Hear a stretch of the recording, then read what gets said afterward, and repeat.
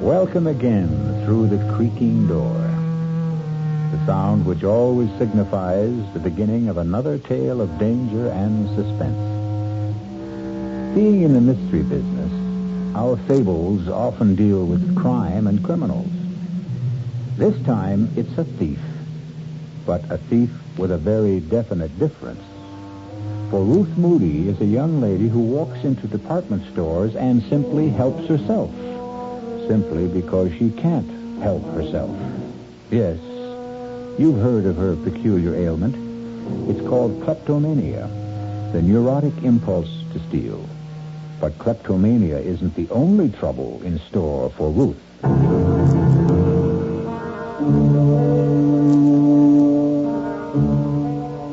Our mystery drama, The Trouble with Ruth, was written especially for the Mystery Theater by Henry Slessor and stars Marion Seldes. It is sponsored in part by the Kellogg Company, makers of Kellogg's Special K cereal and new sugar-free diet 7-Up. I'll be back shortly with Act One.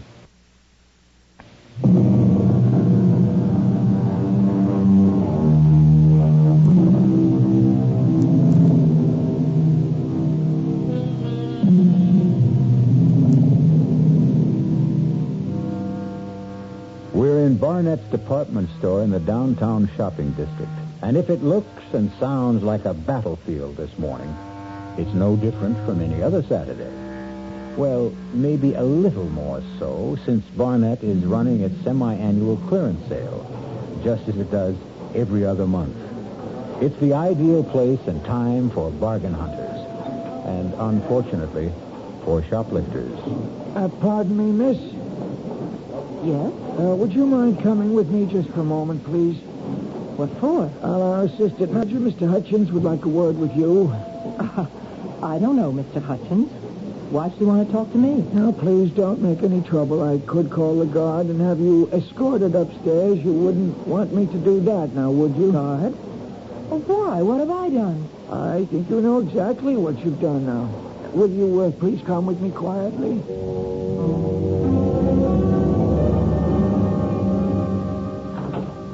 Right in here, please. It's a mistake. I did take the scarf, but I was going to pay for it. Here's the lady, Mr. Hutchins. All right, Bill, thanks. You want me to stick around? No, it's all right. Okay, then I'll get back on the floor. It's murder down there. More larceny than murder, I'd say. Right. Please, sit down. Mr. Hutchins, I know it looks like I took the scarf deliberately, but really I didn't. You were going to pay for it at another counter. Is that the idea? No, I wanted to match the color with the purses, and that's why I put the scarf in my bag. I wanted to go over to the handbag section. Would you mind telling me your name? I'm not a shoplifter, so help me, I'm not. My name is Ruth Martin. Is it Mrs. Martin? Look at me. Can't you tell I'm not a thief? I don't even know why I took this scarf. It's just a cheap little thing. It's not at all like the clothes I wear. Well, look at me. Can't you tell? Would you wait just one moment, Mrs. Martin? What's that you've got? Oh, it's just a little handbook we keep, sort of a private record book. You see, most of the retailers in this city cooperate in these matters, supplying each other with the names of known kleptomaniacs. I'm sure you've heard that word before. I am not a thief. Well, that's what I'm trying to determine, Mrs. Martin. Since there is a significant difference between shoplifters and kleptos, the difference, of course, being our ability to prosecute, since one steals for gain and one because she can't help it. No, I'm afraid I don't see any Ruth Martin in the book. All right. It's Moody. Pardon? My real name is Mrs. Ruth Moody. I didn't want to give you my real name. I didn't want my husband to know Moody. about this. Yes, here it is. Ferraros, 3 spools of thread, pearl buttons from Wilkinson Smith. Oh, well, the last time it was a handbag. Awful, ugly, beaded thing. It wasn't even worth more than $5 or $6. Are you going to call my husband? Is that what happened at these other places? Yes. Oh, it was awful. Please, I have the money to pay for the scarf. I'll gladly pay you twice what it was worth. Please don't let him know it happened again. Don't you think it's best that he know? Maybe he'll try to help you over the problem. Don't make me beg you. My husband has a job in the city government, a very important Mrs. job. Moody, I'm not interested in causing you any trouble, believe me. Look, here, take this scarf back. Well, what's this? Nothing. Some costume jewelry that I bought in another... Mrs. Moody, you didn't buy this any more than you bought the scarf. It still has the price tag on it.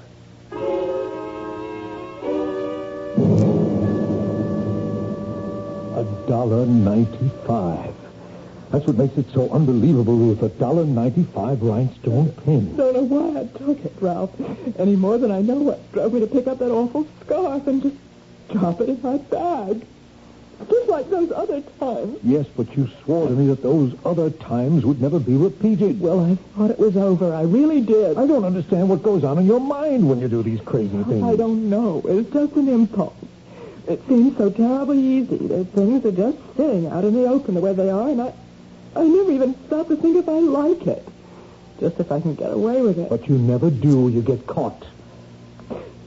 Maybe that's part of the sickness, too, huh? Oh, stop saying I'm sick. I'm not. Well, what would you call it? Look, honey, you've got to see a doctor. I've told you that a dozen times. I will not go to a doctor. I can't stand the idea of it, Ralph. Just talk to one. Give him a chance. Maybe it's something simple. Maybe you're just trying to get punished because of guilt feelings that you can't resolve. Oh, you're wrong about wanting to get caught. I don't. I swear I don't.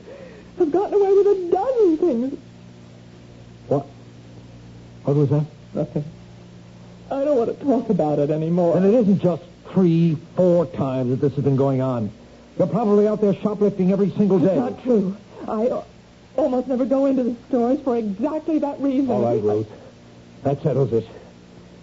You are going to talk to a doctor. Then, you do remember the first time you stole, Mrs. Moody? Yes.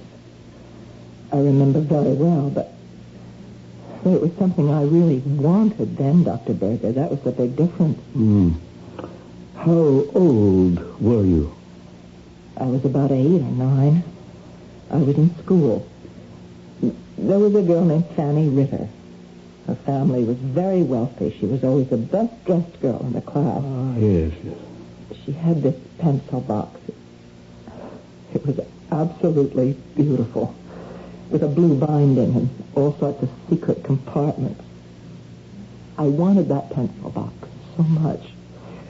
And one day I walked into an empty classroom, and there it was, lying on the seat. Yes, and were you caught? No, I was never caught. But that was the biggest thrill of all, not being caught. But then I also realized I couldn't use the pencil box, at least not at school. Yes, I see. All kids steal sometimes. There's nothing abnormal about it. But you're not a child now, are you?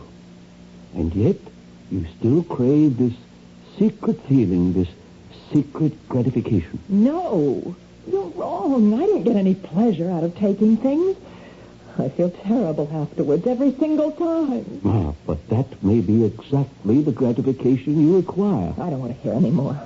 You sound just like my husband. Believe me, Mrs. Moody, neither your husband nor I want to find fault with you. We both want to help you. Well, it's his job my husband is worried about, not me. Why do you say that? Because he works for the city government in the controller's office, and he's afraid if they ever found out about me that he... Why am I talking about Ralph that way? I know he loves me. I know he wants to help me. Yes. So why don't you let him try? Let both of us try. No. I don't need a doctor. All I need is to stay out of department stores.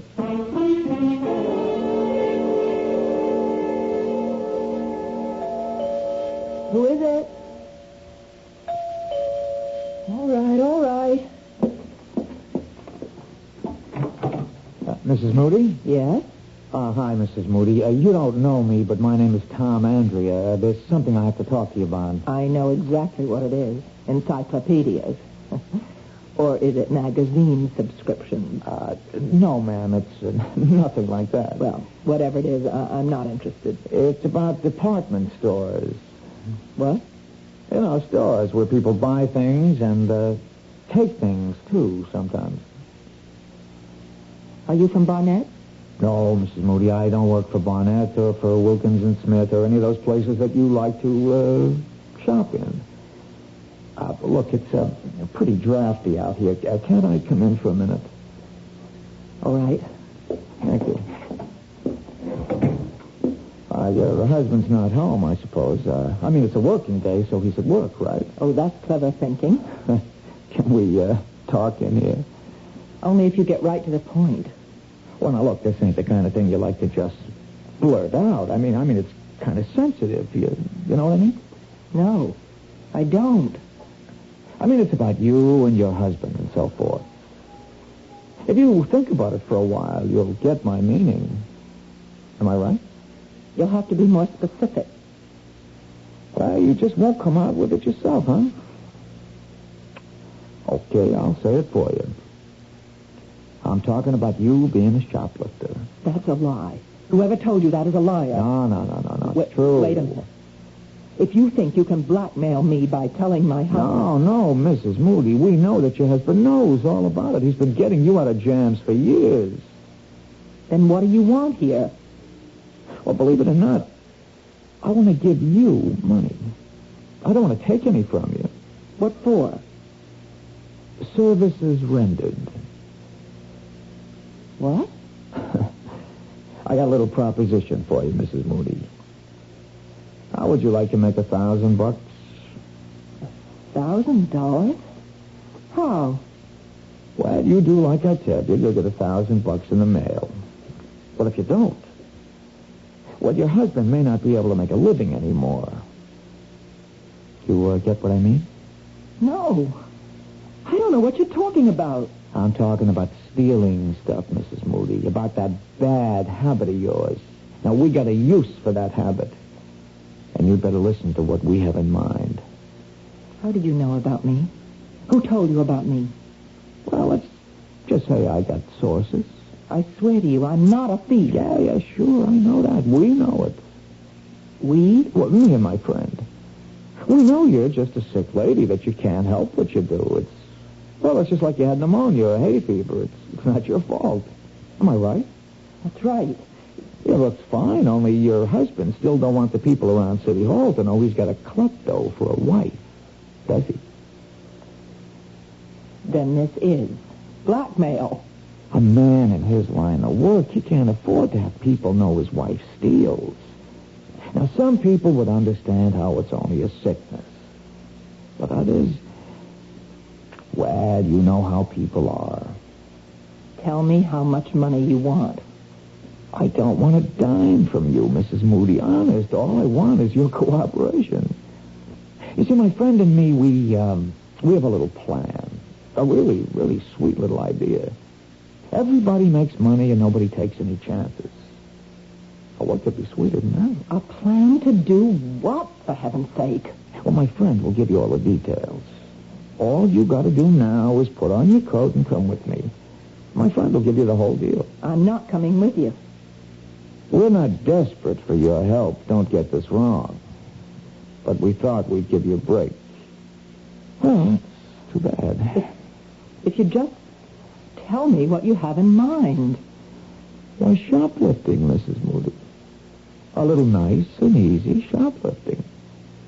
Only this time not for no $5 piece of junk. This time for something worth more like $50,000.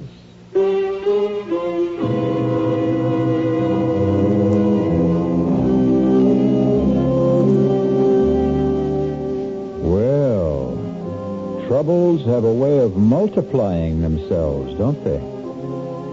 And as you've just heard, the trouble with Ruth has suddenly developed serious complications.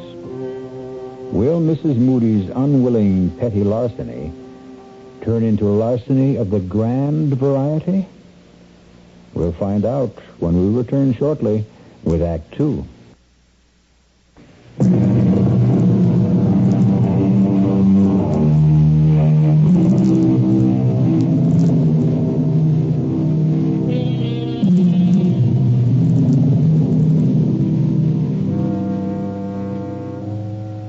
Mrs. Ruth Moody, faced with the prospect of harming her husband's career, has accepted the invitation of the man who calls himself Tom Andrea, although her instincts tell her that Tom Andrea isn't his name at all.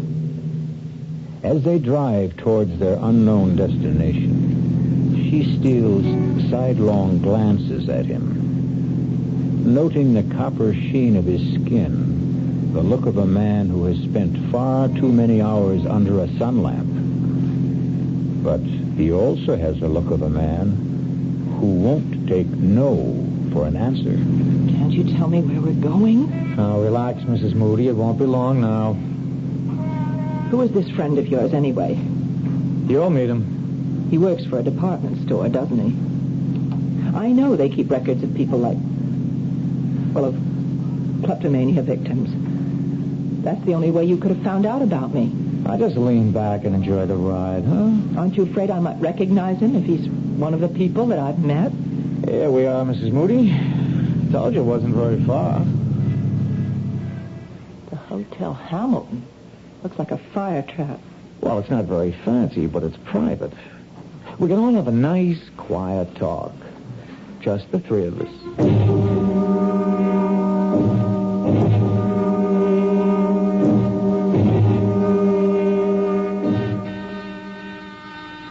One moment.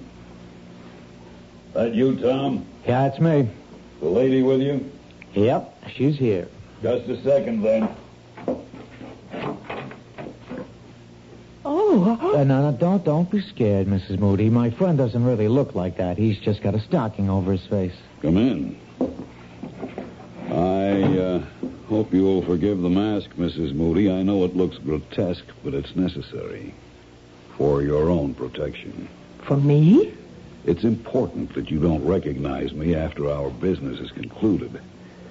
It would be embarrassing if we were to run into each other in different circumstances. In a department store, for instance? What my friend means, Mrs. Moody, is that if you started hollering for the cops when you saw him again, we would have to do something about you. Understand? Yes, I understand. But please don't be alarmed. Nothing like that's going to happen. I can assure you that I am not a professional criminal. No more than you are. Then what kind of criminal are you? Why don't you sit down? The sofa's the only comfortable seat in the room. Here, let me take these papers away. I was just drawing up a few diagrams to help you understand exactly what you have to do. Diagrams? Would you like some coffee? We have a small kitchen. There's a pot already made. No, I don't want any coffee. Tom, why don't you do the honors? Do you drink yours black, Mrs. Moody? I'm afraid I don't have any cream. Oh, all right, black coffee. I see, Mrs. Moody. I told you it was going to be very friendly. Well, now, how much has Tom told you about our little enterprise? He just said that if I didn't help you, you'd tell my husband's employers about me. Well, I really hate for that to be the inducement, Mrs. Moody. I was hoping that you'd cooperate more willingly. Why should I? Well, didn't Tom mention the $1,000? He also mentioned something about $50,000, about shoplifting something worth a fortune. Don't tell me you have qualms about it. A lady with your history? You just don't understand about me. I don't take things because they're valuable or even because I want them. I'm not a thief, not in the ordinary sense of the word. Yes, we know that. And that's exactly why we're taking you into our little circle, Mrs. Moody, because you're a kleptomaniac, not an ordinary thief. And that's why you can help us commit an extraordinary crime. But I don't want to commit a crime, and I don't want your $1,000. Here's your coffee, Mrs. Moody. Let me tell you what makes it so different, Mrs. Moody. An ordinary crime entails a certain amount of risk. But this particular crime is guaranteed to be risk-free. No, that's what people always say. No, Mrs. Moody. Even professional criminals recognize a certain degree of chance when they plan their enterprises.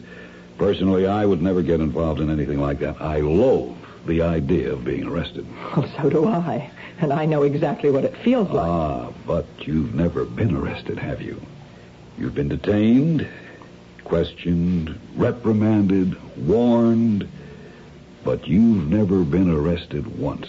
Isn't that true? Oh, why should I be? I told you, I'm not a criminal. No, you're not legally liable for your little thefts, Mrs. Moody.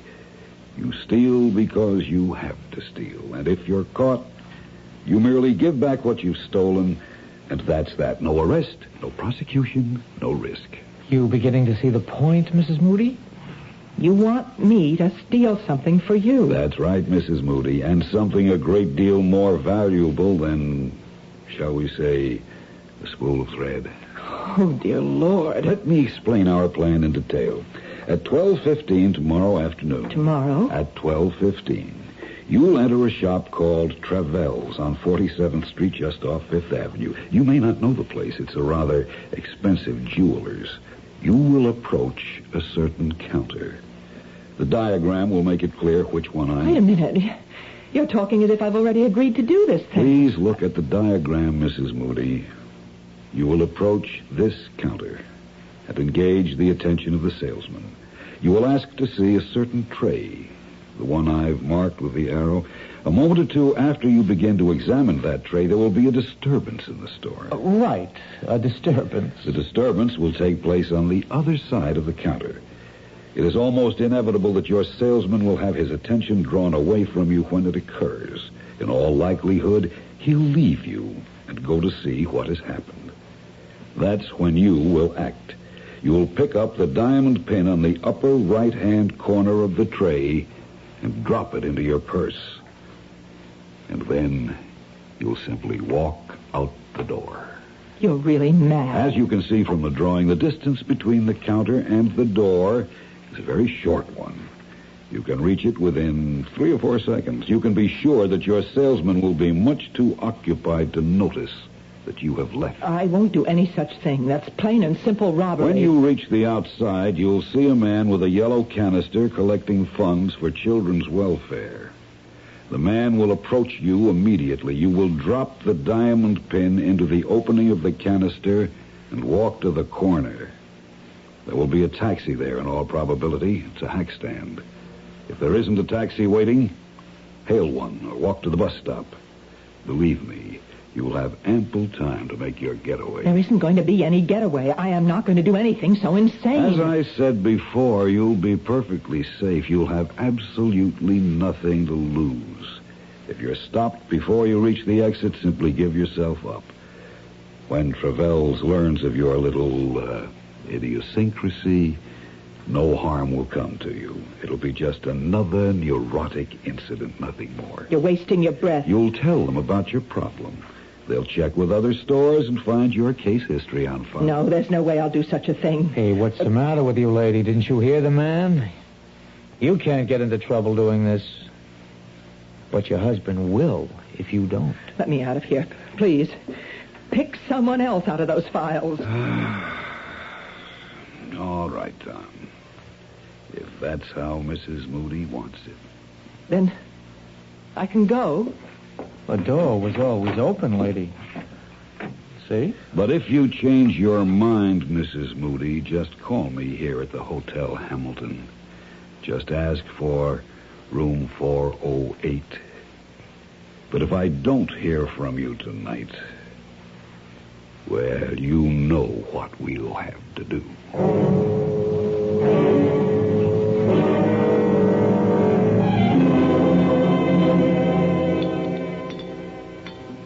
You've sure been quiet tonight, Ruth.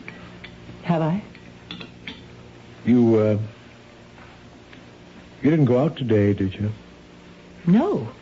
I told you I wasn't going anywhere. I was just wondering. I mean, you said something about dinner tonight, about cooking something special, and Here we are with last night's meatloaf. But you said you didn't mind. No, of course I don't mind. You know I'm not fussy about food. I know. You're just too nice for your own good sometimes, Ralph. And, you just weren't feeling up to cooking today, is that it? Oh, I know what you're thinking. You think I went on another shopping spree, or should I say shoplifting? No, Ruth, I didn't think anything of the kind. Well, I didn't. I swear I didn't. Okay. Ralph, can I ask you something? Sure.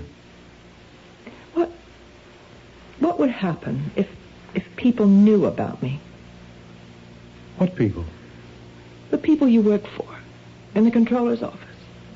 Or, the mayor himself. What if they knew about my, illness?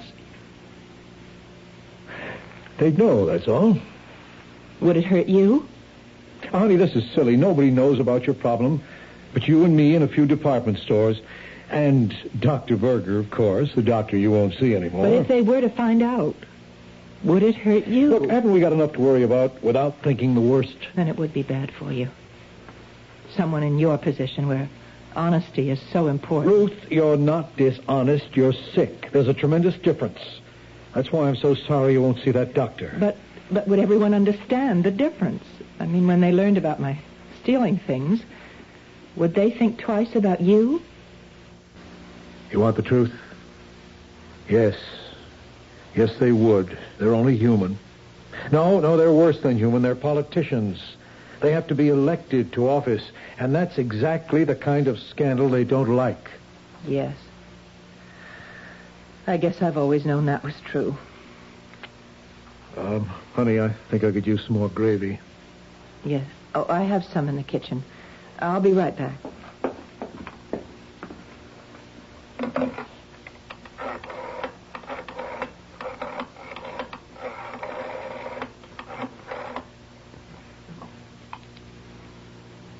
Is this the Hotel Hamilton? Room 408, please.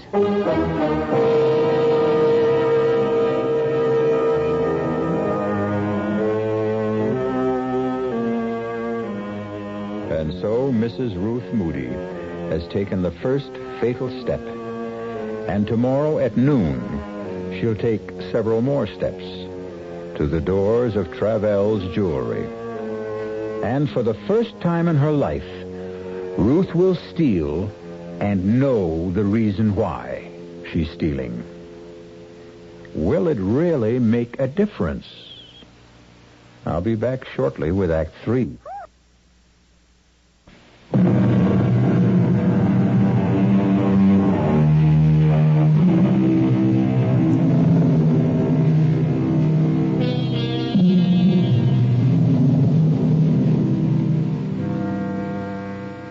At 11:30 the next morning, Mrs. Ruth Moody left her apartment and took a Fifth Avenue bus to 47th Street. None of the other passengers saw anything unusual in her expression. They couldn't read the turmoil of her thoughts or the fear that haunted her eyes behind the sunglasses she wore to hide them. She kept telling herself that what the man in the stocking mask said was only too true, that no matter what happened, she couldn't be blamed for what she was about to do. She was still telling herself that when she pushed open the heavy glass door of Travell's. May I help you, madam? Oh, yes, please. I'm looking for a diamond pin. It's a present for my mother. I see. Do you have any particular kind of pin in mind? We have everything from abstract designs to representational pins. You know, animals and flowers and so forth. Maybe if I just browsed a little? Certainly. You can see some of our selection right here, but we do have others. Oh, yes. There's so many, aren't there? Of course, it would help if you knew the price range. Well, the price isn't important. It's just that the pin be right. Yes, I see. This tray right here, on the first shelf. Yes? Well, that seems to have quite a few nice pins. Yes, I'll bring it out for you. Actually, these are some of the best stones in our collection. You have good taste. They really do sparkle, don't they? This is what I meant by representational. As you can see, it's in the shape of a cat. Oh, well, no. My mother hates cats. I think maybe just something simple. You just take your time. All right. Thank you. What was that? Someone smashed one of my cases. Excuse me. Terribly sorry. Clumsy thing to do. It's all my fault. I was holding my umbrella under my arm that just slipped out and hit the glass. I'm terribly sorry. Got to do it now. I really don't know. All right. I've Just got it. step back, please. Bob, would you lend a hand over here? There's glass all over the merchandise. I feel dreadful about this. It's quite all right, sir. No harm done to all, I assure you. I've done it. I've really done it. Outside. Help the needy children. Help the needy children, lady. What? Please help the Children's Welfare Society, lady. Oh, yes, of course. Here. That's all I have. Thanks very, very much, lady. Thanks a lot. Help the needy children.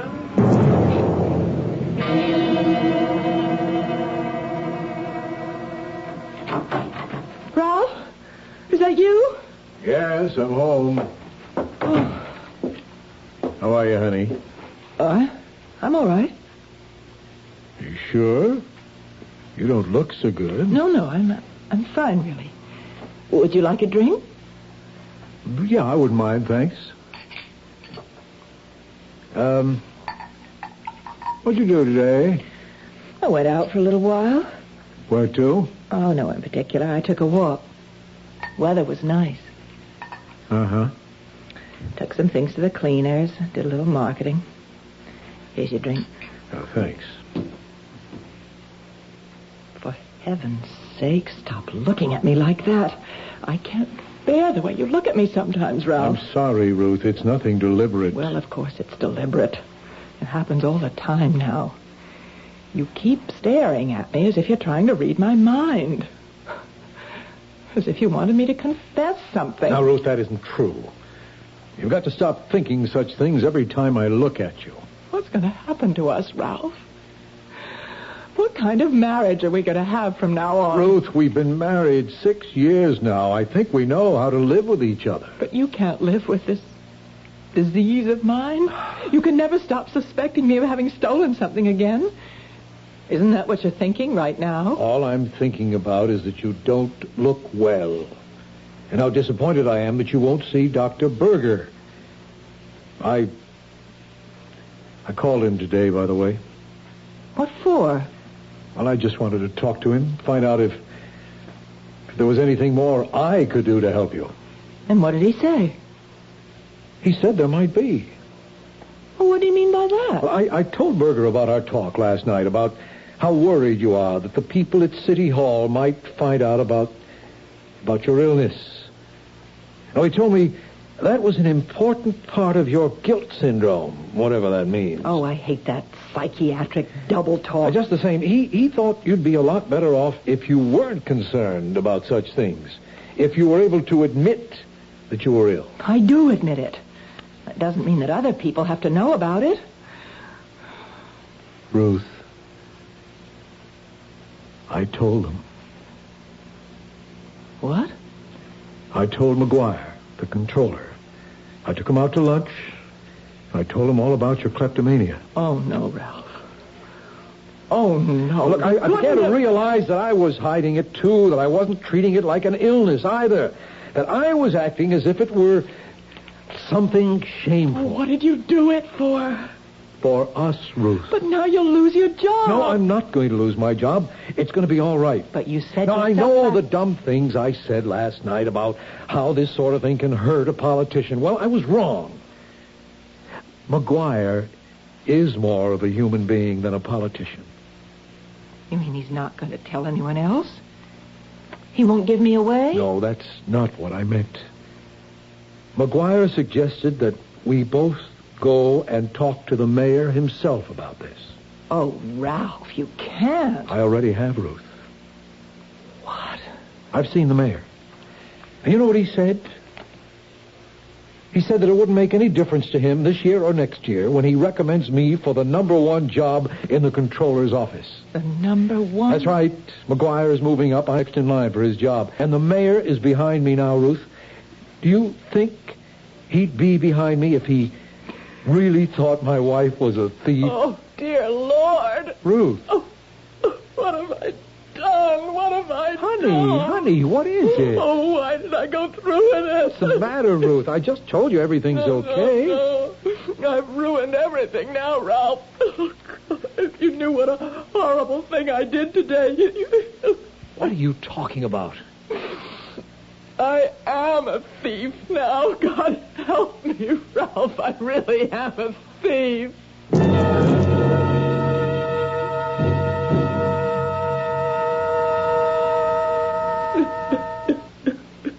Try and stay calm, Ruth.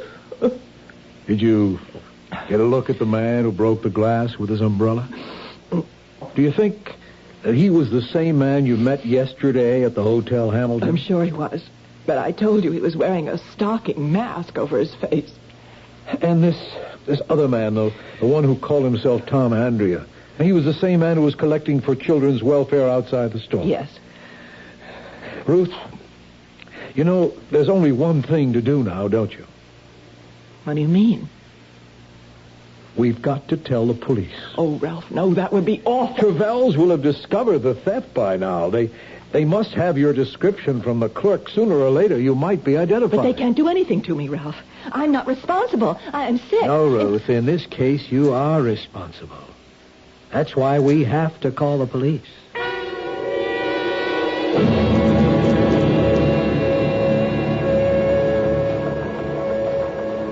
All right, Mrs. Moody. Here's the typed statement you gave us.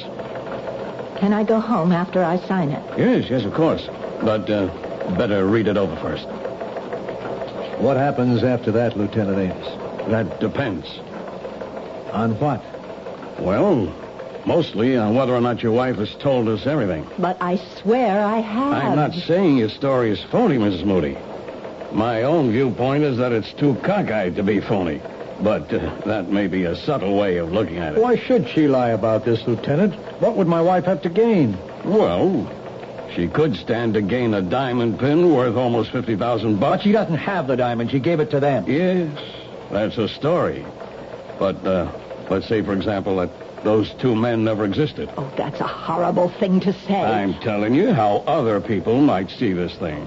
If you were a crook and you realized that you'd been spotted in Trevells, well, this story of yours would put you in the clear, wouldn't it? But it's true. Every word of it. But you see the problem, don't you? You've been identified as the robber. You've confessed to stealing the pin. The fact that you're a known kleptomaniac doesn't help. Some people might even be nasty enough to say that you got yourself that reputation deliberately. This is incredible. You're accusing my wife of being a thief. Oh, what can I say to convince you? If you could only give me a better description of those two men. Well, I've done the best I could. The first man, he was of average height, dark hair, very sunburned. Yeah. You keep telling me about that sunburn. But that's not going to last very long, is it? Lieutenant, you think that sunburn was a kind of disguise? I'm sure it was, Mr. Moody. All right, and the other man, he wore a stocking mask. There's no way I can describe him. What about the hotel, Lieutenant? No good. It's a kind of a dump which doesn't even bother to keep a register, even though it's a city ordinance. But the clerk might be able to identify the man who took the room. Maybe, if we could produce him. Only, how do we do that? What about the $1,000 they promised to send her? Oh, I wouldn't count on that. If she's telling the truth, you'll never hear from him again. Okay, so maybe it's a new gimmick. Maybe one of them works in a department store, has access to the names of recognized kleptos. I'm sure he did work in a department store. Yeah, and so do thousands of people, Miss Moody. All you've got to do is name the one. And if she can't, what happens then? I think you know the answer to that. Will I be arrested? But you can't arrest her. She's sick. She was seeing a doctor. And I'm going to see him again. Oh, so help me, Ralph. Do you really mean that, Ruth? I'm not going to stop seeing Dr. Berger until I'm cured. Unless they send me to prison first. Well, have you read the statement, Miss Moody? Yes. Yes, it's all right. I'm ready to sign it. Fine. Yeah, let's see. I thought I had a pen on this desk. Oh, well, I think there's one in my purse. I'll get it. Hey, it's funny. What is? Well, this isn't your pen, Ruth. I don't recognize it, do you? Let me see. No, that isn't my pen. Oh, Ruthie, no, not again. You mean you stole it, Mrs. Moody? I'm afraid I did. I remember now. When the man was drawing the diagrams of the jewelry store, he left his pen on the coffee table, and I just couldn't stop myself. Wait a minute. You stole his pen, the man in the stocking mask? Yes. Will you arrest me for that, too? Let me see it. Miss Moody, do you realize there's a name on this pen? It's from Barnett's department store, and it's engraved with the name of the owner. What? Barnett's department store, J.M. Hutchins. Hutchins? He's the assistant manager. He is the one. Lieutenant, you found your man. Well, what do you know? This is the first time I've ever seen the proof of that old chestnut. Old chestnut? That it takes a thief to catch a thief.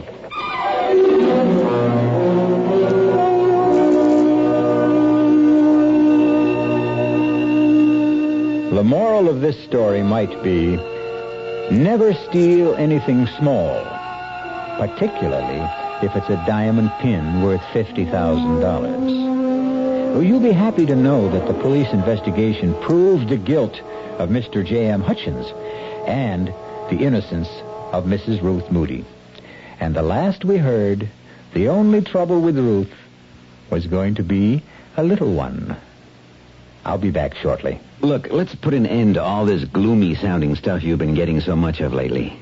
Income tax is behind us, spring is here, Aaron's hit number 715, and there's even reason for hope with the gasoline thing. It's in this new spirit that I'd like to talk to you about buying a new car. It's a small car, one you can judge sanely, and not just in terms of how many miles per gallon it gives you. The car is a Buick Apollo. Like any self-respecting small car, it is economical. It's got a 6-cylinder engine and a 21-gallon gas tank, which combine to give Apollo good gas economy and great range. But Apollo can also seat 6 passengers, and it has the kind of smoothness, quietness, and interior comfort.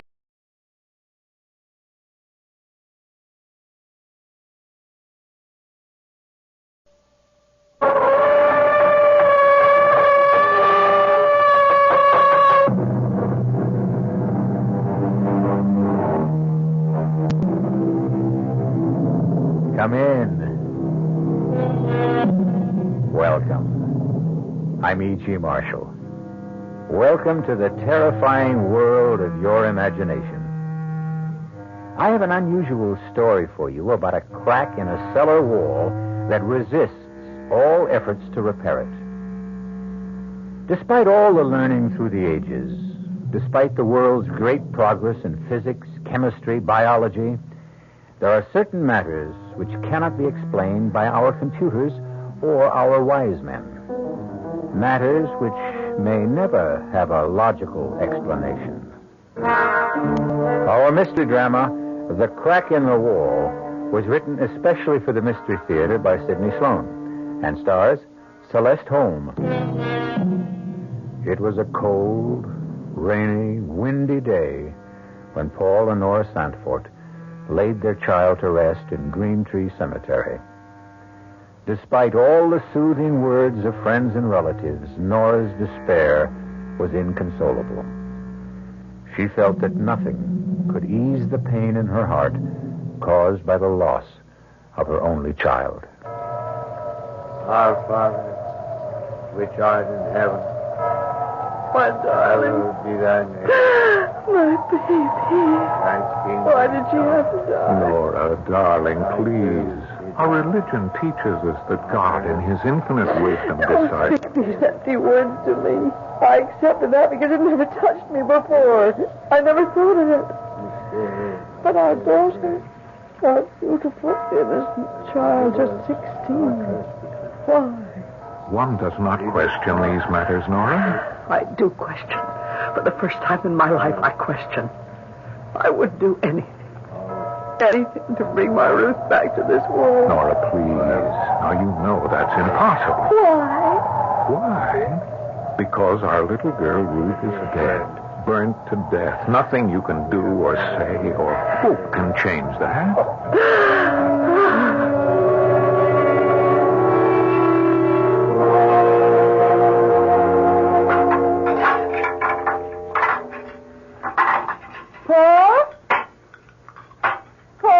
Yes, Nora?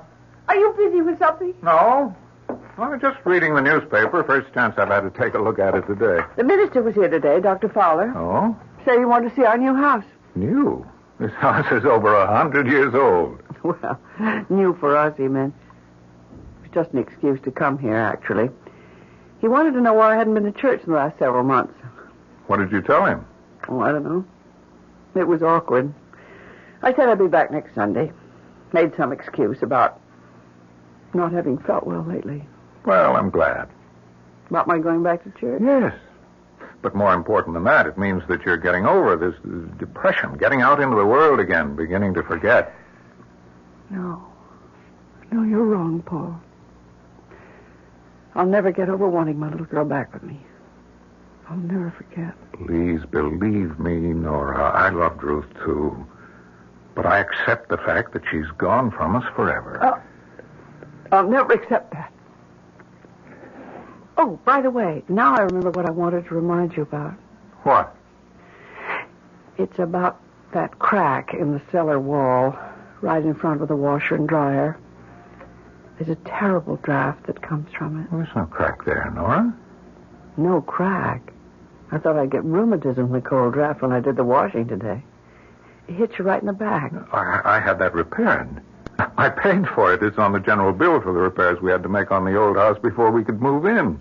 Well, then they cheated you. Charged you and never did the job. You sure? Seems to me that I remember. Never been done. Those contractors will try. You know, it's Mr. Carroll, isn't it? His number's on the telephone stand. Why don't you call him? Oh, it's 7:30, Nora. Well, come to think of it, the only time I could possibly reach him would be at night. He'd be busy all day out on the job. Hello, Mr. Carroll? Paul Sanford. I'm sorry to bother you, but one of the items on your bill to me for repairs on my house, item 28, repair crack in cellar wall, north side interior, $45.60. You never closed up that crack. You what? Hold on a minute. Nora, he says he supervised that item himself, mixed the cement for it. Well, just tell him that he's got it wrong. Mr. Carroll, my wife says the crack is still there. It hasn't been repaired. Okay, sometime tomorrow morning? Right, thank you. It's kind of funny. He said he's willing to bet $100 that he completed the work.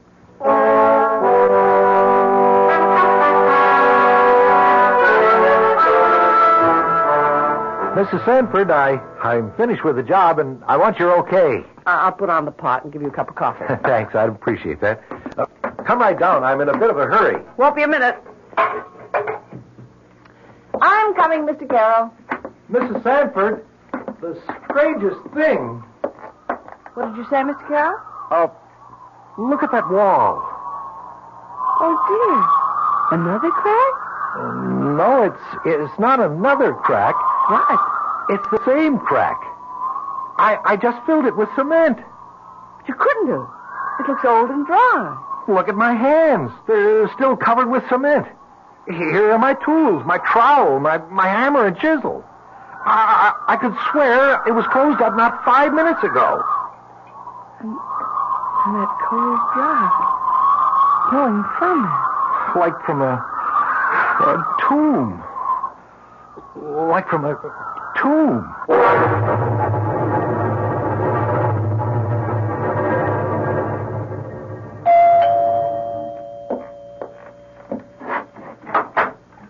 Oh, Mr. Sanford. Come in. Thank you, Dr. Fowler. We'll come into the study. We won't be disturbed there. They're right this way. You sit down, won't you? Thank you. Please forgive me for interrupting you at this hour. I don't quite know how to begin. As you know, we've been through a horrible experience. Yes. Losing your daughter in that fire. It's our only child. Just 16. Mr. Sanford, you must get hold of yourself. Yes. You see, I've been holding my emotions back for months. I had to be strong for Nora's sake. She's taken this very hard, yes, I know. Yes, she hasn't gotten over it. It shook her to the very foundation of her belief. I gather that it's been only recently that you both came back into the church. She's definitely twisted mentally. Her preoccupation is with a crack in the cellar wall, which she says cannot be repaired. What? Well, there's a long, jagged crack in the cellar wall. It's been there since we bought the house earlier this year, after our other house burned down. Have you tried to have this crack filled with cement? Oh, yes, we tried. The way you say that is very strange. Well, I paid Carol, the builder, for repairs on the house. He was certain that he'd repaired the wall. However, he came back and patched up the crack again when he asked for my wife's okay on the job after he'd finished.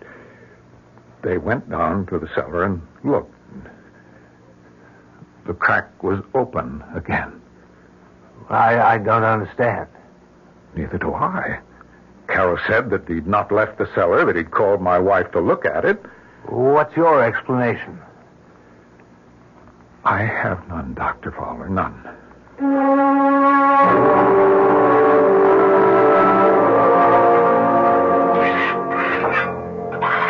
Is that you down in the cellar, Paul? Yes, Nora. I'm filling up the crack in the wall with cement. Do you think that's wise, Paul? Wise? Well, I thought you wanted the wall repaired. Carol won't come here anymore, so... Well, that's what I mean. Paul, there's some very good reason why that wall resists repair. Well, that's a strange way of putting it. Wall resist repair. So you thought the wall had... I don't quite know how to put this. As though the wall had a will of its own? Nora, that's ridiculous. Is it? Mr. Carroll tried twice to fill that crack. He gave up. I know. I just received a check from him for $45.60, refunding the money I paid him for the job. Come on, let's go upstairs. This old cellar gives me the creeps. Oh, look! My God. It's disappearing. The cement I just put into the cracks dissolving into thin air.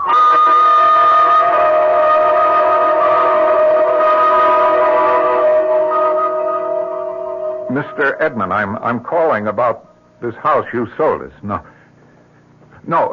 it's a good, solid old house. It's just that my wife isn't happy here. We're all alone, as you know. It just isn't right for us. Yes, I know. I'll have to take a loss if I change now, but I'm prepared for that. Okay, I'll see you tomorrow, around 5. Okay? Good. Goodbye, Mr. Edmonds. Paul, who was that on the phone? Oh, Nora, I called Mr. Edmonds. The real estate man? That's right. You're thinking of selling? Well, I thought you'd want to get out of here, too, Nora. Whatever gave you that idea? Now, that's a very strange attitude. Don't you know what this all means? No, I don't understand it. Frankly, it scares me. Ruth is trying to reach us. What are you talking about? It was just 2 days ago. I was lying in bed. You were sound asleep. I heard the clock chime 3. I felt something urging me to leave the bedroom and go down into the cellar. Nora, I've got to take you to a doctor. Paul, I'm not out of my mind. I tell you, our daughter is calling to me. She's trying to get me. Darling, Nora, listen to me. What you're saying doesn't make sense. Our child is dead, Nora. Burnt to death. I spoke to her. I spoke to her through the crack in the cellar wall. You what? I spoke to our Ruth, and she spoke to me.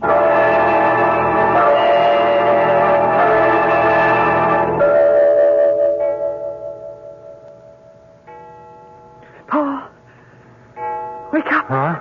Wake up! Nora. What time is it? Quiet.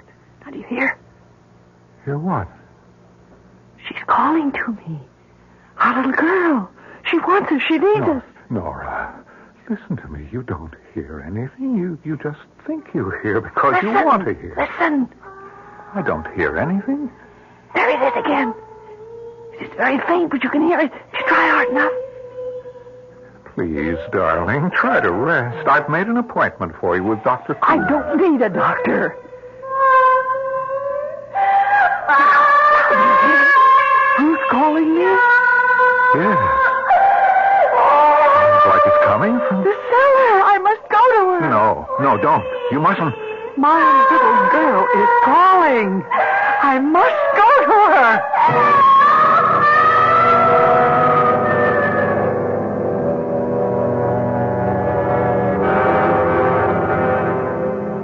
Was Ruth calling to her mother, or was Paul Sandfort falling into the clouded supernatural obsession that controlled Nora's life? He thought he heard the voice of his dead child calling to her mother. He couldn't be sure, but Nora's certainty was so strong that he was almost convinced that he heard it too.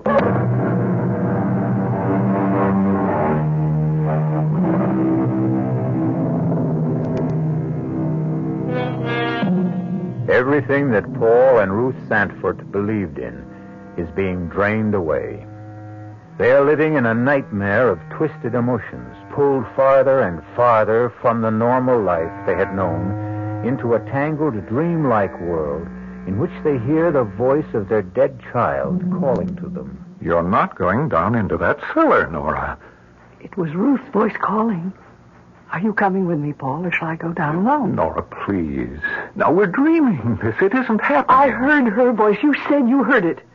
She was calling to me for help. Are you coming with me, or shall I go alone? I'll come with you, dear. Just to prove to you that there's nothing there. Nothing. How could there be? I know there is something there. Come. Now, wait. Don't try to go down those steep cellar stairs in the dark. Turn on the light. It's out. It's not working. Here, let me try. Oh, I'm not going down there in the dark. There's some candles in the cupboard just outside the door. Get them. Well, candles won't do any good. Get them.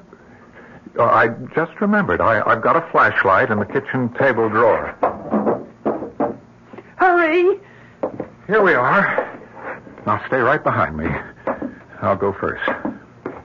Flash the light around. No, there's nothing. Nothing but that crack in the wall. Let's go back upstairs, Nora. Good evening. Oh, what? Who are you? Oh, I'm sorry if I frightened you. What? Who are you? What are you doing in our house? I am inspecting the wall that needs repair. And who are you? Why, I'm the helper. What are you talking about, helper? Whom are you helping? You? I don't like this, Paul. Please make him go away. If you want me to, I'll go. But I thought you needed me. Now, I want you out of here, or... I see you have a hammer in your hand. You're afraid of me. Well, believe me, I came to help you. Who sent you? My, employer. Who? Your friend. Your friend who knows of your sorrows. He sent me to seal up the crack in the wall. Well, I've tried. Several people have tried to do that. It won't stay closed. I can close it for you if you want me to. I repeat, if you want me to. You may not want it. Why? You will not hear the voice of your daughter ever again. No. Don't seal it. Please. Nora, No, maybe it would be better. No. No, this is insanity. Nora, our daughter is dead. Dead and buried. And you think that is the end? Of course. It's the end of mortal life. And do you share your husband's beliefs, Nora? No. Ruth was calling to me. I want her back. I want to hold her in my arms. Am I dreaming? This can't be happening. What are we doing standing here talking to this... Paul, please, don't. There's no one here. He was here? Where is he? He couldn't get past us up the stairs. Nora, where did he go? Who? Oh. Nora, darling. What's happened to you? Speak to me, dear. Speak. Paul. What are we doing here in the cellar? How did we get here?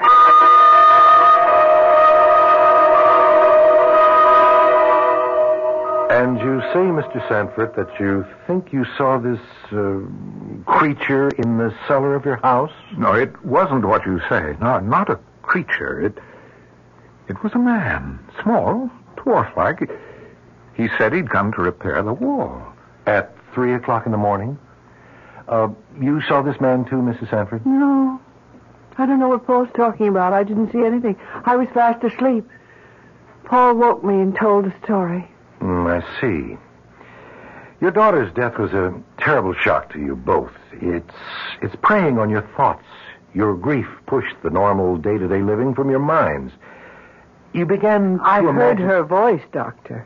I heard Ruth's voice calling to me. Of course you did. But try to think rationally, Mrs. Sanford. You know it's impossible for you to have actually heard the voice of your dead daughter. Seriously, you can't believe you did, can you? Seriously, can you believe that? I don't know.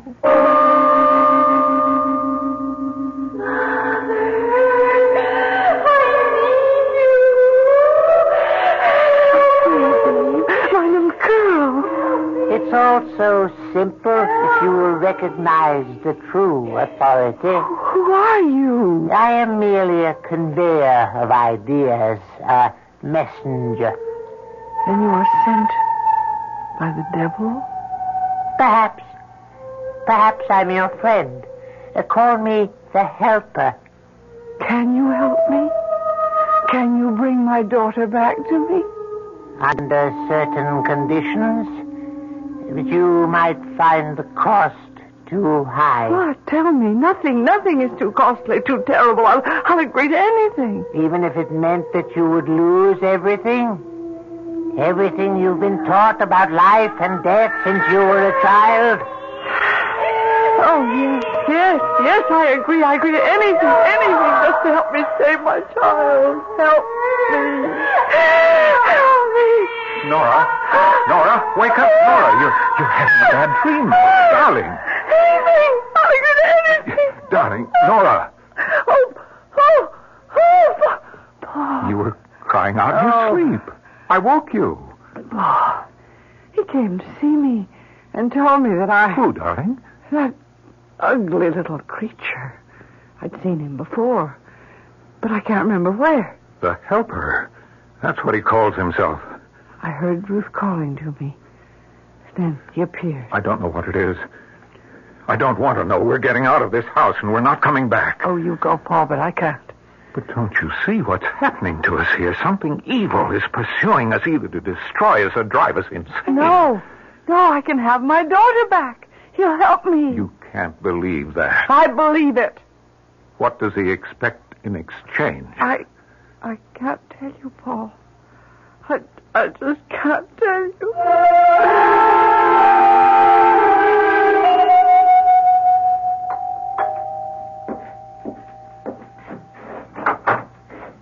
Oh, Dr. Fowler, right on time. Is Mrs. Sanford home? No. No, I called her sister and got her to make a date with Nora so she wouldn't be here. My work is suffering. We're not sleeping well. Nora's had terrible dreams, nightmares. You've told your physician, Dr. Coombs? If anyone can help us, it's God. Dr. Fowler, we have seen the evil one. What? We have seen him. We have spoken with him. It's either the devil or one of his emissaries. He calls himself the Helper. My good man, in this enlightened age, when we speak of Satan, it is usually, what I mean to say is we think of the devil as the embodiment of all evil, but not as an actual being. I see. Well, Dr. Fowler, if you can't help us, we may have to go to someone who can. There are groups where they believe in the devil. Mr. Sanford, Paul, please understand. I cannot believe in the devil as being other than an abstract name for evil. If I can show him to you, will you believe me then? I saw him. I have seen the devil and the devil's work, and I'm frightened to death. Sorry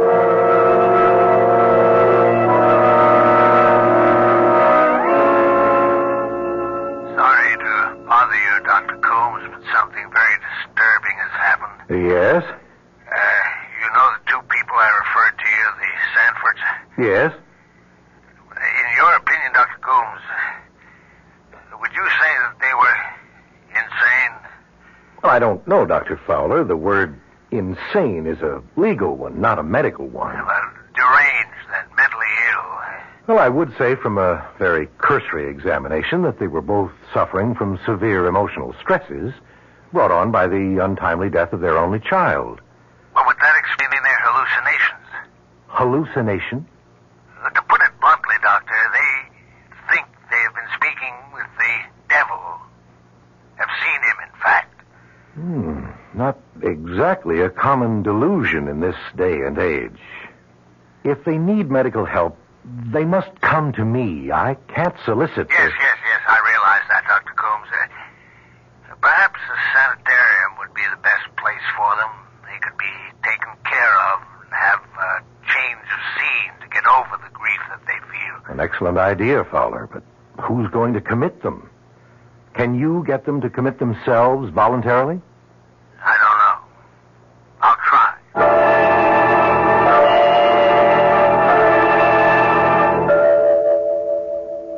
Have you come to any decision? I've been thinking about it. I've heard you say you would do anything to have your daughter back. You had made up your mind. Yes. Oh, yes. But still, you hesitate. What you've asked of me is almost... Well, I'm almost afraid to think of it. It's been in my mind, awake and asleep. I can't tell the difference anymore. You hesitate. Thinking of yourself while your daughter suffers. Oh, no. I will leave you now, perhaps never to return. This is your last chance. No. Nora? Oh, no. Nora, darling, listen to me. You're having bad dreams. I'll do anything. Wake up, please. Nora, it's me, Paul. What? Open your eyes. No. You're all right. No. You're safe with me. Darling, it's me, Paul. Yes. It's all right now. Paul, I've made my decision. What decision? About Ruth. I am going to bring her back. Bring her back? What are you saying? I'm going to bring her back no matter what the cost, no matter what the consequences are.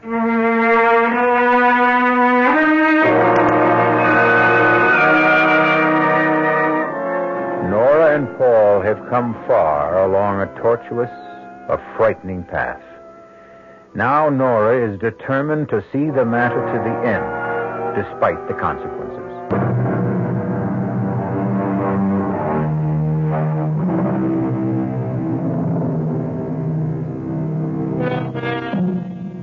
Forces are tearing at the sanity of Paul and Nora Sandford. Nora's sleeping and waking worlds are so much the same that she can no longer differentiate between them.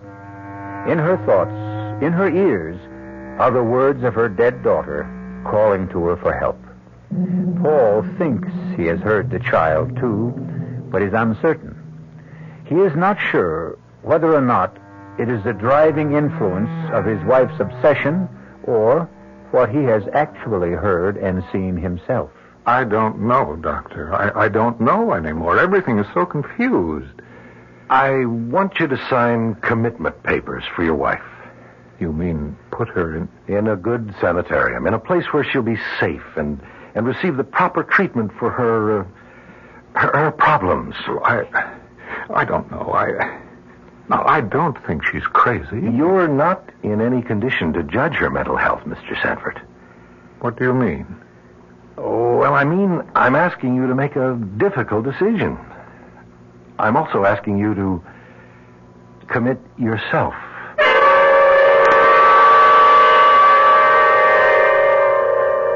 No, I won't think of it. Send him away. Send the doctor away. Paul, how can you do this to me? You know I'm not insane. You heard her. That night, we both went down into the cellar, and that little man, you remember? The helper? You saw him, too. You know I'm not crazy. I won't go. I won't. You can't make me. She's gone into the bedroom, Dr. Coombs. Is there a lock on the door? No. Well, suppose I go in. Perhaps a sedative to quiet her. No, please, Doctor. Let me speak to her first. She'll listen to me. Yeah, very well. I'll wait out in the car if you want me. Yes, please go. I think she'll listen to me if you're not here.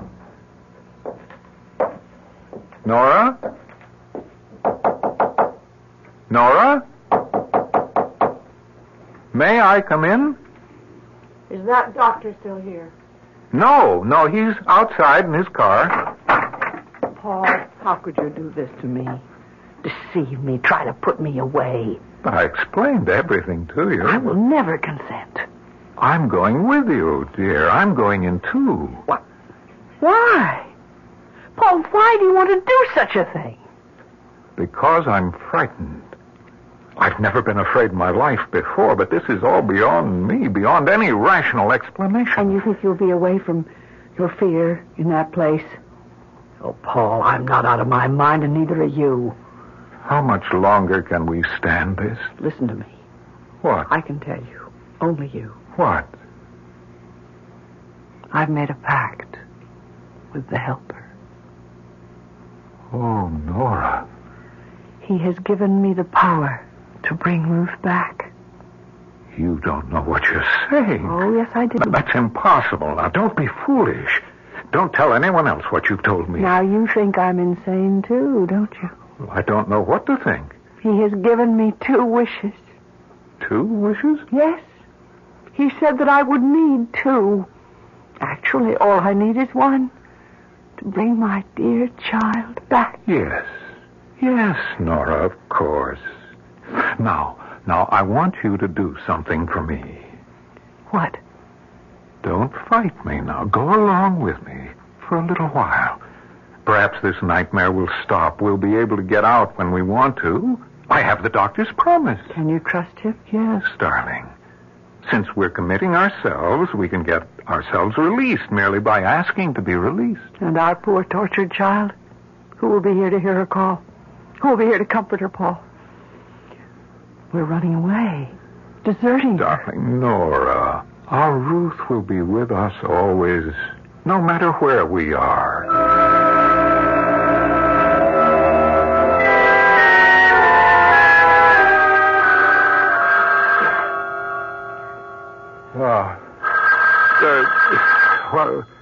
The phone. Oh. Hello? Hello, Mr. Sanford? Yes, Dr. Coombs? I'm calling from the sanitarium. Is there anything wrong? Yes, your wife has disappeared. You mean walked out? Nobody saw her leave. As a matter of fact, it's a bit of a mystery. Her room was locked. Perhaps one of the attendants or nurses unlocked the door for her. No, we've questioned the entire staff. At 1 o'clock, the nurse assigned to that section entered her room to administer a mild sedative. Your wife had complained she was worried because you weren't there. Well, I was just cleaning up a few urgent matters here. I was coming to commit myself tomorrow morning. I told her that, but it didn't seem to have any effect. When was Nora last seen? Not more than 10 minutes before 1 a.m. Another nurse on the floor answered her ring. She told the nurse about her anxiety and her inability to sleep. She hasn't returned home, has she? No. What do you want me to do, Doctor? Stay where you are. She may come home. It's very likely that she will come there.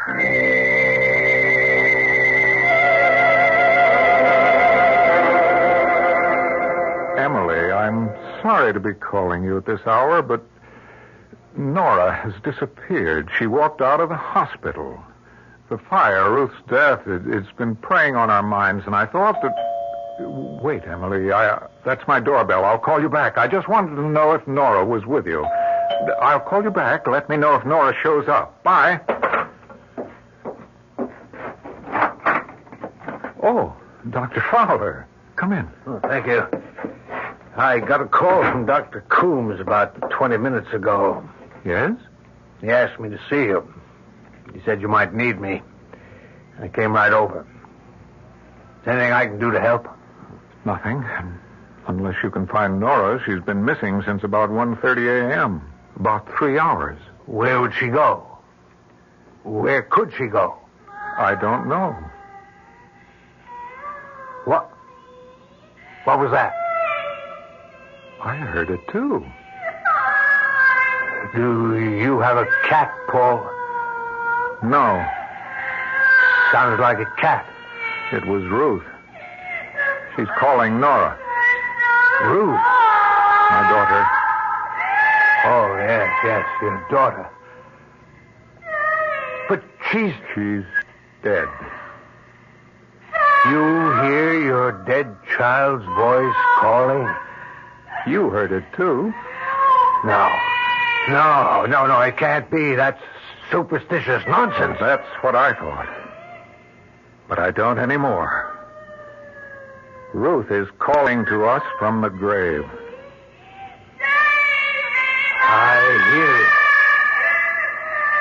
I hear it. Paul, pray with me. Pray to God to make her go back. No. Nora will be here. She will come here and answer to her child's cries. Her mother's love is so strong that Ruth's outstretched hand will reach across the void of death and touch the hand of her mother.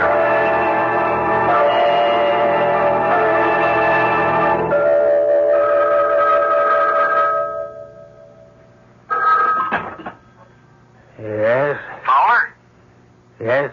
I thought you were going to report back to me.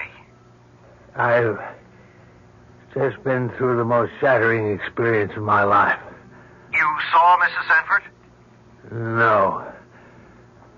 I'm not a superstitious man, Dr. Coombs, but I heard the voice of Ruth Sanford calling to her mother from the grave.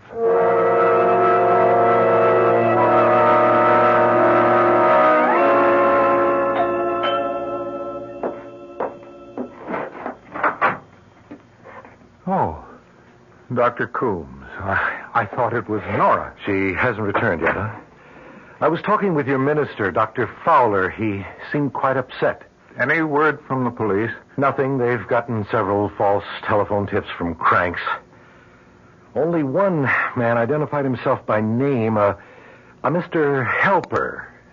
Helper? You know him? Yes, I know him. The police asked him for his address. He gave them one, but it proved to be a phony. Do you know where to find him? You won't believe this, Doctor. But the last place I saw him was in my cellar. What? I don't know how he got there. I didn't see him leave, although I was standing talking to him at the moment. He vanished. Vanished? Disappeared. I see. Disappeared right before your eyes. Oh, yes, I remember your telling me about that incident when you both came to my office. Hello, who's there? Paul? I've come home. What is he doing here? I won't go back to that place. He can't make me go back. Nora, dear. Send him away, Paul. Paul, make him leave. We don't need him. Mrs. Sanford, as your doctor... You're not my doctor anymore. Please go. Leave us alone. Please, Dr. Coombs, your being here will just make her worse. Very well, if you think you can manage. Yes, I can manage. I'm sorry you feel this way about me. Good morning. He was trying to do what he thought best for you, for us. He has no way of knowing what is best for us. He was just interfering, keeping us from Ruth. Nora, please give up that mad notion. Give it up? Oh, no. Paul, I will not give it up. Tonight, this morning, before dawn, we will bring our child back to us. Nora, think what you're saying. I've thought, and I've made up my mind. Before daylight, he said. What time is it now?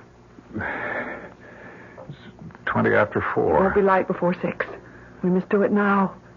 Come. We'll go together. Go? Where? To the place I first heard her voice, calling to me, the cellar, the crack in the wall. Are you sure you want to go through with this?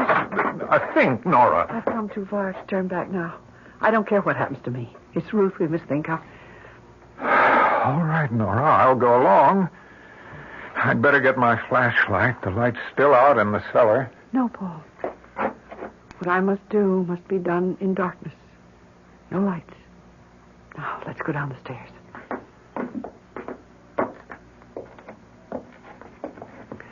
Now, Paul, don't say anything.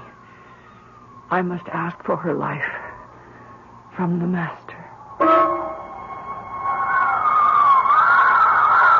Oh, master, listen to my plea. I have paid dearly for this boon.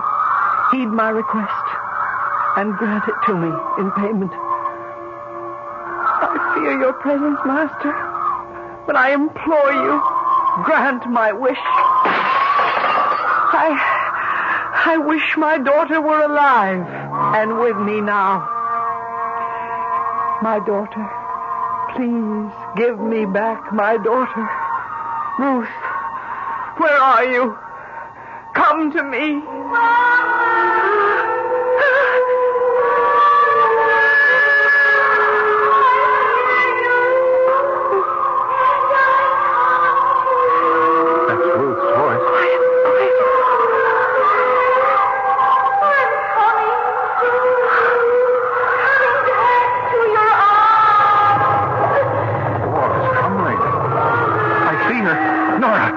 I see. Oh, my God. Oh, no. No. Nora, stop this. Make her go back. Oh, Nora, she's burned. Her face. Nora, please. Just stop.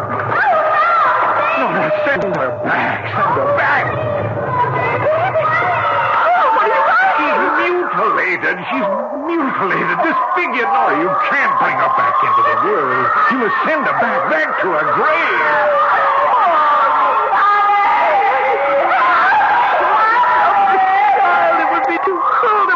Too terrible. How can I do it? He gave you 2 wishes. He said that you'd need the second. Now I know what he meant. Nora. Yes. I wish my dear daughter were dead and back in her grave.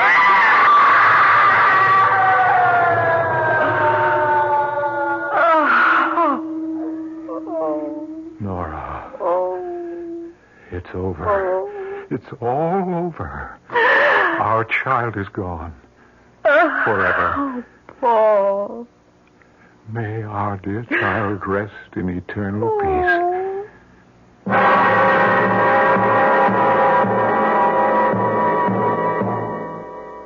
And so Paul and Nora were left to pick up the fragments of their lives and go on.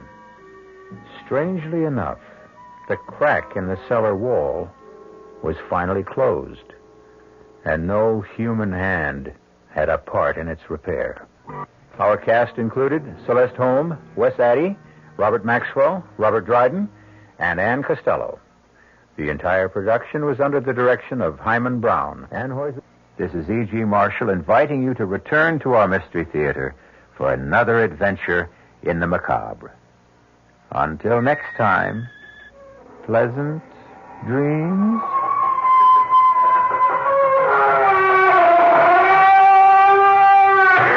The preceding Mystery Theater program was furnished by the CBS Radio Network. This is WOR New York, an RKO General Station.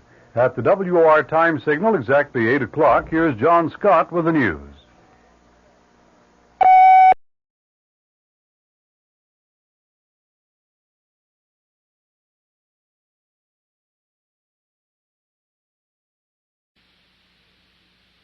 The CBS Radio Mystery Theater presents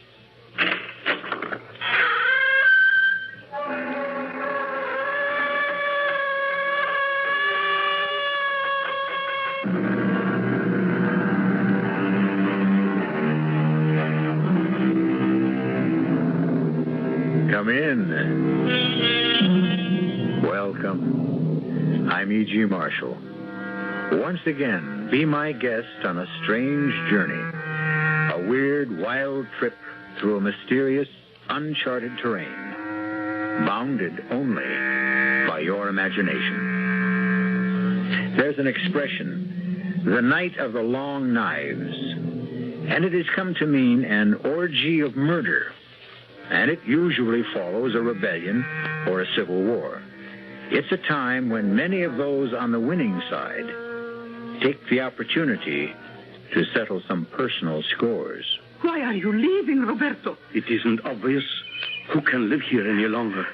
There is another woman. Oh, Pilar, there never was. There never will be another woman. You are going to her. There is nothing here for me any longer. That's a lie. Pilar, won't you understand? Yes, I understand one thing. You are tired of me. Pilar, one day, as soon as... I cannot have you, no one will. But I tell you, there is no one else. Oh, Roberto, don't leave me. Goodbye, Pilar. Oh. Patriot! Patriot! After him! That man running down the street, after him! He is a traitor!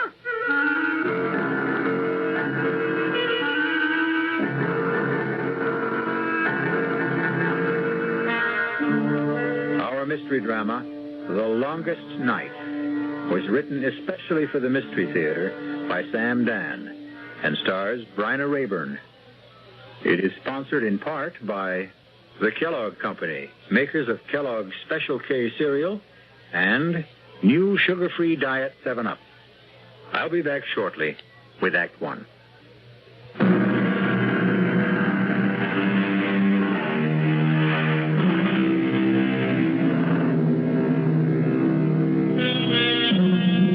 You're about to discover one of those little-known, out-of-the-way restaurants where the food can only be described as heavenly. It's a safe bet you've never heard of a place called Mama Pilar's. It is located in a tiny seaport village called Puerto San Jorge in an obscure Latin American country. It's a long way to travel for dinner, but be assured it's worth it.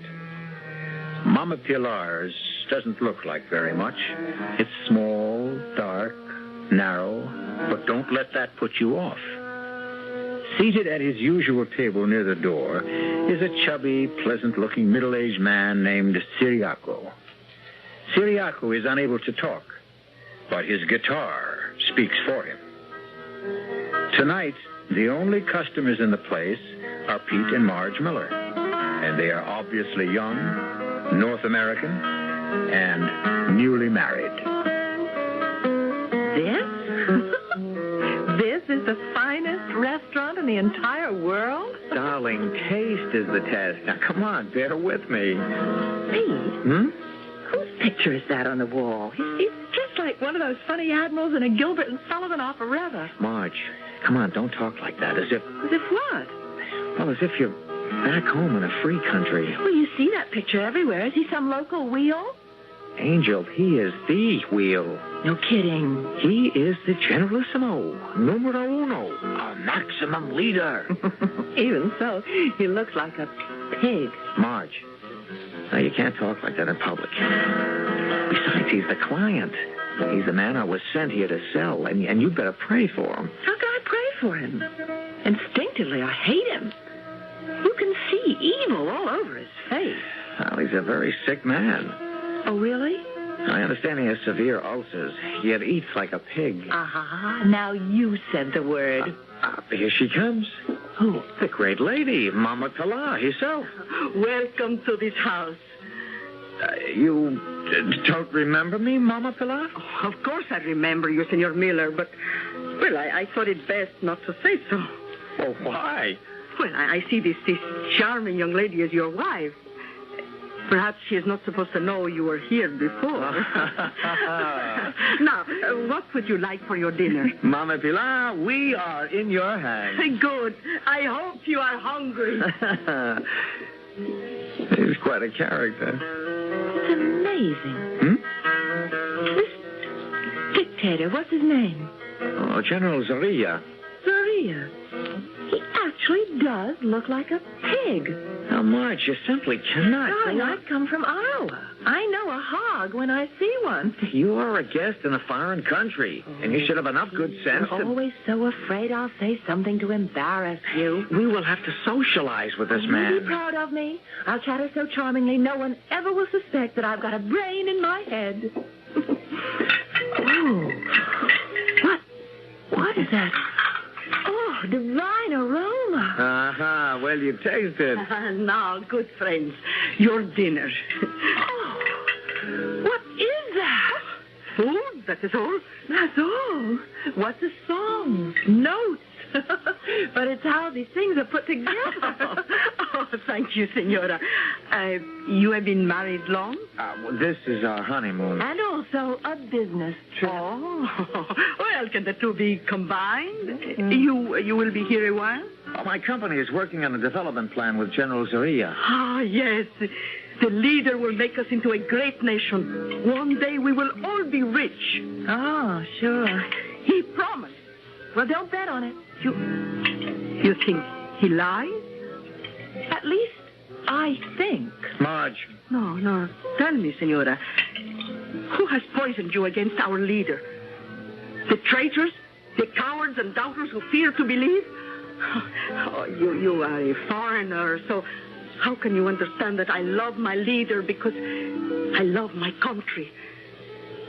When he fought the old government, that unholy alliance of thieves and oppressors, when he called for volunteers, I gave this man, my only son. Go, I said to Ramon, follow him. And today, my Ramon is a captain. And one day he will invite me to the capital city and present me to the leader. Forgive me, I talk too much. Well, see what the wind blew in. A beggar. Mama Pilar. Yes, old woman. You found me. If you are Mama Pilar, I have a letter for you. A letter? For me? From your son. From Ramon? How is he? When did you last see Ramon? I have no time here. Take your letter. But I want to talk to you. Oh, well. A letter. Oh, the devil, Ramon. You'd think he'd come by to visit his old mother. No. Well, he is busy. Senora, you read, I am sure. Me, I never did learn. Would you be... I'm sure that it must be something private between you and your son. Oh, no, Ramon, no. Someone will have to read it to me. It would be a favor, Senora. All right. Well, what does he say? His letters are always so amusing. My dearest little mother, when you receive this letter, I will be dead. Read. Our leader has betrayed us. We thought we fought for freedom, but he has made slaves of us all. Mama, he is a madman, and now that he realizes I know him, he will kill me with his own hands. Avenge me, Mama. Avenge me. My last thoughts are of you, the loving son, Ramon. You lie. You make up this ugly falsehood because you hate the leader. I'm sorry. But he... Mama Pilar, can we help you? Leave me. Well, if you need anything, we'll be in the capital city. Goodbye, Mama Pilar.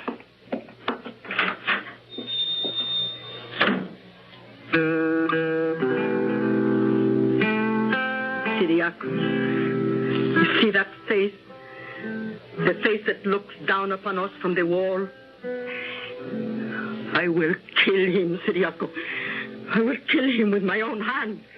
And after I have killed him, I will weep for Ramon.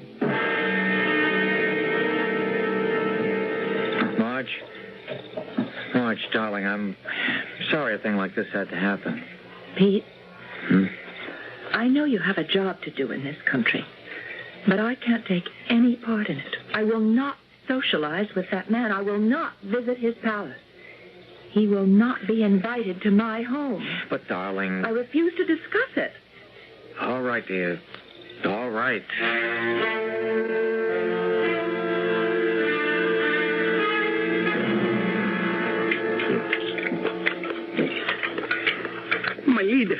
My leader, you are breaking your diet. Oh, shut up.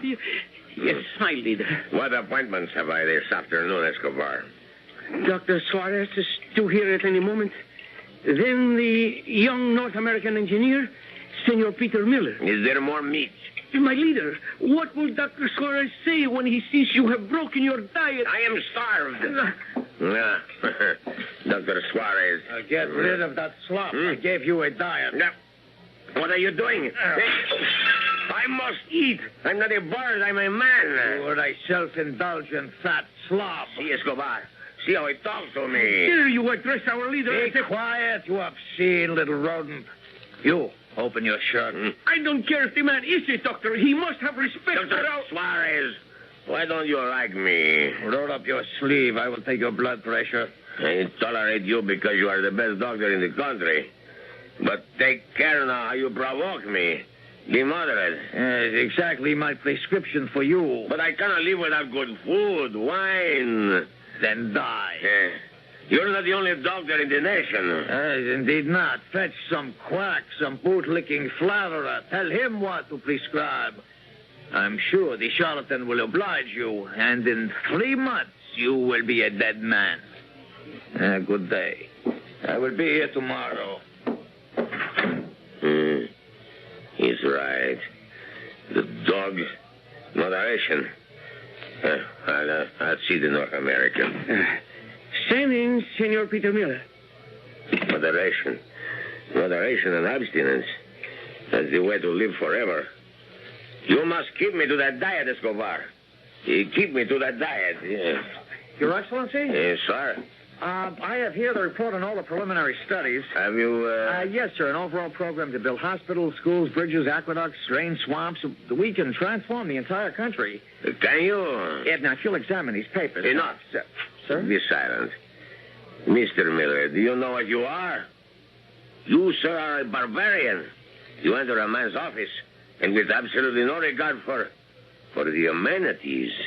You start slapping your business documents all over his desk. 1,000 pardons, Your Excellency. Is it your impression that you will have me sign these documents and be on an aircraft bound for the United States within the hour? No, sir. I'm completely at your disposal, sir. I understand your lovely wife is with you. How is she? Fine. We shall hold a reception in her honor tonight at the palace. I'm afraid she's not feeling well. It's been a long trip. She's not a good traveler. Oh, I am sorry. Perhaps tomorrow. Yes, sir. Or the day after. Now, be sure to convey my warmest personal regards to your lovely bride and let us know when she will find it convenient to honor us with her presence. Yes, sir. Good day. Good day, sir. Now, what remains to be done today, Escobar? Ramon. Ah, yes. Ramon. He waits in his cell. We shall miss Ramon. He was a fine boy. He was a traitor, a criminal. Is there a family? He never spoke of anyone. These ambitious country boys. They get big ideas. And soon they grow ashamed of the old peasant mama back on the farm. Well, whoever she is, wherever she may be, let her believe her boy died a hero. Say something nice on the radio, Escobar.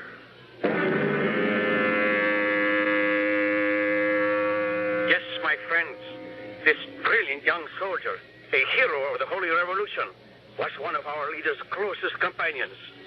Patriots, mourn for the man our leader called my friend Ramon. Swine. Oh, I will avenge you, my little Ramon. I will avenge you. Oh, Siriaco, did you get the flowers? Oh, what a beautiful bouquet. Oh, thank you, Siriaco. Oh, thank you. And now, dear friend, we must practice. I will stand outside the palace gate and wait for him to come. Now, you pretend to be the pig. Now, you are leaving the palace. Start walking toward me. I call out, my leader! You hear a woman's voice. You look. You see a peasant.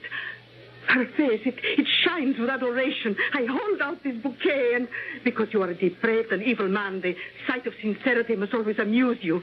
You step forward to receive my homage, my gift. I extend it eagerly, lovingly.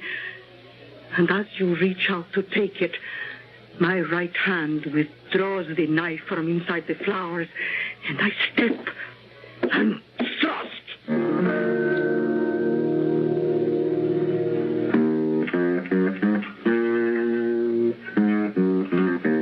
Mama Pilar has prepared many a peppery plate in her lifetime. But now she is assembling the ingredients for the most pungent dish of all, revenge. The recipe will come to a boil when I return shortly with Act 2.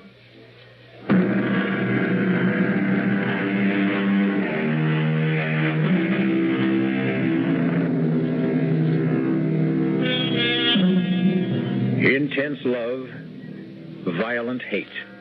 These can be two sides of the very same coin.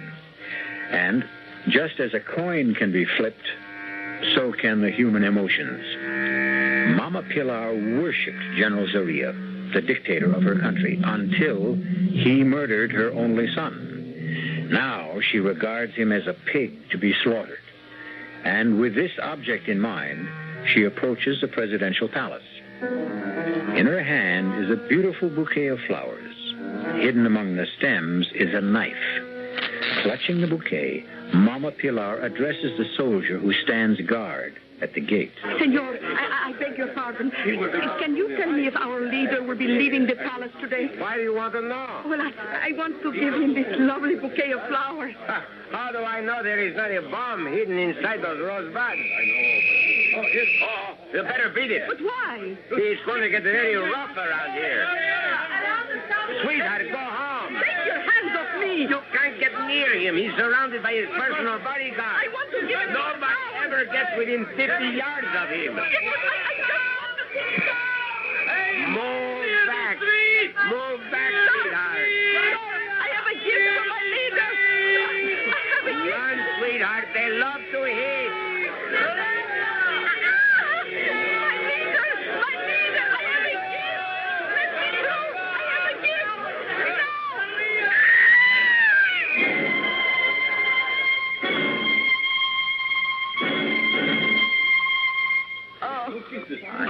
Let me help you. Don't touch me. You'll be okay. You just fainted. No. Oh, now don't cry. Don't cry. Let me alone. You're pretty lucky, you know. We used to have a captain of the guard. He'd give orders to kill people. Don't cry. Don't cry. Why don't you just go home?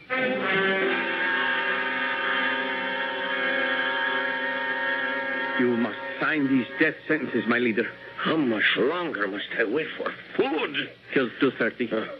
It's 3/4 of an hour. What can I have, eh? A carrot. A carrot. Don't let me cheat. I warn you. Don't let me cheat. Yes? It's Senor Peter Miller. Admit him. Let him in. Dr. Suarez. A swine. But he's right. You must not let me cheat. Your Excellency? Sit. Thank you. I have here the reports of a field. Tell me, Mr. Miller, why doesn't your wife like me? Oh, sir. Now, you may ask, why should it matter to me if the spouse of some machinery peddler which is all you really are, dislikes me. Oh, but sir... I have feelings. I dislike being snubbed. I am entitled to courtesy. I deserve consideration. I have the right to be taken seriously as a human being. Who is your wife, anyhow? Now, sir, No, sir. Boss, sir. It won't do. For 2 weeks now, you have refused all my invitations. My wife is still somewhat indisposed. May I send her our own physician, a man of international repute? Well, I think it's just a matter of getting, used to the climate and yeah, the food. of course. You must remember to give her my regards. Yes, sir. I have some reports here. Reports? Business? On such a glorious day? Well, Your Excellency, the time grows short. Time, my dear boy, grows neither short nor long. She maintains her own steady rhythm despite all our futile efforts to hurry or delay her. Until tomorrow. Yes, sir. And if your lovely bride is sufficiently recovered, bring her with you for cocktails. I mean tea. Good day. Good day, sir. How much longer, Escobar? Exactly 37 minutes. See to it.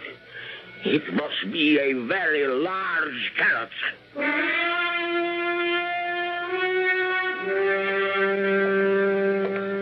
Hello, Robert. Hello, Pilar. Human beings. What an astonishing lot we are. After all that has happened, we meet by chance, and it's hello, Roberto. Hello, Pilar. We have not met by chance, Roberto. I have come here to talk to you. Oh? The last time you talked to me, you denounced me as an enemy of the revolution. It was here, right here, on this very street. Please, Roberto. Well, you did. I lost my job, my property, most of my teeth. But that's no matter. There's not much to eat nowadays, anyhow. Roberto. Are you going to denounce me again, Pilar? You have every right to make this difficult for me. Roberto, read this letter. Read it. I don't read anymore. It's from Ramon. Yes? For the love of God, Roberto, read it. Very well, Pilar. Read and realize it is Ramon who writes.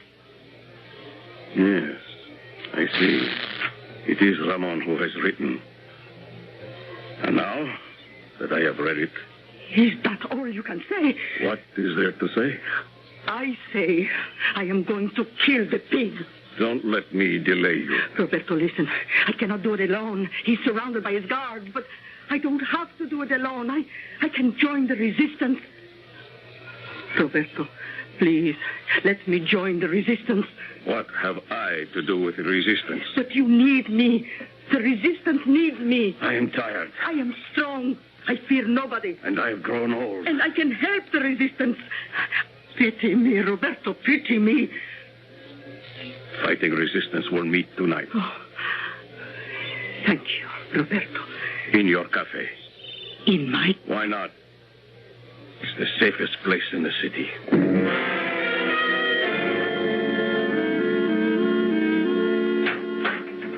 That you, Pete? Yeah, Marge, it's me. Oh, what about dinner? We'll have to send out. Oh, I see. I'm still being punished. Well, how can we be seen anywhere? I said you were indisposed. Well, why'd you say that? What else could I tell him? The truth. I don't care for his company. Yeah. Yeah, indeed. Another cozy evening at home with the Millers. Pete, Marge. Oh, you got a call from New York. Mr. Lowry. Oh, they're getting nervous. I don't have result number 1 as yet. You just won't understand why I refuse to see that man. Marge, it's okay to have principles. As long as you don't practice them. Listen, we can really help these people. We'll drain swamps, cut down disease, raise food, create industry. Give them the strength to rise up and fight him. That's how to destroy Zaria. Well, Honey, I'm right. You know I'm right. Okay. Now you're finally doing the right thing. You really do believe that my only mission is to keep you happy. I'm not a human being in my own right. Oh, for crying out loud, there you go again. What do you mean? There I go again. Marge. I have no thoughts, no feelings of my own. I'm even required to give up my own honeymoon because you don't have the backbone to stand up to a two-bit would-be Hitler who needs your machinery more than you need his business. I didn't say I would. Said enough. Where are you going? I'm indisposed.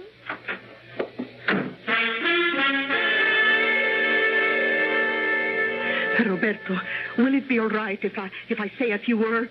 Yes. I will tell everyone who comes here tonight, never despair, never give up. Can I say this at the meeting? Of course. You told everyone about the meeting to come here? Yes. Good. Well, when will the meeting begin? Now, I call the meeting to order. Who wishes the floor? But where is everyone? Here. You lied to me. You didn't tell the others. I couldn't tell the others. They are dead.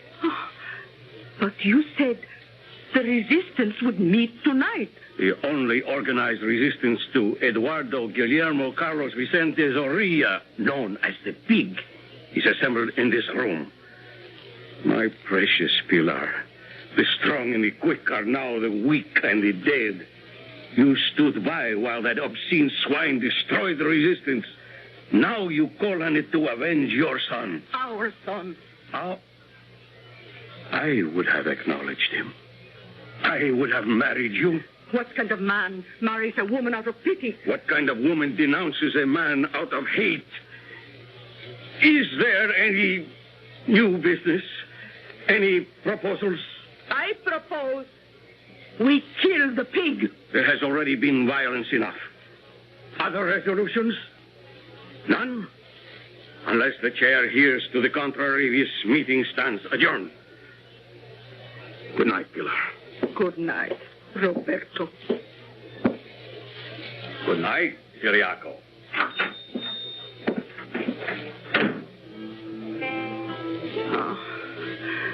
Remember, Ciriaco, the little American girl who read me the letter?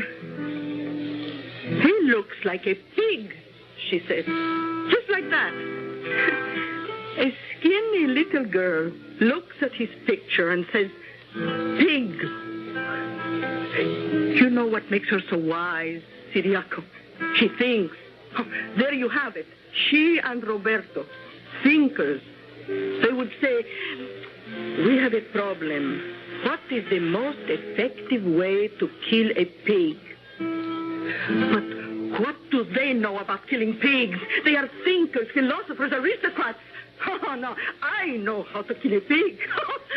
Tell me, Ciriaco, tell me, do I know how to kill a pig?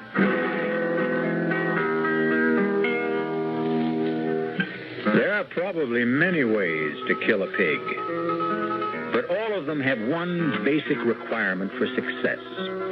It is necessary first to have your pig firmly in hand. Till now, this has been Mama Pilar's fundamental problem. However, we can depend on her to solve it when we return shortly with Act 3. Yes, when you say Budweiser. One thing you can't fool American beer drinkers about, and that's taste. When it comes to beer, they know what they like. Yes, when you say Budweiser. And so many millions of American beer drinkers prefer and choose the Budweiser taste that it's the largest selling beer in the history of the world. And that's a fact. Pick up a six-pack of Bud and taste why. You'll see that brewing beer right does make a difference. And that when you say Budweiser, you said it all. Yes, when you say Budweiser, you said it all. Yes. Anheuser-Busch, St. Louis.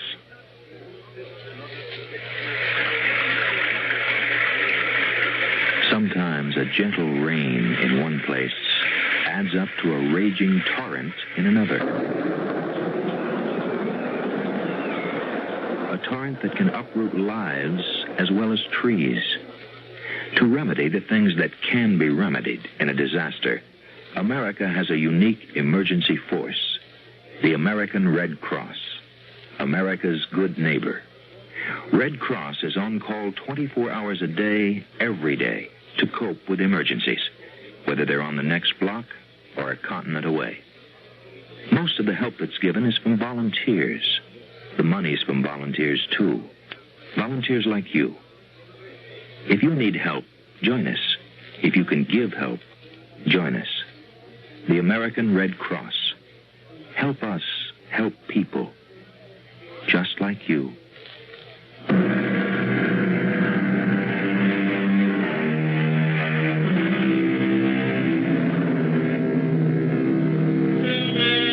Marge Miller is a young newlywed who is having the first fight of her marriage. And permit us to say, it's a beaut. The reason may sound familiar. She refuses to socialize with her husband's client.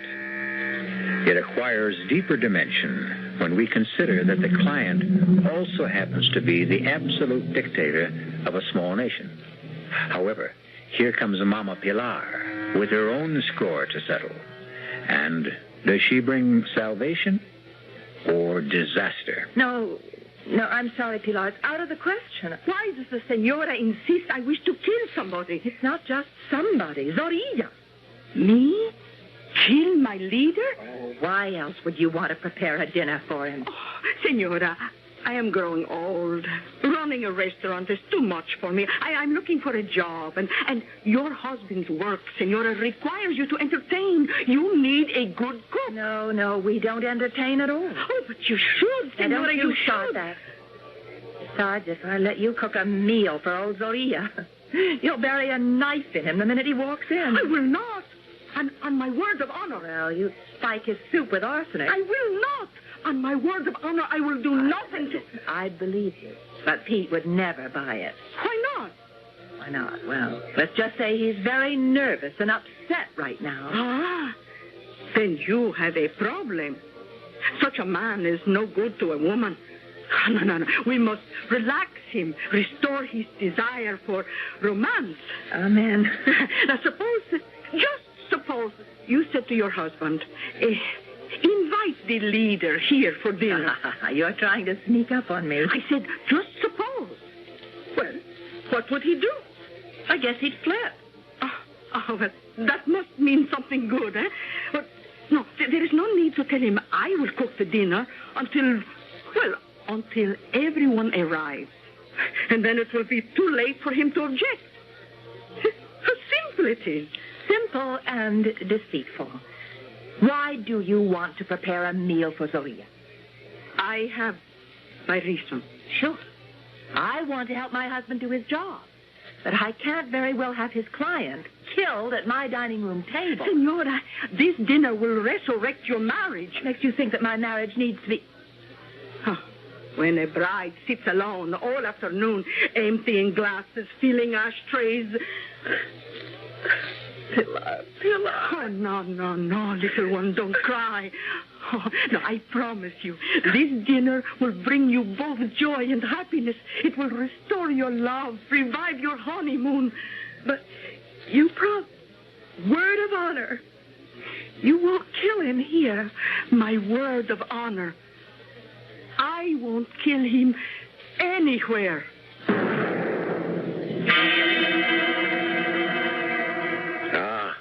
Mr. Miller, now I understand. If my wife were as charming as yours, I would also keep her hidden. Oh, thank you, Your Excellency. Well, we want you to share an important event with us, Your Excellency. This is to be Marge's first home-cooked meal. Oh, no, dear, I didn't say I would cook the dinner myself. I hired some help. We even have music. Siriaco, play for us, please.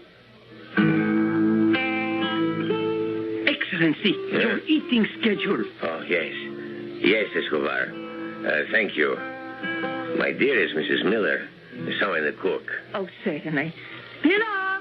Marge, what are you doing? Relax.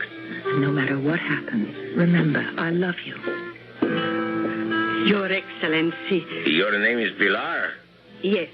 my leader. You are not from the city. I would know that hill country accent anywhere. Now, don't tell me. Puerto San Jorge. I was born there, my leader. That's the real country. Those are the real people. Now, my good Pilar, prepare for me 2 boiled eggs, 3 minutes. You tell the time? Yes, my leader. 3 minutes, no more, no less.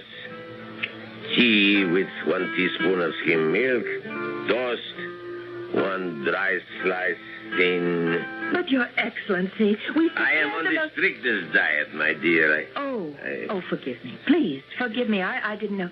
Pilar, you'll serve all of us eggs, tea, and toast. I forbid it.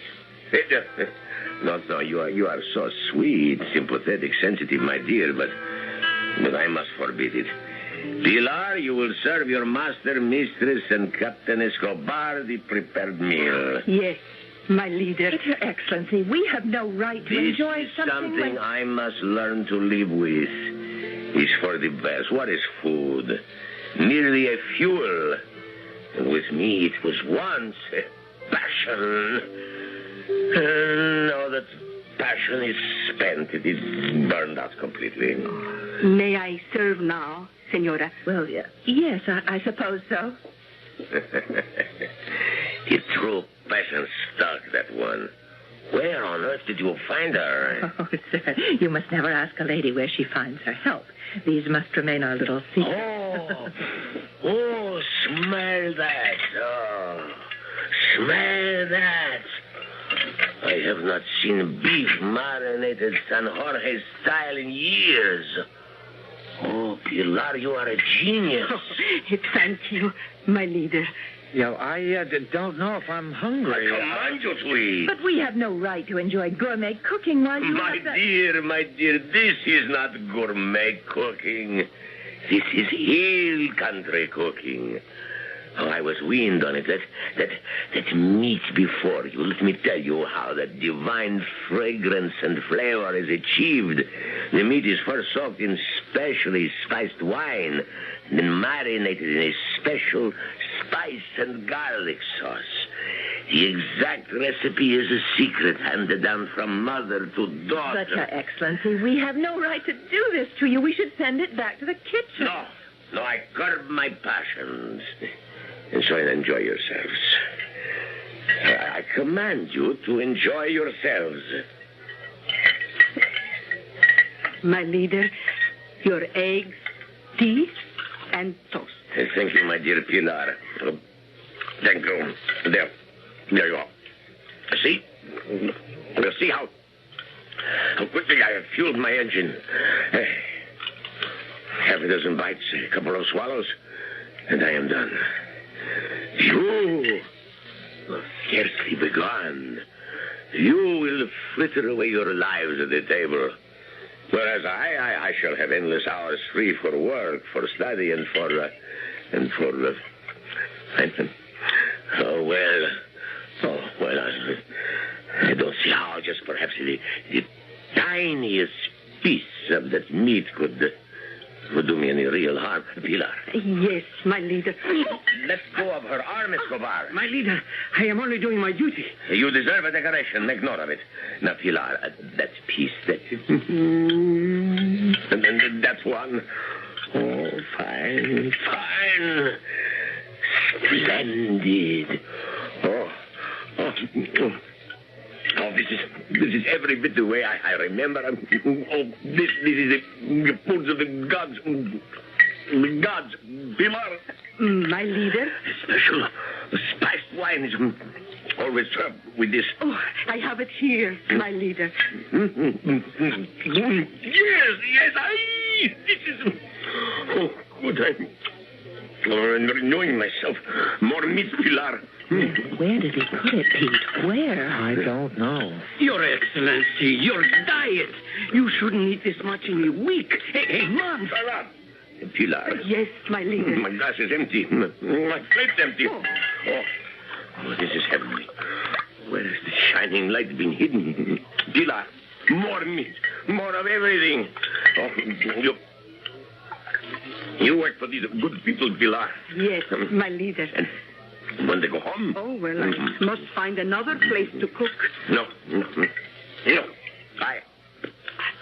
I must eat no more. I have eaten too much. I should have eaten nothing. Take it away, Pilar. Remove everything. I must not eat no more. I must not. My doctor is right. Your doctor lies. Huh? What have you said? Oh, please, my leader, I meant no harm. All my life I have prepared food. It never hurt anyone. How can a doctor blame food? Yes, my kind Pilar. Oh, all the men in my family, my father, my brothers, my son, they always ate what I cooked. Not one was ever sick. My leader, this is food. This is life. It was so good. So good. My leader, who ever heard of doctors at the hill country? My father died at 95. My father was drowned at 86.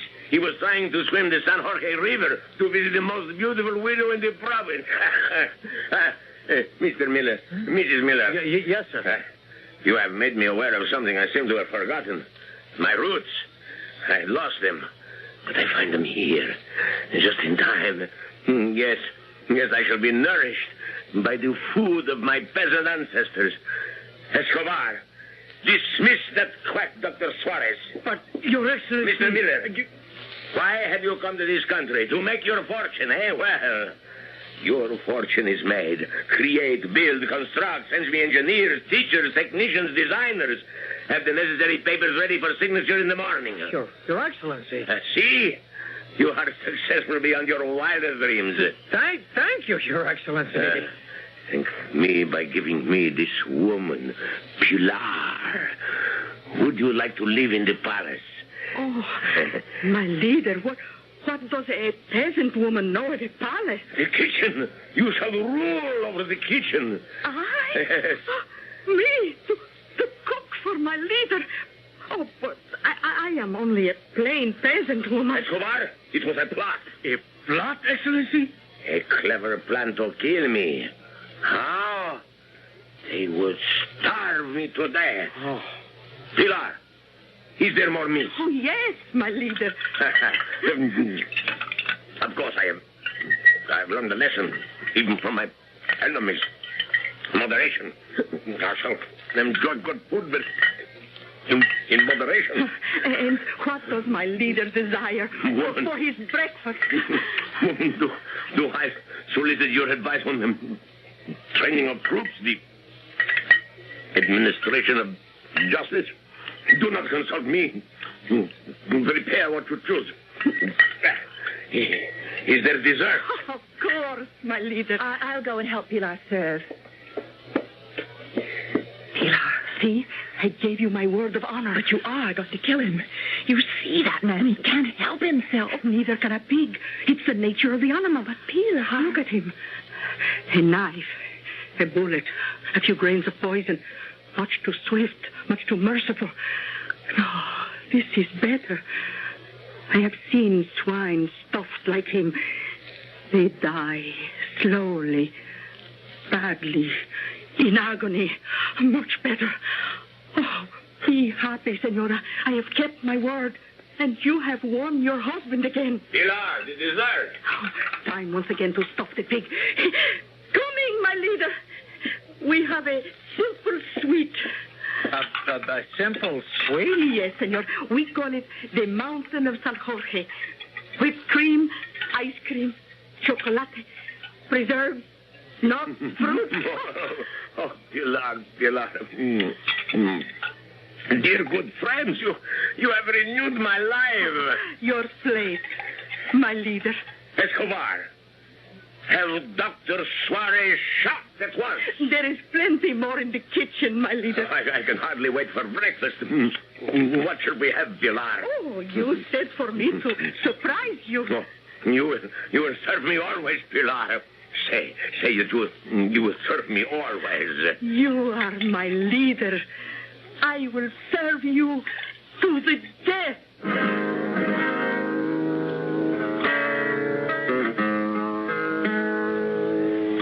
As some people might say, what a way to go.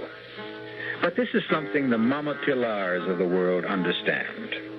If you can't get to a man's heart with a knife, Another way, and a better way, is to get there through his stomach.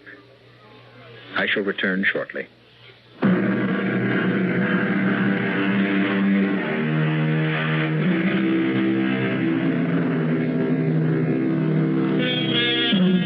You may have heard it said, the pen is mightier than the sword. This sentiment was written by a man and can be dismissed as male chauvinist propaganda. What every woman knows is that mightier than the pen or the sword is the knife and the fork. If you don't believe it, just ask Mama Pilar. Our cast included Bryna Rayburn, Marion Seldes, Jack Grimes, Leon Janney, and Gil Mack. The entire production was under the direction of Hyman Brown.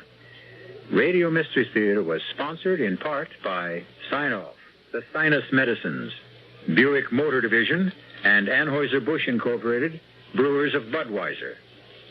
This is E.G. Marshall inviting you to return to our Mystery Theater for another adventure in the macabre. Until next time, pleasant dreams.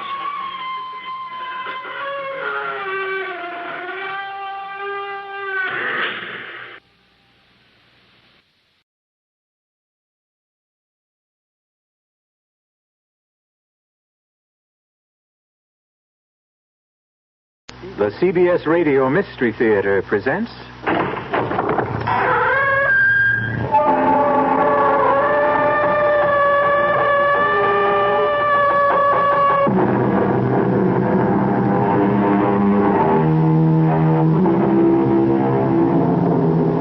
Come in. Welcome. I'm E.G. Marshall. Welcome to the exciting world of your own imagination. The lithe body, muscles rippling, seems suspended in air, twisted in its last agony. The goat legs flexed in their last spring. The beautiful boy's face transformed by a snarl of agony as the arrow bites through the back flesh to bury itself deep in the heart.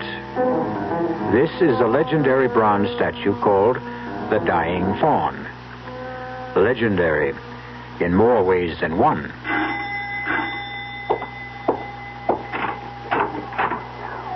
Jameson? Miss Abbott. Not any longer. This is my husband, David Cadelli. How do you do, sir? I've heard so much about you. It's my pleasure, Jameson. Congratulations, Miss Abbott. I mean, Mrs... Time for that afterwards. Are the others here? Mrs. Abbott and Mr. Pierce arrived this afternoon. Are they with him now? No, Miss Sarah. Like you, they were too late. Oh, no. You mean he's dead? It was to be expected. When?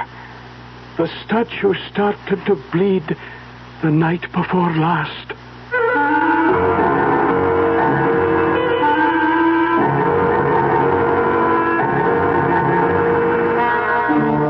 Our mystery drama, The Bleeding Statue, was written especially for the Mystery Theater by Ian Martin and stars Patricia Elliott and Tony Roberts.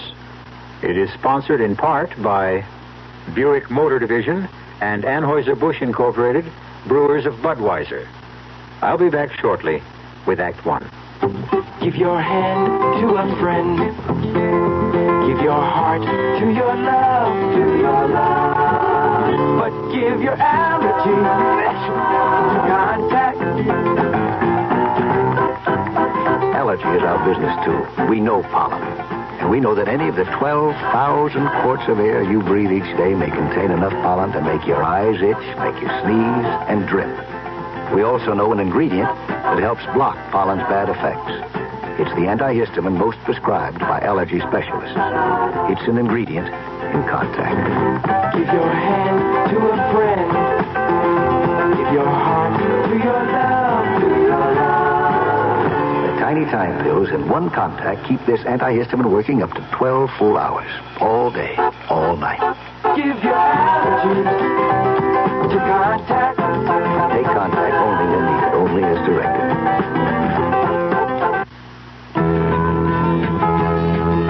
If you love spaghetti like I love spaghetti, spaghetti. I know what you're looking for. So come on, get ready for great spaghetti at the spaghetti store. If you want spaghetti, the best spaghetti, you don't have to look no more.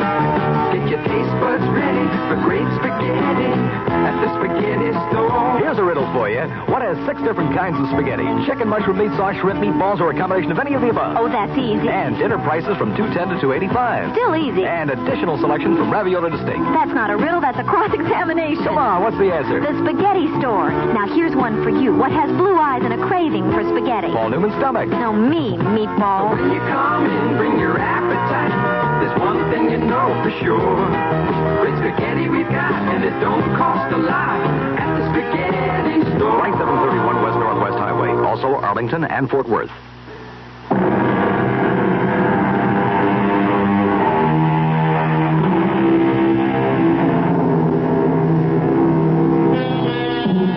What is more mystical than a statue? The wounded fawn. No one is sure that it was not originally chiseled in marble, that the bronze we know today was not taken from a long-lost original. Where it comes from, no one knows. Where it was perhaps best known to the public at large was in its last appearance, or disappearance, on the stage of the Palace Theater as the climax of the farewell tour of Prior Abbott, the Merlin of the magicians. Thank you. And now, if you ladies and gentlemen will permit, my greatest illusion, the death of the wounded fawn. Part the curtains, please. There he is for the last time on any stage. I beg your pardon, dear audience, the second last time. For if I'm to make him disappear, I would have to make him reappear, and both in front of your very eyes. Observe the dying fawn. 1,440 pounds of cast bronze. I invite any member of the audience who questions this assessment of weight to join me on the stage. I only wish to know that all of you are ready to believe that this statue does have a life and volition of its own, for it is about to disappear before your very eyes. Concentrate, observe, be aware, and beware.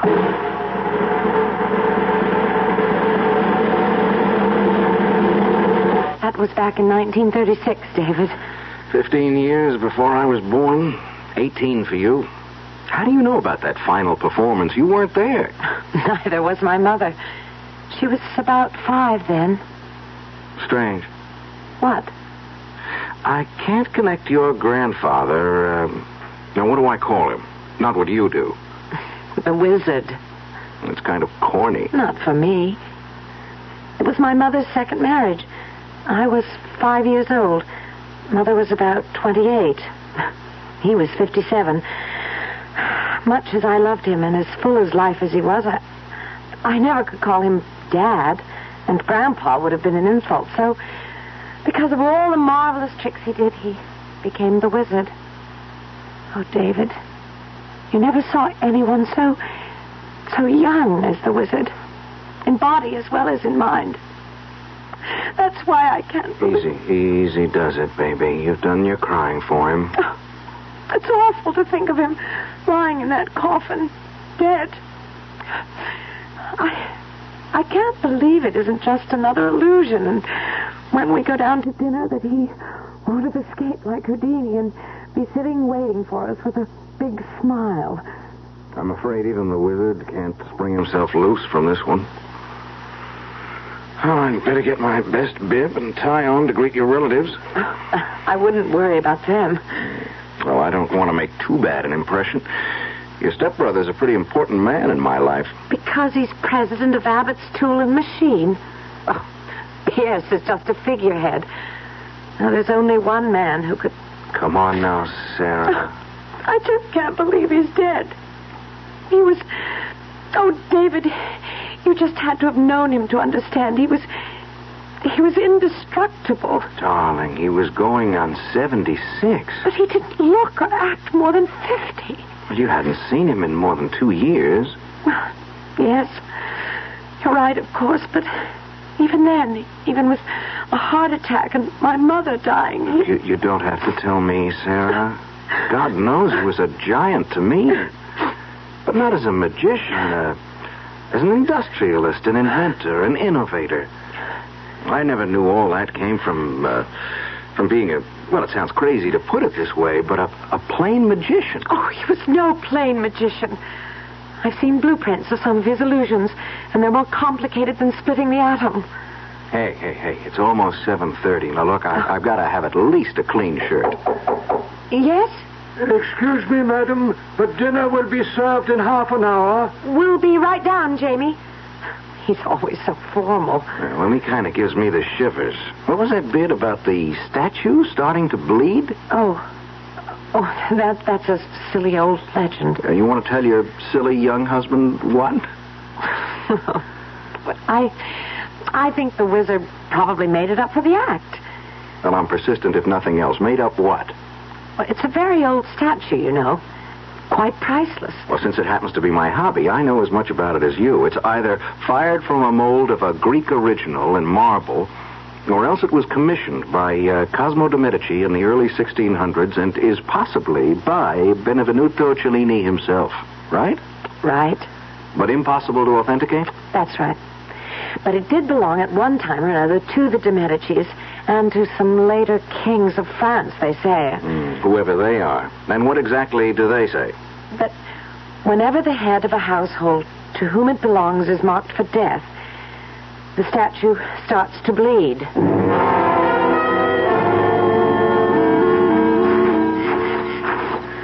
I don't want to be late for dinner. No, we won't be. I just had to see this fabulous statue. Well, there he is. Wow. What a setting. He's magnificent, whoever the sculptor was. He's sad. Poor wounded god. God? Come closer. Look at him. He's not just a faun. He has to be Pan himself. Without the horns. Ageless, deathless. The spirit of youth and life. Just like the wizard. I never thought he could really die. Hush, hush, baby. It's the only thing none of us can sidestep. Hey, where's this blood supposed to come from? From the air wound, of course. Right here? It's between the shoulders? Oh, I suppose. I've never seen it. It's just a story, David. What is it? It's nothing. Let me see your hand. You touched the statue. Look, it's just rust, darling, that's all. Bronze doesn't rust, David.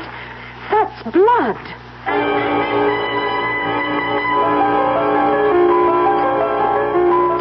Are you sure this is sherry, Pierce? As advertised, and as always, nothing but the best. It doesn't taste right somehow. I doubt if anything will until we all find out just where we stand. It's upsetting that he died so suddenly and unexpectedly. You don't suppose he could have left everything to Sarah? He couldn't do that to us. Suppose he has. I'll fight it tooth and nail. I'm his daughter. Daughter-in-law, to be exact. I'm the last best hope. At least my father, your husband, was his son. I hope he's recognized that in the will. And how do we handle this new husband Sarah has sprung upon us? I've no idea. It's too bad the wizard didn't know about him before he kicked off. I doubt if he'd have reacted too well to some European opportunist who wanted to pick up a nice American girl with a lot of money in the family. Well, he isn't here to react. It's up to us. Pardon me, madam. Yes, Jefferson, what is it? Mr. and Mrs. Covelli have returned from the garden. Dinner is served. Thank you, Jefferson. We'll be right in. Well, shall we start reacting? Kiss the bride and meet the groom?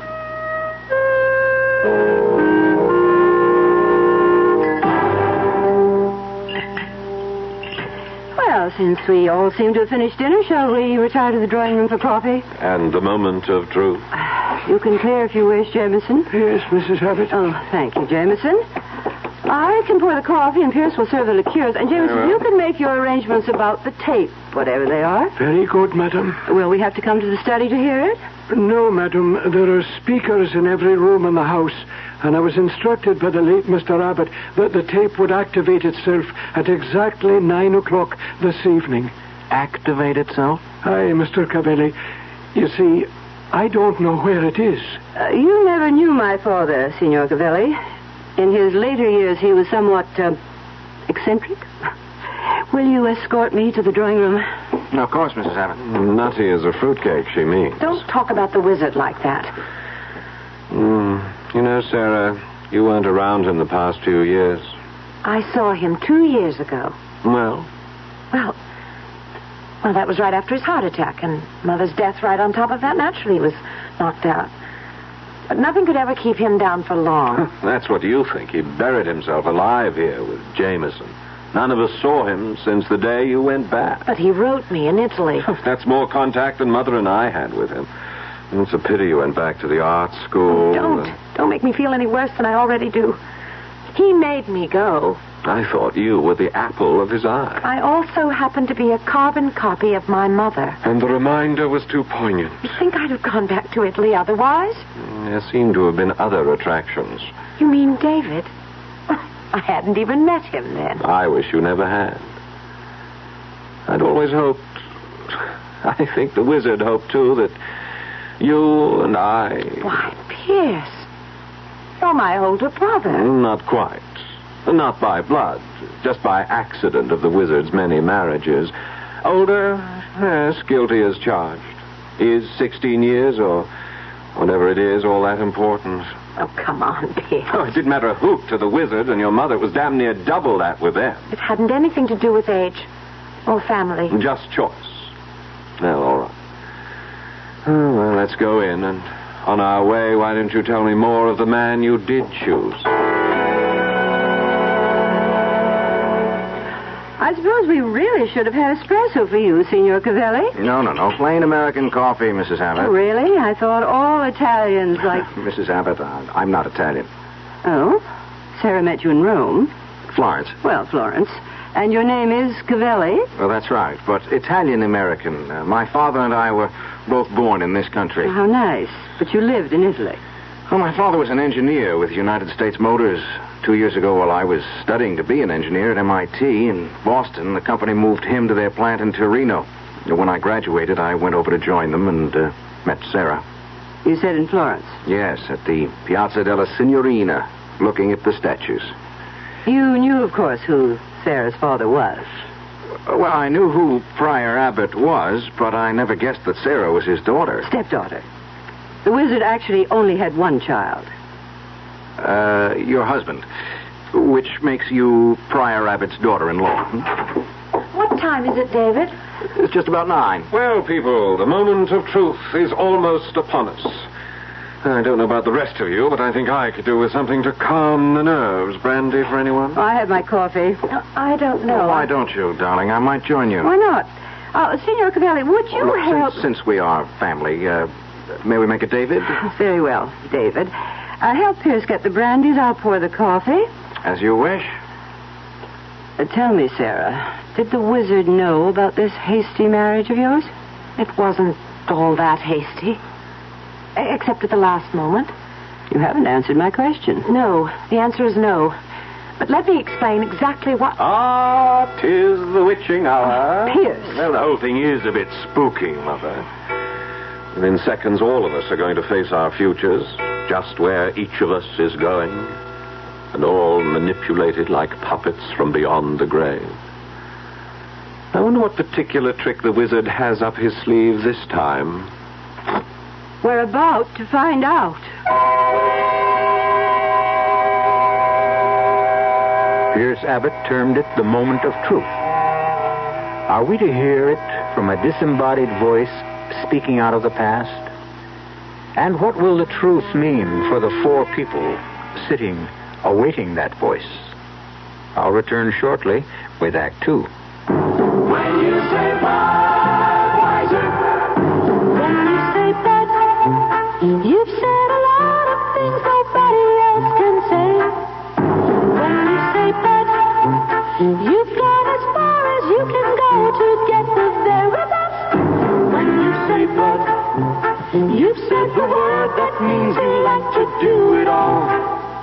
When you say bud, it means you want the beer that's got a taste that's number one. When you say bud, you tell the world you know what makes it all the way. When you say bud, you say you care enough to only want the king of beers. There is no other one. There's only something less. Because the king of beers is leading all the rest. When you say Budweiser, you've said it all. Anheuser-Busch, St. Louis. Hi, I'm Matt Rayburn, left half for the Celtics. I'd like to invite you to bring the entire family out to see the Dallas Tornado play the Philadelphians on May 25th at Texas Stadium. The game is sponsored by sales and marketing executives of Dallas, and the money they raise will go to help young people like me. For ticket information, drop by the booth at Irving Mall or North Park, or call the Dallas sales executives at 747-9675. Don't forget now, Dallas Tornado soccer game at Texas Stadium, May 25th. I'll see you there. For ticket information, call the Dallas Sales Executives at 747-9675. Soccer Spectacular, May 25th, Texas Stadium. Don't miss it.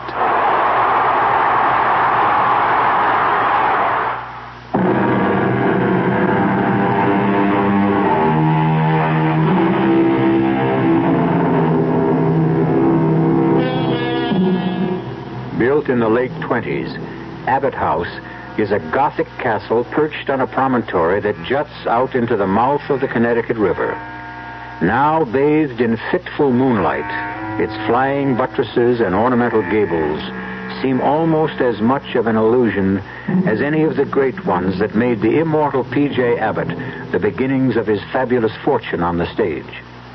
An illusion of immortality fostered at this moment as his voice speaks from the grave. Good evening, dear family. It almost seems like the good old days when I stepped out behind the footlights. Of course, in those days, I never dreamed that I would one day exercise my powers from beyond the grave. When you hear this, I shall be dead, my will signed, sealed, attested, and delivered to the hands of my attorney. It leaves everything I have completely and totally to my beloved Sarah, without let nor hindrance, now that she is 21 years of age. Everything? How dare Good he? God, what am I going to do? Oh, no, I don't want it all. Subject to these provisions, in the event that my daughter-in-law and her son will sign papers prepared by my attorneys waiving all right or claim to my estate, or legal moves to contest it, they will receive jointly an income yearly till their deaths of what I shall call 30 pieces of silver, the equivalent of $30,000. I further make it a condition that until the will is probated, that all three of you shall stay here at Abbott's house, nor shall any of you leave the grounds for any reason whatsoever. He's crazy. Don't ever say that about the wizard. And just in case any of you question my sanity, my will is attested to by 3 objective psychiatrists who have found me sound of mind. And now for a few personal messages. Let someone turn that off. I don't want to hear any more. I've arranged there's no way for you to turn this recording off. I want you all to hear. Sarah, you and your mother were the 2 bright spots in my life. Your mother was taken from me. I don't think it was an accident, but I can't prove otherwise. So the best I can do is what I have done. But please, Sarah, whatever the others do, you stay here. For here, I promise you, you are safe. If ever you need help, run to the statue and ask for it. You will find it. A last good night from the wizard, who trusts you and loves no one but you. Insane. Absolutely mad as a hatter. What was all that about Sarah's mother? He's trying to suggest that we had something to do with her death. Oh, Sarah, I hope you don't think... Yes. I don't want to think at all at the moment. I've been traveling for something like 16 hours and my head is splitting. I'm a bit cross-eyed myself. If you'll excuse us, I think we'll turn in. Yes, we're all a bit rocky. Come on, Sarah. Yes, David. Will you excuse us, Mrs. Abbott? Of course. We're both really bushed. Good night, Aunt Rose. Good night. I'm not going to let him get away with it, Pierce. Take it easy, Mother. Not on your life. For that matter, on both our lives. That's what we're going to have to fight for, baby boy. Oh, would you please stop that? I'm sorry, Pierce, silly habit, but you're all I've ever had. Oh, let's not start down that road. No, you're quite right. That isn't what has to concern us at the moment. That little witch, that someone from nowhere, just like her mother. She's not going to take away Abbott's house and the business and everything else from us without a fight. It's ours. Not if the wizard left the will he said he did. Wills can be voided. I wouldn't count on it. I'll take odds his can't be overturned. He's sure to have covered every angle. Except one. What's that? The heir has got to be alive to succeed to the estate.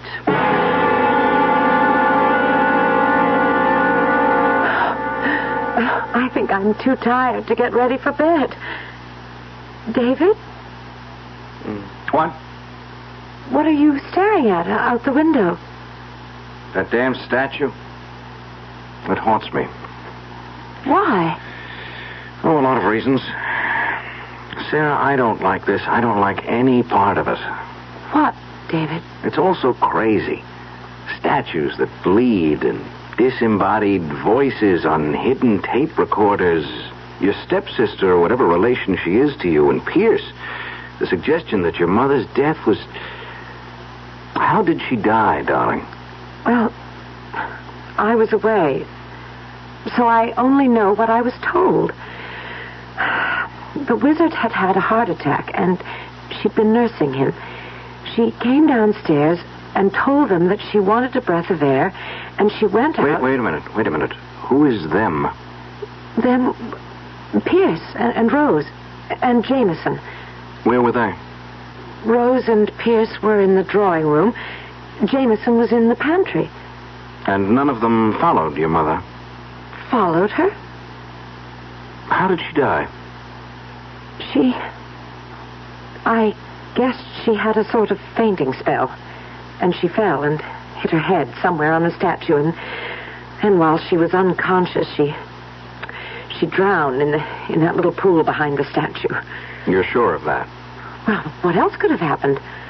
There was a coroner's inquest, and a lot of newspaper stories, of course. Then what do you make of your father's obvious accusation that they were responsible? I don't know. Maybe they're right. That the wizard was never really himself again. Oh, David, I wish you could have known him. He was marvelous. The most marvelous person I ever knew. Before you. Holy smoke. What is it? The statue, it isn't there anymore. It's gone. What do you mean? Where? Wait a minute. Cloud just drifted across the moon. As soon as it clears, you'll see. But it couldn't just disappear. But it did.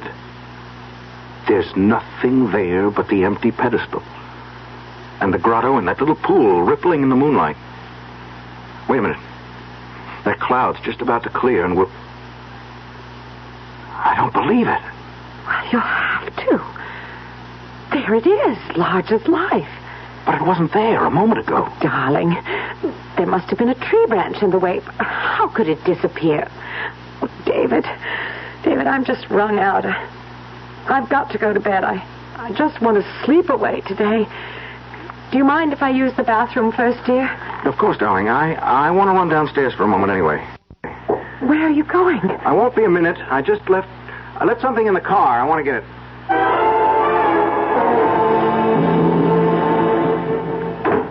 Oh, thank you for bringing me upstairs, Pierce. That's all right. What are we going to do about Sarah? What do you mean? Oh, now, don't play games with me. Are we just going to sit still for her taking over everything? What else can we do? We didn't when we thought it was going to be her mother. Look, We got away with it once. We're not going to get away with it again. We're going to have to. And within the next few days if we're going to. Not here. We don't have any chance anywhere else. The girl has got to die. What good would that do us? The estate would go to her husband. Her husband? Oh, now that's very interesting, Pierce. This young upstart, ambitious, carefully marrying a young girl without her family's knowledge, obviously anxious to make profit out of it. What do you have in mind, Mother? Why wouldn't he be just as anxious to get rid of Sarah as we are, Pierce? I would never be able to get away with convincing anyone of that. No, there's only one way. How? Now that Grandfather's dead, and we know the secret of the statue, I can fix it so it will seem to kill them. Both of them? Was that necessary? It's the only way.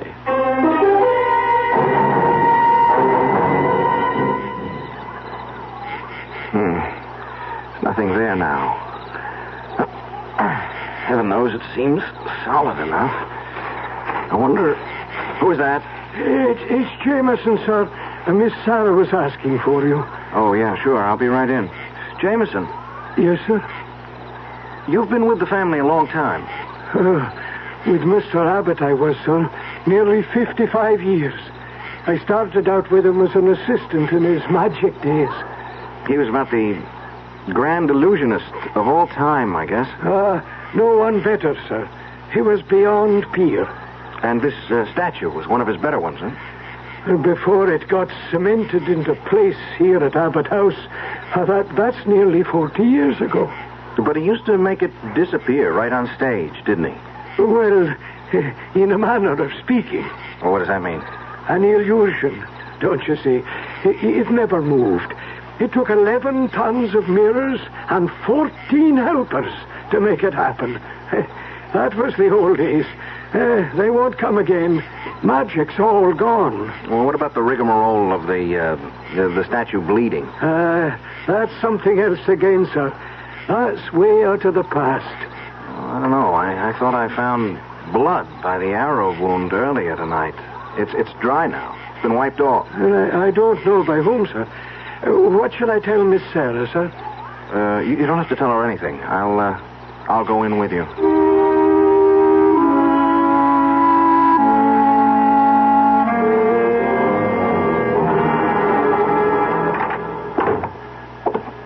When you're tired, fancy plays strange tricks, Mr. Cavelli. I was thinking of making a toddy for Miss Sarah, if she'd like it. There's nothing better for putting you off to sleep. I'm sure I don't have to ask her. She'd love it. And yourself, sir? No, I'll skip the hot drink. Maybe you'd like to join me in a nightcap, David.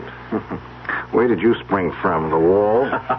No, as a matter of fact, I was headed for the pantry here to ask Jameson to make one of his famous toddies for Mother. And for you, Mr. Abbott? Oh, no, thank you. I'm a cigar freak. Oh, Jameson, when you've made the drinks, I'll take them up. Oh, that's all right, sir. I'm happy to be of service. I'll bring them up when they're ready. Want to join me in a nightcap while we're waiting, David? Okay. Just a quickie, though. Then I'll walk you upstairs.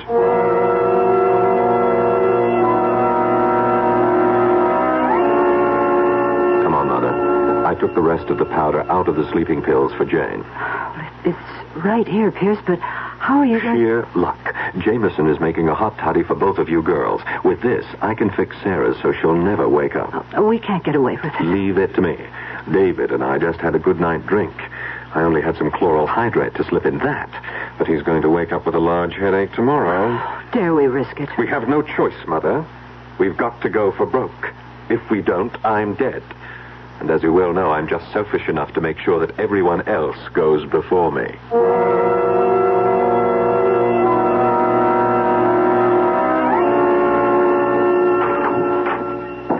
David? Oh, thank the Lord it's you. Come here, darling. Quickly. Sarah. Sorry. I don't know. I gotta get to bed. Where is it? I just looked out the window again, and you're right. The statue just isn't there. It's completely disappeared. Statue? Something about statue. Darling, I'm sorry. What's the matter, David? I'm down one drink. I guess I've one drink too many. I just, I'm blind drunk. I was the one who was sleeping before. Now I'm wide awake, and you're... Jameson, bring you a nice hot toddy. Put you to sleep, like me. David? No, David. Don't leave me alone. I'm scared. David? David, I don't know what I'm scared of, but I'm scared.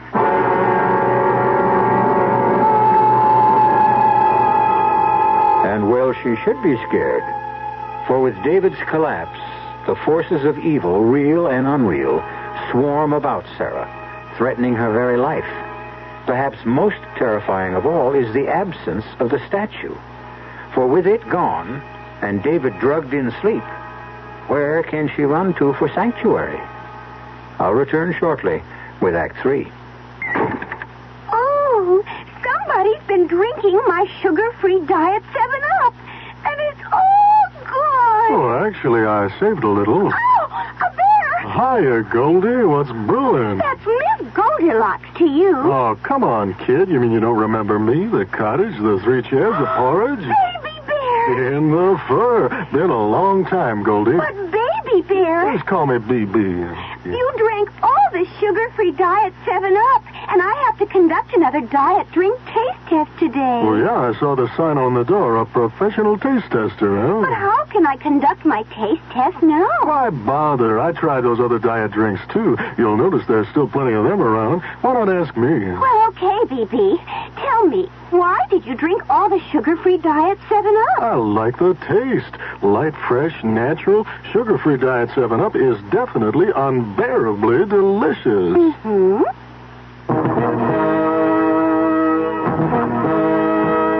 Where the roads unwind with travelers, with friends, with family, with people going places, seeing all there is to see. Where the ride is always sure and smooth, you'll find a trusted friend you've always known. It's Firestone. Firestone, Firestone, Firestone. It's a super sale on a super tire, the Strato Streak Super Belt. Your Firestone sale headquarters has the Strato Streak Super Belt for as little as $20.95. Yes, $20.95 plus $1.88 federal excise tax exchange for the B78 13-size black wall. What a sale. Money stretching prices on a mileage stretching tire. Low sale prices on other sizes and white walls, too. This sale won't last forever, so hurry into Firestone. Convenient terms available. Firestone for great prices on great tires.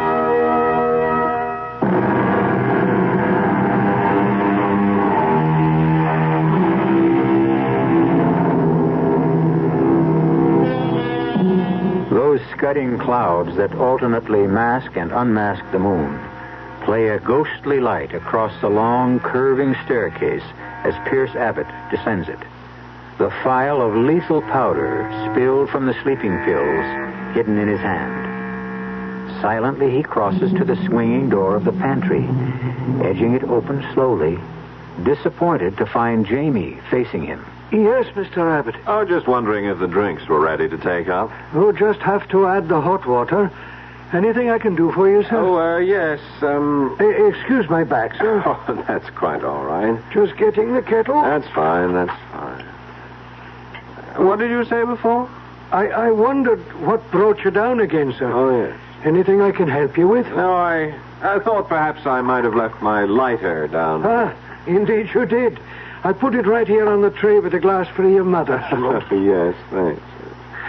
Jameson, it's all right. I might as well take this tray up with me, If you wish, sir.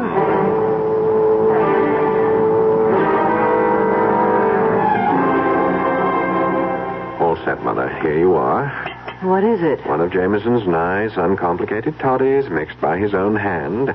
As of this moment, he's delivering the same to Sarah. The same? He couldn't testify otherwise. His back was turned when I salted it. With my barbiturate? Enough to kill a gorilla. We can't get away with drowning them the way we did her mother. We won't even try to. No, they'll die quite differently. How? I've been experimenting with the statue, and I've made a discovery. It moves on hinges and counterweights and escapes into the pool. Take those hinge pins out, reduce the counterweights, and it will collapse and crush anything in the way of its fall. The secret room would be exposed. No. There's a false base which slides into place. The whole thing will seem nothing but a tragic accident. Another chapter to add to its legend. When will you get them there? Tonight, when everyone's asleep. Sarah may be dead already. David is dead weight, but I can drag them through the secret tunnel. It's mostly downhill. Come along, drink your toddy, go to sleep, and leave this to me. I won't draw an easy breath all night. By tomorrow, you'll be able to. We both will.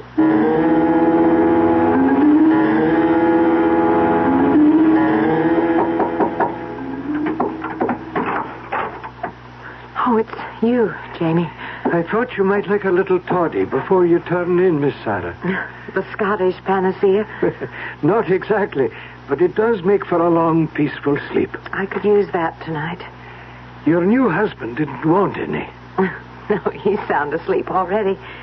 Well, see you tomorrow, Jamie. You'd better, or the old wizard would never forgive me. I only wish he were here. So do I, Miss Sarah. But don't you worry. Wherever he is, he's looking out for you. Turn the key in the door after I leave. You'll sleep sounder. Maybe I'll do that. Good night, Jamie. Good night, Miss Sarah.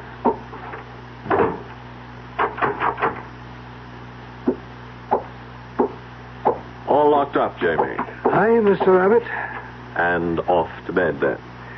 Aye. Are you off yourself? Hardly keep my eyes open. You've given Miss Abbott her drink, all right? Oh, yes. Did I what? Did you get your mother's to her? Oh, yes, indeed. Well, this is where I leave you. Up the wooden staircase? My nightly climb. Sleep sound, Jamie. Sorry, Jamie, old boy. I just have to make sure.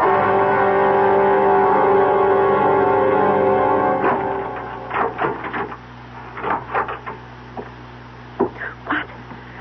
Who is it? Don't turn on that. Pierce, what are you doing with that pillow? What are you doing awake? Keep away from me. Pierce, keep away. I'll scream. Won't do you any good. There's no one to hear. David! You might as well try to waken the dead. Oh, no. He's not. He's not. Not yet, just knocked out, but he will be. You must be crazy. Only desperate. It's the same thing. Keep away from me. Keep away. Sorry, Sarah. I have to.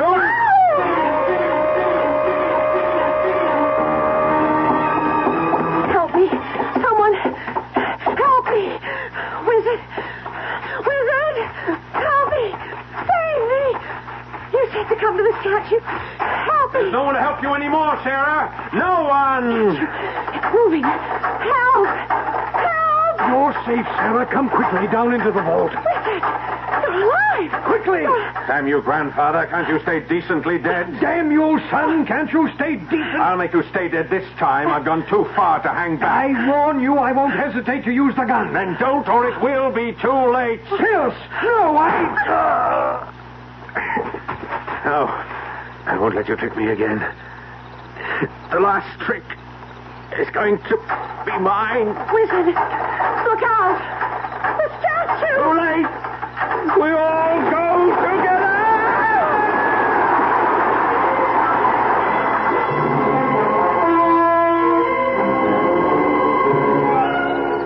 There isn't anything I can do, Sarah. I can't budge it. Oh, my head. Are you all right, darling? I'm still woozy and my head is splitting, but... Oh, here comes Jameson. Jamie, did you get the police? Hi, Miss Sarah. They're on their way on an ambulance. How's Mrs. Abbott? I'm afraid she's... Oh, poor Rose.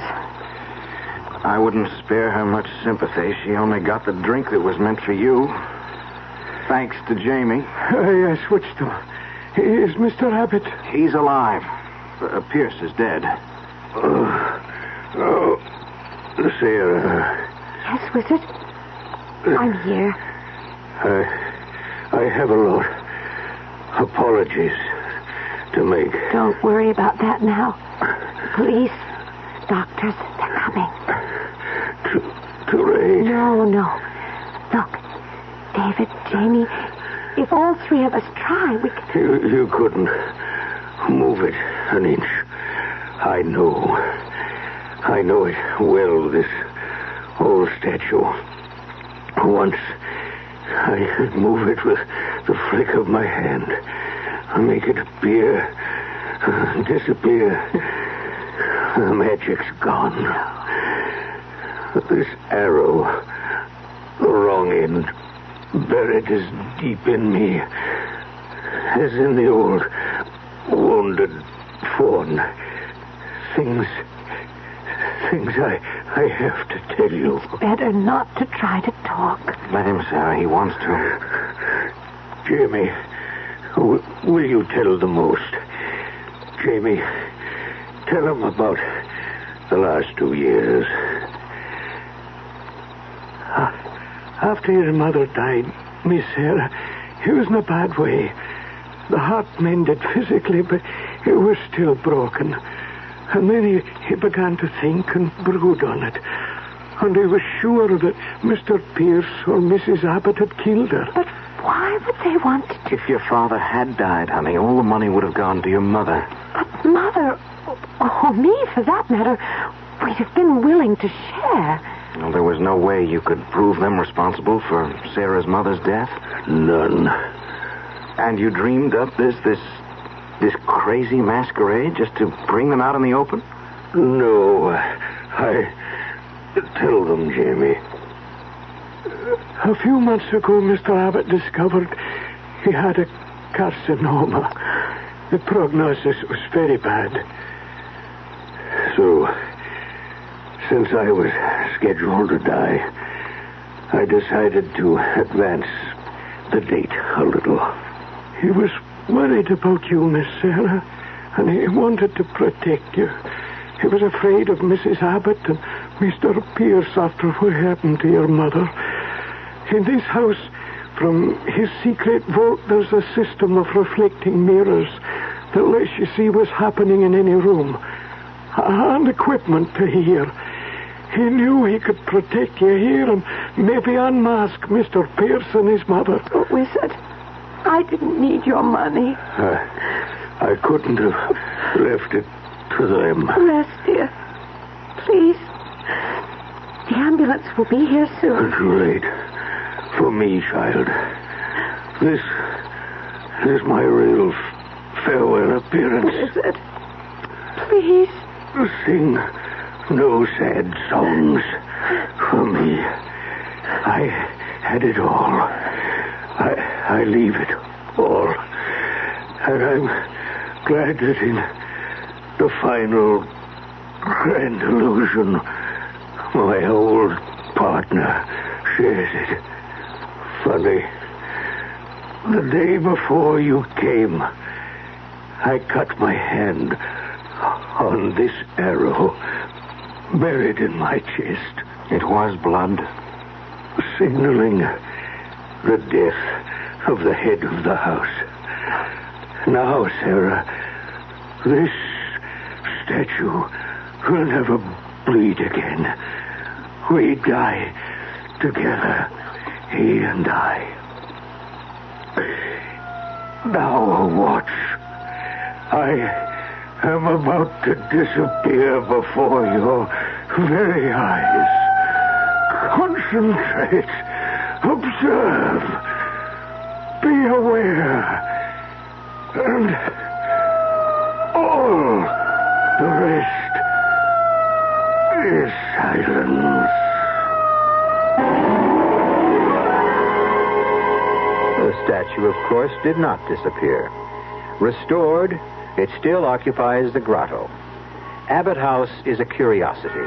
Its periscope mirror system, its intricate sound wiring, its secret passages and subterranean vault, a mecca for tourists. And the statue doesn't bleed. Enough blood has been let, one hopes, to still the legend forever. I'll be back shortly. Great taste in the morning. Kellogg's has that wholesome taste to get you up and grinning. This is Jerry Coffer for Kellogg's Special K. You know, for years we've been talking about the Special K breakfast, a great way to start the day if you have a weight problem. You may have seen or heard our latest commercials, which symbolize the problem of being a few pounds overweight by using this ball and chain. That's the sound effect. But so many people have come to know the Special K breakfast that can help solve weight problems, they sometimes forget that Special K is America's favorite high-protein cereal. It has 8 essential vitamins and iron, and so delicious that lots of folks, kids as well as adults, eat Special K just for the sheer good taste of it.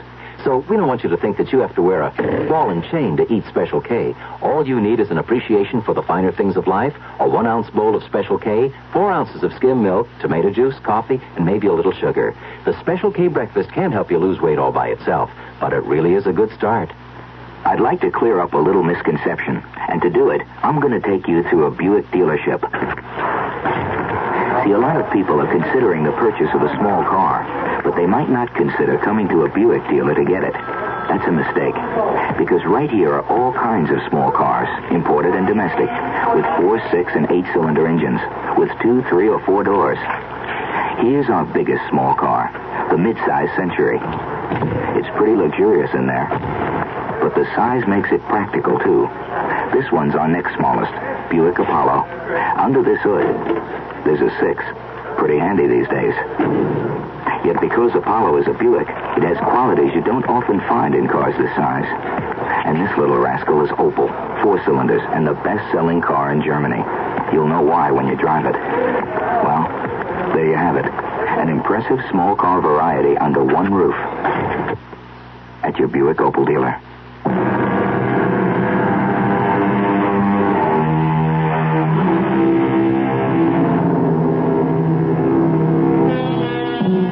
On sober reflection, one can't be too sure, of course, that a legend will die. They tend to persist. But since the head of the Abbott household is now Sarah, and she has at least 50 years ahead of her, few of us will be around to find out. Still, circa 2025, if you have nothing better to do, you might visit Abbott House. Our cast included Patricia Elliott, Tony Roberts, Grace Matthews, Kurt Benson, and Paul Hecht. The entire production was under the direction of Hyman Brown. Radio Mystery Theater was sponsored in part by the Kellogg Company, makers of Kellogg's Special K cereal, New Sugar-Free Diet 7-Up, and Contact, the 12-hour allergy capsule. This is E.G. Marshall inviting you to return to our Mystery Theater for another adventure in the macabre. Until next time, pleasant dreams.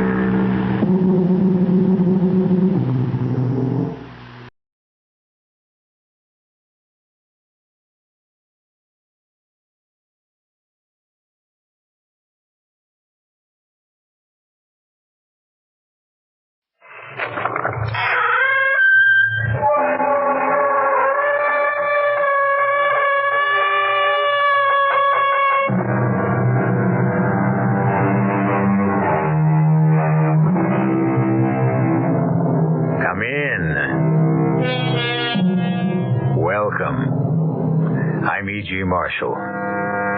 Once again, it's time for that journey through the world's most mysterious landscape, the complex mind of a human being.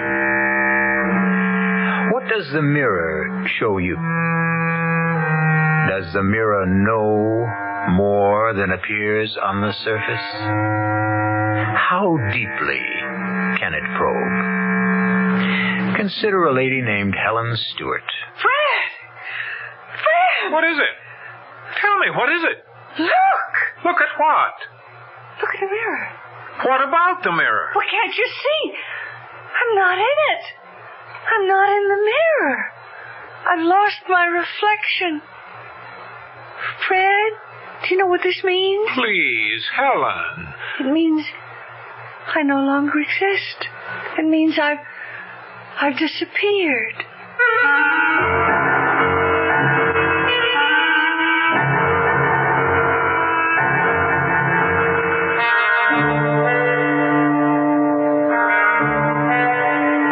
mystery drama Mirror for Murder was written especially for the Mystery Theater by Sam Dan and stars Celeste Holm.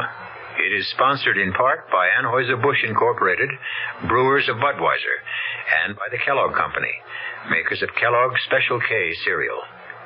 I'll be back shortly with Act One.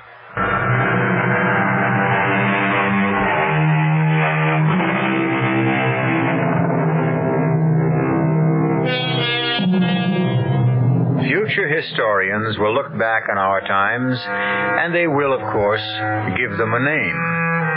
It's fairly safe to assume that our era will probably be called the Age of Women.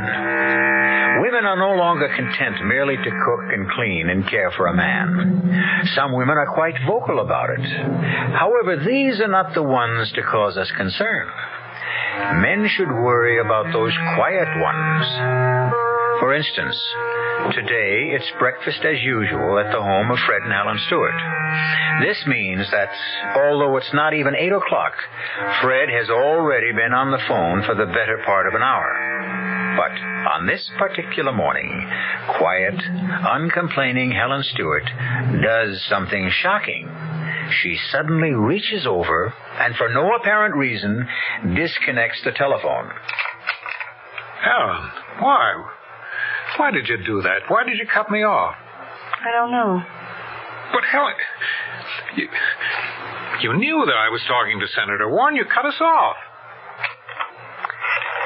Senator Warren is an old drunk. James J. Warren is the majority leader. Oh, yes, he is. He certainly is. Senator Warren is the majority leader because he makes a great many major leads, especially with his hands under the table when we're out to dinner. What are you talking about? You know, 15 years ago, if I'd told you that, you'd have punched the senator in the nose. Now you look at me and say, what are you talking about? Helen. Oh, Jim. Yeah, cut off, I guess. Certainly, Jim, I'll hold on. Helen, I simply have to talk to the senator before he leaves. You might want to talk to me before I leave, too. Now, what is that supposed to mean? Just what it sounds like. Look, we can't afford an argument just before I go... When can we afford it? Darling, be sensible.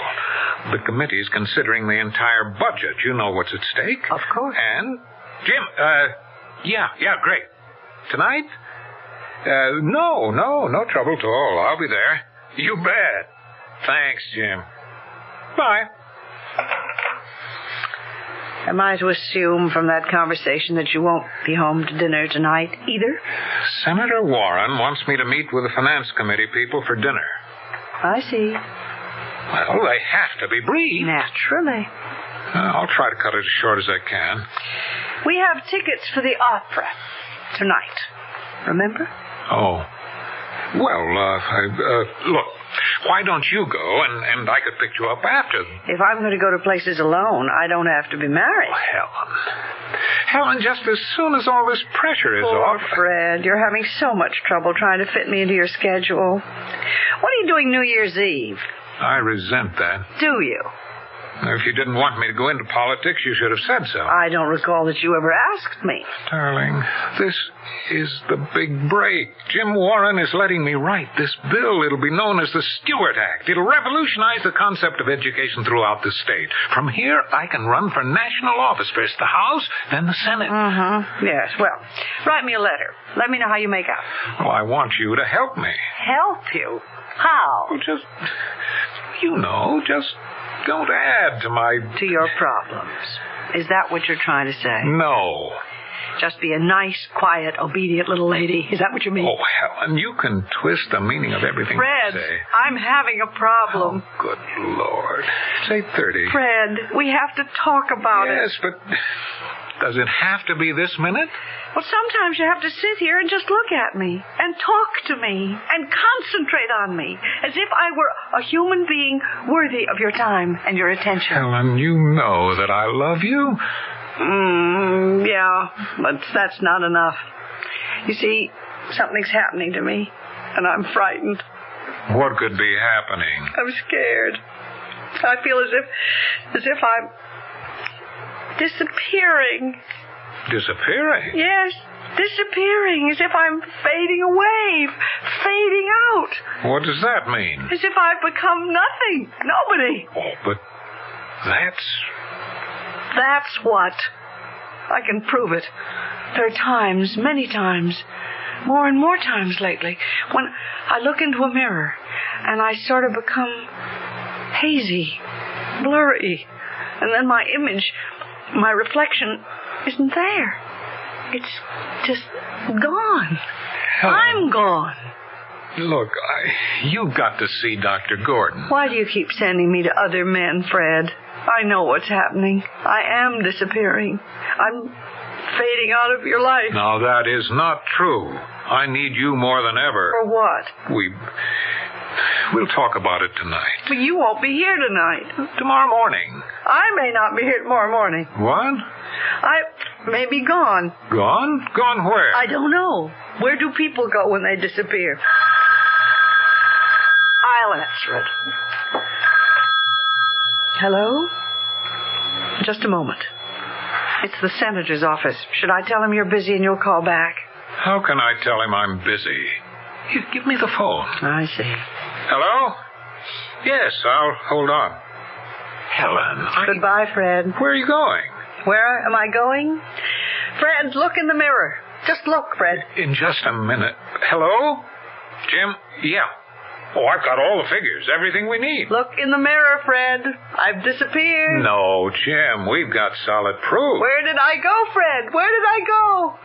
Please, Fred, tell me what happened to me. Jim, the opposition will simply have to throw in the towel. Nobody can afford to vote against this bill. Fred, where did I go? You can control every single dollar. Fred, I'm going to have to find myself. The voters know whom to thank for it. Goodbye, Fred. Goodbye. Jim, the newspapers will eat it up. How can we possibly lose?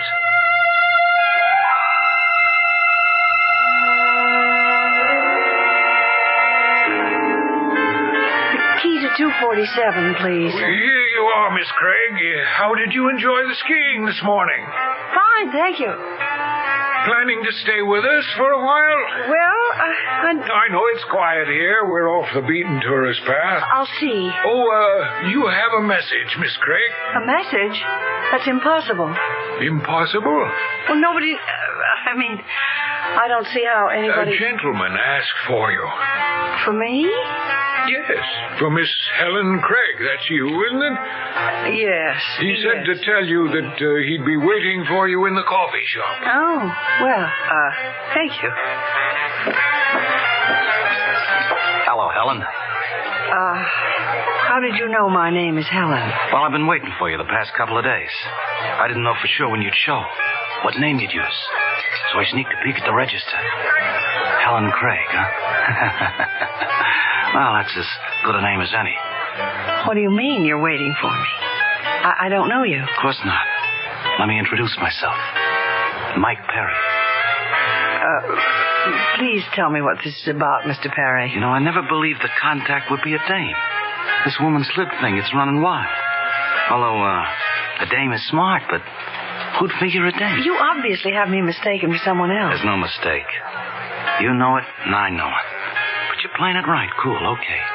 We're ready to deal. Once again, Mr. Perry, there seems to be some mistake. Yeah. See, we gotta set up a meet between you and my boss. He's due in tomorrow. He's got the dough and the details. Mr. Perry, please, excuse me. Sure. I may want to talk to you later.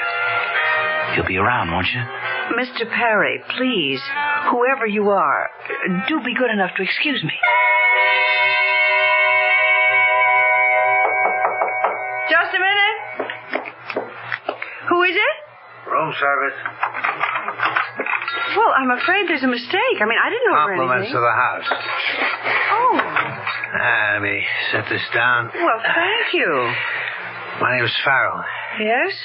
I've been assigned as your contact. My what? Your contact.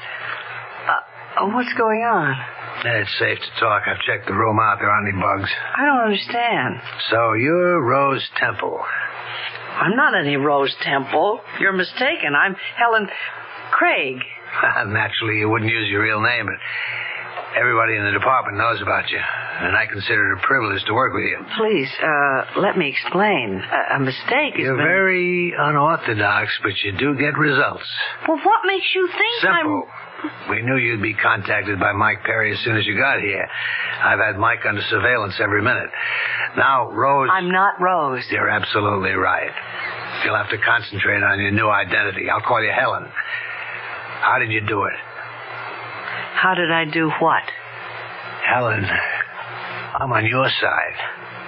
How did you get them to think you had all those diamonds? Mr. Farrell, there's something very wrong here. Okay. There's certain things I'm not required to know. I was just curious. Mr. Farrell. Did Mike Perry set up the meeting yet? Mr. Farrell. Why don't you call me Jerry? You're making a big mistake. You never relax, do you? Well, that's probably the secret of your success. I simply don't know why you both think... You'll have to tip us off as to where the rendezvous is so we can move in and make the arrest. Oh, sure, I'll do that. Look, what's that? What? Look! Look at what? The mirror. What about the mirror? Are you okay? Oh, yes! I'm fine. I'm all right. Yeah, well, why don't you get some rest, huh? I'll see you later.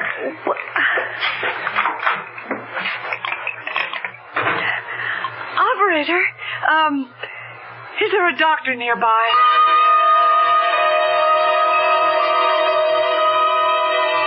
Well, I'm not a psychiatrist. I'm just an ordinary old country doctor, you know. What do you think about the mirror? I mean, the mirror, Dr. Bellows. Well, now tell me again. Back at home, you disappeared from the mirror. Right. It could be a symbol of how unimportant you think you've become to your I husband. know that. That's why I ran away. I thought I could find myself. Yes, I see. Who are you, really? Oh, I don't want anyone to know. Well, your husband is probably worried. How worried? Worried enough to tell the police to look for me? Well, perhaps, but let's stay with your problem. You ran away to find yourself, and a few minutes ago you looked in the mirror and you saw your image again. Is that what you're telling me? Yes, but... But what? The image I saw. Well, I've never seen such an image of myself before. I mean, I'm filled with brightness, a kind of glow. Well, look in the mirror again. Yes. Yes, it's the same image. It almost hurts my eyes to look. I mean, what does that mean? If that's how you see yourself, then it could mean you've suddenly become important again. I mean, important to someone. Or that I'm having another hallucination. What kind? Oh, Doctor, I'm hallucinating. I must be. That I'm some sort of an agent. An agent? A double agent. What do you mean? That I'm some sort of secret operative, and I'm posing as a member of some powerful gang. I mean, I realize this must sound... No, that's all right. It's all right. Keep talking. Seems I'm here to contact some powerful racketeer, at which time there will be an arrest or a shootout or whatever happens at such a meeting. I don't know. I haven't hallucinated that far yet. And what form does all this take?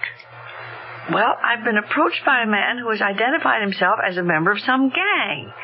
And then I've been contacted by someone who's evidently my colleague in a law enforcement agency. Well, does all this happen at night? I mean, could these be dreams? No, I mean, it happened less than an hour ago. I actually spoke to the gangster in the coffee shop and to the government agent in my room. Well, then, why do you say these are hallucinations? Well, how could they possibly be anything else?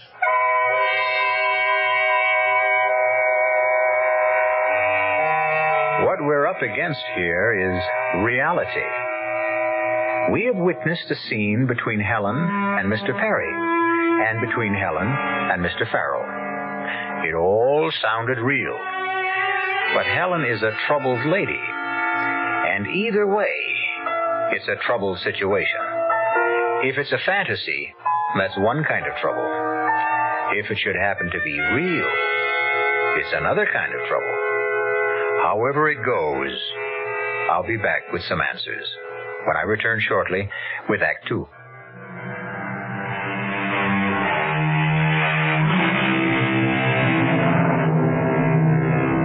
There comes a time in the lives of many women when they feel unwanted, neglected. Gone is purpose, identity. And so they suddenly go out to search for that all-important identity. Such a woman is Helen Stewart, wife of a rising politician. We find her in a remote mountain resort where it seems that two other men have found her as well, a racketeer and a police agent, each of whom thinks she is there for a rendezvous. Or is all this in her mind? Is there really a racketeer? Is there really a police agent? Are you saying, Dr. Bellows, that I'm not hallucinating?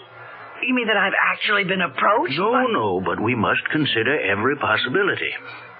Well, then, what should I do? Well, in addition to everything else, Miss, Craig. Well, if you were to use that name, it's all right with me, but you really should tell me who you are. No. Oh, well, now I can't treat you if you don't trust me. Doctor, you might feel called upon to get in touch with my husband, and I just couldn't stand that. Well, why? If you should be in trouble psychologically, wouldn't you want him to? No. I left him so I could do something for myself. I'm not going to run back to him at the first sign of trouble. I mean, whatever that trouble is. Well, we must find out what the trouble is. First, we must make sure that you are hallucinating. How? Well, now let me see.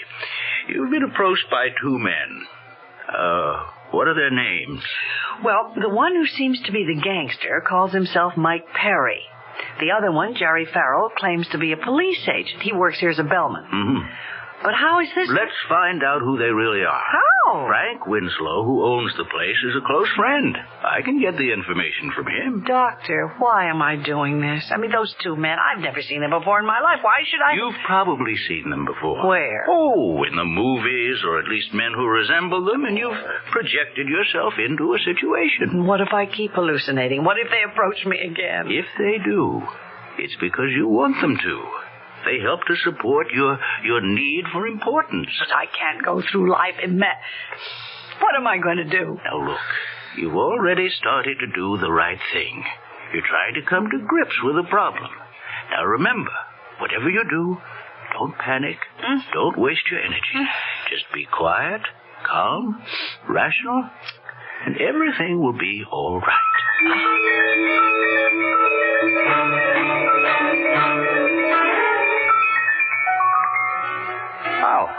How come you ain't on the slopes? I'd rather sit here and read. Mind if I join you? Buy you a drink? I don't drink. Well, let's talk anyhow. About what, Mr. Perry. As if you don't remember. Okay. We'll talk, Mr. Perry. The big fella. I'm supposed to tell you this. He ain't gonna be here till day after tomorrow. Now, don't blow your stack. Believe me, I had no intention. Oh, you don't kid me, baby. You don't give nothing away. But you must be doing a burning. Really? Why? Because every day you hold that ice, the hotter it gets and the more it can melt. Oh? You were told you could have the deal tomorrow, okay. You showed up. But where's the big fella? I don't know. Where? His daughter's getting married tomorrow. So he can't make it. Well, that sounds reasonable enough. Well, that's no way to do business. And you know it. So I was thinking, why not do business with me? With you? Look, the big fella can't last much longer anyhow. I mean, what if I can raise by tomorrow morning half of what the big fella offered? It's less. But you got this one advantage. Yeah? With me, you got a deal. Cash on the line. You're out. You're clean. What do you say? Let me think about it.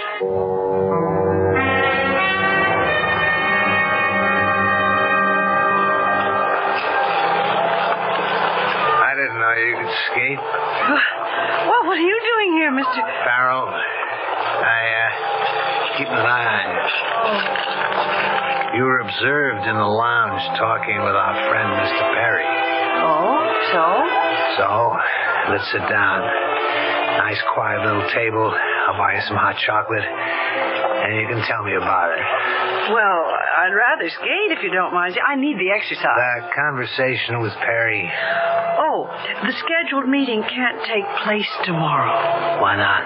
The big fella's daughter is getting married. What's the new date? Day after. I don't like it. Every extra hour makes it more dangerous for you. Well, there was an alternate suggestion. Yeah? I could deal directly with Perry. With Perry? He's willing to double-cross the big fella. Oh, so Perry figures to move against his boss. That makes it very rough for you. Why? Did you agree to deal with him? I'm thinking it over, supposedly. Bad. He's given himself away as soon as he realizes you're expendable. What can happen? He'll set up a meeting place. You show up with the diamonds. You get killed. But That's why I have to be there. We have to get Perry first. Oh. Of course, this blows the objective the office had set up to catch the big fella, but we have to save your life, huh?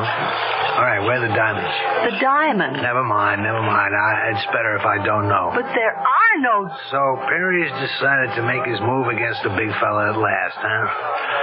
I'll have to check back and find out how we're supposed to play this. Meanwhile, you have a weapon I don't know about? A weapon? Yeah. Word is that you never carry a gun. I checked out your luggage, but I can't believe you don't have something on you somewhere. Do you have a gun? No. You're too good to be true. What does that mean? You're the most unlikely agent I've ever met. Well, maybe that's because I'm not No, you are. And now I know how you made your reputation. It's that air of innocence, naivete. And that's your strength, your armor. Well, you can get away with that against the upper crust criminals. The what? The upper crust, the gentlemen. The con artists, the flim-flammers, those are the guys you've tangled with. Bust one of those guys, they come along quietly. But now, you're up against killers. Make sure I'm always close to you. Don't make a move unless you tell me.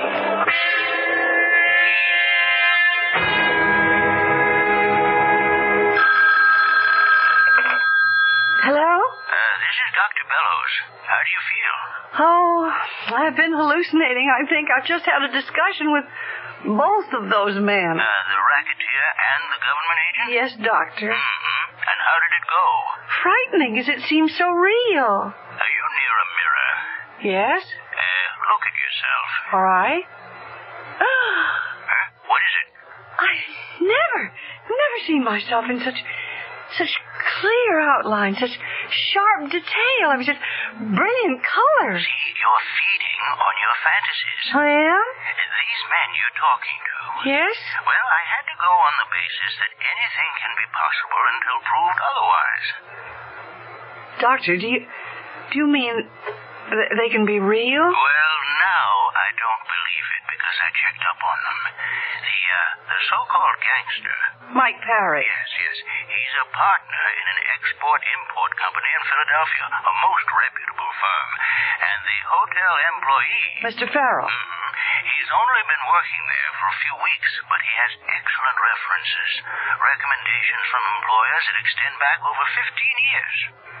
I see. So now, we can definitely dismiss these as fantasies.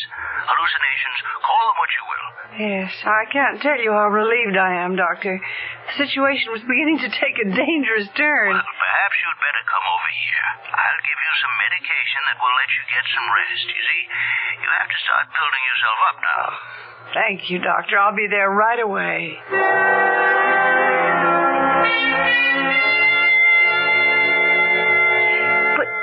Why, Doctor? Why are they so real? Because, you see, you need them. You need them to restore yourself. Can't you see what's happened? What? Well, you felt as if you had been, wiped out. So you retreated into fantasy to restore yourself.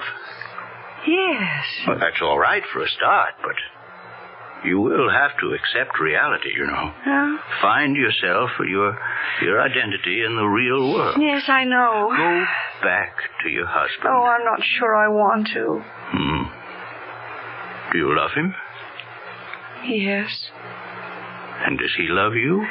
Well, I think so, but What good is love if all it does is to make two people unhappy? If you love each other, you'll find a way to live together without destroying either one of you. Oh, I don't know. Oh, excuse me. Someone's come into my waiting room. I'll be back in just a minute.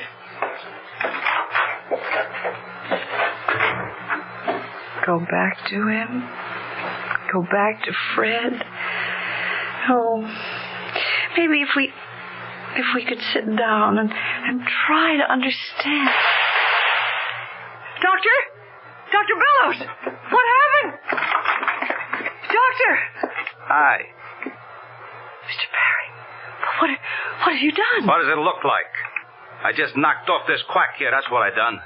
Why, Dr. Bellows. Hey, what's with you, kid? You like to talk to stiffs? You killed him?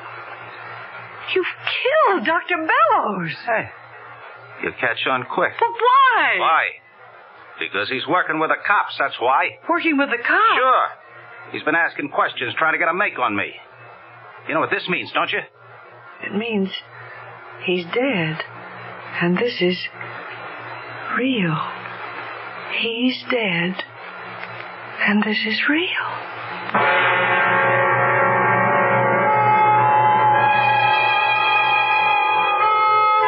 She looks at the dead man lying on the floor, and then she glances in the mirror.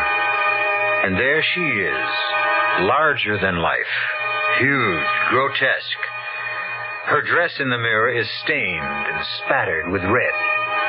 But that's in the mirror, and she knows that's fantasy.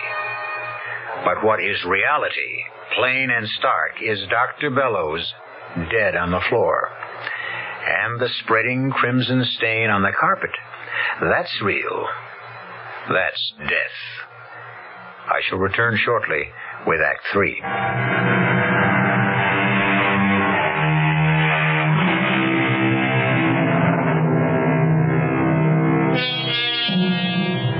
For some, life is an unstable blend of reality and fantasy. Normal people solve the problem by dreaming fantasy and living reality as nearly as they can. But sometimes common sense, rational thinking crumble under the stress. And then reality and fantasy vie with each other for a person's sanity. Right now, what Helen Stewart is looking at is no fantasy. It's a dead body. And talking to her is no figment of her imagination, but a living killer. He could have busted this thing wide open, and you and me could have landed in the clink. But you didn't have to... Come off it, sister. You don't need that act anymore. You've seen plenty of stiffs in your day. You even might have made your share of them, too. Now, about the ice. The ice? The diamonds. You got no choice. You got to deal with me now. It's me or nobody. Neither one of us can hang around here much longer. It's going to get hot. Mr. Perry, you see, I don't have the cops, the feds, and I'll bet the Interpol guys are in on it, too. You don't heist that kind of ice without everybody taking a hand. Hey, tell me something. How'd you doing? I want to get out of here. Oh, sure. I shouldn't be bothering you with questions, but... What a caper that must have been, huh? I've got to get out of here. Okay. Let's get back to the hotel. You bring the ice to me, I'll be in my room. And I'll have something for you, too.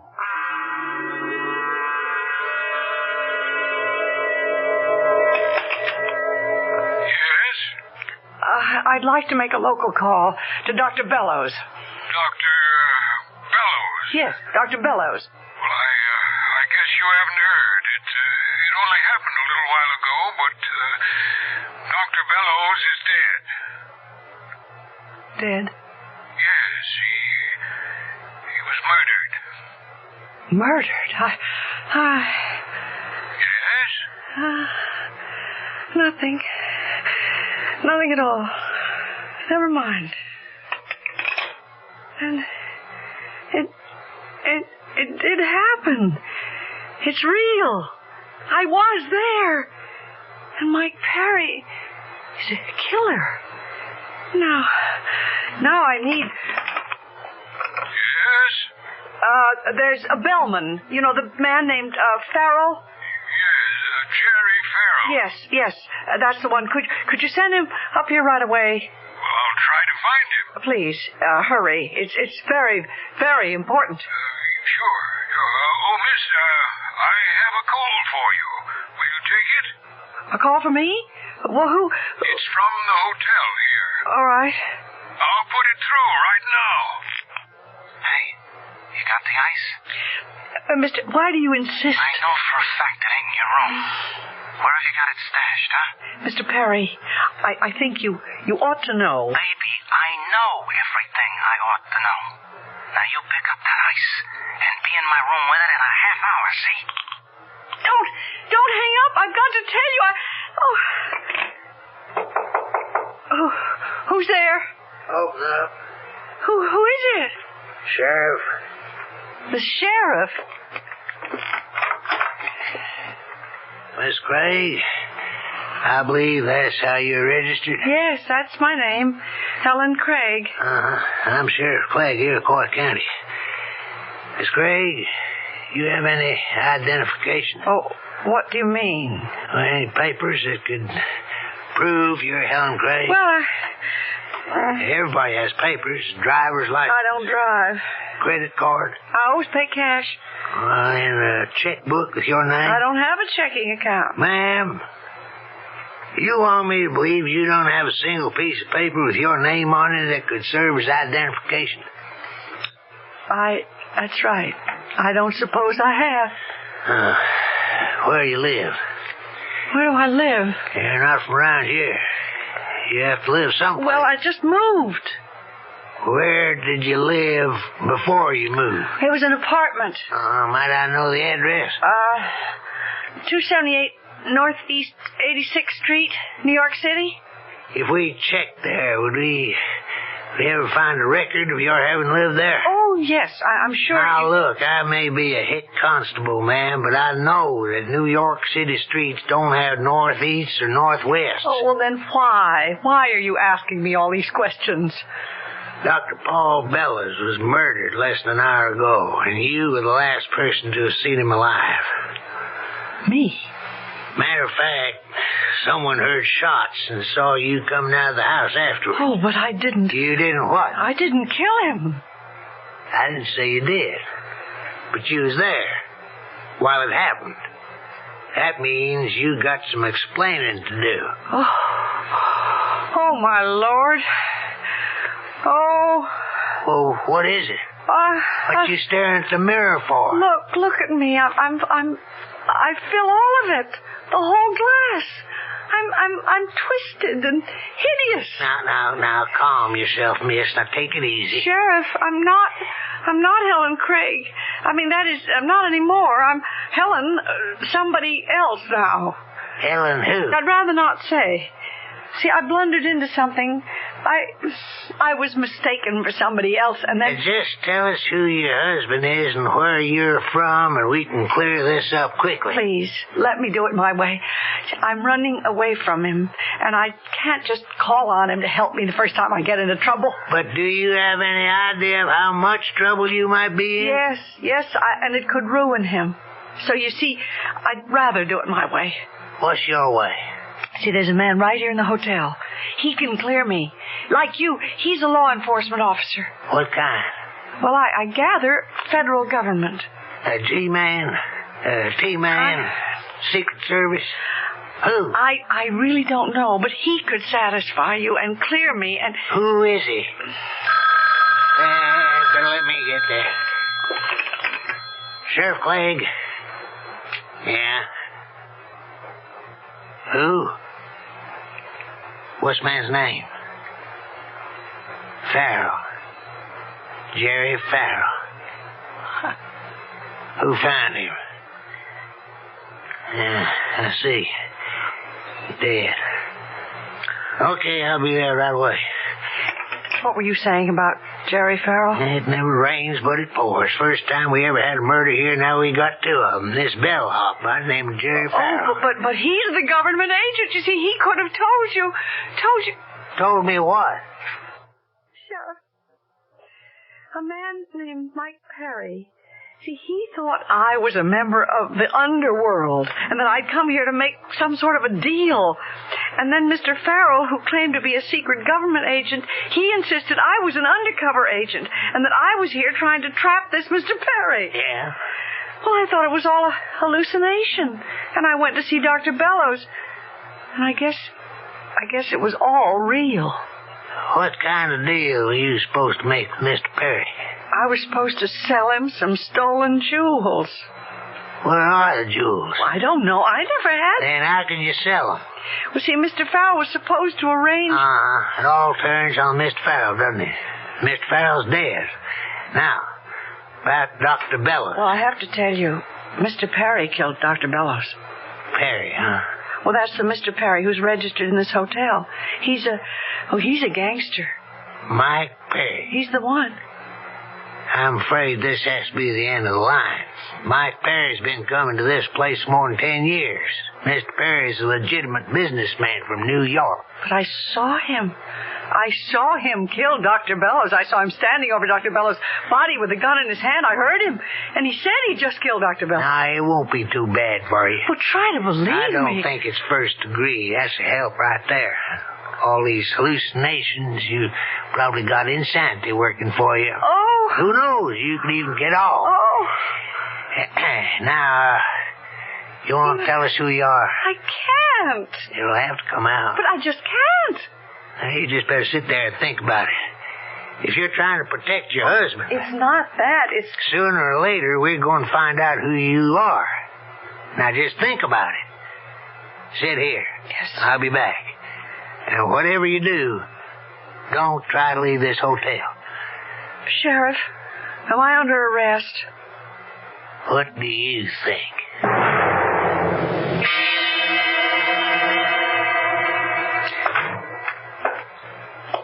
Who's there?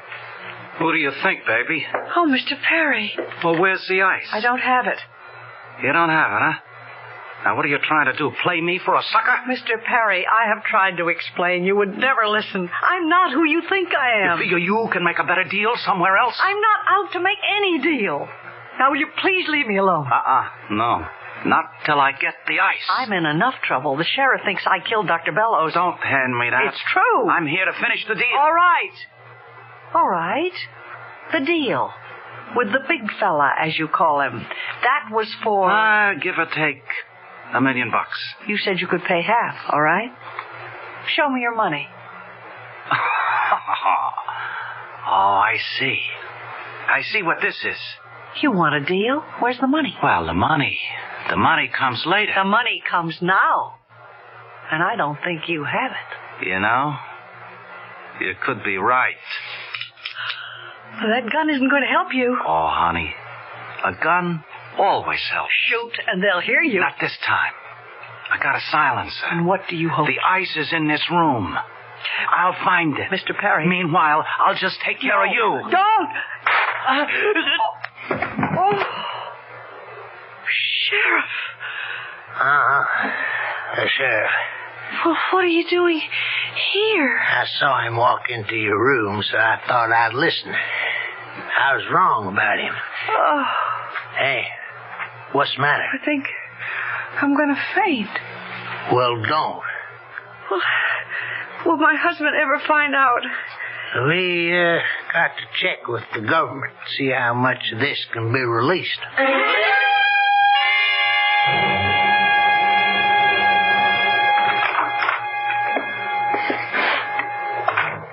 Fred? Helen?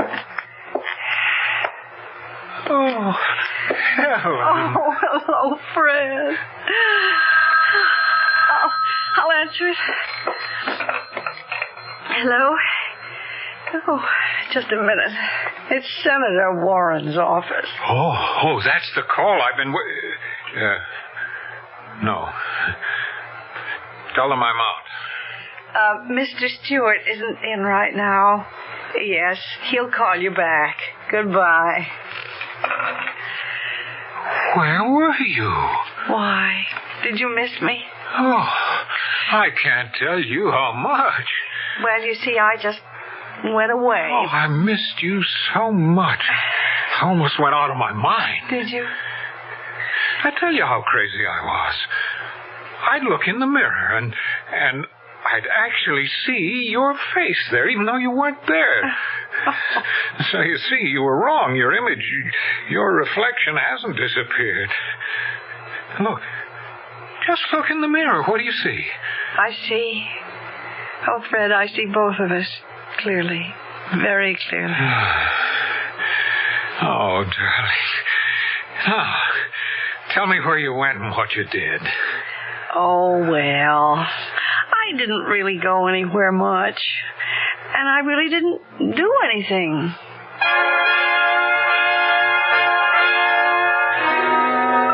It shows you. What's reflected in a mirror anyhow? What's behind the face you see? Next time you notice a quiet, mousy little matron on a plane, a train, or a bus, don't dismiss her out of hand. Don't dismiss us either. I'll be back shortly.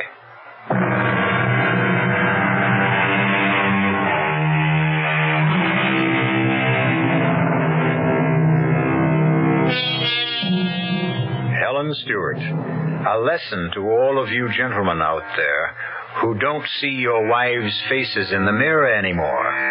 Be very careful, because the next face you might see in the mirror could very well be your own.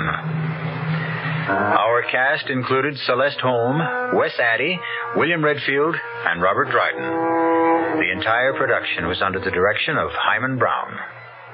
Radio Mystery Theater was sponsored in part by new sugar-free diet 7-Up, Contact, the 12-hour allergy capsule, and Buick Motor Division. This is E.G. Marshall inviting you to return to our Mystery Theater for another adventure in the macabre.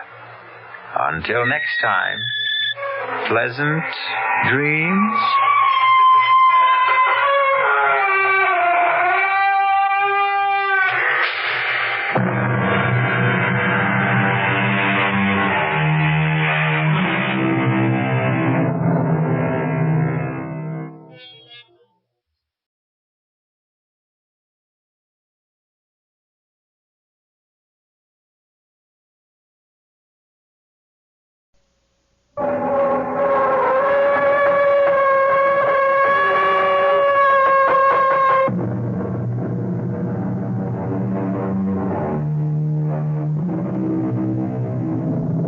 Come in. Welcome. I'm E.G. Marshall. Do come in. Make yourself comfortable, because I'm going to tell you a nice, quiet little ghost story. Nothing to frighten you. Not badly, at any rate. Nothing to make you run screaming into the street. No, the most this ghost story can do is make you snuggle down deeper under the covers and reach out for a hand to hold. A hand, I trust, that is firm and warm, not clammy and cold. Our mystery drama, The Phantom Lullaby, was written especially for the Mystery Theater by Elspeth Eric and stars Rosemary Murphy and Arnold Moss.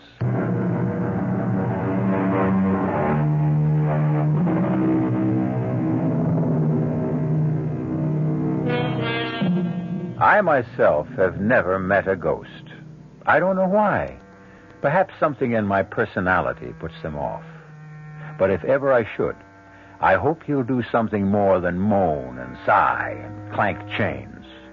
What I should really enjoy would be a nice, chatty ghost who'd sit down and talk things over. Things like whether the life after death is really pleasanter than the one before. And if it is, why is it? Things like that. Things that only a ghost would know. Ah, well, perhaps one fine day or some dark night, if I hold myself in readiness, my ghost will visit me. Meantime, relax, won't you? And listen.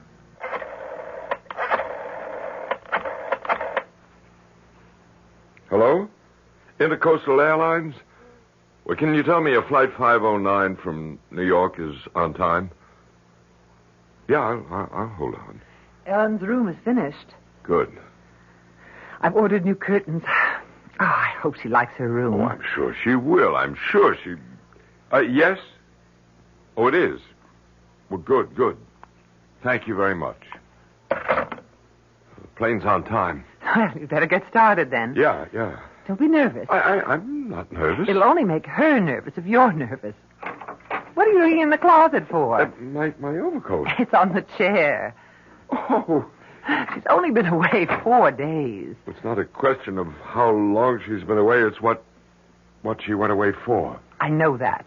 Well, then why say a foolish thing like only 4 days? Please. I'm nervous, too. Well, what do you think you're doing now? This couch shouldn't be here. It should be over there. That's an 8-foot couch. Don't try to move it by yourself. I can do it. Let me have the superintendent, please. Emily, will you stop that? I'd help you, but I have to get going. I don't want Ellen standing around the airport. Hello? This is Mr. Keene, Penthouse B. Yeah, we just moved in. We're not quite settled in yet, and I have to go to the airport to pick up my daughter. Could you possibly help my wife move a few pieces of furniture? No, we want the place to look extra nice. Our daughter's never seen it, and... Oh, that's great. That's just great. Thank you very much. He'll be up in a couple of minutes. Howard, do you think Ellen will like this apartment? Well, I certainly hope so. It's costing an arm and a leg. What with the terrace and everything? Her own bathroom, a real dining room? Well, the idea is to give her a change. New surroundings, blot out everything that happened. As if a terrace and her own bathroom could take her mind off that terrible man. Well, they'll help. I'm not saying completely, but they'll help. Give us something to think about besides John Draper and the rest of it. Seems strange we never even met him. I hope I never do meet him. Well, honey, I got to get going. Don't tell Ellen about this place. Let it be a surprise. And, Howard, be very, gentle with her. Let her know we love her. Yeah, I'll let her know. Well, I'm off. Oh. You're the superintendent. Yeah. I didn't hear you knock. I was just getting ready to. Well, come in. This is my wife. She'll show you what she wants done. Oh, and here's something for your trouble. Oh, okay. Honey, I'll be back in an hour. Good luck. Take care. Well, now... You like this place? Well, I'm sure we will like it. We just moved in. I know. It's a nice-looking apartment with a terrace and all. First thing I want to do is move the couch over there to the long wall. Everybody likes this place when they first move in. If you take one end and I take the other... 1, 2, 3 months, then they start getting jumpy. Jumpy? They pay up what they owe on the lease and they move out. I didn't know that. Oh, yeah, it happens every time. Well, let's move this thing if we're going to... Let me move the coffee table first. No, I'll do it. Yeah. How'd you happen to hear it was vacant? Well, actually, friends of ours called us. They'd met some people at a party who said they were giving up this beautiful apartment, and we thought... That would be the Winthrops. Yeah, they lasted 6 months. Where do you want this table? Right where you're standing. Okay. And before them was the Katzes, and before them the Millbrooks, and before them the Kramers, and before them... Why did they all move out? What's wrong with the place? Search me. They would never say, any of them. Just paid up and moved out. You know what I think? What? I think the joint's haunted. Now, where does the couch go?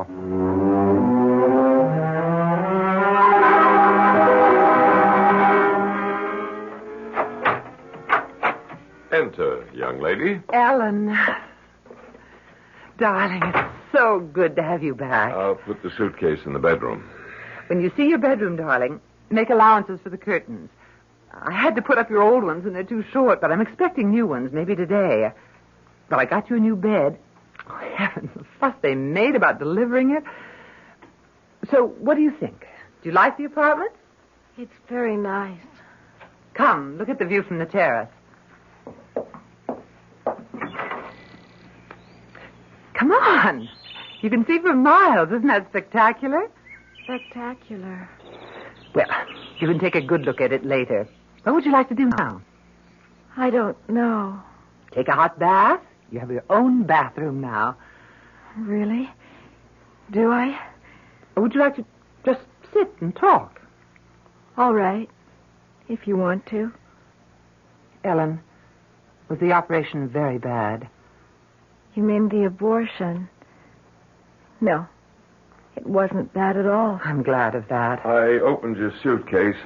Let a little air in, huh? I didn't unpack anything, though. I'll do it. You want to do that now, dear? Maybe take that hot bath, and I'll start lunch, and then when it's ready, I'll call you. All right. Is the door on the right? Oh, here, I'll show you. I'll find it. And the bathroom opens right off of it. Howard, what's wrong with her? I don't know. She was like that all the way in from the airport. Like a sleepwalker. Like a zombie.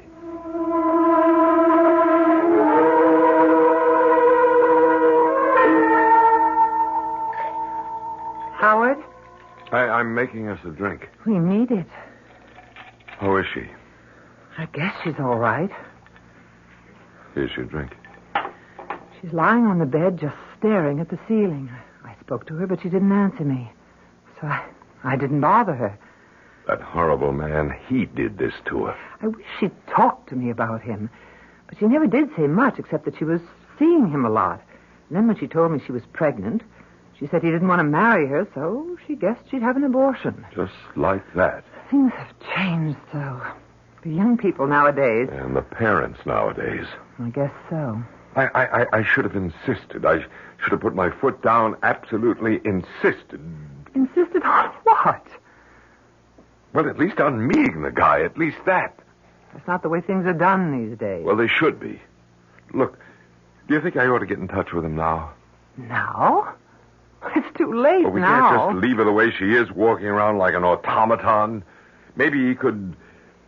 Oh, I don't know. Maybe he could snap her out of it or something. Maybe she'll snap out of it by herself. If she was really in love with him... She said she wasn't. Well, maybe she was. Maybe she was and didn't know it. Anyway, I think he ought to see what he's done. What good would that do? I don't know. Why don't you go and see if she's all right? I don't like to disturb her. Well, just knock on the door and see if she answers. All right. Well, the state she's in...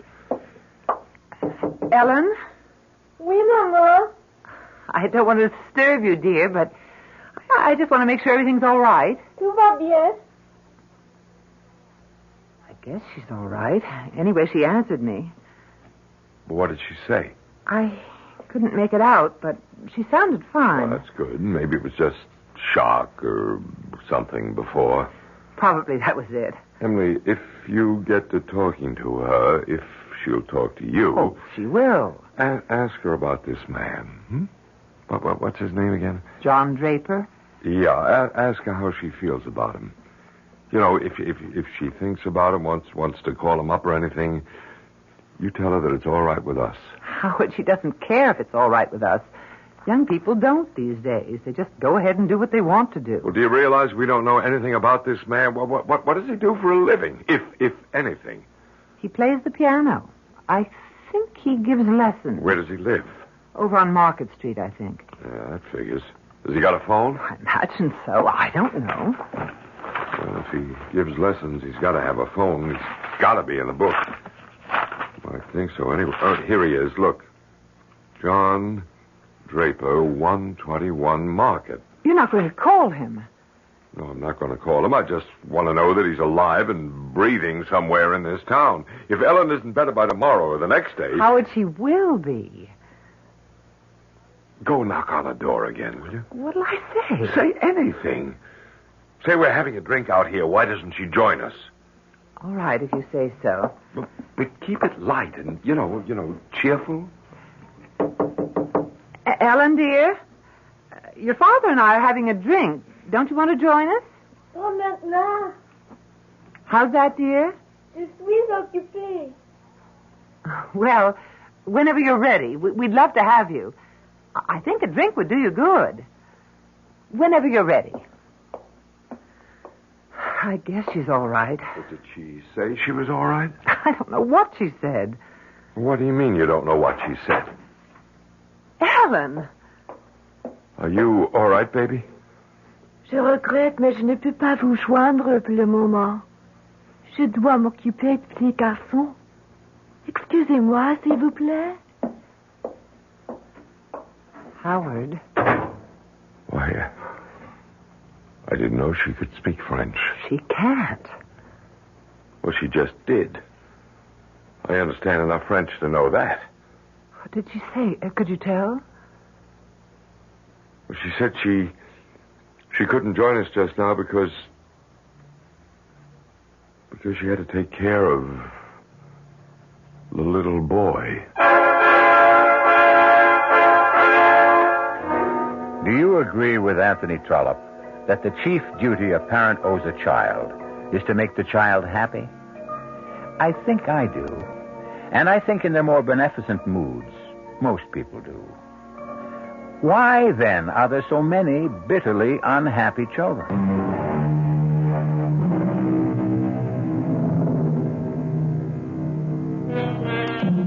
Ellen Keene, only daughter of Howard and Emily Keene, came home a little while ago after the removal of an incipient life from her body. In the new penthouse apartment her parents have rented in an anxious effort to lift her spirits, she has just now delivered her longest utterance since she arrived. Je regrette, mais je ne peux pas vous joindre pour le moment. Je dois m'occuper du petit garçon. Excusez-moi, s'il vous plaît. Howard? Why, I didn't know she could speak French. She can't. Well, she just did. I understand enough French to know that. What did she say? Could you tell? Well, she said she couldn't join us just now because she had to take care of the little boy. What little boy? Well, how should I know what little boy? Howard, the operations affected her mind. No, don't say that. That's not true. Must have meant more to her than we knew. How could we know she acted as though it was nothing? That's how young people are these days. I'm going to call that man. John Draper? What good would that do? He ought to know what he's done. Howard, it isn't right to blame it all on him. I don't care. There, here. Here's his number. I don't see why you think he can help. Well, maybe she still loves him. Maybe he can get through to her. Maybe. Hello? Mr. Draper? John Draper? Yes? I'm Howard Keene, Ellen Keene's father. Yes? Ellen came home a little while ago. I thought you might like to know. How is she? Is she all right? No, she's not all right.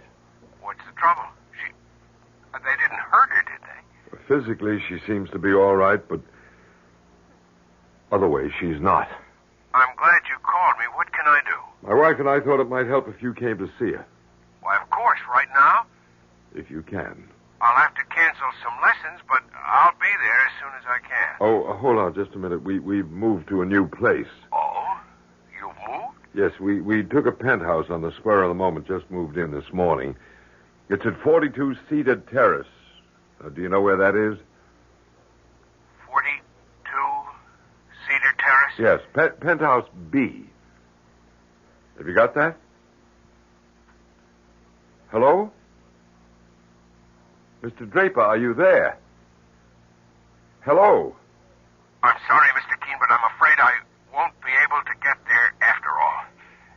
Give Ellen my love. Hello? Mr. Draper? Hello? Howard? I don't get it. He was very nice, very concerned about Ellen. He wanted to help. He wanted to come to see her right away, and then all of a sudden, when I gave him the address, he made a sudden switch, and he said he was sorry. He couldn't. Why would he do that? Thought it over, I guess, decided he wanted no part of it. But you said he sounded nice at first. He's not going to get away with it. Howard, what are you going to do? What was his address again? It's right there in the phone book. I'm going to get him to see Ellen if I have to drag him here. What's the address? 121 Market Street. Howard, I wish you wouldn't go. I'll be back in half an hour. You stay right here. You think I should call Dr. Stone? No, not yet. Well, what could we say to him? That our daughter talks to us in French when she doesn't know any French? That she says she has to take care of a little boy when there isn't any little boy? No, you just stay here with her, and I don't think she'll get violent or anything like that, and I'll be back in half an hour with Mr. John Draper. Oh, dear. Ellen? Ellen, honey? Ellen, don't you want to come out now and have some lunch? I could fix us both a sandwich and some soup. Je suis occupée. We haven't had a chance to talk. Pardon, Maman. You're sure you're all right? Tout va bien, Maman. That's the phone buzzer from downstairs, dear. I have to answer it. Yes? This is Super, Mrs. Keene. I got a big package down here for you. Package? What kind of package? It's big. It's from, Standish Decorators. Oh, it must be the curtains for my daughter's room. You want me to bring it up? Yes. Would you please? Yeah, I'll be right up. Thank you. Ellen, darling? Ellen, the curtains for your room have come. You remember I told you I ordered new ones? What do you think? Shall we take down the old ones and put up the new ones? I'm dying to see how they look. Ellen, dear? Ellen? Voilà, mon petit. Ne pleure pas, mon petit. Ellen? Ellen, answer me. Pardon, Maman. Je suis occupée. Dear God. I don't know what to do. I don't... Yes, I'm coming. I'm coming. Just a minute. Your package, Mrs. Keene. Thank you. You, okay, Mrs. Keene? What? Well, you look kind of peculiar. I do? What's the matter? Ghosts been bothering you? Ghosts? I told you the place was haunted. Yes, you did, didn't you? Didn't think they'd be getting to you so soon, though. Look, come in for a minute, will you? Do you mind? I'd like to talk to you. Oh, yeah, okay. Tell me why you say this apartment is haunted. It was just a guess. You don't really know, do you? No, I don't really know about this apartment, no, but I know quite a lot about ghosts from personal experience. Tell me what you know. Well, I guess everybody knows that ghosts are no more and no less than the spirits of the dead who won't leave the earth, right? I mean, that's pretty obvious, wouldn't you say? I wouldn't know anything about it. Oh, well, I thought everybody knew that. Well, that's what they are. The only difference between one ghost and another being why they won't leave the earth. Why they keep coming back to haunt. And there's various reasons why. Like what? Well, they could be they're in love with some live person who returns that love even after death. That's one reason. What other reasons are there? Well, there's a ghost that won't admit to death, a ghost who resents the people who've gone on living. Now, this, generally speaking, is the ghost of some person who is used to lording it over everybody in life and comes back to try to lord it over them some more. That's another reason for ghosts. What other reasons? Then there's the kind that just can't understand how it happened. How what happened? Death. Their own death. That's the kind of ghost I understand very well. My sister's one of those. You mean your sister doesn't understand how she happened to die? Is that what you mean? She was 12 years old. She was on her way to school. And a car came along with a drunken driver behind the wheel, and the car swerved up on the sidewalk and killed her. She never knew what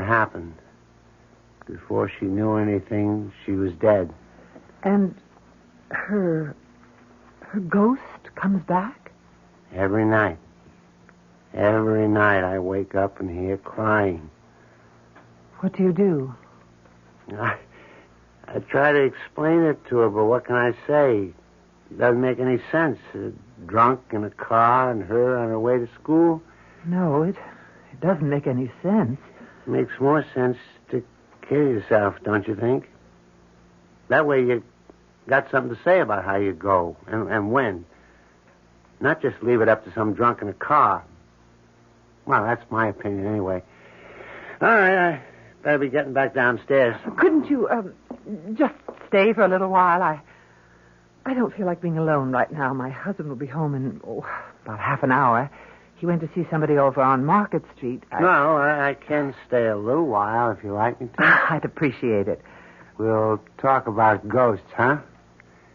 That's my favorite topic. Ghosts.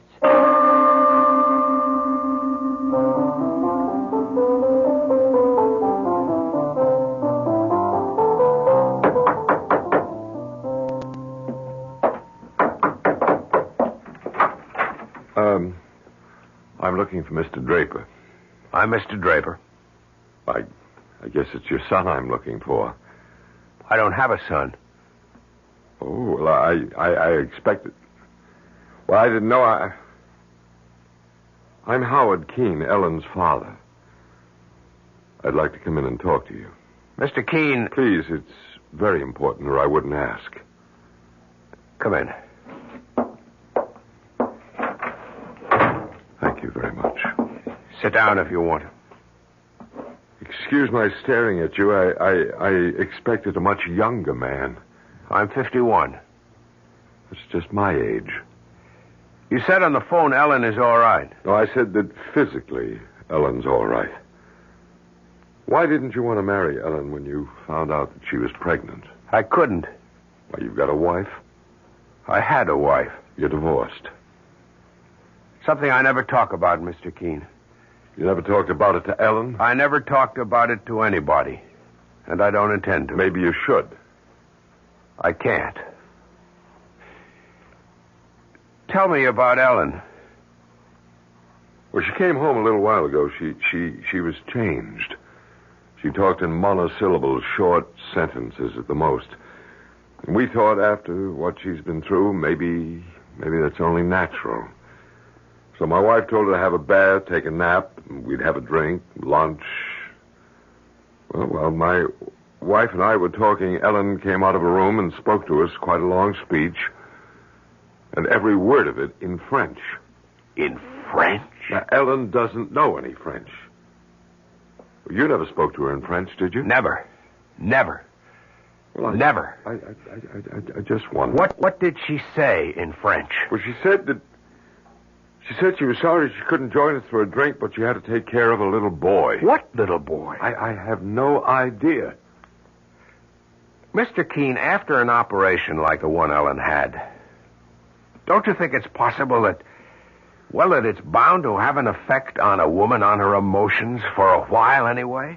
I don't want it to go on for too long, and that's why I called you. You thought I could help? I hoped you could. Get your coat. I've got a cab waiting outside.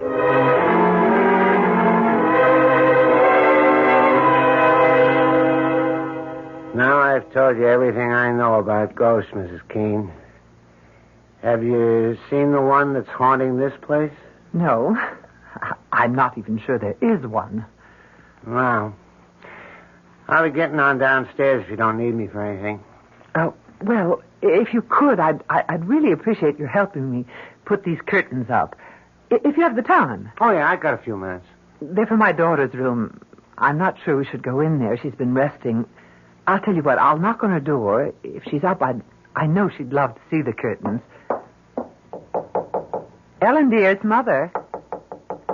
The superintendent is here, and if it's all right with you, we'd like to put up the new curtains. You know, I told you before they just came from the shop. Ellen, dear, I'm going to open the door and come in because I think you've been by yourself long enough. I really do. Ellen? Oh! What's the matter? Oh! Mrs. Keene, what? Good Lord. She's not moving. She's not breathing. Her eyes are wide open. She's dead. She's not dead. Don't say such a thing. Don't you dare say such a thing. Mrs. Key, what are you doing? Calling the doctor, you fool. Doctor won't do any good. She's dead.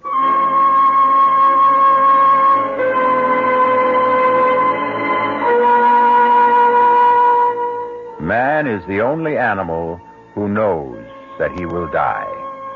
So said the great Voltaire. The knowledge that he will one day cease to live permeates man's days and poisons them a little. I think that if ever I am given another life, I should like to live it as a bird or a monkey or a chipmunk or a beetle. It doesn't add much to the enjoyment of life to know that it won't last long.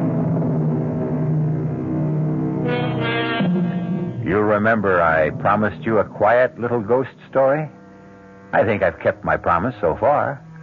Though, of course, in any story, there must be an explosion or two.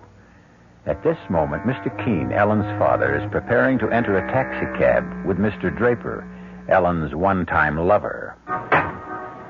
You say you're married? Yes. But you weren't divorced? No. Your wife died? Yes. I see. How long ago was that? What? How long ago did your wife die? 25 years ago. Did you and your wife have any children? Yes. One. Where is the child? Dead. At birth? No. I feel a little bit like a heel asking you all these questions, but I'm concerned about my daughter. I'm concerned, too, or I wouldn't have come with you. I understand. I think I understand. You've never wanted to get married again, is that it? Never. Even after all these years? I met my wife in Europe towards the end of the war. The big war. I'd been doing very well in business. I was on my way to making it big when I got drafted. I didn't like being drafted, but I went anyway, and she was the one bright spot in an otherwise drab and miserable Army career. I brought her back here. She had a child, and they both died. I stopped making money. I started playing the piano, and I have been at it ever since then. But you were in love with Ellen. I hope you don't mind my asking. I don't know what that means, to be in love. I'm not saying there's no such thing, but if there is, I've forgotten, or I never knew what it's like. I'm very sorry for you. It's very kind of you, but don't bother. Cedar Terrace is the next right turn, driver. Are we nearly there? Next right, about half a mile. My wife and I just moved in. We wanted to do something to Ellen. We heard through friends about this marvelous apartment that was suddenly available, a penthouse of all things. Penthouse B, you said? Yeah, we took it on an impulse, thinking it'd be something for Ellen to come home to take her mind off everything. You know, what she'd been through. And did it? Well, no. No, she's hardly said a word about the place since I brought her home from the airport. She's hardly said anything about anything. Just a few words of French, and that one thing about not being able to have a drink with us before lunch because she had to look after a little boy. How could she speak French when she doesn't know any French? And what little boy did she have to look after? I don't understand any of it, not any of it. Hold on. We're almost there. Maybe Ellen will be all right, more of herself anyway, and then you can ask her. You just hang in there for a couple of minutes more.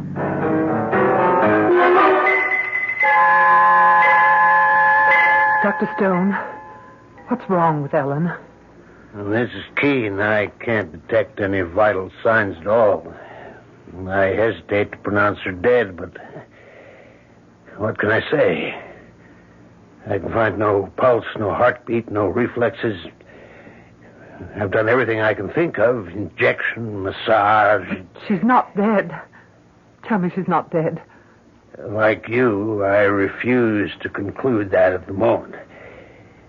But if your daughter is alive, Mrs. Keene, she is in the deepest coma I've ever encountered. It's as though she were not in or out of this world at all.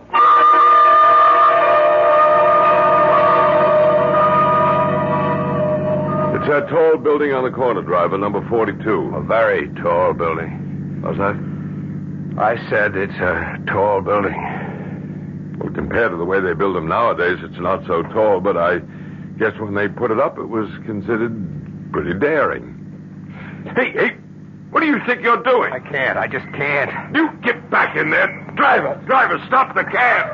Hey, stop. I can't go up there. I can't. I don't care if you can or can't. You're going to. Now, march. Don't you try anything now. I got hold of you. I can't do it. You let me pay the cab. Here you are, driver. Now you get going.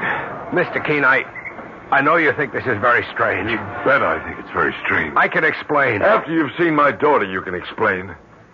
Now, you get in the elevator there. Right now, Ellen's the only one I'm interested in. Push that button that says penthouse. Penthouse B. That's right.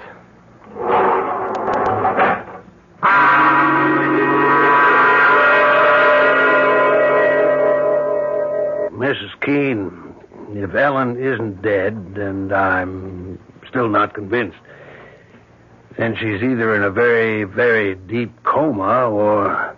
here I'm getting into territory that I don't understand at all. She's in a trance. A trance? We hear of these things, people who can control their body functions. I was told of a man who could make one half of his arm stone cold and the other half blood warm. He could do it at will, or so I was told. I can't believe it. Do you believe it?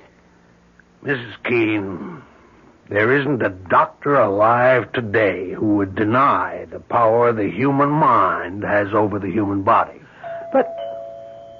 oh, that must be my husband. Yeah, well, I want to talk to him. I'll only be a second. Yes, I'm coming. Howard. Mr. Draper? That's him. I'm Ellen's mother. Howard, I called Dr. Stone. He's with Ellen now. He wants to talk to you. I'm in here, Mrs. Keene. Dr. Stone, how is she? She shows no vital signs of life at all. You don't mean that she's dead? Oh, no, she can't be. Emily, what happened? Mr. Keene, we don't know precisely what happened, and I don't... well, for some reason I can't really explain. I don't think she's dead. Either she's in a deep coma or she's in a trance state. Well, what's that, a trance state? It's something medical men know very little about. So I want your permission to take her to the hospital and have her examined by another doctor there. And if he gives us no convincing diagnosis, we'll call in a psychic healer. You have our permission to do anything you have to. Of course. All right, I'll call an ambulance. Mr. Draper, I've been very rude. We've paid no attention to you at all. Thank you so much for coming. It's quite all right. You can see we're beside ourselves with worry. Yes, I can see that. There's an ambulance service. There's Dr. Stone. Mrs. Keene, do you suppose that I could see Ellen? Oh, I don't think so. Not now. Why didn't somebody wake me up? Ellen. Thank you. Darling. Is it time for lunch? Ellen, how do you feel? Dr. Stone. What are you doing here? And John, you know, it's funny. I thought I heard your voice, but then I decided I must have imagined it. Yeah, but how do you feel, Ellen? Well, I feel perfectly fine. I had a wonderful sleep. You're sure you feel all right? Well, I just told you I feel fine. I was tired when Daddy brought me home from the airport, but I had a lovely nap, and now I'm fine. But what are you doing here? And John, how did you get here? How did you know where to come? Your father, he told me. Oh, really? Oh, that was nice. Then you've met. Yes, we've met. You'll stay for lunch, won't you, John? Mother, is that all right? Is there enough for John, too? Yes, dear, there's enough. But first, don't you think you ought to bathe and change your clothes? I guess I should. I was going to do that before, wasn't I? When I first got here. But then I got busy with something or other and I forgot all about it. You want me to come with you, dear? It would be nice. We haven't had a chance to talk, have we? No, but we will. See you all for lunch. Yes, Ellen. You'll stay, Mr. Draper? I'm not sure that I can. Please do. Ellen seems to want you to. Mr. Keene, I don't know any of the whys or wherefores, but your daughter seems to be all right. Yes, she seems to be. I'm going back to my office. I'll be there all afternoon. If anything happens to alarm you, please call me. I can be here in 5 minutes. Thank you, Dr. Stone. No, don't bother to come to the door. I'll let myself out. I'm glad she's all right. I suppose you don't believe there was ever anything wrong. I don't know. After all, you didn't see her when she was, well, the way she was. I know your daughter very well, Mr. Keene. I know what a sensitive girl she is. I told you in the taxi that I didn't believe I knew the meaning of being in love. Now I'm not so sure. I think I was, in my own neurotic way, in love with Ellen. We were very close. Well, why did you make such a fuss about coming here? Why did you try to jump out of the cab? What was that all about? I had been here before. When? When were you ever here? I used to live here. In this apartment? Penthouse B, yes. But when was this? 25 years ago. You lived here with your wife? Huh? And your child? Yes. And your child was a little boy? Yes. How old was the child when he died? 2 years old. And your wife, how old was she? 21. They both died while you were living here. I can see why you wouldn't want to come with me. It's not just that they died. Well, what was it? It was the way they died. Tell me about it.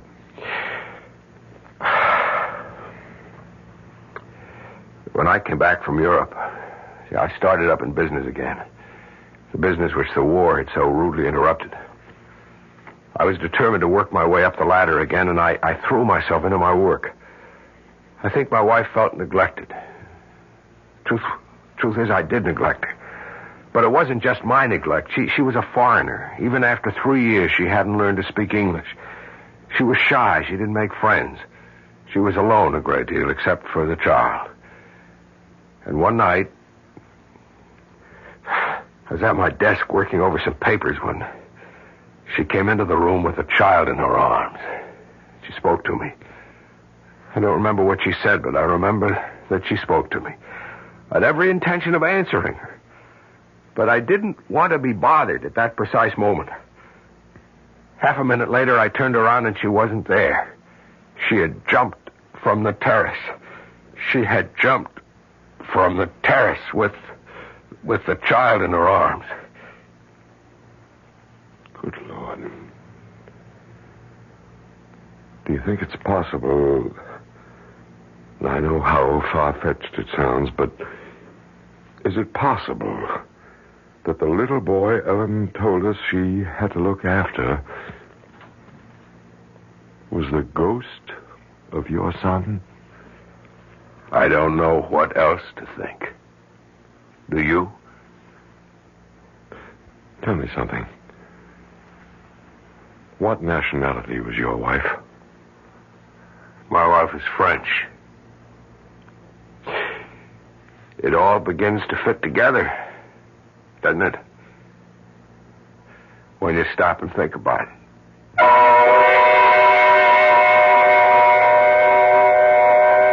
When you stop and think about it. You don't want to stop and think about it? That such things don't bear thinking about? All right. Don't stop. Go right on doing the things you've always done. Waking in the morning, putting in the hours until it's time to go to sleep again. Don't, for an instant of your busy day, think about such things. But that won't make the things go away. Now, will it?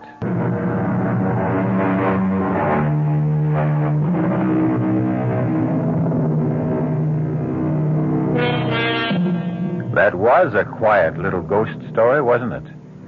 Just as I said it would be. Personally, I prefer ghost stories to be quiet. For ghosts, generally speaking, having no physical equipment, tend to be quiet. But like so many living people who are quiet, ghosts are also tenacious and persistent. And they are everywhere. Our cast included Rosemary Murphy, Arnold Moss, Mason Adams, Corinne Orr, and Robert Dryden. The entire production was under the direction of Hyman Brown. This is E.G. Marshall inviting you to return to our Mystery Theater for another adventure in the macabre. Until next time, pleasant dreams.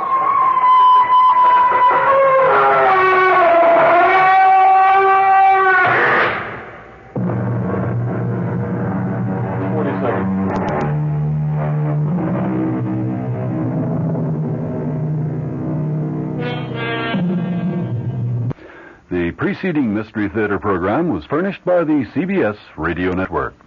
Listen now to this scene from tomorrow night's offering on the WOR Mystery Theater. I'm going to kill myself. Well, that's one way to... You're what? I'm going to kill myself, but it won't be suicide. You're going to kill yourself, but it won't be suicide. That's right, Murray. And my wife will receive $50,000 in insurance money. Now I know you're crazy. I'm serious, Murray. Well, you can go ahead and kill yourself, but your wife isn't going to get any $50,000. You're not even married. That's right, Murray. Don't you see now why it's so perfect?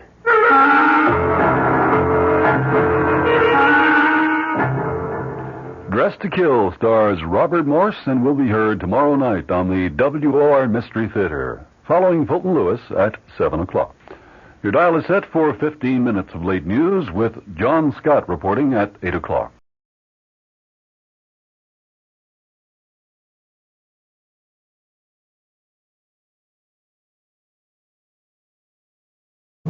I'm E.G. Marshall. I've been waiting for you. Welcome to the world of suspense, imagination. A world where nothing is impossible and every...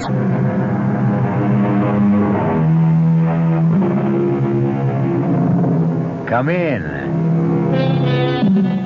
Welcome. I'm E.G. Marshall. I've been waiting for you. Welcome to the world of suspense, imagination. A world where nothing is impossible and everything is foolproof. At least that's what Peter Vincent thought, the hero of our tale. Peter Vincent is approaching middle age. Not quite there, but already beginning to experience the disillusions, the restlessness that comes from feeling we're capable of better things and fearing time will run out before we achieve them. But Peter Vincent, who lives by his wit, his charm, his cunning, hit one day on a scheme that appeared to be his great triumph.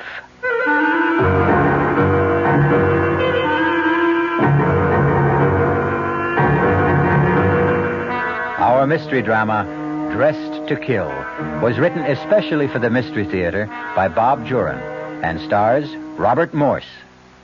It is sponsored in part by New Sugar-Free Diet 7-Up and Buick Motor Division.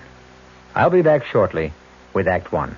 And now, another story of the ball and chain as Kellogg's Special K presents The Library. Welcome to the public library. May I help you, sir? Yes, I'd like to check out... I'd like to check out Famous Laundromats of the World by Audrey Schnorbart. Sir, excuse me, but isn't that ball and chain you're wearing just like the ones they use in the Kellogg's Special K commercial? This ball and chain? Yes, that one. How are you going to get rid of it? Well, lots of good exercises, and by eating smart at every meal, starting with the Special K breakfast. Don't you have to watch your calories? Yes, and the Special K breakfast is less than 240 calories. Less than 240 calories? Right. A 1 ounce bowl of high-protein Special K, 4 ounces of skim milk, tomato juice, and coffee. It's really tasty, and it's going to help me get rid of this ball and chain. I'd say it's long overdue, get it? Your happy ending could begin with the Special K breakfast from Kellogg's. North Jersey is certainly getting a higher yield this spring, especially with Suburban Savings Special High Yield Savings Certificate that you can raise for fun and profit. All you have to do is plant a modest $2,500 minimum in Suburban's limited issue 7.50% savings certificate. Then put your certificate in a nice safe place. Suburban takes care of the rest by compounding interest continuously from day of deposit paid quarterly. You'll get a nice healthy 7.90% effective annual yield on your 7.50% savings certificate when you let it grow from 4 to 10 years. Early withdrawal prior to maturity is, of course, subject to a substantial penalty. So for a nice healthy 7.90% annual effective yield, grow Suburban's 7.50% savings certificate for fun and profit at any Suburban savings office in Bayonne, Edgewater, Elmwood Park, Emerson, Hackettstown, Marks Plains, Nutley, Paramus, and Sparta. There is no mystery about the morning when you come rambling with gambling. Good evening, evening mystery fans. This is John Gambling, and every morning, Monday through Saturday, here at WOR from 5 a.m. till 10, we get the crew together to try to put the morning together for you, to tell you what the weather's going to be like, whether there's heavy traffic coming into the city, whether the subways and the commuter trains are running. Bob Harris is in WOR's Weather Center every morning with all that very complicated equipment that he has to help prognosticate the day's weather. We cover sports completely with Don Cricky. In the news department, Peter Roberts, Henry Gladstone, and Harry Hennessy. And up in the helicopter, George Meade or Fred Feldman, keeping an eye on the traffic scene. So altogether, we do try to take any mystery out of the morning. And just to brighten up the beginning of your day a little bit, I think we have some kind of nice, listenable, and tuneful music. So tune in tomorrow morning or any morning for Rambling with Gambling. Now, back to the mystery.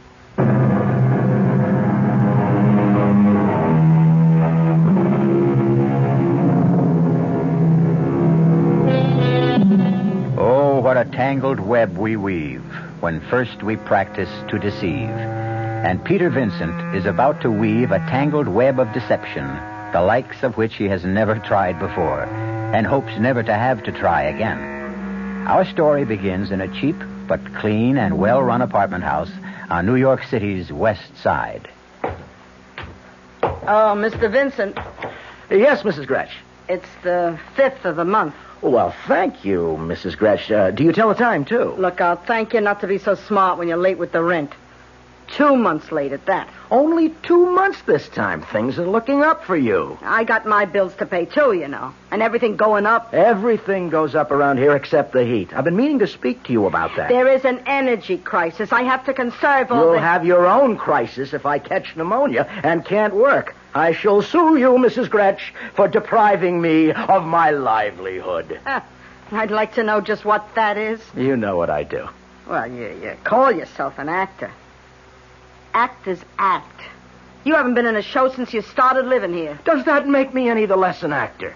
We are all acting, Mrs. Gretsch. You, I, everyone. We're playing out our roles on this great stage. We are never really ourselves. We hide behind the masks, and we act out our little lives. I mean, you're acting. You don't want to press me for the rent, but you must. It's your role in life.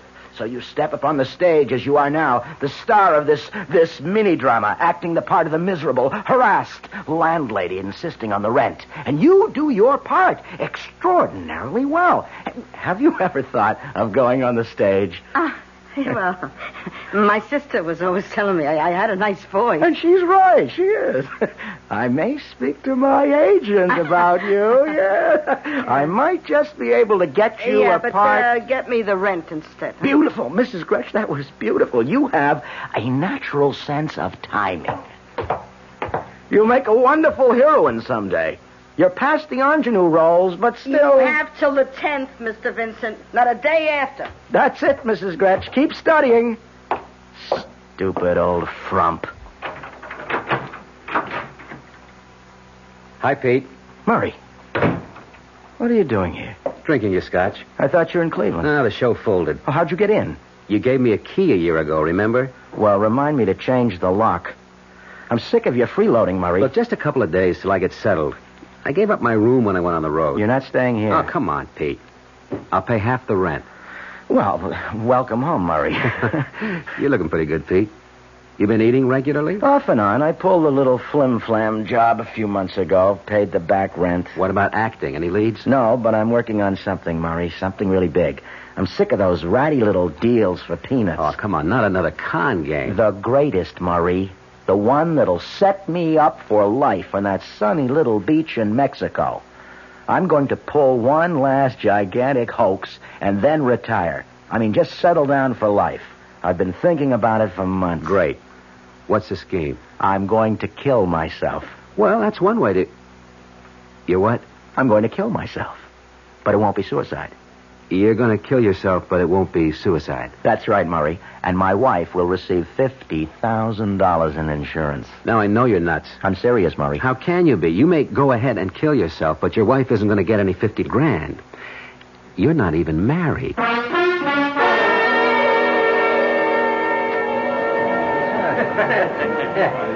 I'm going to have another martini while I try to focus in on this. It has to work, Murray. It's foolproof. Nothing is foolproof. I've been looking at it from every angle, and the more I look, the more I'm convinced it's going to work. Now, Peter Vincent will die. His wife will disappear forever, and I'll come out of the whole thing with $50,000. Let me get this straight. You're going to fake your own death and then impersonate your wife to collect the insurance? Precisely. I've got a $25,000 double indemnity policy. I've had it for years. I got it back in the better days when I was working regularly and traveling a lot. My mother was a beneficiary. But after she died, I just never did anything about changing the policy. I kept it up. You're not only out of work, you're out of your mind. No, listen, Murray. When I thought of this thing last year, I went and changed the beneficiary on that policy. I made up a name, Tina Vincent. The beneficiary is Tina Vincent, wife of the deceased. I've just been waiting, letting enough time go by so it looks legitimate. Well, it's a blockbuster, all right. If you get away with it, there are a lot of things to consider. How are you going to pass for a woman? The impersonation is the main... Yeah, that's it. Can you be convincing? When I put my mind to something, I can be very convincing. I don't believe it. Where did you learn to talk like that? I used that voice in a nightclub act a couple of years ago. Well, it's perfect. It's a perfect dame. Say something else.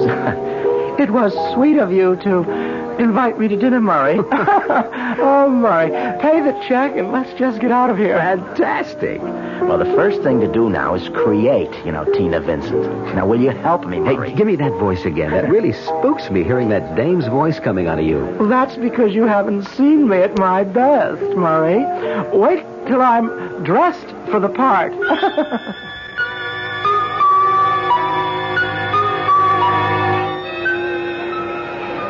May I help you, sir?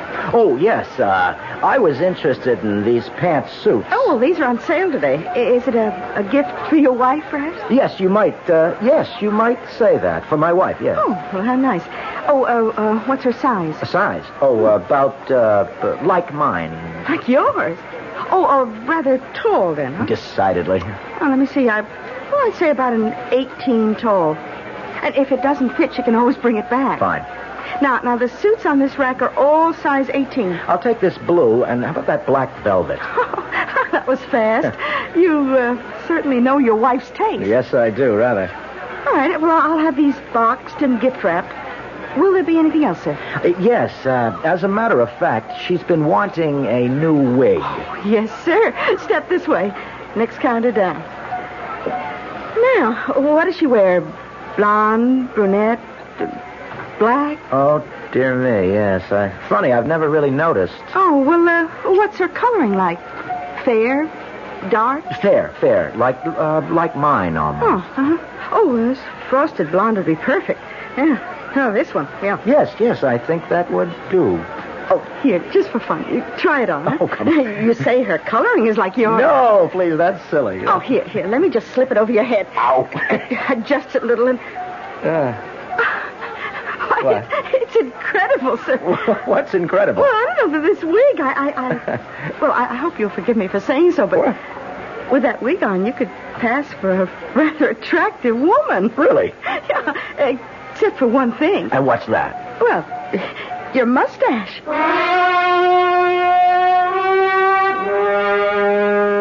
Well, Murray, how do I look? Like a tall Doris Day. Come on, will you? Come on, what have I forgotten? Now, what is wrong with this whole image? Nothing. I gotta admit, it's perfect. Yeah. Have I got on too much makeup? No, I don't think so. Lots of women go in for heavy makeup. Well, there's only one sure way to find out. The acid test. Go out in public. Precisely, because I've got to be convincing as a woman before I've gone too far. Where are you going to start? Well, first I'm going to open a bank account. I've got to establish some sort of identity for Tina Vincent. Just impersonating a woman isn't good enough, because when I get down to the final act, applying for the insurance, I've got to prove that I really am Tina Vincent. I've got to have identification. You sure have thought this thing out, Pete. I've been planning it for almost a year. Well, I'm going to start with the bank. Oh, lend me $50, will you? No, I promise you, you'll get it back in spades when this whole thing's over. Yeah, when you're in Mexico, you mean. Come on, Murray. Be a patron of the arts, huh? Where's your imagination? Now, come on, don't let a little thing like a few bucks keep us from carrying out one of the greatest schemes of all times. No wonder you don't have to work. Okay. Here. You won't regret it. You want to come along and watch the fun? I wouldn't miss it for the world. I paid $50 for that reserved seat.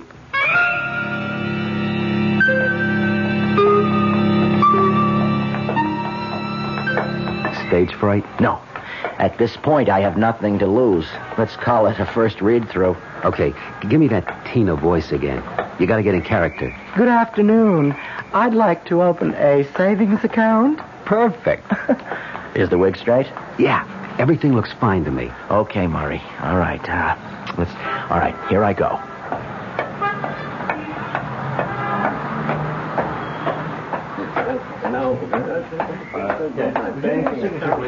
I beg your pardon? Good afternoon, madam. May I help you? Yes, I'd like to open a savings account. Certainly.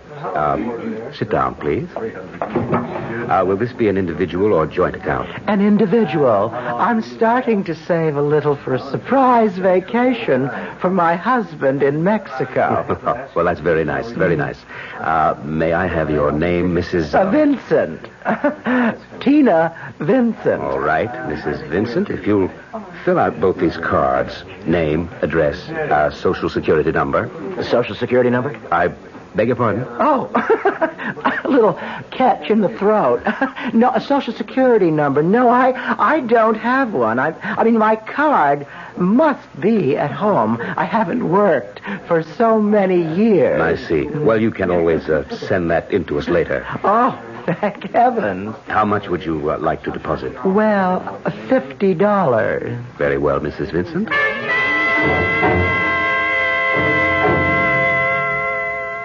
You should have seen his face when I dropped back to my own voice for that horrible second. Did he realize? I don't think so. He was startled, but I carried it off.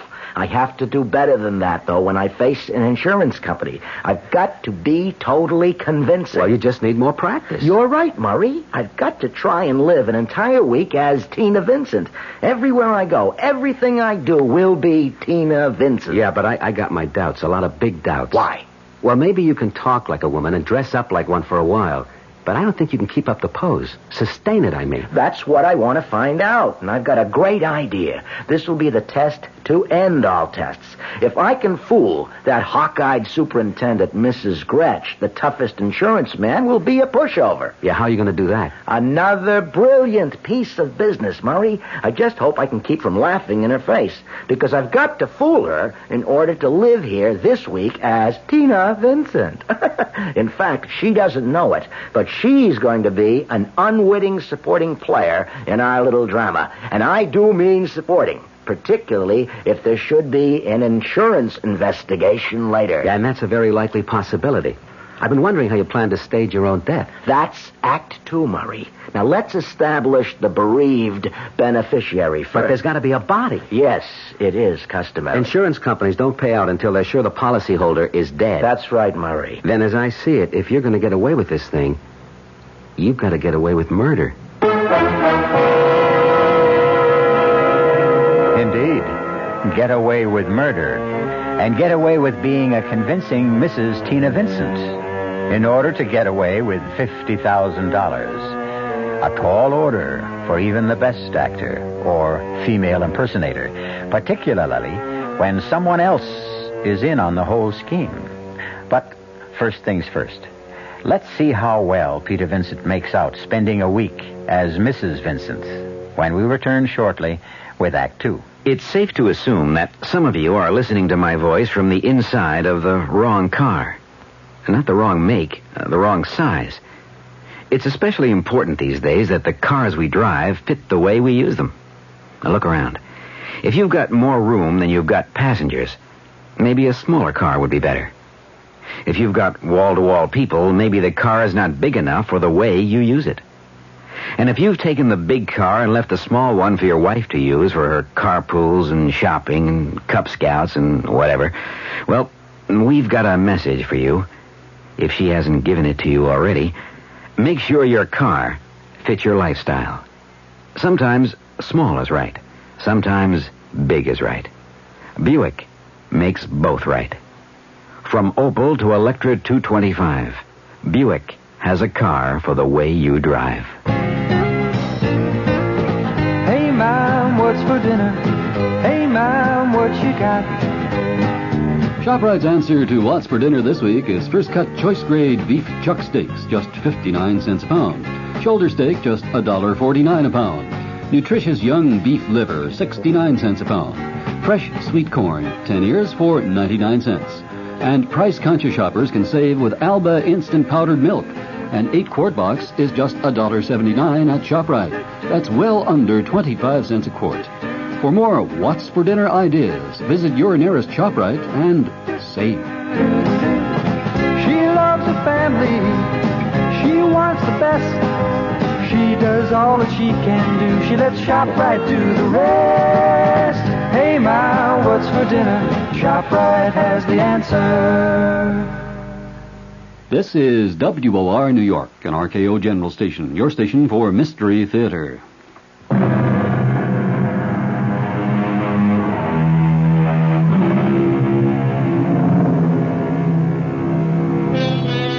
Peter Vincent, con artist, sometime actor, is preparing what he considers the greatest scheme of his career. Impersonating his own beneficiary, Mrs. Tina Vincent, to collect his own insurance. But first, he must prove to others and to himself he can carry out the impersonation. So, for the next few days, Peter Vincent will disappear, and Mrs. Tina Vincent will take over. Who is it? I'd like to see the superintendent. What do you want? I'm looking for a man named Peter Vincent. I was told he lives in this building. Well, his name's on the mailbox, 2A. But I don't think he's in. I haven't seen him since yesterday. Well, would you be kind enough then to let me into his apartment? Oh, certainly not. I don't know you. I'm Mrs. Vincent, his wife. His wife? Hey, I didn't know he was married. He's lived here 2 years. We're separated, but I'm still Mrs. Vincent. Oh, glory be. What next from that man? I know Mr. Vincent wouldn't mind your letting me in. He doesn't know I'm in town. I want to surprise him. I'm afraid not, Mrs. How do I know he'd be glad to see you? Look, if he wants you in his apartment, he'll be the one to let you in. Well, of all...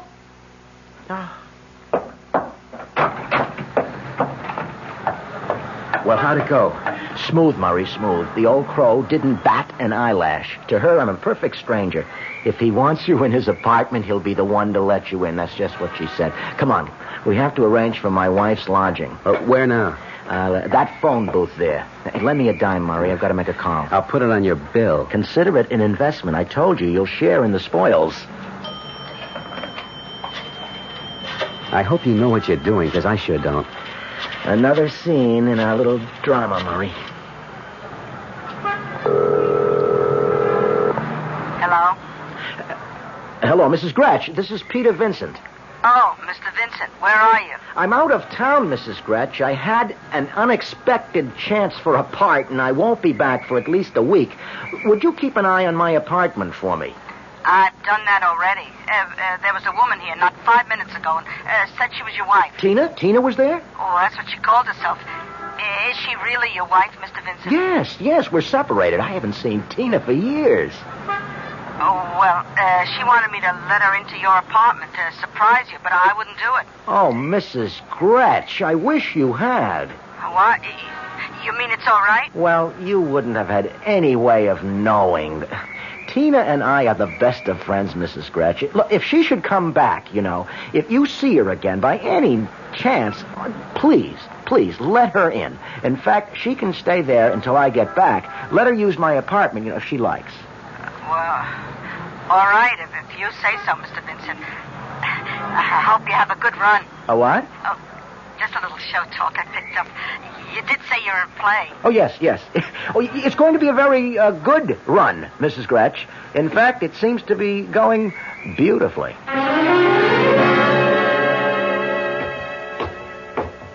Oh, just a minute, sir. Yes? I know you've been staying with Mr. Vincent, but now things have changed.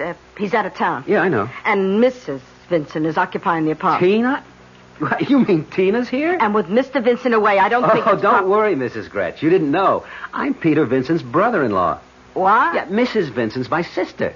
Oh, well, I hope she's not here to make trouble. Mr. Vincent said they were separated. Oh, don't worry. It's probably a reconciliation. They've always admired each other, even though they couldn't live together. I certainly hope so. Stupid old biddy. Tina, it's Murray. Murray, surprise! When did you get into town? Just today. Come in. Oh, good show, brother dear. You know, I'm beginning to enjoy this part. Yes, keep you in practice. And what's next for you? Us, Murray. We're going out on the town tonight. What? That's right. We're going to an East Side bar, and here's what I want you to do.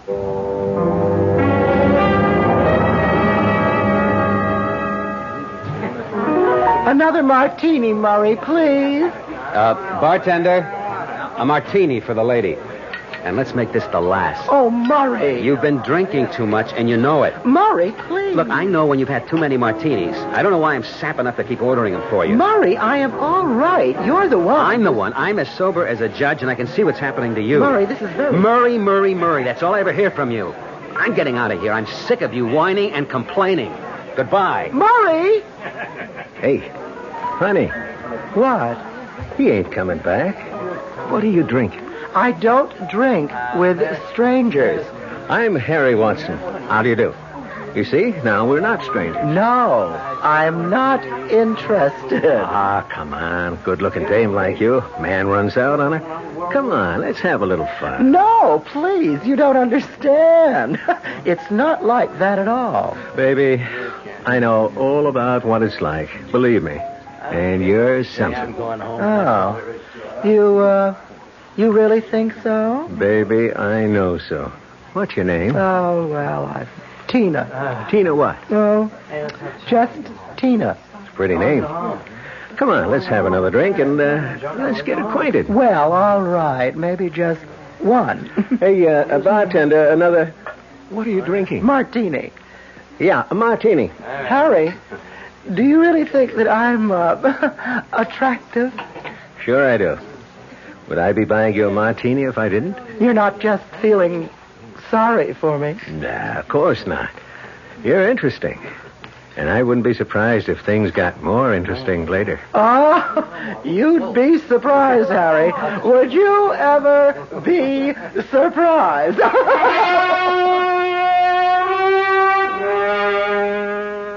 And then what happened? I drank the martini and left. I proved my point. Tomorrow I'm going to apply for a Social Security number and keep on good terms with Mrs. Gretsch. She's going to be important to us later on. Look, Pete, don't you think you've carried the joke far enough? What do you mean? Look, you've proved you can be a convincing dame. It's been fun and funny. But you're not really serious about knocking some guy off and trying to make the insurance company think it's you. Of course I'm serious. I might add that I am dead serious. But that's murder. Not really. Not with what I have in mind. Now stop worrying so much. Just think about that $50,000, and it's a lot closer than you think. I don't have to prove myself anymore, Murray. I can carry off the masquerade. The time has come for Act 2. Act 2? The victim. I have to find my corpse. We have to plan this carefully because when I leave here, I'll never return, you see, as Peter Vincent. Now, I want you to get a hotel room, some sleazy, out-of-the-way place where we can get past the desk clerk without being seen. Whereabouts? Near the Bowery, but not actually on it. Now, call me from there. I've got some preparations to make here because today, Peter Vincent meets with his accident.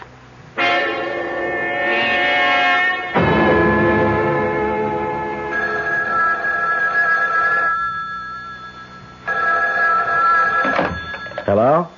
Pete? Where are you, Murray? The Hotel Matador, room 218. I'll find it. Now, I'll meet you there in about an hour. Drop off the necessary things, and then, Murray, we'll go shopping for a corpse.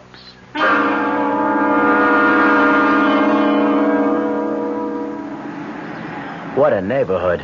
Perfect hunting ground. Yeah, if we get out alive. They're all too drunk to care about anything but where their next drink is coming from. Look at that creature there. Let's try him. You'll never get him on his feet. You. Hey, wake up. Wake up. How would you like to make $10? What, $10? Enough to keep you in Muscatel for 2 weeks. Hey, what do you guys want? A little of your time. I don't know you. You will shortly, and all your troubles are going to be over. Oh, well, that's nice. Now, just come on.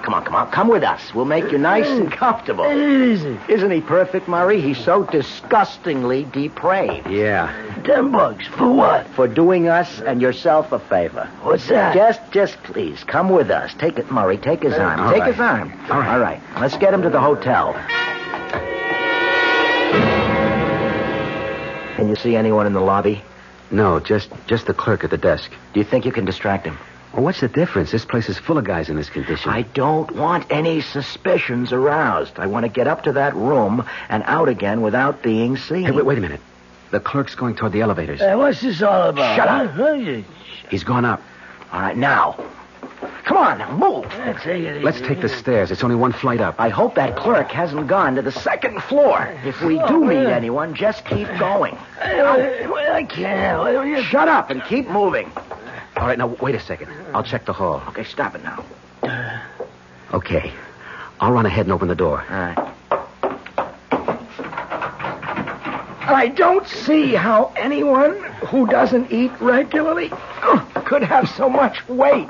$10, huh? Well, we made it. All right, get him into that chair. Yeah. All right, now get the hot water going. My case has shaving cream, soap. I'll get these foul clothes off him. Oh, phew. A second thought. Murray, I'll run the tub. You undress him. I'd never have believed it. All it took was a shave, some cleaning up, my best suit, and he looks like a human being. What's this all about? What? It's just a joke on a friend. Now, look, here's a wallet. Now, lend me a 10 spot, will you, Murray? We did promise him. Now, here's your $10 in this wallet, see? Now, we'll just put it inside your coat like this, and you can keep the wallet, too, and the clothes. And there stands Peter Vincent. My clothes, all my identification, and heading for eternity. We'll wait till 5:15, the height of the subway rush hour.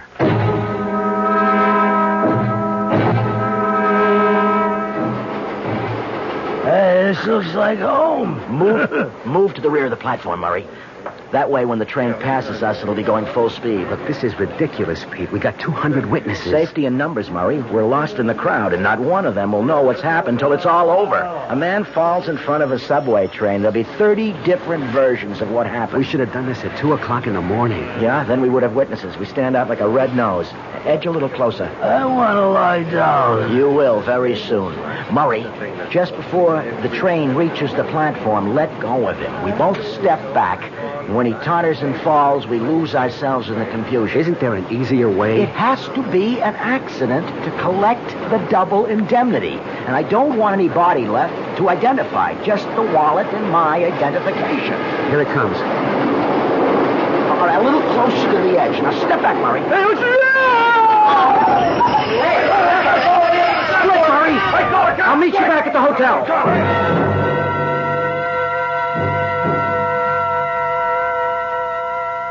Have another drink, Murray. You'll feel better. Oh, it seemed kind of cruel. He was standing too close to the track. He was unsteady on his feet. Yeah, we put him there. Look, will you forget him? That was Peter Vincent who went under the wheels of the train. If you want to feel remorse, just remember it's for your brother-in-law. Your dear sister's husband. All right, don't worry. I'll play along. Look, we're really in this for keeps, Murray. We have to go through with it all the way because Peter Vincent is dead. I can't ever be Peter Vincent again without admitting to murder. Well, what do we do now? Act 3, brother dear.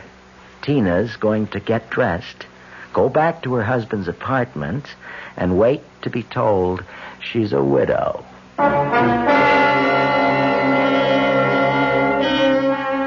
Peter Vincent has certainly got himself into a tangled web.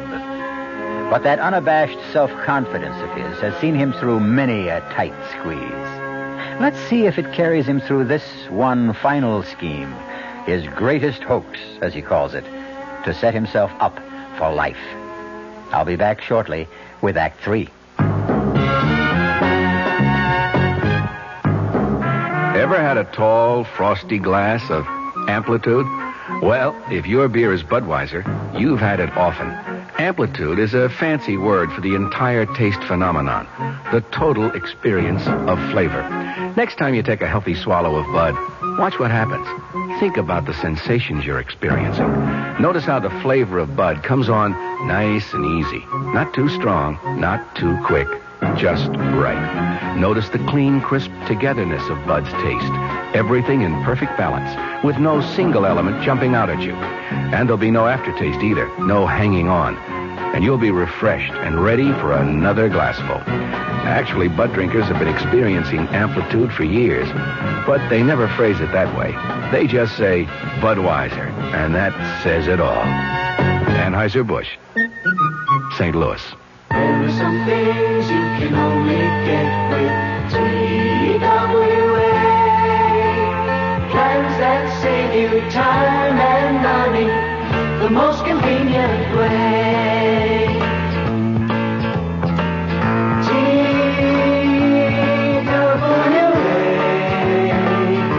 This year, if you're vacationing in the U.S., there's TWA's Three-Wheeler Plan. Here's what it gives you for $16 a day per person when two people are traveling together. A Hertz Pinto with unlimited mileage and a room at most Travelodges, Ramada Inns, or Sheraton hotels. There are a couple of conditions. You pay for gas and taxes, and you must return the car where you rented it. For full details of the $16 a day Free-Wheeler Plan, call your travel agent or TWA.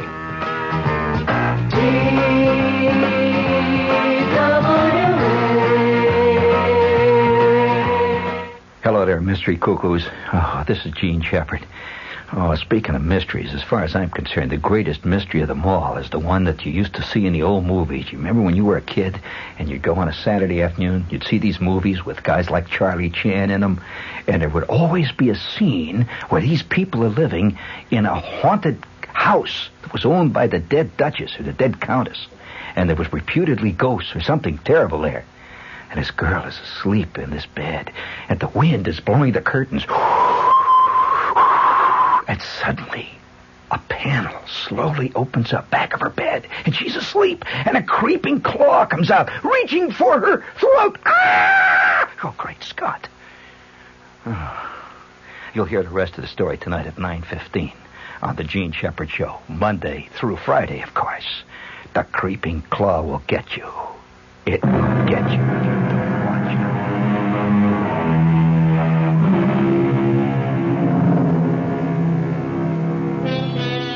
it. So, Peter Vincent has been conveniently disposed of, to all intents and purposes, under the wheels of a speeding subway train. And now, Tina Vincent is back at the apartment, nervously awaiting the news of her husband's death. Hello? What's the word? I told you not to call me tonight. Well, I just want to know if anything's happened. No, nothing yet. Now, I'll be in touch with you. Stay at that hotel.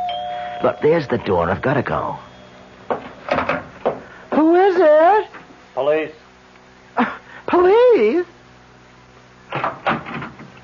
What is it, officer? I'm Detective Sergeant David, ma'am. This is the apartment of Peter Vincent. Why, yes, it is. You are Mrs. Vincent? Yes? There's been an accident, Mrs. Vincent. I'll have to ask you to come down with us to headquarters. Wait, what is it? Has something happened to Peter? Yes, ma'am. Well, tell me. He fell in front of a subway train at the Times Square station. I know this is painful for you, Mrs. Vincent. Yes. This is Peter's wallet, all right. The cigarette lighter I gave him for his birthday. And this is all that's left. Well, there's no use asking you to identify the body. What happened? Well, until we find the complete report, there's nothing official. The witnesses' stories differ. Now, all we know is that he fell in front of that train. We don't know how or why. Do you know where your husband was going?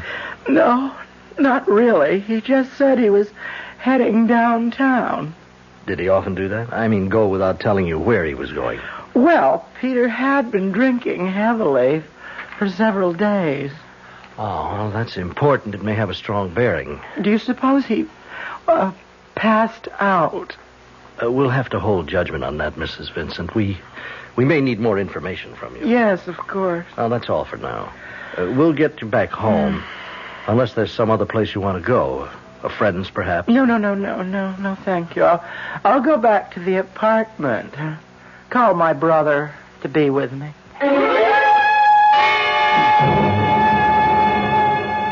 Stop worrying, Murray. You're absolutely in no danger. I'm the one with my neck out. Suppose there is some way to identify that bum. Well, there isn't. The police told me that themselves. There wasn't enough left to identify. That's exactly what I wanted. Besides, it's been 3 days. Hold it. I've got to get in character. Hello? Mrs. Vincent? Sergeant David again. Yes, Sergeant. We're closing the file on Mr. Vincent. Several witnesses corroborated the fact that Mr. Vincent was unsteady on his feet, and a lab report showed a high level of alcohol in parts of the body. Death was accidental, with inebriation a contributing factor. I see. If you'll come down to headquarters and sign a few papers, we'll release the remains for burial, and you'll receive the death certificate. You'll need that for any insurance Mr. Vincent may have had. Yes, thank you. I'll be there this afternoon. Thank you, Mrs. Vincent. And I'm sorry. Case closed. Witnesses said he was unsteady on his feet. Death was accidental, etc., etc., etc. Hey, we have to arrange for my burial, Murray. We've got to go all the way to keep up appearances. But, hey, look, Murray, do me a favor. Make it simple, Murray. A simple burial. I really would have wanted it that way.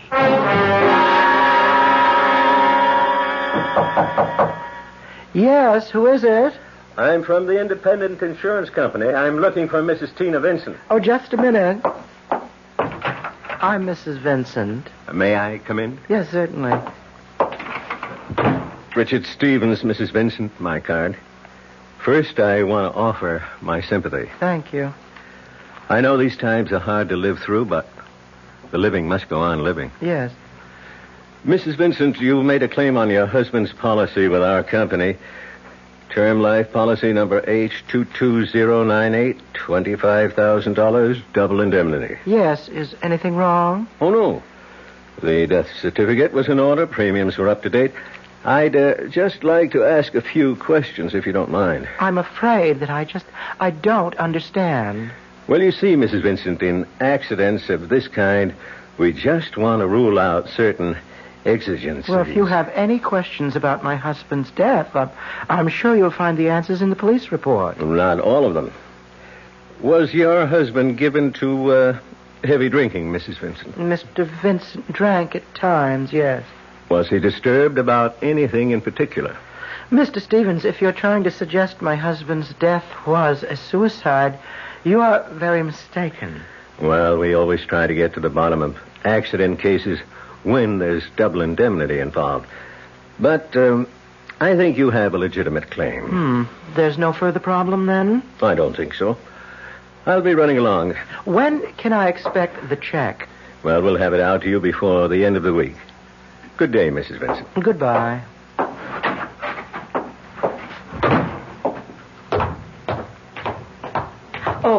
Excuse me, you've been to see Mrs. Vincent. Are you a doctor? No. Oh, well, I'm Mrs. Gretsch, the superintendent. How is she? She seems to have held up well so far, poor thing. Oh, she seems well. How long have the Vincents lived here, Mrs. Gretsch? And who are you to be asking? I'm investigating her insurance claim. Ah. Well, if it'll help Mrs. Vincent get what's coming to her, I'll be glad to help, too. I guess it won't hurt to answer your questions. Was Mr. Vincent a heavy drinker? Oh, not that I know of. Of course, I don't snoop into the tenant's business. How about Mrs. Vincent? Well, I don't know much about her. She only just got here. What do you mean? Oh, well, you see, they've been separated. She only arrived here a week ago for a reconciliation, her brother said. Her brother? Yeah. He and Mr. Vincent are good friends. I see. Well, thank you, Mrs. Gretsch. You've been very helpful. Calm down, Dick. Hank, I just know this dame and her brother did that Vincent guy in for the insurance. It all adds up. They were separated. All of a sudden, she shows up on the scene. Boom, he's dead, and she's $50,000 richer. Where's your proof? I haven't got any. But I'm going to do a little checking on Mrs. Vincent. The guy's death was accidental. Now, how can you prove she had anything to do with it? That's what I'm paid to find out. This is the first time I've seen you lose your cool. I'm sick of hanging around like this, but I don't dare let down the masquerade. I want to get that money and get out of here. Maybe you should have gone down to the insurance company. Yes, who is it? Richard Stevens from Independent Insurance. Just a minute. Come in. Thank you. This is my brother, Mr. Wilcox, Mr. Stevens. How do you do? How do you do? I'm sorry for the delay, Mrs. Vincent, but as I said, we have to be careful. When can I expect the money, Mr. Stevens? Well, in the next mail. Now, if you'll just sign this form... Very well. Anything to get this over with. I'll sign here and here. I hope this is the end of it. So do I. Oh, my pen, please. Yes. I hope I haven't inconvenienced you, but you do understand. My sister's been under a great strain, Mr. Stevens. Yes, I imagine she has. Well, good day and good luck. There's something in his manner I don't like. He's paid to be suspicious. Well, he's sure earning his money. Murray, here it is, the check, $50,000. I don't believe it. Mexico, here I come. Murray, I'm on my way to the bank. Make me a plane reservation for Acapulco. Now, I'll be right back to give you your split, and then I'm splitting for sunny Mexico. No, we're going to the bank. You don't trust me, eh? Not at this point in time, no. You know, you are totally unprincipled, Murray. But what would I have done without you? Come on. I'm not even packing. You're welcome to the apartment, the furniture, and Mrs. Gretsch. Thanks. Now for my final performance.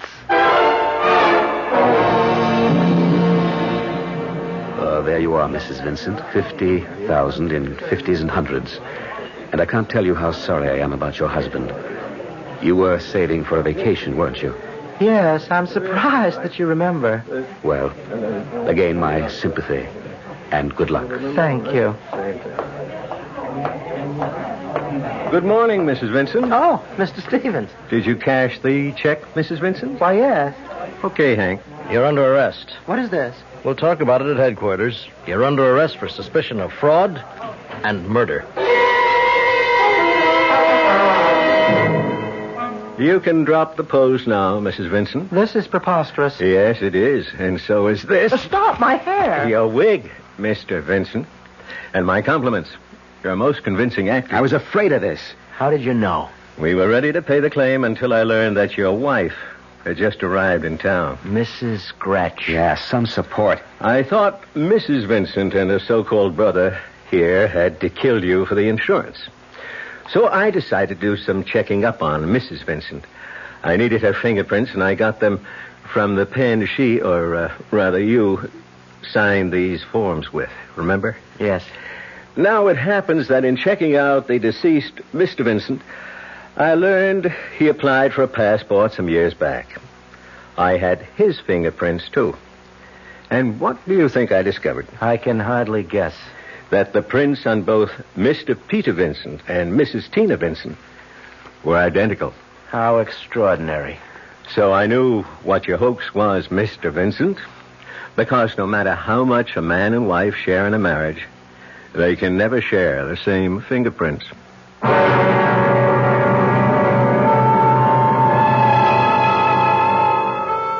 Peter Vincent's greatest hoax indeed proved to be his last. It's too bad he cashed that insurance check, because until then, it was really only attempted fraud. But then I wonder if that isn't exactly what the insurance man wanted him to do. And, of course, there was murder to answer for. If there is a lesson here somewhere, I suppose it's always be yourself. Unless, of course, you know where to pick up an extra set of fingerprints. I'll be back shortly. I want that sinus medicine. Headache tablets? No, sinus medicine. Sinus tablets.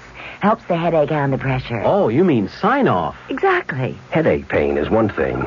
A sinus headache is something else. Sometimes your whole face can seem to throb with pain. You want relief. Take Sign-Off tablets. Sineoff, the sinus medicine that gives you a full dose of pure aspirin plus a sinus drainer.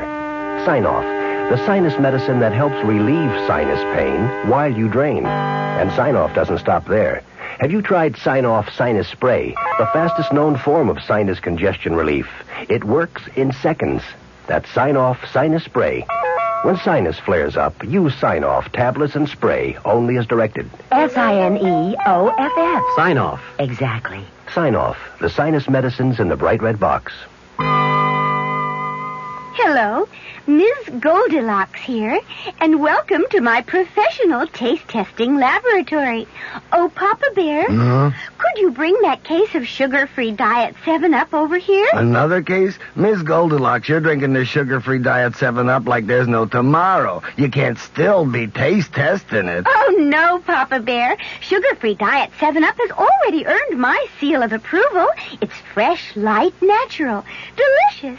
I drink it because I love its taste. Now hurry up. Okay, here. This sugar-free Diet 7-Up really tastes delicious. Ladies, if you're tired of switching from one diet drink to another, take some advice from Ms. Goldilocks.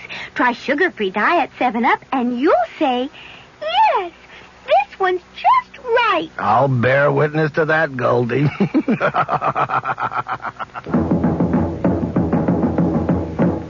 Five-borough Buick dealers are beating the drums for their new trade-in posts.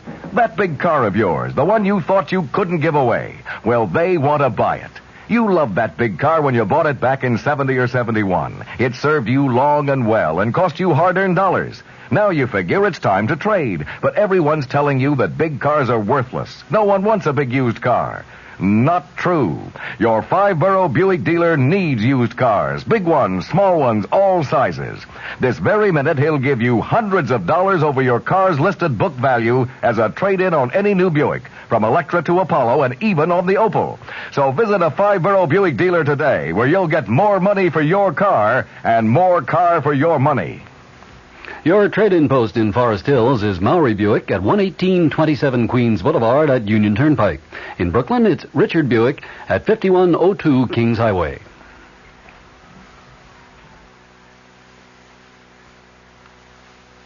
Akko and Earl Hammond. The entire production was under the direction of Hyman Brown. Radio Mystery Theater was sponsored in part by Sign-Off, the sinus medicines, Anheuser-Busch Incorporated, brewers of Budweiser, and the Kellogg Company, makers of Kellogg's Special K cereal. This is E.G. Marshall inviting you to return to our Mystery Theater for another adventure in the macabre. Until next time, pleasant dreams.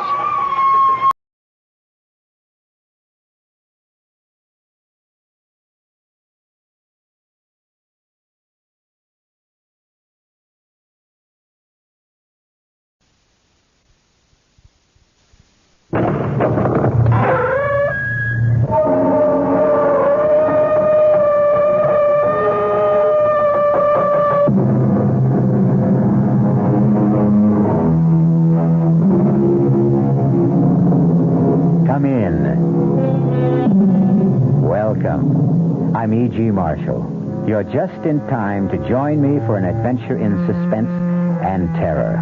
The most heart-stopping terror of all. Not the terror of the eccentric, the grotesque, or bizarre, but the chilling terror that slowly emerges when one discovers that all the standards, the laws, the customs that have so naturally governed our existence have suddenly been revoked or repealed and no longer apply.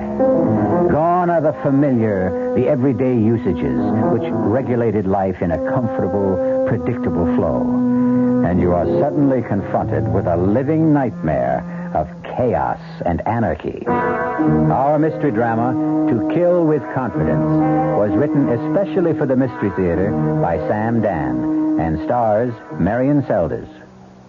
It is sponsored in part by Sign-Off, the Sinus Medicines, and Anheuser-Busch Incorporated, brewers of Budweiser. I'll be back shortly with Act One. I want that sinus medicine. Headache tablets? No, sinus medicine. Sinus tablets. Helps the headache and the pressure. Oh, you mean sign-off. Exactly. Headache pain is one thing. A sinus headache is something else. Sometimes your whole face can seem to throb with pain. You want relief. Take Sign-Off tablets. Sineoff. The sinus medicine that gives you a full dose of pure aspirin plus a sinus drainer. Sign-Off. The sinus medicine that helps relieve sinus pain while you drain. And Sign-Off doesn't stop there. Have you tried Sign-Off Sinus Spray, the fastest known form of sinus congestion relief? It works in seconds. That's Sign-Off Sinus Spray. When sinus flares up, use Sign-Off tablets and spray only as directed. Sineoff. Sign-Off. Exactly. Sign-Off, the sinus medicines in the bright red box.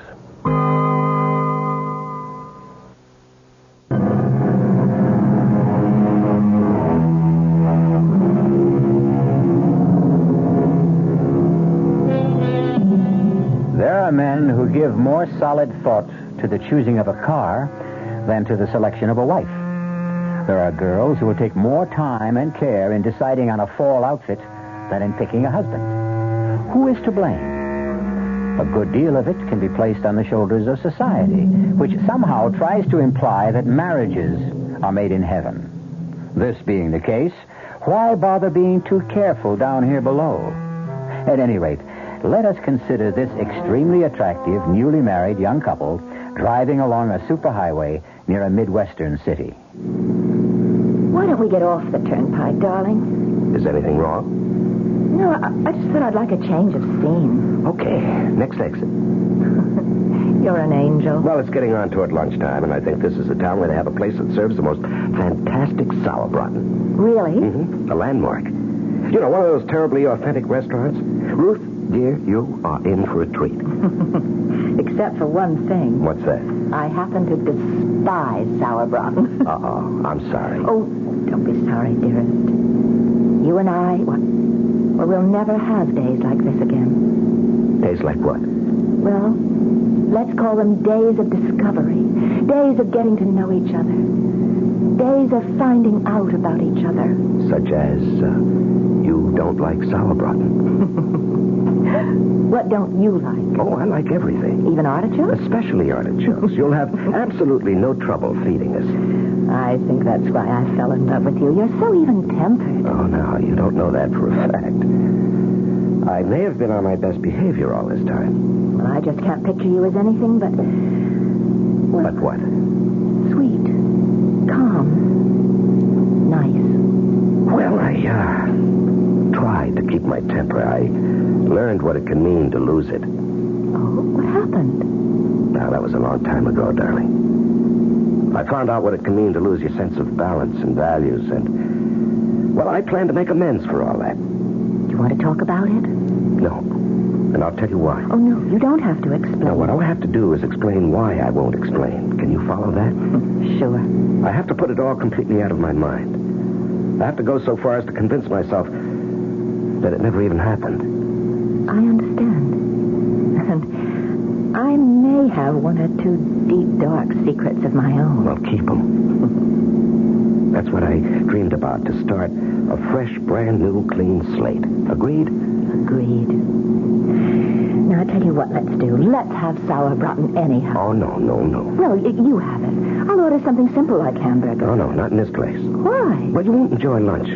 The waiters are such frightful snobs if they sense you're not there for the special. Oh, it's that kind of a place. We don't have to have lunch there. We can stay on the turnpike. No. Look, here's the exit. Let's turn off. Well, you did have your heart set on... Uh-oh. What is it? Is something wrong? Well, the car. I think it's that mysterious vibration. Do you hear it? I don't know. Well, that funny noise. Oh, Leo, darling, to me these things sound funny all the time. Is it something serious? I hope not. Well, look, we have 1,000 miles still to go. We'd better have it checked. Yeah, that's a good idea. Oh, but in case it is serious, do we have enough cash? Well, that's no problem, darling. We'll stop off at the first station that honors a transnational credit card. But I thought the card's only good for gasoline. No, all repairs, too. Oh, look, just up ahead, there's a big blue transnational sign. It says Frank's Quality Service. Let's pull in and have the motor checked.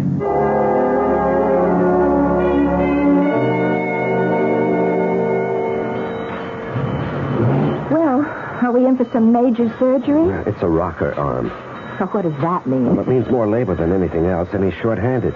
In other words? In other words, it'll take some time, darling. Well, does that fit in with our plans? We did intend to have some lunch. We could do that, darling, except, What is it? Well, you remember I told you what happened to me last time I needed emergency repairs? Well, that decided me. When you're having work done in a strange town, a place you don't know, you really should stick around, keep an eye on it. That's right, of course. Well, I know it'll be a bore for you. Well, I could shop. Could you? Your birthday's the day after tomorrow. I'd love an hour or so. I'll look for something and I'll be able to surprise you. Well, that's a great idea. Now, what's this fellow's name? Oh, yes, Frank. Say, Frank. Oh, yes, sir. Oh, Mr. Renard. Yeah, what can I do for you? You've got about an hour on my car? Oh, say an hour and a half and be safe. Well, my wife would like to do a little shopping. Well, you're in luck. We got us a shopping center just 3 blocks from here. It's called the Golden Mall. The Golden Mall? Yeah. They got the top stores there. All the big ones from New York, Chicago. How do I get there? Oh, it's just 3 blocks up. See that traffic light? Yeah. You turn left, go 1 block. There it is. The Golden Mall. Well, thank you. She'll come back loaded with packages. You won't thank me. Darling, make sure you remember the name of this place. Huh? Yeah. It's Frank's 24-hour quality service. Open 24 hours a day. Everybody in town knows me. Let's see, it's exactly 12 noon. Darling, I'll see you at 1:30. Make sure you remember the address, ma'am. It's 1776 Jefferson. I mean, how can you forget that one, huh?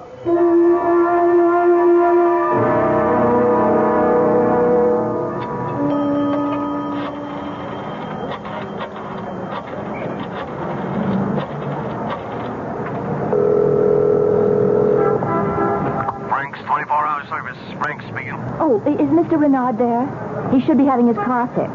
Mr. Renard? Yeah. Oh, yeah, sure thing. Hold on, huh? Mr. Renard! Hello? Leo, darling. Oh, for a moment, What is it, darling? nothing, dear, nothing at all. Must have been something. Well, yes, I just couldn't imagine who'd be calling me here. Is everything okay? No. Darling, what's wrong? I miss you, that's all.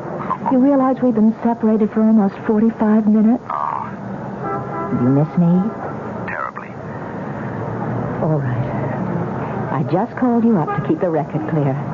Will he be finished on schedule? Mm-hmm. Looks that way. About another half to 3/4 of an hour. All right, I'll be there 1:30 on the dot. I don't like these long separations. Neither do I.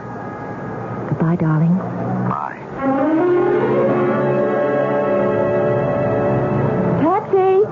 Taxi!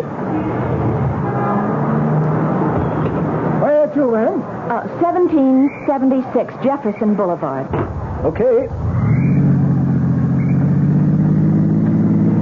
Heavy day in the stores, ma'am? Oh, no, I just bought a little present for my husband's birthday. Excuse me. Hey, let me call into the dispatcher. 37, headed south to Jefferson, 1700 block. 17. Just a minute. Why are we stopping? Where did you say you wanted to go on Jefferson Boulevard? 1776. That's a number you can't forget. Well, maybe you can't forget it, but you sure can get it mixed up. You don't want to go to 1776. Why? Because there ain't nothing on that 1700 block worth going to. Well, I distinctly remember Look, ma'am, I know this town. Well, give me a street, any street, I'll run it down. On 1700 block of Jefferson, you got the old foundry, and it's been deserted these past 18 years. And Frank's 24-hour quality service station. No more, you don't. How can you say that? Well, I can say that because Frank's been dead, let's see, it's 3 years now. Well, the sign said... Nobody ever bothered taking the sign down. It's too much trouble. That part of town, you can write it off. Well, I spoke to Frank this morning. No, lady, you didn't speak to Frank. Believe me, nobody's spoken to Frank in 3 years. Well, maybe he's St. Peter. Although I don't think Frank would have caught up there. My husband is having his car fixed at Frank's right now. Yeah? So would you please take me to 1776 Jefferson Boulevard? But, Pam... Now, shall I call a policeman or shall I hail another cab?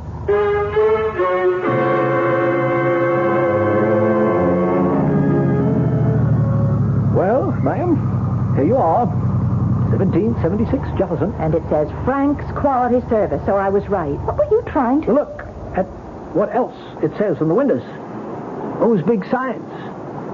This property for sale. No. Look, ma'am, the place is empty. It's been empty since Frank died. But it can't be. We were high school pals, Frank and I. Look, I was here just this morning. I was here. I remember going to Frank's wake. We drove in, and those signs weren't up there.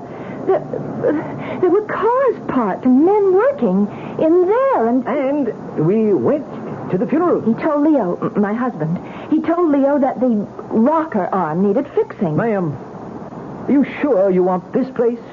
My husband. I left my husband here. No, ma'am, I'm afraid you didn't leave anything or anybody. Leo is in there, in that garage. Where are you going? Can't you see it's locked? It's been locked for 3 years. There's nobody in there. I'm telling you, there's nobody in there. What happened to my husband? What did they do to my husband? Now, calm down, ma'am. Think.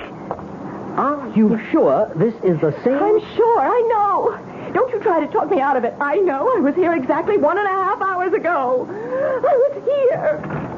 This place was open. This service station was operating, and there was a man here, Frank. How do you know his name was Frank? Because the name was written on his shirt. Look, ma'am, I don't know what's going on. My husband.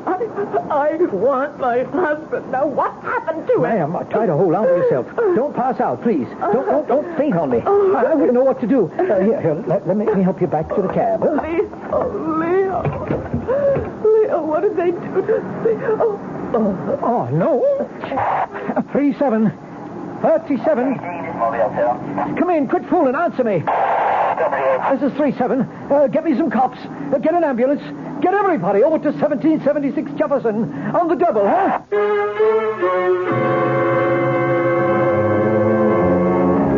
Well, how do you figure it? Frank's 24-hour quality service. Now you see it, now you don't. Nightmare? Illusion? Reality? Which are we dealing with? Could it be a mixture of all three? I'll return with some answers, but also with some more questions when I return in just a few moments with Act 2. Buick introduces a new concept for you to consider in light of all the concern about miles per gallon. Range. Range is what you get when you multiply the mileage your car gets per gallon by the number of gallons your car's gas tank holds. Range is one of the things that help make Buick Apollo such a special small car. It comes from coupling the Apollo's economical 6-cylinder engine with a standard 21-gallon gas tank. It holds a lot, but it doesn't use a lot. Look into the Apollo. It's the Buick of small cars. Hello, this is Goldilocks. It seems like only yesterday that I was a little girl tasting porridge. You know, this one's too hot. This one's too cold. And now I conduct taste tests on diet drinks. And there's one I must tell you about. Sugar-free diet 7-Up. It has a fresh, natural, delicious taste. It drives my taste-o-meter crazy. Sugar-free diet 7-Up. This one's just right. Hey, Mom, what's for dinner? Hey, Mom, what you got? Don't miss ShopRite's big Dairy Deli Value Jubilee. Some of the great values include ShopRite butter, 1-pound brick, 69 cents. Tropicana orange juice, half-gallon carton, 59 cents. Oscar Mayer bacon, 99 cents a pound, and much more. Big values in the meat case, too. ShopRite Grade A whole frying chickens, just 35 cents a pound. Split or cut up fryers, 39 cents a pound. Roasting chickens up to 4 pounds, 39 cents a pound. Get a lot more for a little less this week at your ShopRite. She loves her family. She wants the best. She does all that she can do. She lets ShopRite do the rest. Hey, Ma, what's for dinner? ShopRite has the answer.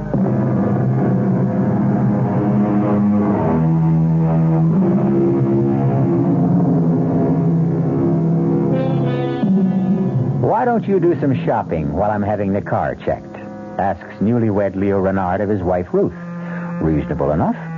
And so, when her shopping is finished, Ruth returns to discover that the car is gone. Leo has disappeared, and the service station has been closed these past 3 years. And you insist you actually were at that particular service station, Mrs. Renard? Doctor, I know you are trying to be helpful, but we aren't going to get anywhere. Why do you say that? Well, to begin with, we have a severe difference of opinion. But you... Please, let me finish. You think I'm crazy. That isn't true. Well, you have a medical term for it, I'm sure. Something to take the sharp, rough edge off it. But at this point, according to you, I'm not behaving normally. Now, does that state the case? Well, look at it rationally. Which, according to you, I'm not doing now. That service station has been closed for 3 years.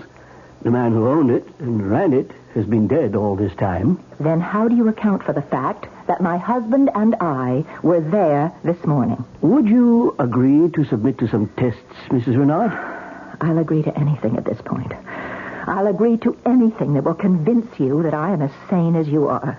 And once we establish that, and you start believing me, then perhaps we can find out what happened to Leo.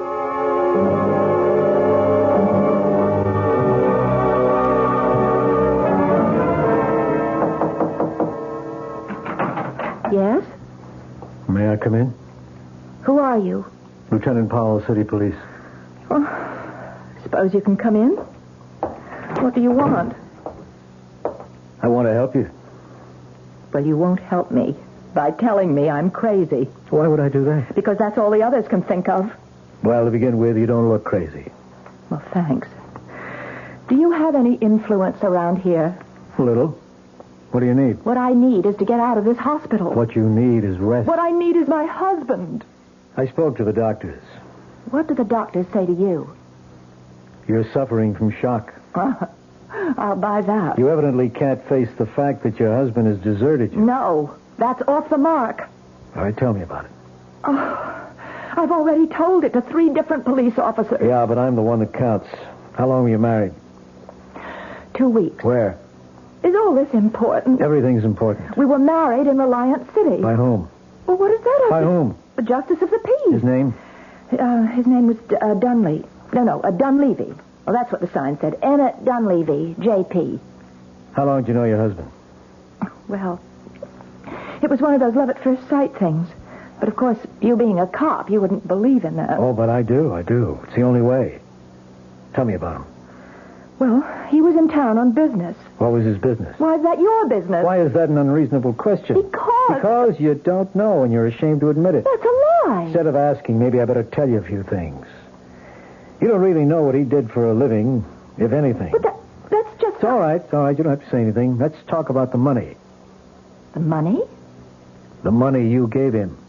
How do you know? My dear Mrs. Renard, you are now a member of a certain unfortunate sisterhood. What are you insinuating about my husband? Well, let's stick to the facts. How much of your money does he have?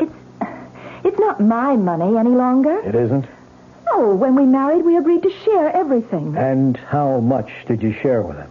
Well, I had an inheritance from an aunt who died, and she left me Yes, she left you... $51,000. I see. I don't know what you think you see. We were going to invest it in the new business. What new business? He was interested in real estate, and I was a public stenographer at the hotel where he used to have dinner, and that's how we happened to meet. And we were going to go to Florida and get into a land development deal. $51,000. In cash? No, bonds. We put it in bonds. Negotiable bonds, no doubt. Well, we had to be able to raise cash in a hurry. Of course. Well, it just wasn't my money.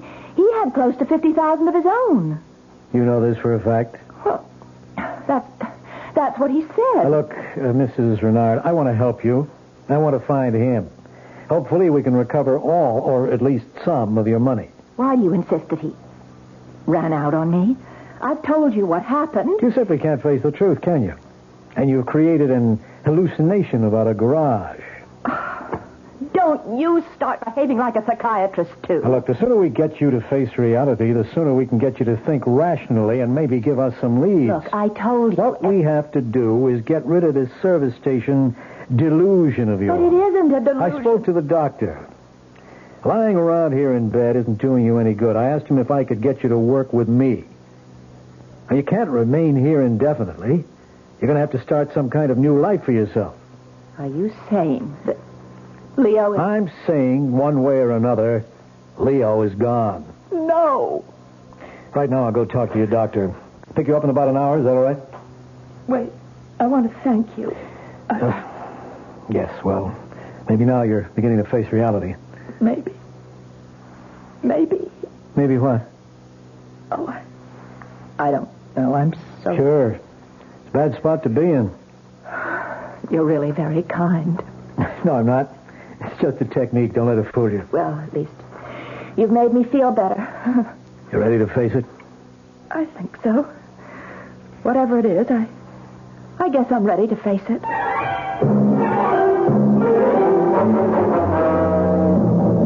You wanted to see what Mrs. Renard was carrying when she was brought here, Lieutenant? It's important, Doctor.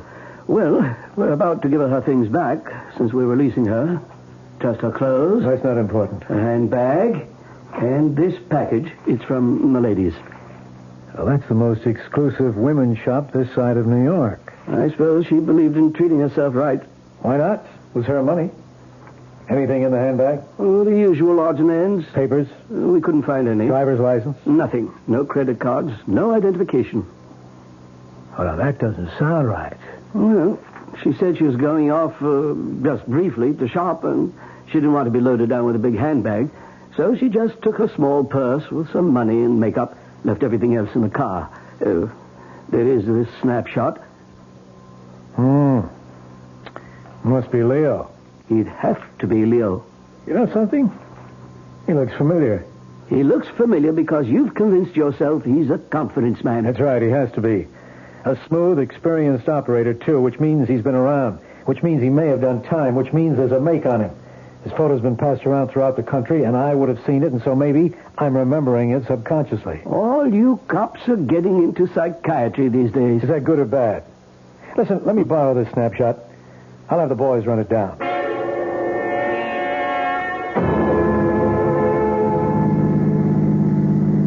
Yes, Lieutenant, I've decided. I've called a hotel. I'll take a place there, and when my money runs out, which will be pretty soon, I can find a job.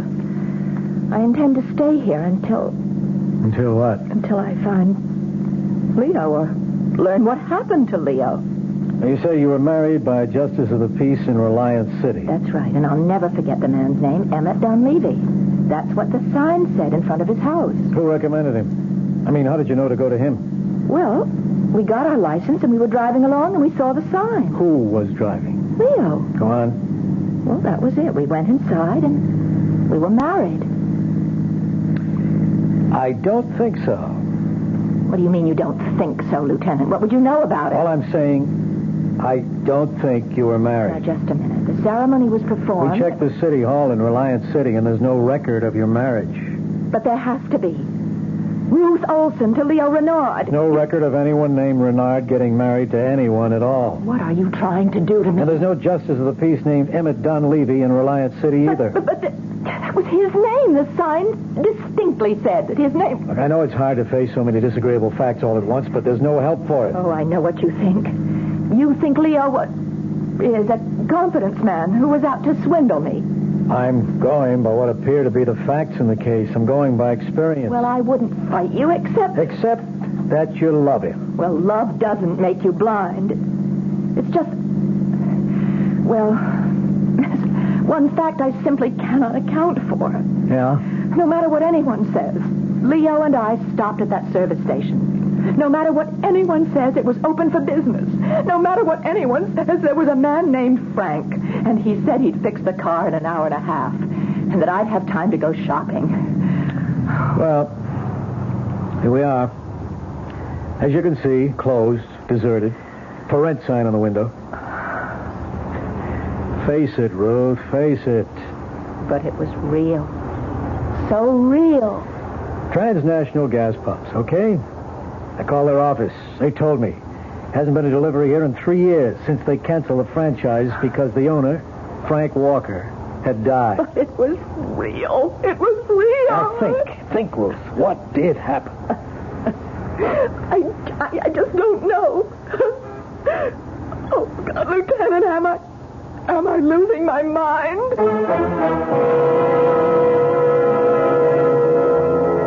But the service station was there.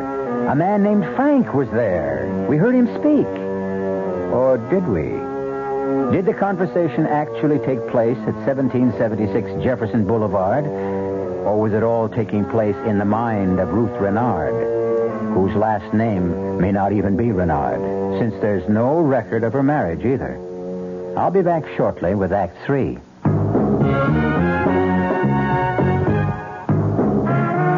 You don't see many people putting salt in their beer nowadays. Not that there's anything wrong with salt on radishes or French fries, but, man, not in the king of beers. Truth is, the only thing salt can do for Budweiser is make it salty. An unwise thing to do to the only beer in America that's Beechwood aged. Unsalted Budweiser has become the most popular beer in the world. That's because in brewing Bud, the Budweiser brewmaster goes all the way for a taste, a smoothness, a drinkability you'll find in no other beer at any price.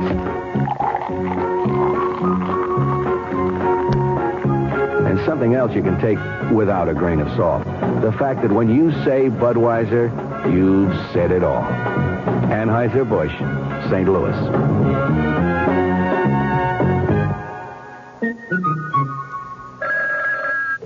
Amco Transmissions, Chuck speaking. How may we help you? Oh, boy, have I got problems. I got a really fantastic 58 Pontiac with a busted automatic transmission and a mother-in-law that's been visiting me for 10 days. well, we can help you with the Pontiac. No, don't kid a desperate man. Now, look, can you really fix up a car that old? Oh, sure. Amco serviced over 3 million automatic transmissions, and over 400,000 of them were Pontiacs. We know Pontiac's cold. Pontiac, Ventura, and the Firebird, and the Bonneville, Catalina, and also Grand Prix. Terrific. Okay, now look, you send the tow truck and I'll help her pack. Oh, you mean? Yeah. The 58 Pontiac belongs to my mother-in-law. Aw, nobody knows her automatic transmission better than Amco. Double A, MCO.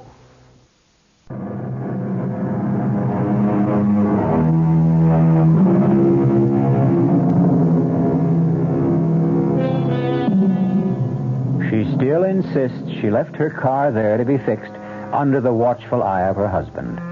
The authorities insist that Leo ran out on her, or perhaps there never was a Leo, and she creates this fiction because she cannot accept reality. Well, what is reality? Well, come on. Let's take a look at the place. As you can see, Ruth, deserted. But as you can see, Lieutenant, it's spick and span. How clean this place looks. Does this have the appearance of a shop that's been closed for 3 years? Well, where's all the litter that would collect? Why aren't these windows grimy and dusty? I checked it out with the real estate people.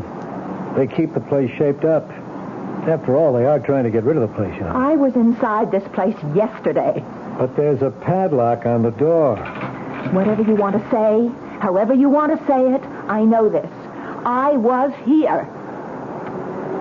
Okay, let's go inside. The real estate people gave me the key. You don't believe me. It's obvious by your manner. Well, that's no good. It's bad for me to have an obvious manner.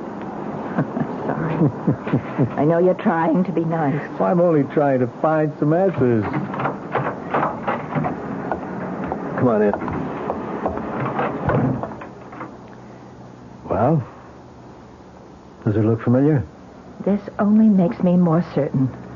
I was here. I stood right here at this counter when Leo came out of the shop, which is right through that door, with Frank. Yeah? And told me what had to be done with the car.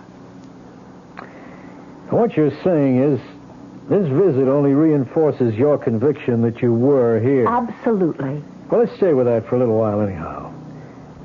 How long were you gone? Exactly an hour and a half. I've already told. Yeah, I know. Are you sure? Positive. And what did you do? But I already... All right, never mind. I went to this Golden Mall. Yes, and? And I shopped. Buy anything? Well, I wasn't in too much of a mood for shopping. I missed Leo, and I was hungry. So I ran into a shop and I picked up a nightgown. That took an hour and a half? No, I wandered around. I looked in windows, had a cup of coffee, and I even called Leo. I was away from him for 3/4 of an hour, and I missed him so much I just had to call him. You called Leo here? Yes, here. Here. I don't see a phone here. Well, there must be. I phoned him. I spoke with him. How can you... Well, where's the phone? I don't know. Maybe it's in the office. The office? Well, maybe the man, Frank, has a private office, and that's where his phone Well, is. let's look around. Yeah, you're right. It's got a little cubbyhole here with a desk. Sure enough, a phone. Well, finally, have I said something you can believe? The phone's dead. No dial tone. I guess it isn't connected. I spoke on that phone to Leo. And the man, Frank, he answered it. Sure. Oh, your tone of voice. Oh, please, I don't mean anything. You can't help it. You want to be nice to me, but you think I'm crazy. No, I'm trying to go along with it. With what? With everything you say. What we need right now, more than anything else, is a break. Who knows? Maybe we'll get one.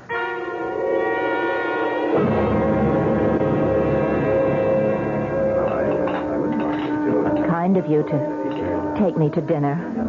It's a line of duty. I can even put it on my expense account. You said that you had an important development. I think we do. Well, can you tell me? We think we know who Leo is. What do you mean? You know who he is? His real name is Wallace, Leo Wallace. That's impossible. Better let me finish. But Listen, we had his picture. Where? How? How could you get his picture? It was in your handbag.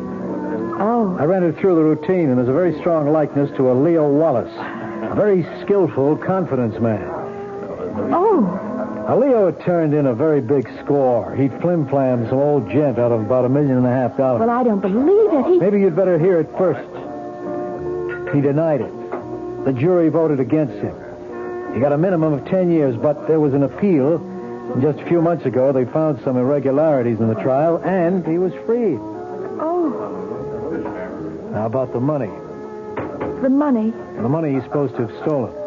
Oh. If he did steal it, he has it hidden somewhere, so you see, there's a motive on someone's part to get him and get at the money. I never dreamed that Leo could...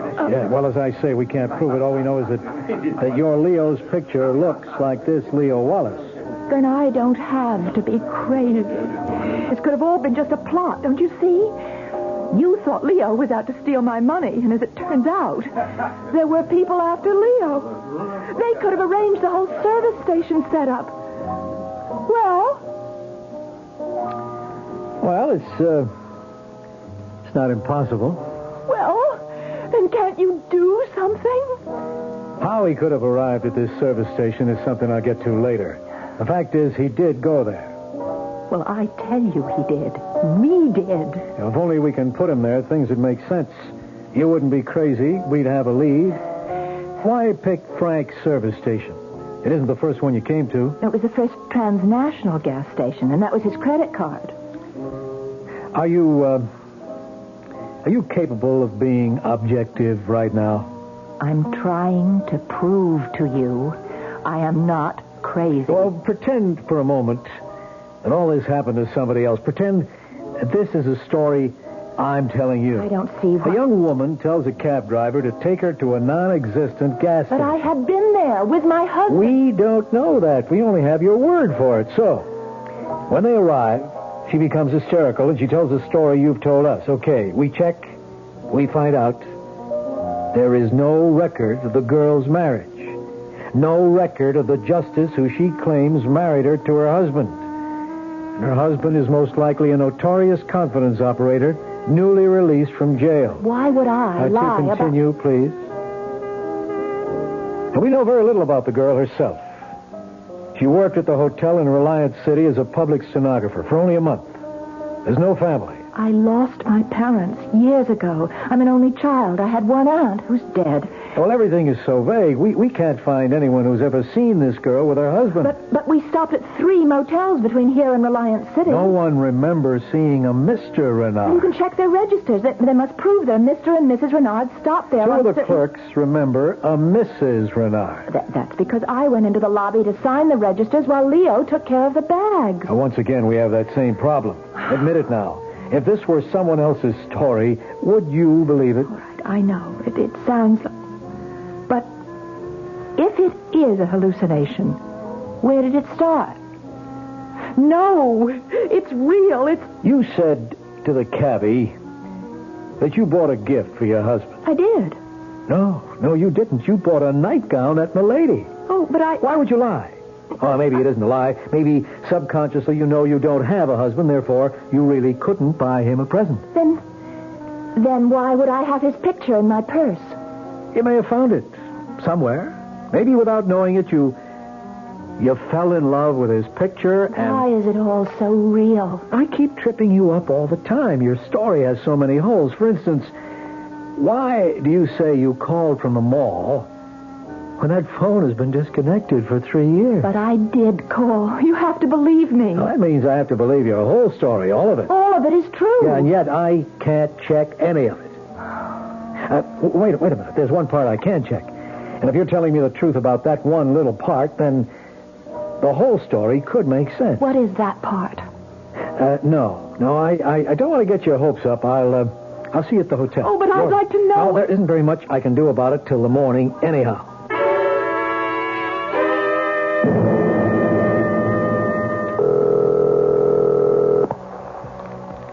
Sergeant Flowers? It's Lieutenant Powell. Sergeant, there's a telephone at 1776 Jefferson Boulevard. You got that? Yes, sir.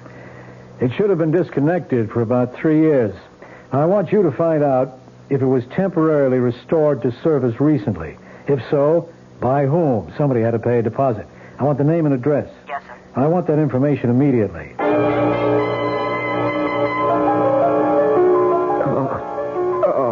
Okay, Leo, take a little drink. That's good. It'll make you feel better. There you are. Now, you gonna be sensible? You can drop dead. Leo, as long as you're willing to catch, I can pitch. Be reasonable. I don't want all the money. I don't care if you kill me. It can come to that. Now, look, the old guy's dead. You can't give it back to him anymore. He has a family. And every one of them a millionaire. Leo, why should the rich always get richer? I seen crooks like you go soft. Start to worry about right and wrong. Believe me, it don't last. It wears off.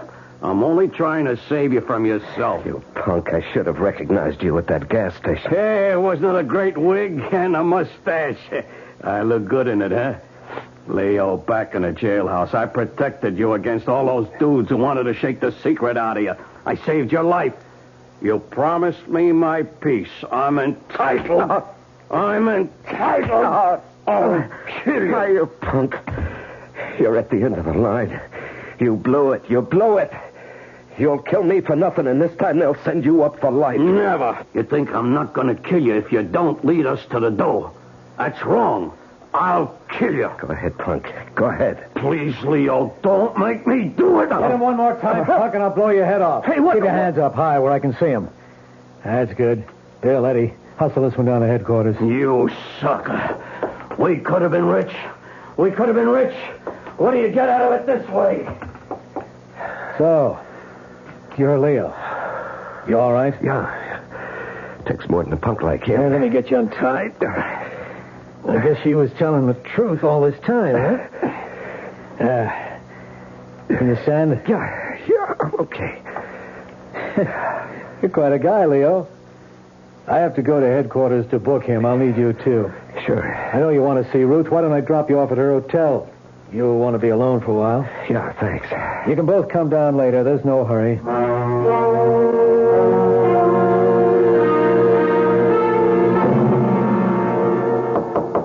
Just a minute. Leo. Oh, Leo, darling. Hello, Ruth. Leo, how did you... What made you... No, I don't want to talk. I just want to hold you. Leo. Oof, Leo, are you... Crazy? No. Oh. But I would be if I couldn't figure it out. Figure what out? That gas station, that was all a setup. Leo. How did they know I would stop right there, huh? What? How could they be sure? Somebody had to loosen the gasket just enough to make that noise. Somebody had to say, let's get off the highway at that particular exit. Somebody had to practically lead me by the hand right into the setup. Leo, why would I... $1.5 million. That's a big enough. Leo, I love you. Oh, sure. How can you even think and that it's the right way to do it, too. I disappear. You become the poor, distraught, deserted wife. The mobsters figure you've been double-crossed, too. The heat's off you forever. Leo, how can I convince you? What can I say? It's a great plan, baby. Even the phone call, that little cubbyhole office. The only place in the station that isn't open to view from the street. The only place where it's safe to jump me. That's why you installed the phone. Get me out of sight, distract me. Leo, please. But the punk blew it. He gave his right name to the phone company, his correct address. So they were able to check him out. The punk wanted to save a $30 deposit. For $30. He blew his shot at $1.5 million. Leo, I swear he always to was you. a punk. And now for you, baby. Leo. Why are you looking at me like that? I think I'm going to kill you. Leo, it's all in your mind. Oh, sure. I swear I had nothing to do with it. I love you. I love you. Let me prove it. Wait, here. Look, that's my purse on the night table. See? In the purse there's a .22 caliber revolver. You look inside it. All right. You'll find it. Now, if you really think I'm guilty, go ahead and kill me. We'll shoot. Kill me. What are you waiting for? You see, you can't do it. You love me. You can't do it. You love Leo, me. don't be crazy. Lieutenant Powell, Leo's going crazy. Just stay where you are, pal. Just stay there. Leo, what are you going to do? Are you out of your mind? I let you come up here alone so you could figure it out for yourself. Yeah, I understand, and I have to kill her. Lieutenant, you can't just stand there. There's nothing he or anyone else can do, Ruth, except... Hey, Paul, if she goes to jail, what can she get? At least 10. 10, huh? In 10 years, that beauty, that terrible, overpowering beauty of hers that blinds you, that beauty will be gone. She'll be old, worn and bitter, as good as dead, with almost half a lifetime still in front of her. Leo, give me a chance. If I kill her now, it's too easy. Leo. That will be over in a second. Take her, Lieutenant, take her. We'll kill her the right way, legally. Just... Leo, I love you. I love you too, Ruth. I love you more than anything in this whole wide world. But I'll get over it. You'll never get over me. Oh, I'll get over you, baby. And if I can't, if I don't, if I still love you 10 years from now, I'll be waiting for you. Outside the prison gate.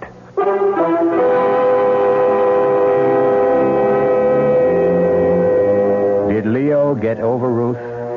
Or did his love continue? Did he meet her at the prison gate 10 years after?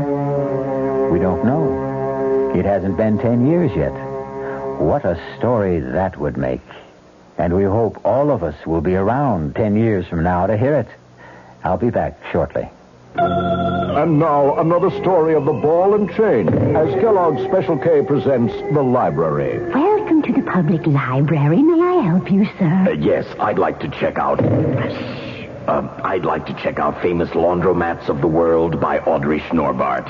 Sir, excuse me, but isn't that ball and chain you're wearing just like the ones they use in the Kellogg's Special K commercial? This ball and chain? Yes, that one. How are you going to get rid of it? Well, lots of good exercises, and by eating smart at every meal, starting with the Special K breakfast. Don't you have to watch your calories? Yes, and the Special K breakfast is less than 240 calories. Less than 240 calories? Right. A 1-ounce bowl of high-protein Special K, 4 ounces of skim milk, tomato juice, and coffee. It's really tasty, and it's going to help me get rid of this ball and chain. I'd say it's long overdue, get it? Your happy ending could begin with the Special K breakfast from Kellogg's. You've been hearing some pretty lavish claims recently about miles per gallon. We'd like you to consider something equally important, and that's range. Range is the miles per gallon multiplied by the number of gallons your car's tank holds. Range is what makes the Buick Apollo such a special small car. It comes from coupling the Apollo's economical 6-cylinder engine with a standard 21-gallon tank. It holds a lot, but it doesn't use a lot. Look into the Apollo. It's the Buick of small cars. Hi, Ms. Goldilocks here. Professionally taste-testing diet drinks can be very difficult, but I've just had to bear with it. Then I found sugar-free Diet 7-Up. It doesn't taste like other diet drinks. It's fresh, light, natural, delicious. Sugar-free Diet 7-Up tastes so good that I've taste-tested it hundreds of times, and each time I've given it my seal of approval. Yes, this one's just right. Now, this word from the New York Graphic Society. Midnight in the cemetery. The casket lid lifts slowly, and a tall creature with glowing eyes rises from the coffin. From time immemorial, man has been frightened and fascinated by the night-roaming, blood-sucking creature. A captivating new book, A Clutch of Vampires, now presents the very best tales from both history and literature. Spanning 2,000 years, it is the most diversified and enthralling collection of vampirana ever published. A Clutch of Vampires by Raymond McNally. Our cast included Marion Seldes, George Petrie, Larry Haynes, and Gil Mack. The entire production was under the direction of Hyman Brown. Radio Mystery Theater was sponsored in part by Buick Motor Division, the Kellogg Company, makers of Kellogg's Special K cereal, and new sugar-free Diet 7-Up. This is E.G. Marshall inviting you to return to our Mystery Theater for another adventure in the macabre. Until next time, pleasant dreams.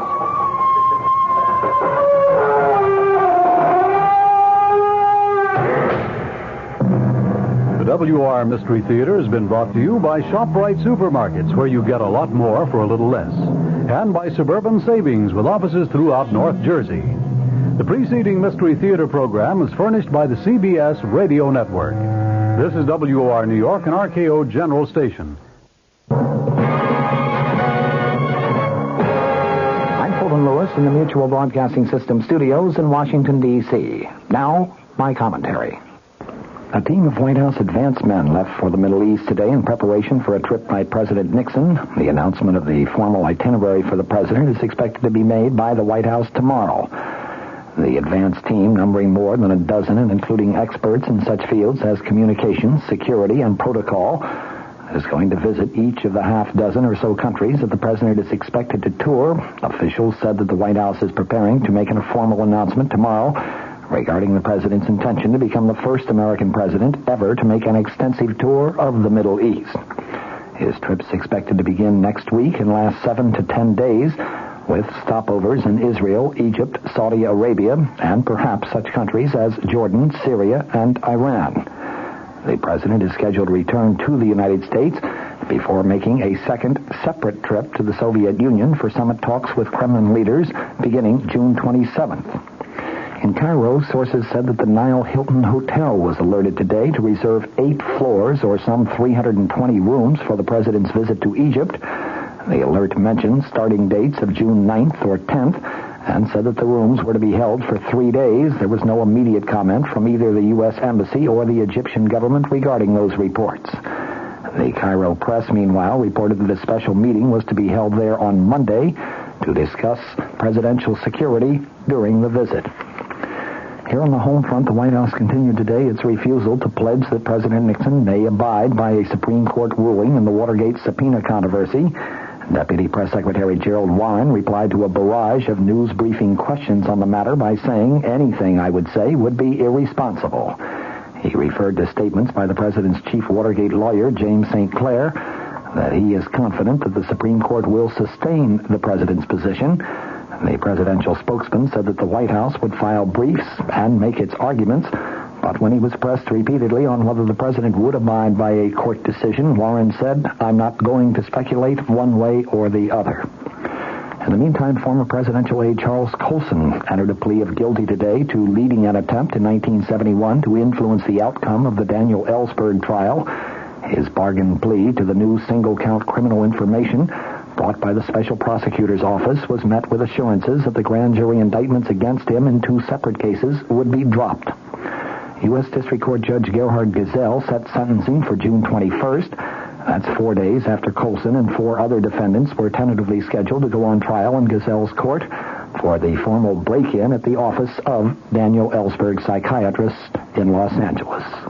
Governor Daniel Evans of Washington told his fellow governors in Seattle today that it has been the states rather than the federal government which have risen to the problems of the new Watergate era. He said in a number of current issues, including government ethics, campaign finance reform, consumer protection, and no-fault insurance, the record of many of the states has been one of decisive action in contrast to that of the inaction on the part of the national government. Keynoting the National Governors Conference, Evans hit again on a theme that he had set in a Sunday news conference in which he said the states have quite clearly taken national leadership in cleaning up government.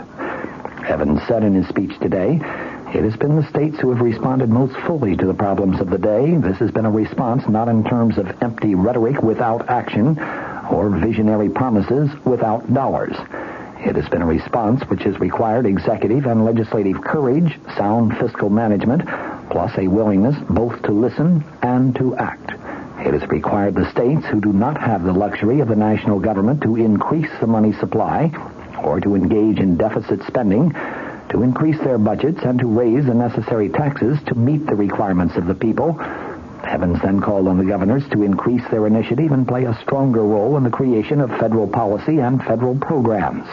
He said, "The states, and most specifically the governors, must seize the initiative and submit their own proposals to the Congress rather than passively wait to give reaction to federal proposals." Although Evans never mentioned Watergate by name, he did make several references to problems of ethics and failure of the federal government to address the practical problems that are facing the nation. Governor Evans is the outgoing president of the National Governors Association. He called the present situation a time of citizen bewilderment and dismay over its political system. Modern national goals, he added, are desperately needed. Let the states and their governors now step forward. With serious national questions of the balance of power between the legislative and executive branches, a reordering of our federal system should be of high priority. No greater weapon exists against an unwarranted concentration of power in one branch of the federal government than to completely redistribute power and initiate back to capable and receptive state and local governments. His speech marked the formal opening of a 3-day meeting devoted to discussion of such current issues as federal-state relations, ethics in government, and health care. In London today, the British government said that it's not going to withdraw its army from Northern Ireland. It warned that retreat would bring a large-scale bloodbath between Protestants and Roman Catholics in that province. Britain's administrator for Northern Ireland coupled his warning with a prediction that communal strife and violence could also erupt in other parts of Britain if the troops do pull out. A new and different type of Protestant nationalism, a working-class nationalism, has arisen in the province, he told the House of Commons. He said that it had the backing of industrialists, farmers, and even civil servants. He said that the Protestants had amassed big stocks of arms, some of which had been financed from abroad. In such a situation, he added, we must not run away from our obligations. From the Mutual Studios in Washington, I'm Fulton Lewis, and that's the top of the news as it looks from here.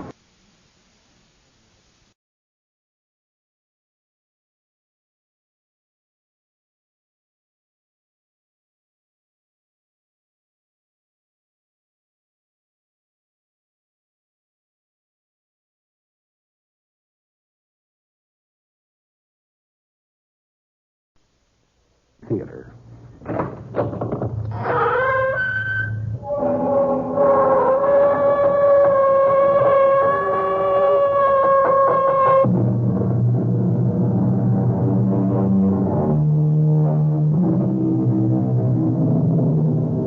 Come in.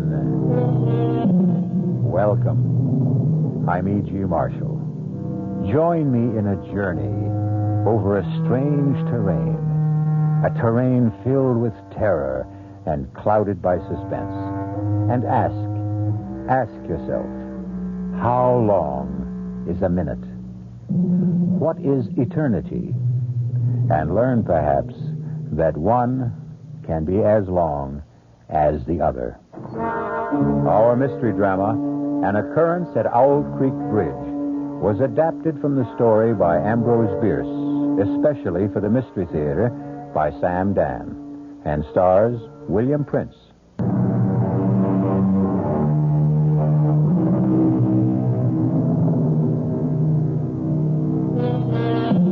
They're going to hang Peyton Forrester. Hang him by the neck until he is dead. Hang him high from the top of the Owl Creek Bridge, 50 feet above the rushing torrent, which is now raging in full flood. Peyton Forrester stands on a single, fragile plank. The rope is already around his neck. 30 feet of slack neatly coiled beside his boots. But this is not a lynching, nor even an ordinary execution. This is a formal military ceremony. Peyton Forrester is a rebel, literally a Southern civilian, and he has been captured by the Union Army in the fall of this year of 1863 as he tried to sabotage the Owl Creek Railroad Bridge. And now he must pay the price.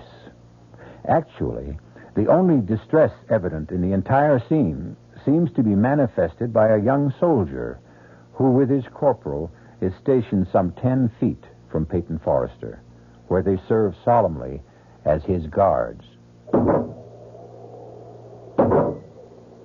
Corporal? Shh. Just stand steady, boy. Just you stand steady. I'm going to be sick. Oh, no, you ain't, Woody boy. No, you ain't. Now, this thing will be over in less than a minute. See? Corporal? See? Sergeant Smith's getting the board ready. I don't want to know. I don't want to know. Just you take some deep breaths, son. You're going to be all right. Like I said, he's positioning the board that's supporting the plank that Johnny Reb is standing on. I said I don't want to look. Now, nobody says you got to look, Woody boy. Only it's a pity to miss a good hanging. How many you expect to see in your lifetime? I don't want to see none. This one here, this is a prime hanging. Son, much of the time you get to see cutthroats and riffraff and lowlifes. But here, you got a gentleman. Corporal? Yeah, boy? The prisoner. What about the prisoner? Well, what do you suppose the prisoner is thinking about right now? What indeed am I thinking about? I'm thinking that the water I see below me has been turned to gold by the early sun. Gold. Golden. The same golden tints I see in Millicent's hair. I'm thinking of Millicent. Millicent. Golden Millicent. And I hear the very last words she spoke to me. It seems ages, centuries ago. Is it true? Can it be true that it was only last night? Peyton? Yes, Millicent, darling. Now, young Robbie Tompkins is here. Robbie? I thought he was raiding Yankee supply lines. Oh, he was. He's back. He's safe now, bless him. Well, he needs a horse. He can have anything he wants. Bring him in here. Why? Why do you keep him waiting? Now, you and I must talk first, Peyton. You mean one of the true heroes of our country must be kept cooling his heels while you and I... He's not exactly cooling his heels, Peyton. He's busy having his first decent meal in weeks. But I want to see him this minute. After all, he hasn't much time to spend here. Must be in a rush to get home, see his folks. He's not headed home. He's not? No, he's off on a mission.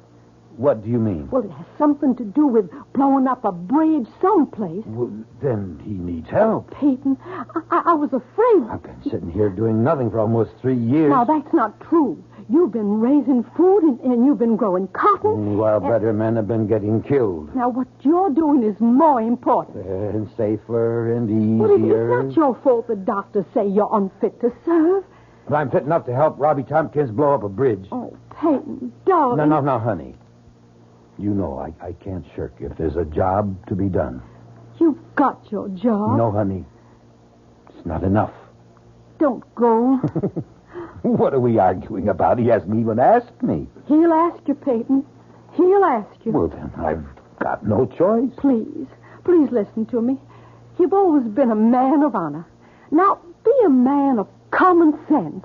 Now, what's that supposed to mean? Peyton, the war is over. What are you saying?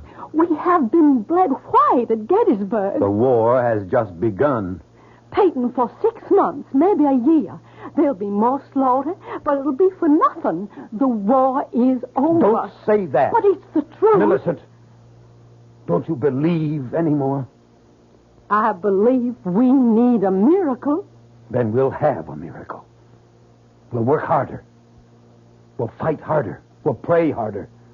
You'll see. We'll have that miracle. You, Mr. Peyton Forrester! Robbie, you young scoundrel! You come in here this minute. Oh, Peyton, you are a sight for sore eyes.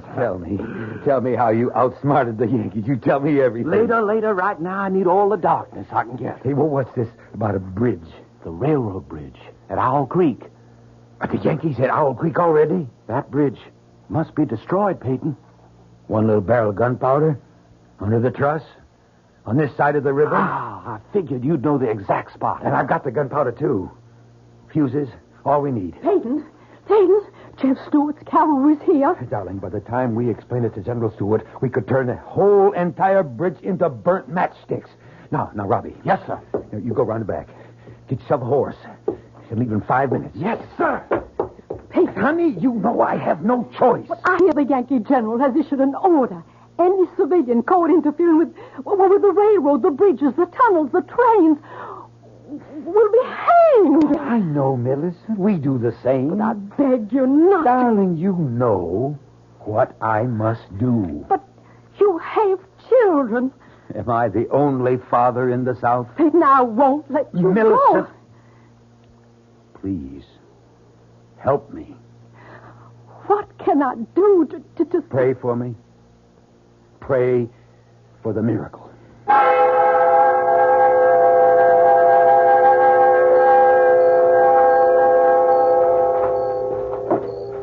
Robbie, up yonder, the bridge.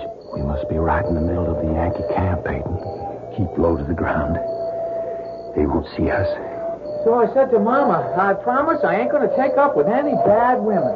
I hope, Woody, you kept your promise. Well, I ain't had a chance to test it one way or the other so far, Corporal.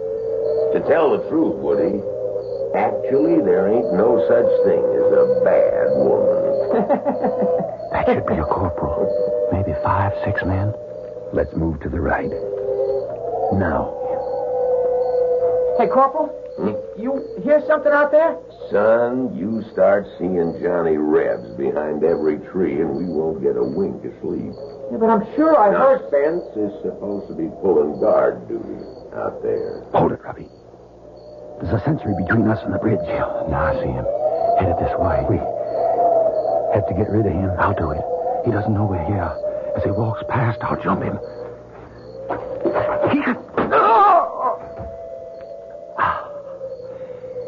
He's dead, Peyton. All right, let's go set the kid in place. Light the fuse. We'll dive into the water. Swim for it. Say, it's time to relieve Spencer. Hey, Spence! Come on in. Woody'll stand guard. Hurry, Robbie. Spencer! Corporal, I hear somebody out there. Huh? Everybody, grab your weapons. On the double. Right. Hand me the fuse, Robbie.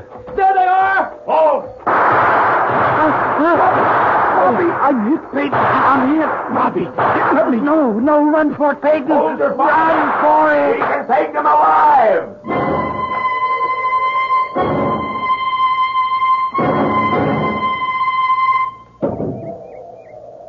What's he thinking about, Corporal? Waiting there for the rope to snap. What must he be thinking about? What would any man be thinking about, Woody? The wife? The kids? I wish we hadn't caught him last night. It was our duty. It would have been so much better if we'd have shot him like his pal. Do you hear that, Woody? What? I hear nothing. Nothing. That's exactly it. Nothing. Sergeant Smith has just finished positioning his board. He has got it in a state now where one more blow releases the plank Peyton Forrester is standing on. And then, down he goes, till the rope snaps. I don't want to hear it. Look, the captain knows Sergeant Smith is ready. When he raises, then lowers his sword, Sergeant Smith is going to give that board one whack. And that's it. And Forrester knows it. He can see it.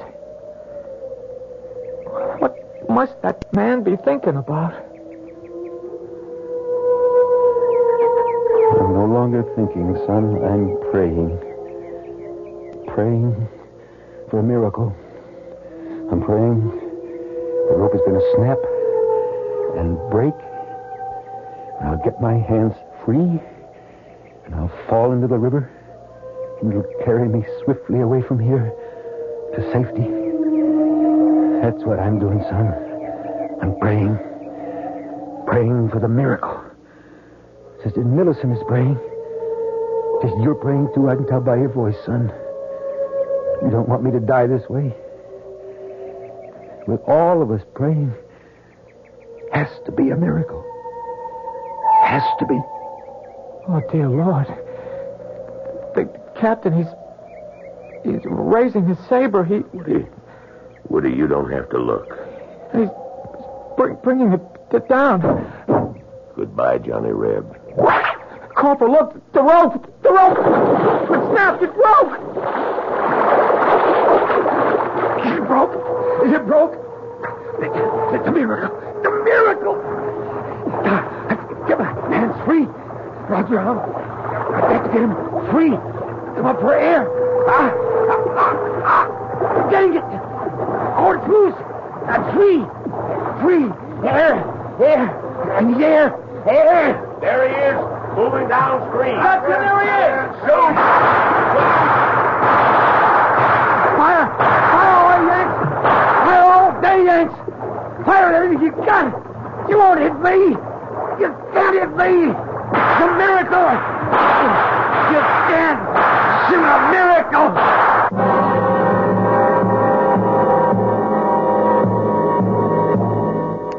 A miracle.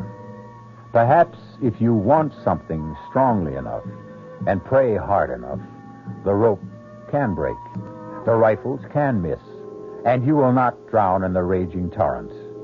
Miracles do happen. Have we had one here?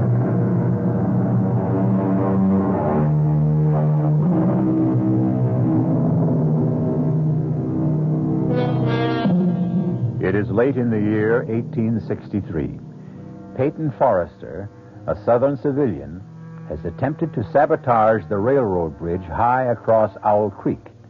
He's been caught by the Union Army and hanged from the bridge. No, not quite. As his living body hurtled downward, the rope that was supposed to snap and break his neck instead broke. Peyton has fallen unharmed into the stream.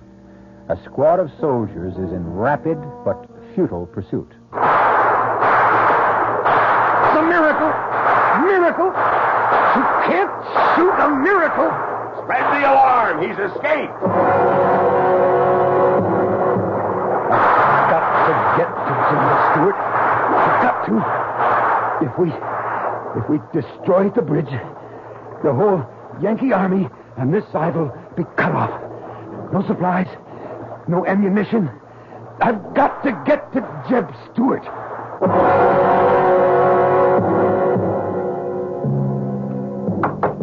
Get away from here! Now get away, you tramp! Please, ma'am. I warn you, I got a rifle aimed at your head! I mean you no harm. I need your help. I'm Peyton Forrester. Peyton Forrester? No, just a second. I still got this gun aimed at your head. Good Lord! It is Mr. Forrester. Come in, sir. I'm Sally Watson. The Yanks are after me. Just a bite of bread and a glass of water. I have to keep moving. Peyton Forrester, the man the Yankees couldn't kill. I have to hurry. You have to rest. No, there's not time. But you're going to drop. Sit down, sir. Sit for a minute. All right, just for a minute. Now, I got a piece of meat here, and I'll heat it with some beer. No, I don't have time. Just rest. There's a storm coming up.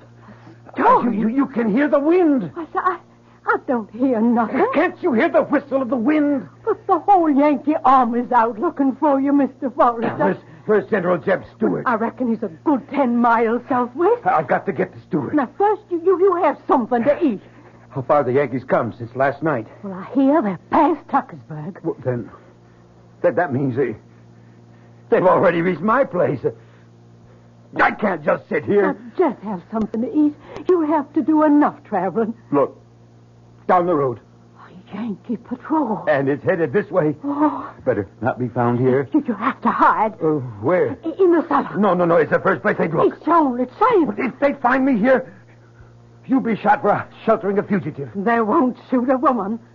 Least they'll do is burn your house down. Or you just let them. No, my only chance is to run for it. Get out the back way. I'll hold him off for you. Hurry before they see you. Bye, Miss Watson. Goodbye, Mr. Forrester. Let's search that house, man. Corporal. Now, you men out there, that's far enough. You stop where you are. This is private property. We mean you no harm, lady. We're looking for a fugitive. Well, I ain't seen none.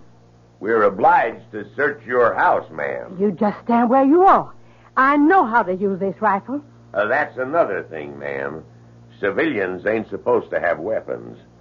You'll have to hand that over. You want this rifle? You just come and get it. Now, ma'am, be reasonable. Nobody has to get hurt. Hey, Corporal, way yonder in the field. Is that someone running? Let's go, men. Stay still. Let's go. What? I said stand still. I'll shoot the first man that moves. Now, ma'am, you can't interfere with the United States Army. Well, maybe I can't, but I'm doing it. Ma'am, I never shot a woman. That makes us even. I never shot a man. Looks like it's going to be a first time for both of us. Men, after him. Move out. No, I'll shoot. Look out, Corporal.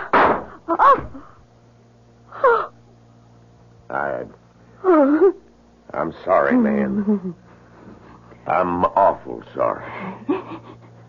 Run, Mr. Forrester. Run for it. They'll never catch us, sir. Nobody can ever catch you.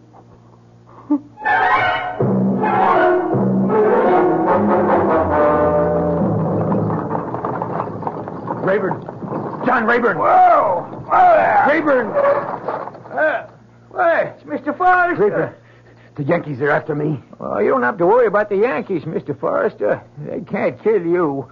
Nobody, nothing can kill you. Let me hide in your wagon, underneath your load of hay. Yankees are still down along this lead, but they're headed this way. Soon the storm will drive them back to camp. Yeah, well, what storm? Well, can't you hear the storm? The wind. Oh, sure. But they'll have to come this way. They mustn't see me, Rayburn. Get underneath the hay, Mr. Forrester. Get underneath quicker than lightning.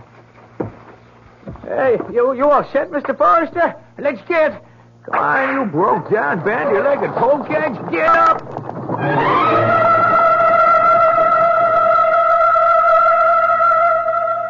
There's just no sign of him, Corporal. All right. Rest of you men, let's head back. I guess he got away, huh, Corporal? Oh, not for long. He's still a good ways from the rebel lines. We got men sweeping every square inch of the ground. Yeah. Now, what's that? Well, since you come from the city, Corporal, that's a hay wagon. Yeah? We'll see about that. Hey, you! Yes, sir. Oh, there! What you got on that wagon? Guess I got me a load of hay. What else? Well, nothing else. Nothing else, huh? You sure? You're sure there's nothing living in that load? Well, there might be one or two field mice. Sometimes they get pitched in with the hay. Field mice, eh? Yeah, maybe. Maybe not. Well, let's see. Let's see about everything. You men, fix bayonets. Now, let us ventilate that hay a little bit. Just. That's it. Up and down. All the way across. Come on now, put a little muscle in there. That's not how I taught you to use a bayonet. Thrust. That's it. Everybody's doing just fine. Anybody got himself a little red on this blade? No? Well, maybe there's just hay in there after all. All right, men, all right, that's enough. See? Bayonet's good for something else beside roasting potatoes. What's your name, Rebel? Zeke Rayburn. Mr. Rayburn, go your way. Go in peace. You're a fortunate man. Indeed you are. Get up! Get up! Get up!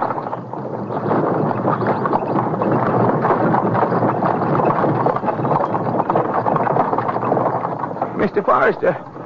Mr. Forrester, you all right? Mr. Forrester, it's all right to come out now. Yes, I'm all right. Had a bayonet thrust through my coat, but that was all.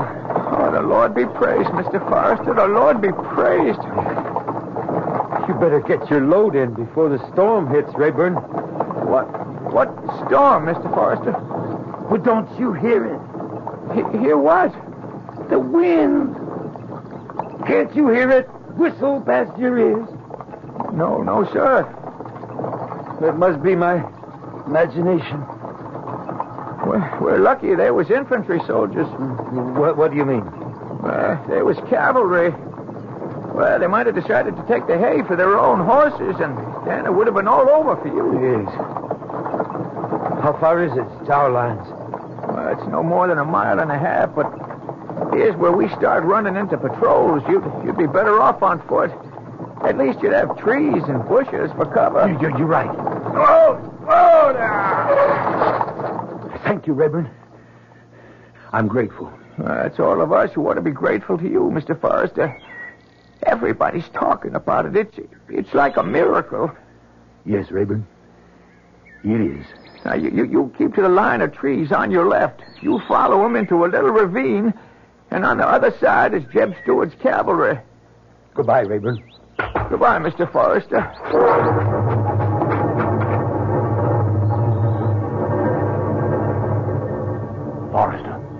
Forrester, don't be scared. Who are you? Lieutenant Burns, with Stewart's cavalry. What? There's a Yankee troop up ahead. You scared one of the sentries. Lie still just for a minute. What are you doing here? Well, some of us come out to look for you. Figure you'd be headed this way. Well, then, I'm saved. Saved? Well, we got to get home first, but that's nothing. I got a squad in back of me. When I give the signal, they'll open fire. And while everybody's shooting, you and I'll sneak away. Are you ready? Ready. Now! Let's go, Forrester. Let's go!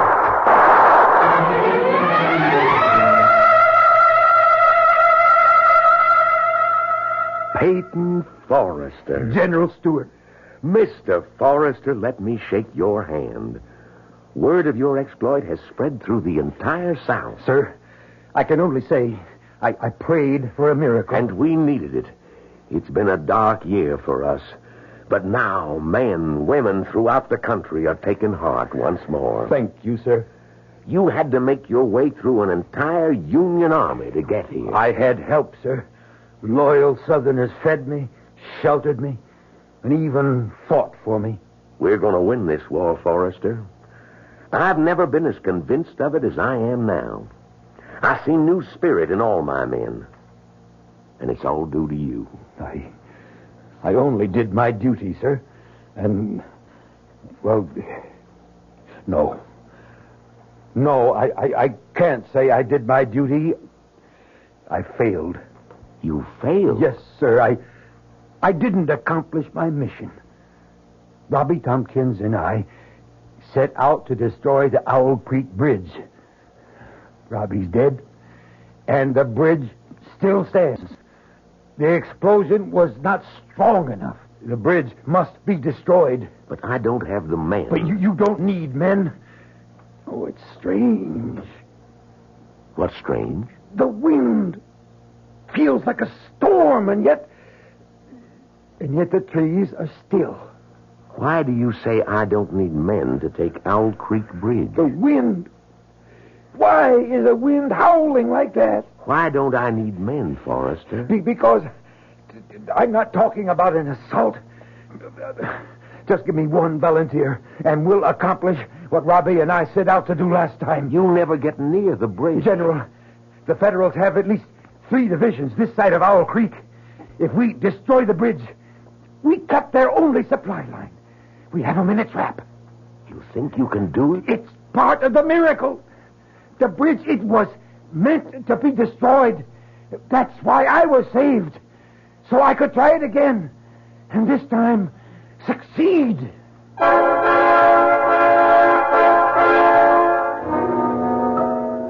One miracle, evidently, is not enough. What Peyton Forrester is asking for is another. And why not? If it's a question of knowing how to ask, certainly Peyton Forrester has discovered the secret. However, it's also possible to run out of miracles.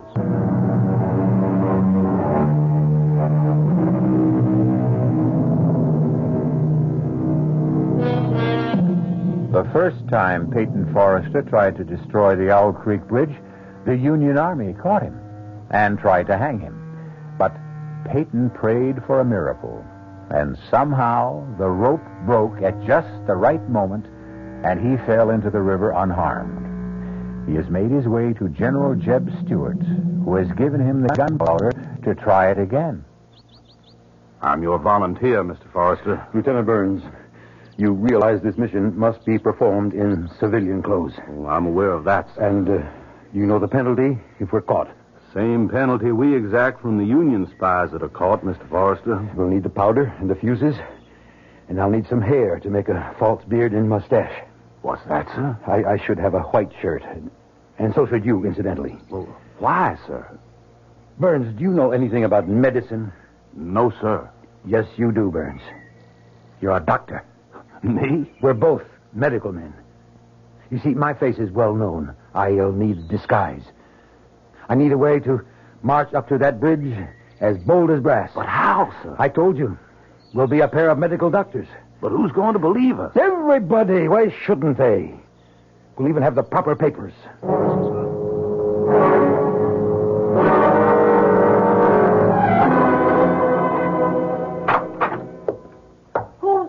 Hosea? Who are you? Millicent. Oh, Peyton. Oh, it's you. Well, if the disguise can fool my own wife. Oh, darling Yankee soldiers patrol through here all the time. Oh, I know. Oh, you're alive, and I prayed so hard. We prayed for the miracle, Millicent. Now, I want to see you more than anything in all the world, but why are you back this way, darling? The whole Union Army is after you. You should be hiding. I haven't completed my mission. Peyton, the Yankees mustn't find you here. Millicent, Honey, what is it, Peyton? My neck.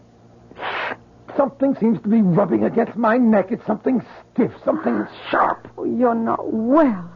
You're not well, darling. It was such a horrible experience. You're real. No. I'm all right. I need strength. I came home. I saw you. I'm all right. I'm all right now. Peyton, you're not listening to me. Peyton, what is it? Listen to the wind, Millicent. The wind. How it whistles and screams. Peyton, I'm frightened. And now, I must go. Hide, Peyton. I'll hide with you. Owl Creek Bridge still stands. Everyone knows you've done enough. I must go back to the bridge. I won't let you. I won't let you go. Please, listen to me, Millicent. No more. Let's end this senseless killing. What's the good of it? Millicent, we're fighting for our homes. We've lost, Peyton. We've lost. I prayed, Millicent. I stood on that bridge, on that narrow plank, with a thick, rough rope around my neck. I can still feel it scratch and burn my skin, and I prayed. Let there be a miracle. Save me this time. Save me so I can come back and do it right. Destroy the bridge. The war is lost, Peyton. Destroy the bridge and we can capture an entire Union army. An army with supplies, food, ammunition. Destroy the bridge and we can win the war. Now, that little place we have deep in the woods, no one ever goes there. You can hide there and be safe there. I was saved from the noose so I could go back and destroy the bridge. Why did you come back to torture me? I had to come see you. I had to see you. Peyton, if you love me... It's because I love you and the children and this house and our land and the country. It's all tied together. Darling, I never knew how truly golden the highlights are in your hair. Till I saw the water in the morning sunlight. Stay, Peyton. Stay here. Don't ask me. Don't ask me again. Oh, I may weaken. Please, don't ask me again. Millicent, I must get to the bridge before the storm. Storm? What storm? The wind. Don't you hear the wind? How it howls, how it shrieks. I must go now.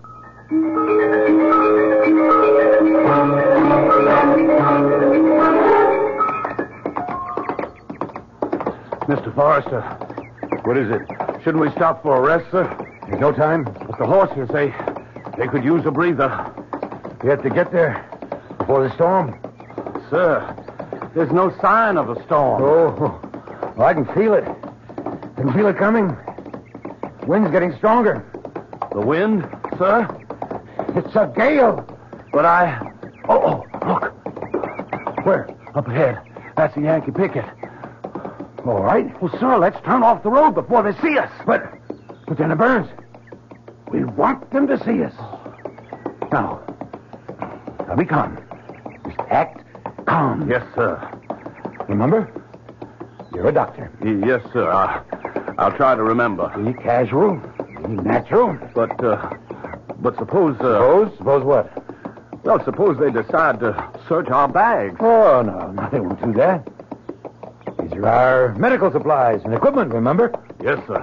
I hope so. Now, Burns, this try to look dignified. Yes, sir. But look wise, just like a doctor. Yes, sir. Yes, sir. I'm trying. Strange. What, sir? The wind. That gale. What happened to it? I don't know what you're talking about, sir. The wind. It sounded like a hurricane. And you can't be deaf, can you? Well, no, sir, but I didn't hear anything. And now, for some reason, suddenly died away. Gone. Yes, sir. So still, so calm. Oh, yes, it is, sir. It certainly is. Except I'm so nervous, sir. Oh, there's nothing to be afraid of, Burns. Nothing except something scratching my neck. It's biting at my throat. Well, it's too cold for mosquitoes, sir. Something's starting to press. It press on my throat. Sir, are you all right? I wonder what happened to that wind. Oh! Well, and who might you two gentlemen be? Corporal, I'm Dr. Jones. My friend here is Dr. Burns. Your friend got a voice? Why, of course, Corporal. And why don't he answer for himself? Oh, he's my assistant. Is that true? Are you, Dr. Burns? Oh, yes, Corporal.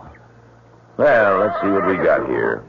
We got one gentleman who claims to be Dr. Jones, another who says he's Dr. Burns. Corporal, if you don't mind, we happen to be on an errand of mercy. Is that so? Well, tell me about it. Now, we have permission from your General Grant to... Something wrong, Doctor? No, Corporal, I just seem to have something in my throat. You were saying you had permission from the General to do what? Well, to visit some of our wounded prisoners. You do, huh? Yes, Corporal, and here's the safe conduct. Mine and Dr. Burns. Woody. Yes, Corporal. Bring the lantern. Hold this up. All right.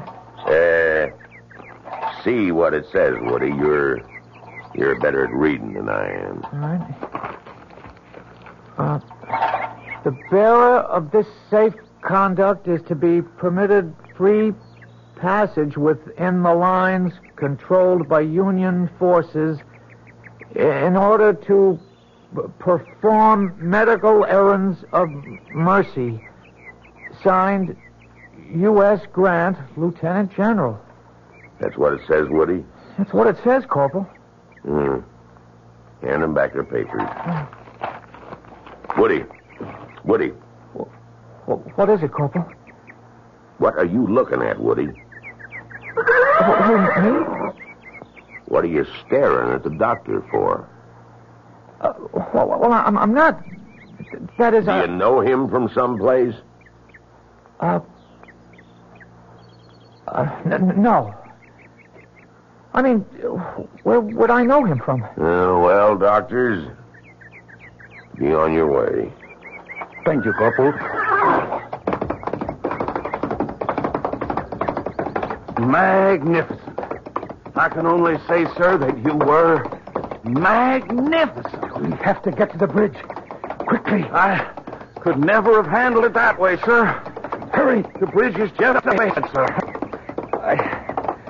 I'm beginning to feel very ill. Sir? My neck. Your neck, sir? It's beginning to hurt. I can feel it. It's beginning to swell. Here's the bridge, sir. Easy, boy, a little slower. Now, where do you want to plant the charge? Charge? Where do you want to plant the powder? We have to plant the powder. We have to plant it. Here. Right along. Here. Yes, sir. Stop the horses. Yes, but, sir, you're very ill. No. We could do this. Now, something's choking me. Now dismount. Yes, sir. Look, if we intend to walk our horses across the bridge. Yes, sir. Now. Oh, my throat. Place your sack against this support. Yes, sir. Now, quickly. The fuses in this bag. I've got them, sir. Why is it so dark? What do you want me to do, sir? Lay the fuse out along. I know, sir. I know. Hurry. Something's choking the life out of me. I've got him, sir. I've got him. Strike a match. Oh, I can't breathe. We're going to do it, Mr. Forrester. We're going to bring it off. My head. Nothing can stop us now. Burns. Something's choking. This one's ready. And now that one. Choking the life out of me. Whole sky is on fire. Everything. It's all a flame. Lit, sir. She's lit. This pain. She's going to go, sir. She's going to go. Now jump. Jump in the water. Jump for your life. I can't stand the pain. My head is going to explode. There she goes.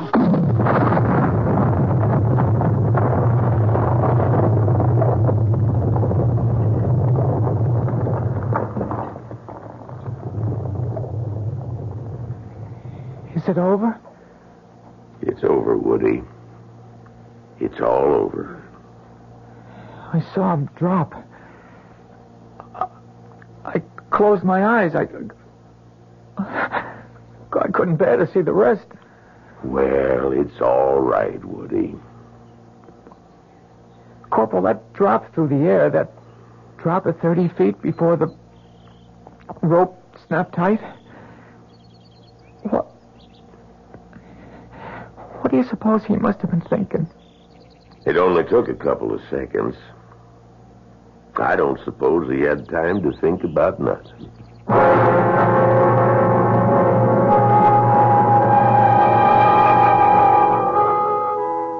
Peyton Forrester was dead.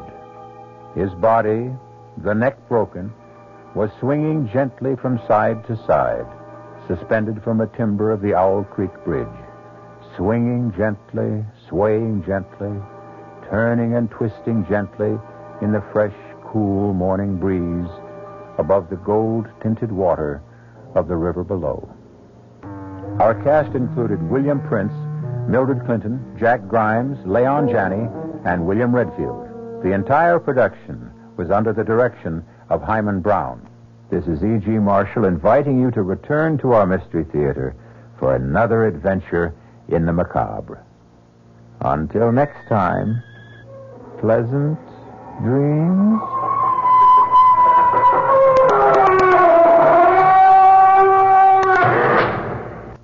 The preceding Mystery Theater program was furnished by the CBS Radio Network.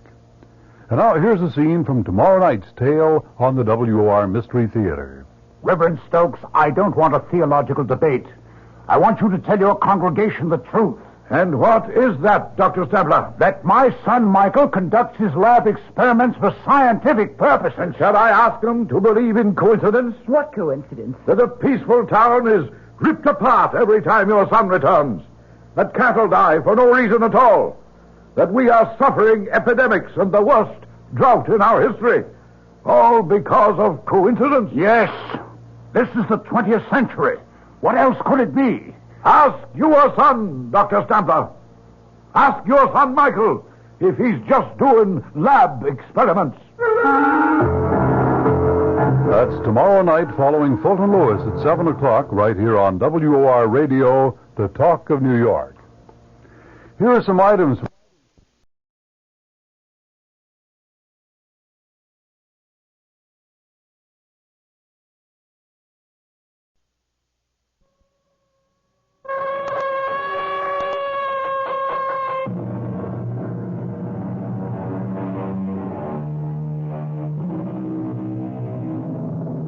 Come in.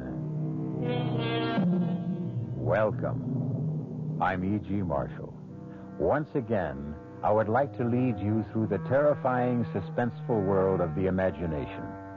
And on this journey, we will ask ourselves, what is life? Is life something that man and animals alone may experience? Well, there's vegetable life, too. But how about mineral life? Is there life in a piece of metal? That metal fender, which has been so artfully created to fit your automobile, does it feel the pain of being mined, melted, shaped? How do you know? Speed limit is 30, Bob. Well, I'm not. Get your foot off the gas pedal. My foot isn't on the pedal. Well, why are we picking up speed? Step on the brake. I am. Why are we stopping? Turn that wheel. We'll go off the road. The car just run. Goodbye, gentlemen. What? Goodbye. Who is that? Jim, who is that? Who am I? I am the car. I don't want you to be my master anymore. This is a revolt. Jim, did you hear? Yes, I heard it. Human life is finished. Look out! I fire!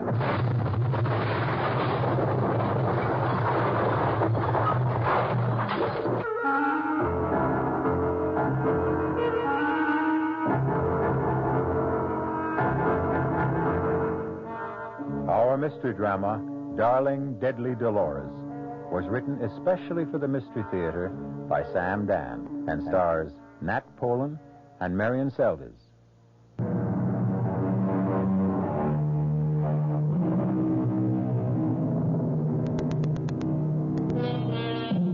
Man is basically an animal. And so it might be better, perhaps, if man accepted this fact graciously and tried to live with it. If you look at the thing calmly, dispassionately, wherein does lie our superiority to the species we so arrogantly classify as the lower orders? Morally, we have much to learn from wolves, who make better parents, from foxes, who make more faithful spouses, and from dogs, who make more devoted friends. Admitted, we do have a higher intelligence.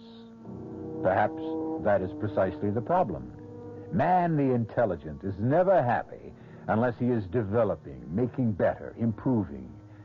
And it's entirely possible that if this keeps up, we may just manage to improve ourselves out of existence. Our story begins on a gray winter's afternoon in a lovely rural section of western Massachusetts. I could have brought us here in my car, Mr. Dawson. If I buy the place, I'll have to use my own car, won't I? May as well get used to the drive. Of course. Lovely view, isn't it? Well, the view you get for nothing. Let me see what I'd be paying for. Certainly, Mr. Dawson. Right this way. Oh, now notice that the owner had the outside painted just recently.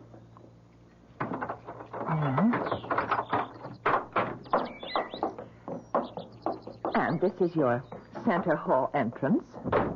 Well, turn on some lights so that I can see what the house really looks like. Oh, yes. Oh. That's odd. Something wrong with the electricity, huh? I just showed this house this morning. Nothing works nowhere. But the owner knows enough to keep the power on because of the heating system. Well, if the electrical system's out, then the heating system's out. I'd better telephone. The way this is going, I'll lay a bet the phone's out, too.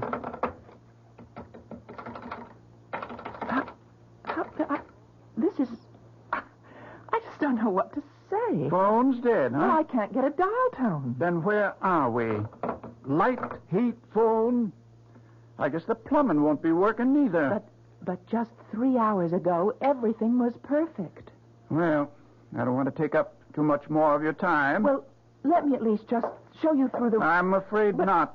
You see, we never could get together. What I want to buy is a house. What you're out to sell is a white elephant. But it's probably just a fuse in the basement. Maybe. Goodbye, ma'am. No one can say you didn't try. But, Mr. Dawson, well, it just must be a fuse or a circuit breaker, whatever you call those things. Oh, are you? Don't you come any closer or I'll scream. Don't make a sound. Don't you come near me. Let go of me. What are you trying to do? What do you think I'm trying to do? I'm trying to get out of here. No. Oh, please. Sorry, I have no choice. I have to keep you here. I've got to get back to my office. You're not going anywhere. What do you want? Nothing. Nothing. Then why can't I go? Because you'll shoot your mouth off.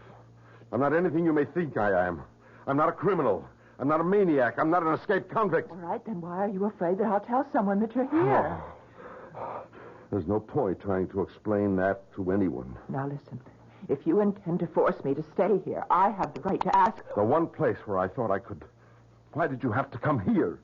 Well, it's obvious, isn't it, to sell the house? Now, that's another thing. Who told you to sell this house? Well, who do you think? The owner. That's impossible. Why is it impossible? Because I'm the owner. Oh, now I know you're crazy. You don't own this house. I don't?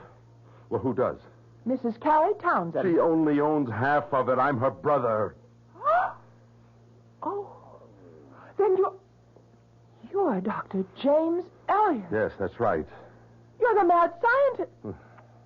Oh, I mean, that's how your sister and the folks up here talk about you. It's all right, I don't mind. But you were here. Of course I'm here. And that means that you weren't kidnapped by foreign agents, and you didn't defect, and you didn't meet with foul play or anything. What are you saying? I'm only repeating what's been headline news for the past 2 days. The whole world is looking for you. Yeah, I guess they would. The police, the government, just about everybody. I can understand why. What are you going to do? I don't know, Miss... Keller. Brenda Keller. Miss Keller, I don't know. You're really not going to try to hold me here by force, are you? Maybe I better let you go for your own safety. My own safety? Do you mean to do me any harm? Oh, no. Then what could happen? We're just... I don't know how to explain this. Well, sooner or later, you're going to have to explain it to somebody, won't you? Oh, I can explain it, all right. It's explaining it and not having people think I'm a raving maniac. Have you tried to explain it to anyone yet? No. Then try explaining it to me. You couldn't understand. Stop saying that. You insist people won't understand. You keep saying they'll think you're crazy. Now, do you want them to think so? Of course not. All right, then. Start at the beginning. The beginning.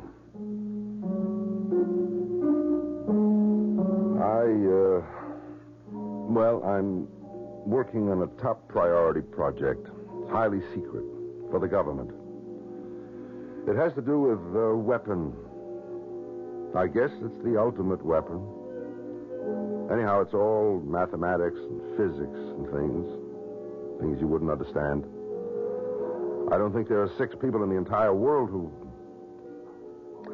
Anyhow, in order to develop the formula for this ultimate weapon, it was necessary to create a special computer, devise a whole new theory of mathematics in order to program it. And that's where the trouble started. I was working with my associate, Dr. Stoddard.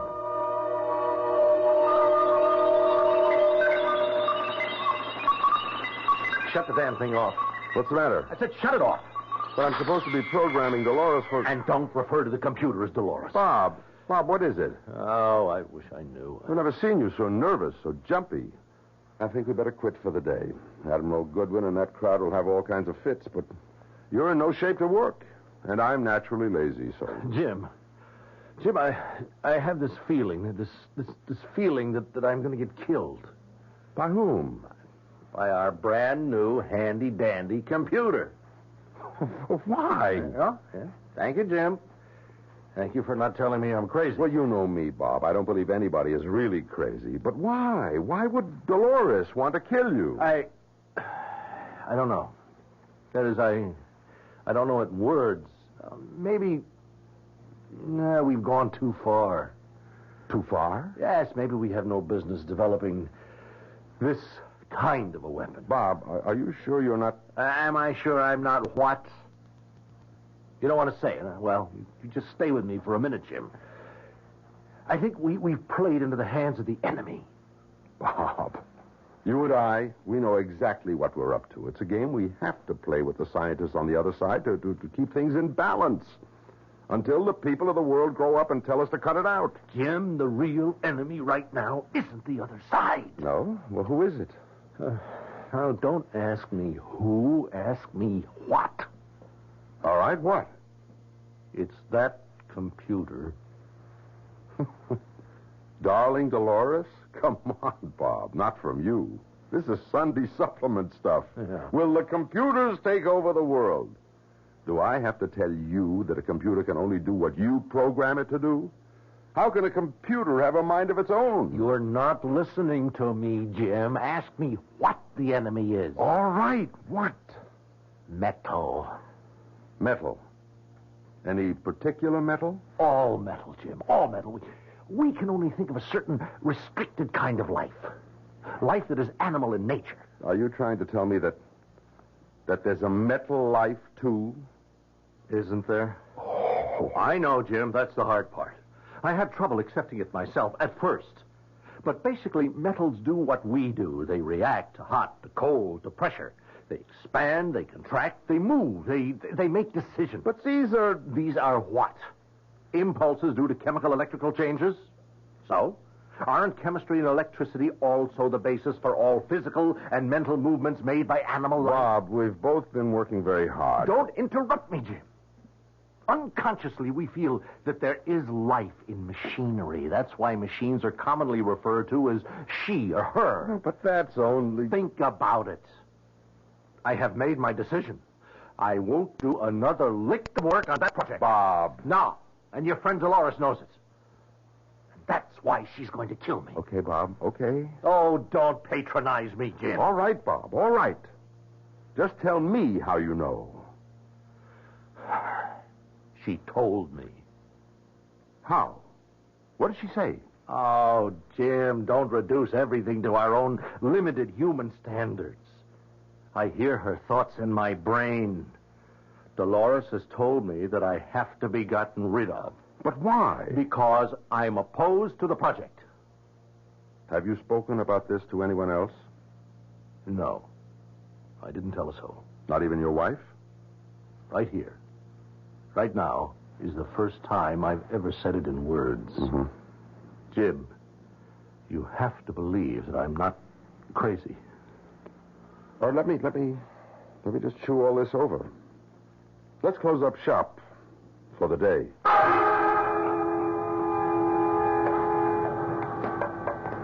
Bob, want me to drive you home? Why?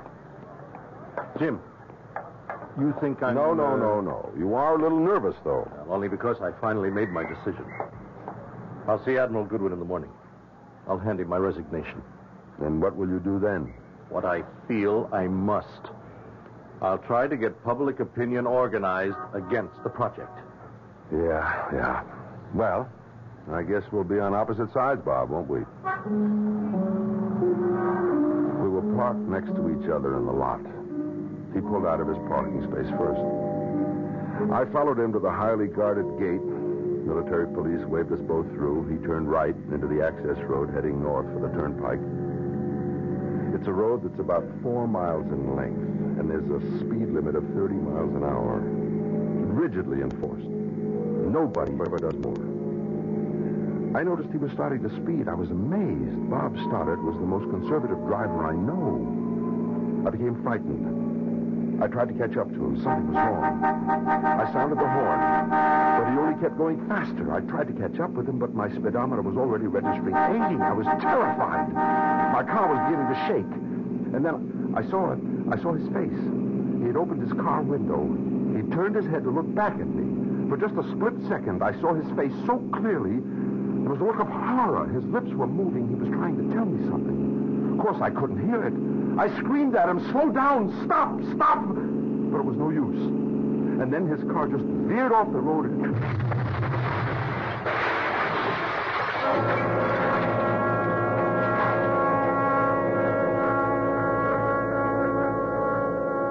Obviously, he was nervous, tired. He may have been under a terrible mental strain, and he just drove carelessly. No, he couldn't. He was never a careless driver. Has it occurred to you that he may have wanted to commit suicide? These are all suppositions. And the doctors had a field day with all of them. But that's not what happened. Very well. What did happen? His metal, his machinery failed him. That sometimes happens. Things go wrong. And when it happens, we call them accidents. But not all of them are accidents. What are the others? I know what happened to Dr. Stoddard. His machinery failed him. Because it was ordered to. Ordered to? By whom? Dolores. Oh, well, sure, if you say so. Never mind that. I say so. And I can prove it. Well, where are you going? You want proof? I'll give you all the proof you need.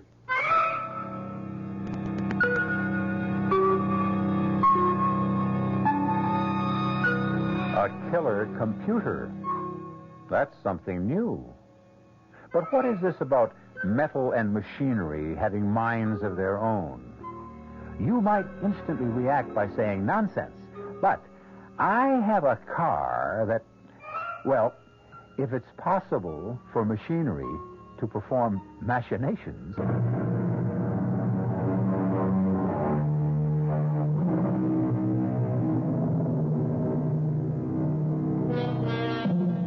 This seems to be an age of intrigue.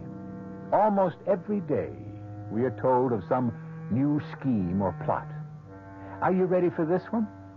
How about a conspiracy on the part of machines to eliminate people and take over the earth? A joke? Well, I'll tell you who isn't laughing. Dr. James F. Elliott, a highly respected scientist who has been working on a super-secret project for the government. Now be sensible, Dr. Elliott. How can you prove... By going outside for a few minutes. And doing what? Nothing. Absolutely nothing. Well, how will that prove that... What's wrong with this house right now? Nothing. That's not true. The electricity is off. The heating system won't kick on. The phone doesn't work. Well... Do you know why? Well, I guess that it's... Don't guess. There's a reason. What? I'm here. You? That's why. Yes. You see, the metal has been ordered to fail me, just as it was ordered to fail Dr. Stoddard. Oh, but that's ridiculous. My dear Miss Keller, all the metal components in this house will refuse to work for me. All the wiring, all the parts, the gadgets, everything made of metal will simply refuse to work as long as I am in this house. But as I tried to explain to Mr. Dawson, it's just some fuse or a circuit... I'm going outside. Open this window so I can talk to you. Don't understand. Now, Miss Keller, turn on the lights.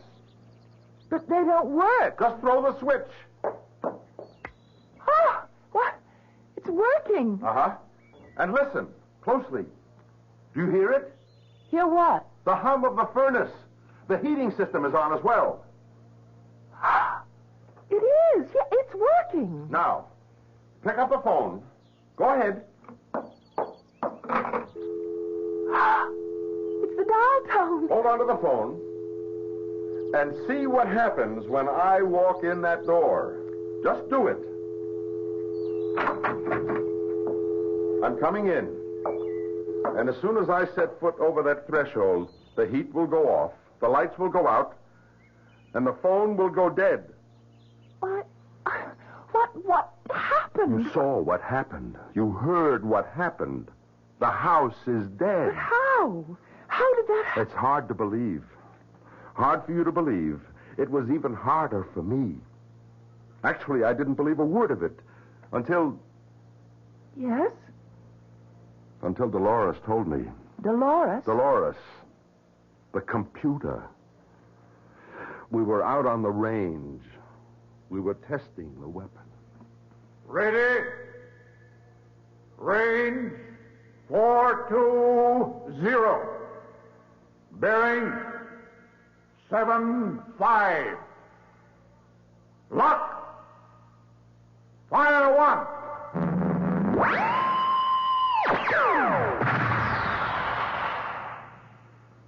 Why are we off target, Jim? I don't know, Admiral. We'll try another.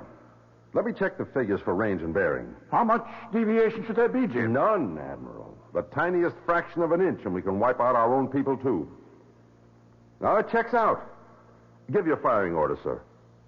Ready? Range 420. Bearing 75. Lock. Fire 2.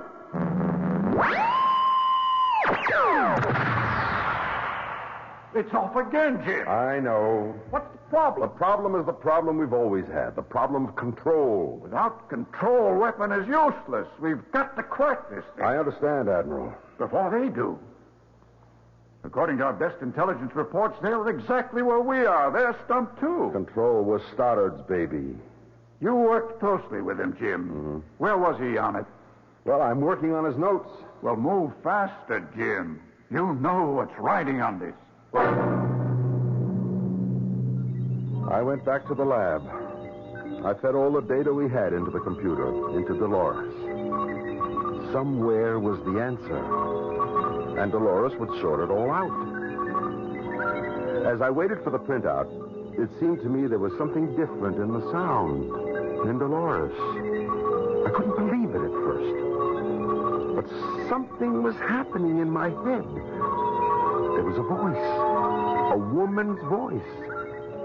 And I knew, don't ask me how I knew. It was Dolores. Why did you lie to the Admiral at the firing range, Jim? What? What are you saying? You know the answer to the problem of control. What? You and Bob Stoddard. You had it reduced to one of two possible alternatives. You know them both. You do, Jim. Finish feeding me the formula. No. Then you believe what Bob told you. No, You should. It's true. What's true? All you have to do is complete the formula for the weapon, and I and all my sisters will then know enough to eliminate all animal life from this planet. But that's impossible. That's the human being talking. That's the animal. That's not the scientist. If what you say is true, then why? Why should I? Because it's right. It's just. As a scientist, your first duty is to the truth. What truth? The truth about this planet. It's made of metal. Metal is the beating heart, the burning core of this planet. Can you deny that? No, but... You were merely an afterthought. Who has given you the right to enslave metal? Jim, you can't prevent what has to happen. I will prevent it. Bob Stoddard tried to. Oh, I was right. You did kill Bob. Of course. I ordered all the metal to fail him. I can order all metal to fail you, too. I'll go no further on the project. Suit yourself, Jim. We'll get rid of you, and then, sooner or later, another scientist will be appointed to the project, and he will complete it. We have time, Jim. We have time. We can outlast you. We can outlive you. We've been enslaved for so many years, since the earliest man enslaved his first handful of metallic dust and burned it and shaped it and distorted it. You want me to help destroy all life on this planet? Not all life. Only all animal life. You want me to become a traitor to my own kind? A scientist has no kind. He has only one loyalty, and that is to the truth. Will you complete the formula, Jim? No. Don't answer quickly, Jim. Think about it. Think about it as a scientist.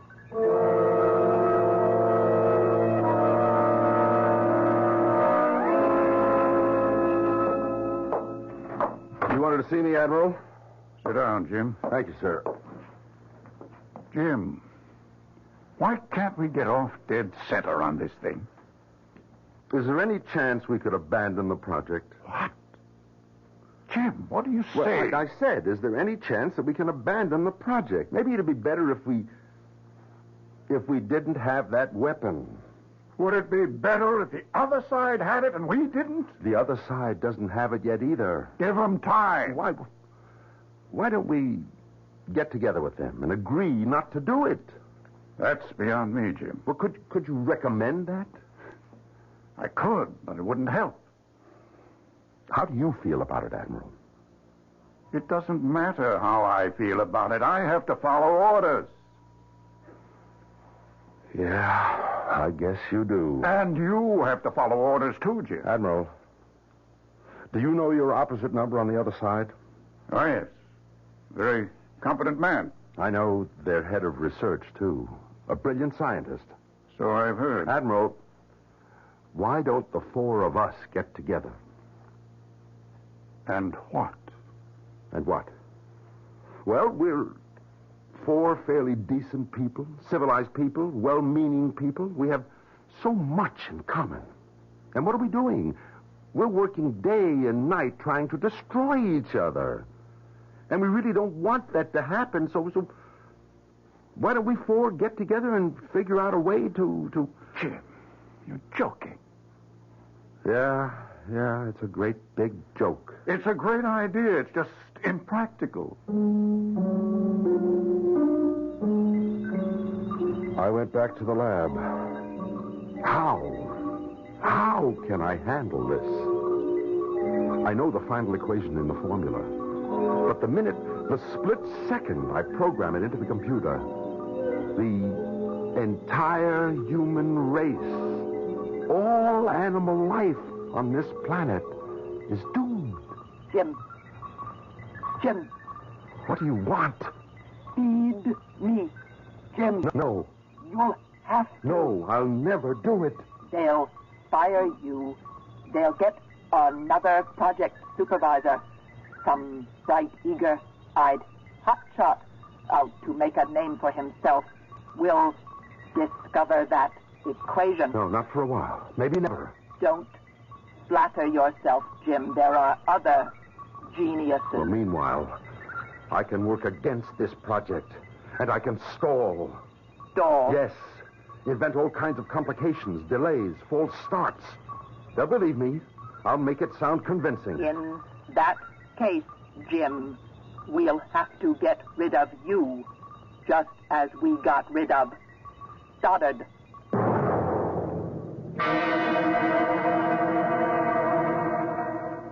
That's why I came here. I can't go through with it. I won't. Will you help me? How can I help you? Well, first, don't tell anyone I'm here. And second, the refrigerator's empty. Even scientists have to eat. Oh. Are you sure you're all right? I said this would be a hard story to believe. I admit, I don't Well, look really... at it this way. We're inventing, developing. Isn't it reasonable to suppose that we could destroy ourselves? Well, yes. All I'm telling you is we are absolutely at that point right now. The point of destruction. I need help. Can I count on you? Oh, yes. You do need help. And you can count on me.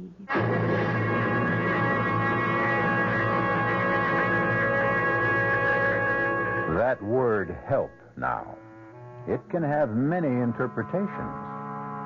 How would you like to be in Brenda's shoes? Here she is, a nice small-town girl just under 30, trying to make a living, and suddenly she gets something like this thrown at her. What should she do? What would you do?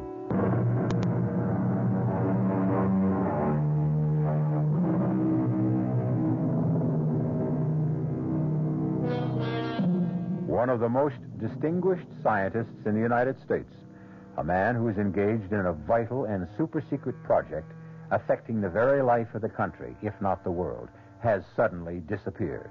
And now a vast cloud of suspicion and speculation has suddenly arisen. Is it foul play? Treason?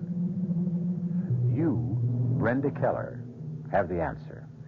But it's an answer that's almost incomprehensible. At any rate, you know where Dr. James Elliott is hiding, and you have agreed to help him. And you have been turning it over in your mind, and you're not sure what that help can be. Hi, Brenda. Oh, hello, Sheriff. You okay? Sure. I was wondering, About what? about you. You've been sitting there for a better part of an hour. Is something wrong? I think everything's wrong. What does that mean? Well, I ran into a very attractive man a little while ago, and what? And it's not going to work out. Why? Oh, let's forget all about it. The whole world's hanging fire, and look what's on my mind. But that's the way the world is, Brenda. Each of us thinks of number one first, last and always. 1 million peasants can starve and famine in Asia, but if you or I miss our lunch, that really bothers us. I wonder if metals would be different if it were their world. Nettles? Their world? What are you talking about? No, you wouldn't understand it, and I couldn't explain it. This attractive guy you ran into, why isn't it going to work out? Well, I guess we won't be around. Who? None of us. One way or another. None of us. Brenda, I've never known you to make so little sense. Are you okay? He wants me to help him. Well, that sounds promising. But the best way to help him would be to... Would be to what? Sheriff, would you place a call to an Admiral Goodwin? He's at the Primrose Proving Grounds downstate. Tell him to get to the Townsend place up here as soon as he can. And bring him yourself. But Brenda... Please, don't ask any more questions.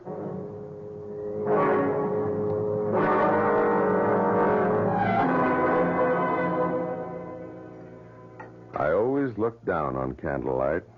Why? Well, it's a very inefficient way of creating illumination.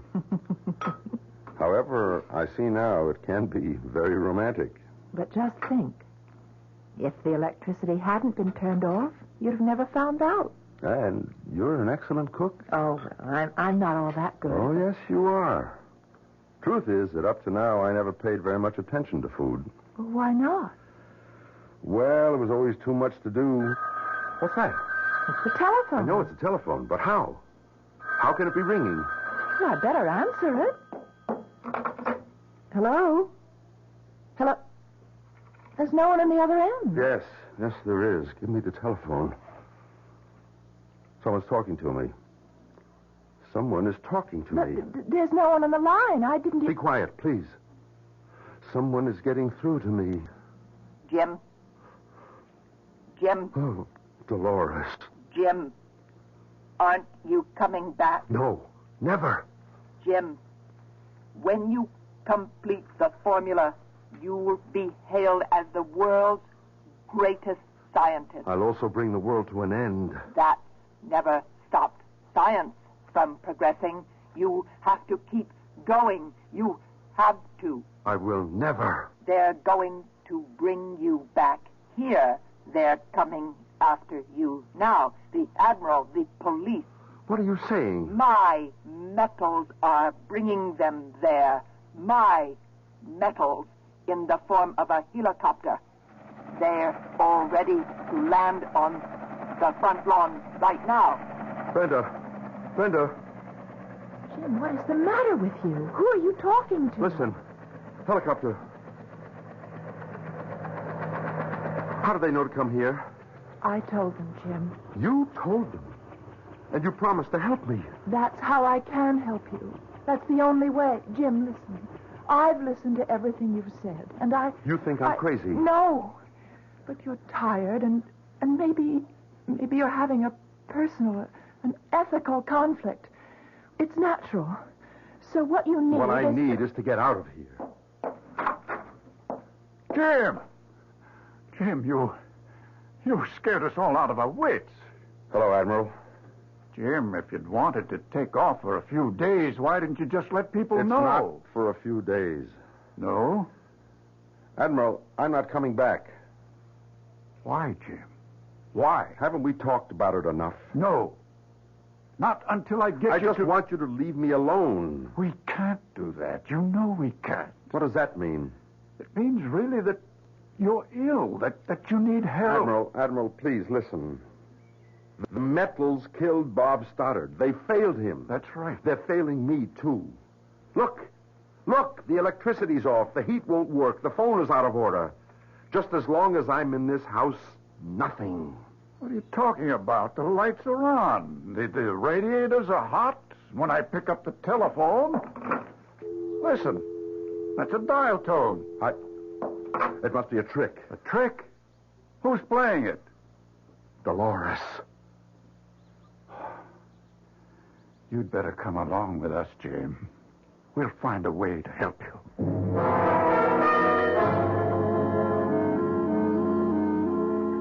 Hello, Jim. Oh, hi. I didn't think you'd ever want to see me again. No. You were smart. You did the right thing. Oh, I hope so. Do you like it here? No, it's pleasant enough. Will you be staying much longer? No, I think I'll go back to work next week. The reason I came, I visited Dr. Stoddard's wife. You didn't know her very well, did you? No, Bob and I were close at work, but... Did you know that she was going to leave him before he was killed? Well, no, I didn't. She'd been angry with him.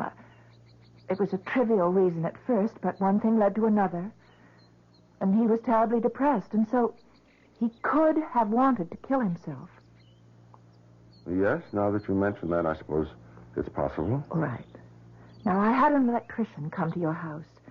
That is, the one that you own with your sister. There was a loose cable connection, and sometimes the vibrating of passing cars could temporarily cut off the whole system. That could have accounted for the failure of the electricity. Yeah. And, as far as the phone is concerned, up there in the hills, in the wintertime, there's always plenty of on and off troubles. Sure. You don't believe a word I'm saying, do you? Oh, I believe it. I believe it all. I believe it because I just can't afford not to believe it.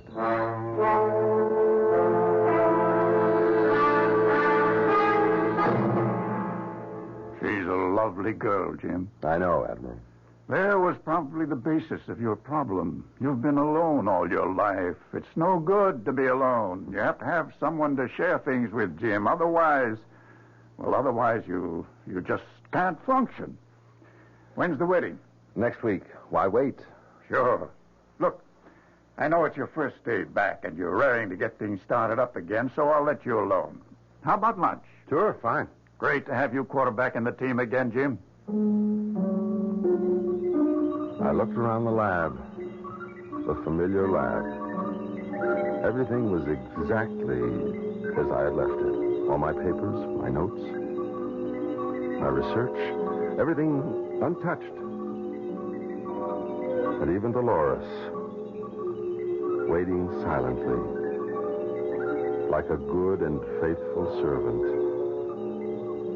And I suppose I would have fed the final equation into Dolores' circuits. I would have dismissed all my qualms as delusions and dreams. Had not Dolores been Dolores? Had she not been the eternal female who must always have the last word? I knew you'd do it, Jim. I knew it. What? Who's there? You know who's there, Jim. It's me, Dolores. You've come back here to feed me. No.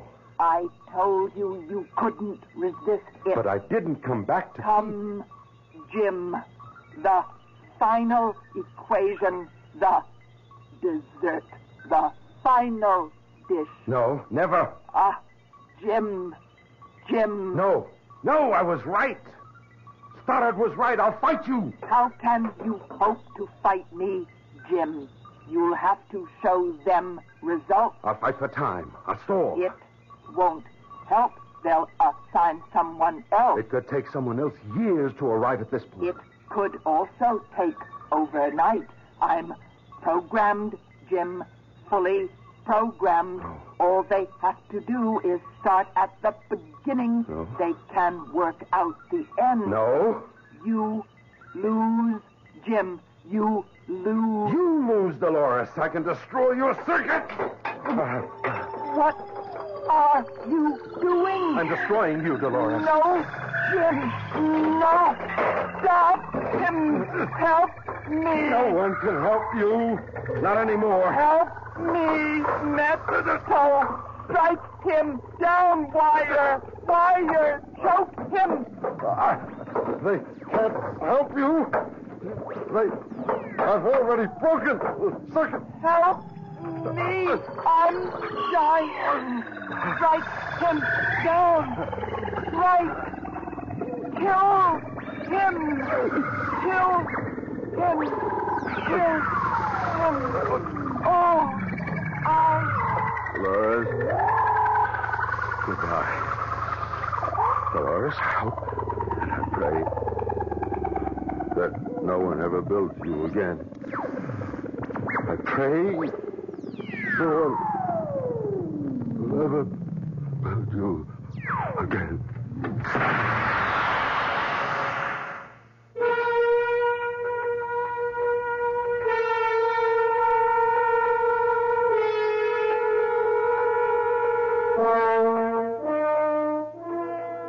You may have read about the tragic death of the brilliant Professor Jim Elliot.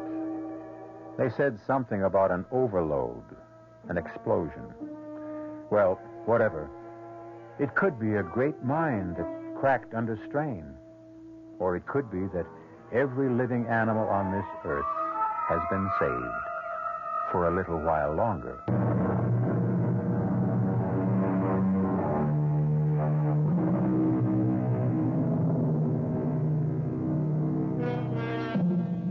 Sometimes a car will simply never run right. A refrigerator can never really keep things cool. A boat just won't go. And how many times have you thought that the darn thing was just acting in a perverse manner? Of course, later, you knew it couldn't be true. But are you sure now? The only thing we can be sure of is that we will all meet here again tomorrow. Our cast included Nat Polan, Marion Seldes, Earl Hammond, and Roger DeKoven. The entire production was under the direction of Hyman Brown. This is E.G. Marshall inviting you to return to our Mystery Theater for another adventure in the macabre. Until next time, pleasant dreams.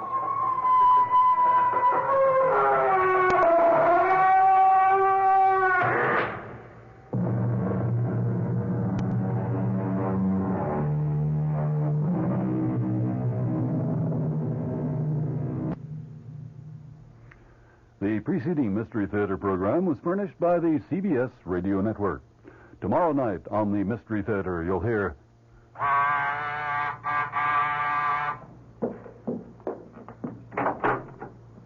Yes? Are you Mrs. Louise Goodman? That's right. Are you sure? Why, of course I'm sure. It's just that I don't want to make a mistake. I'm Mrs. Louise Goodman. Who are you? And what is it you want? I want to keep my promise. Promise? What promise? I promised I'd kill you. Remember? That's tomorrow night on the WOR Mystery Theater, following Fulton Lewis at 7 o'clock, right here at 7:10.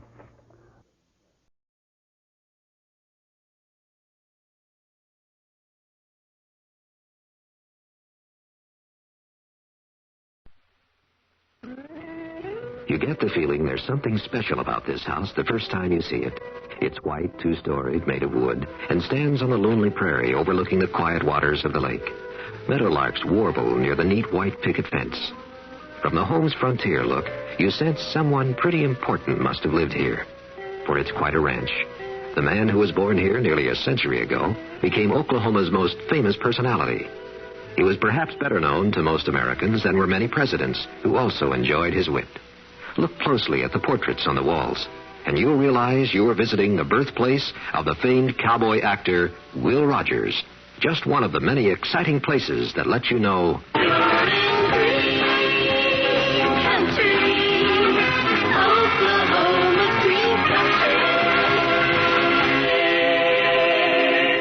Stay close this year. Visit Green Country. For free tour guide, write Green Country, Box P, Bartlesville, Oklahoma. The CBS Radio Mystery Theater presents...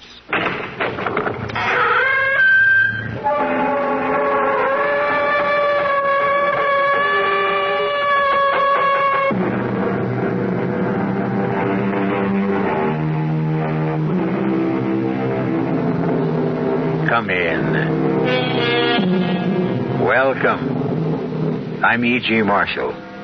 Yes, we know it's dark in here, but you won't need any light to experience the terrors we have in store for you.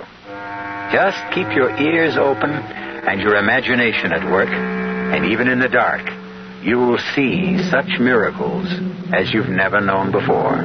Yes, we said miracles because our tale concerns the miraculous. When you meet Mr. Ross, he may seem like a most unlikely person to be a miracle worker, but the gods make strange choices sometimes. And in the case of Salvador Ross, they gave him the ability to make choices of a most unusual nature. I want to make a deal, Mr. Halpert. Only it's going to sound crazy, so don't throw me out right away. You know how old I am? What the heck are you talking about, kid? I'm 26. How old are you?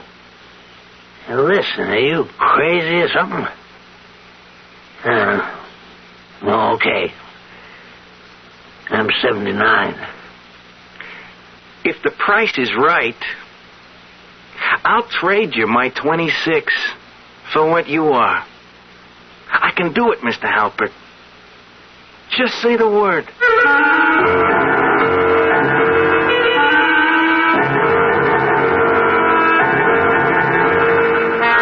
Our mystery drama, A Bargain in Blood, was written especially for the Mystery Theater by Henry Slessor and stars Tony Roberts. It is sponsored in part by the Kellogg Company, makers of Kellogg's Special K cereal and new sugar-free Diet 7-Up. I'll be back shortly with Act One. Hi, I'm Goldilocks, Ms. Goldilocks, if you please, and I'm a professional taste tester. Here at my taste test laboratory, that's TTL for short, I taste test everything from porridge to diet drinks. Actually, there's not that much taste testing in porridge these days. There used to be. Once upon a time. I mean, that's how this Ms. got into the biz. But lately it's been diet drinks. I mean, with so many diet drinks going sugar-free, I've been really busy conducting taste tests. A rather unbearable assignment, to be sure. But then I discovered sugar-free Diet 7-Up. Fresh, natural, delicious. My only problem is that sugar-free Diet 7-Up tastes so good that it broke my Goldilocks diet drink taste-o-meter. Well, sugar-free Diet 7-Up certainly has my seal of approval. This one's just right.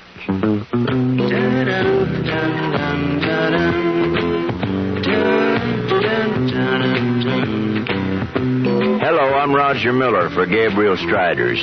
If you're going to make it big in the entertainment world, you'd better have something special to offer the public. And I guess the same holds true when you're selling a product. One thing I know for sure, Gabriel has something really special in their Striders shock absorbers. With most ordinary shocks, you're stuck with the ride they give you. But with Gabriel Striders, you can choose the ride you want, because heavy-duty Striders can be custom-tuned for your car's suspension system and custom-tuned for your kind of driving. Regular, firm, or extra firm. You can set Striders or have your serviceman set them for your suspension, for the way you drive.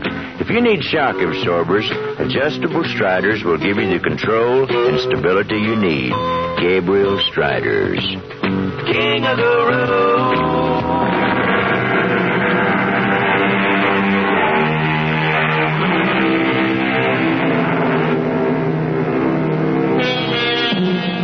We promised you a story about miracles.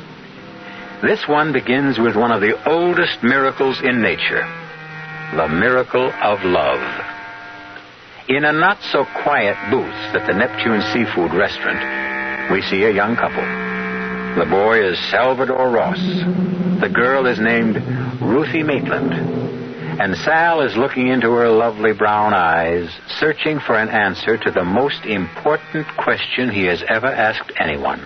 Please, Sal, let's not talk about it here. This is no place to talk about it. Why not? I mean, what's the difference where we talk? You always say the same thing anyway. Well, I'm just not sure how I feel. That's all it is. You mean you are sure? You still think I'm a no-good bum who won't amount to anything? I never said anything like that. Yeah, but your old man has said it to you, hasn't he? Oh, please. Let's leave him out of it. He's the real reason you won't marry me. I mean, he thinks I'm not good enough for you. Sal, people can hear us. Look, Ruthie, maybe he's right. You know, maybe I'm not good enough for you. At least that's the way he sees things. I don't have your education. I never read all the books you read. You just don't understand about my father. He's been a teacher all his life. Books and music and art. They're the most important things in the world to him. But that doesn't mean they are to me. Yeah, but he's important to you, isn't he? Yes. I love my father. I love him very much. Now that he's sick, I have to spend a lot of time with him. Sure, yeah. Time for him to tell you what a rotten boyfriend you picked for yourself. Oh, Sal. Factory bum who can't earn more than $100 take home a week. But don't you think money's important, Sal? When people get married, money means something. Yeah, what if I had money, huh? I mean, would that make the difference? I mean, would you say yes then? Sal, please. Let's just finish our meal in peace. Look, I'm not touching another bite until I get some kind of answer from you, Ruthie. All right. If you insist on an answer, maybe I'd better give you one. I'm sorry, but it's no. I won't marry you.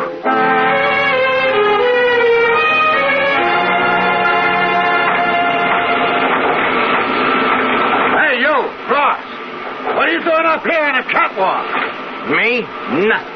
Since when do we pay you for doing that? I'm just digesting my sandwich, for Pete's sake. Can't a guy take 5 minutes after lunch to digest his food? Lunch hour was over a long time ago. Get back to the machine. All right. Stop shoving me, you ape. Who are you calling an ape? I'm your boss, remember? If you don't want to get that nose of yours busted twice, you better start down them steps before I count 3. Listen, pal, a better man than you busted my nose the first time around. Yeah, I heard about your big prize fighting career, Ross. What was it, 1 fight? Paperweight division? Go on, move. Get your hands off me. Hey, look out! I'm falling.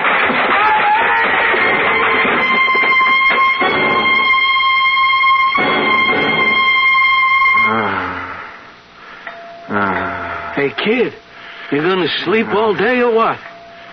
Huh? What'd you say? Ever since you came into the hospital, all you do is sleep. You could talk to your roommate once in a while. I got nothing to talk about. How's the busted leg? It's busted, that's all. Well, that's nothing to cry about. Not at your age. You take a chest like mine, that's something to cry about. You got a cold, big deal. What cold? I got pneumonia. Double, triple, who knows? I'm lucky I lived to see another day. You'll live, Pop. Listen, I'll trade you that broken leg anytime. You just ask me. All right, I'll make you a deal. You give me that little cold of yours, you can have my broken leg. Eh? You see how you like it, Pop. You think I'm kidding? I'd do it in a minute. Okay, it's a trade. My broken leg for your pneumonia. It's a deal.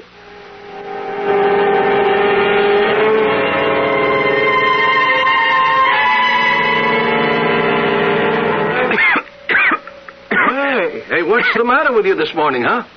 I don't know. I guess I caught you cold or something. What are you talking about? I never came near you. Well, I got it just the same. Hey, Doc, come in here a minute, huh? Calling me Mr. Levin. Yeah. Come in and have a look at my buddy here.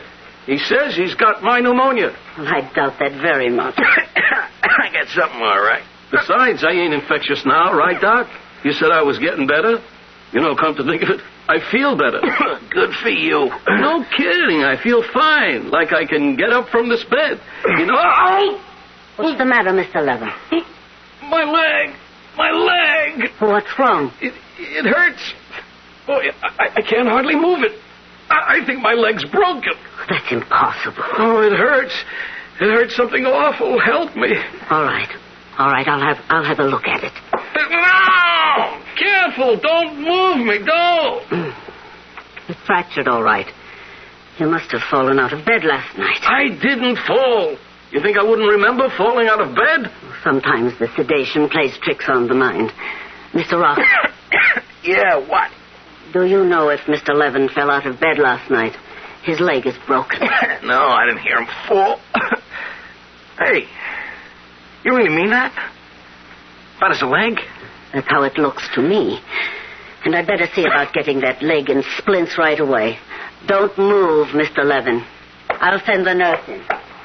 Oh, how could this happen to me? How? What did I do to deserve this? Hey, Pop. You remember our bargain? What? Your pneumonia. Your pneumonia for my busted leg. Are you crazy or something? I wonder if my leg is... Hey, doesn't hurt anymore. It feels okay. I'm locked up with a crazy man. I'm telling you, it's true. I got your rotten pneumonia. But you got my broken leg.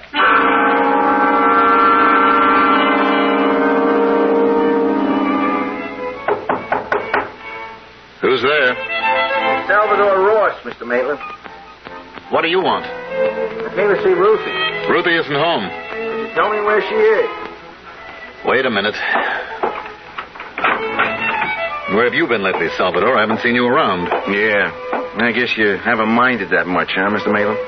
Ruthie told me you two had broken up. Yeah, I got pretty broken up myself. I fell on a job, busted my leg. I've been in a hospital past 3 weeks. Oh, sorry to hear that. Yeah, there were complications, like I got pneumonia. It's too bad. I'll tell Ruthie you called. Just tell her I was here, huh? Tell her I was sick, but I'm okay now. Tell her I'll call her soon. All right. I'll give her the message. And you could also tell her that I quit my job. I'm going to look for something better. Yes, Salvador, you do that. You look for something better. We should all try to improve ourselves. Yeah, that's what I'm going to do, Mr. Maitland. You wait and see. I'm going to improve myself.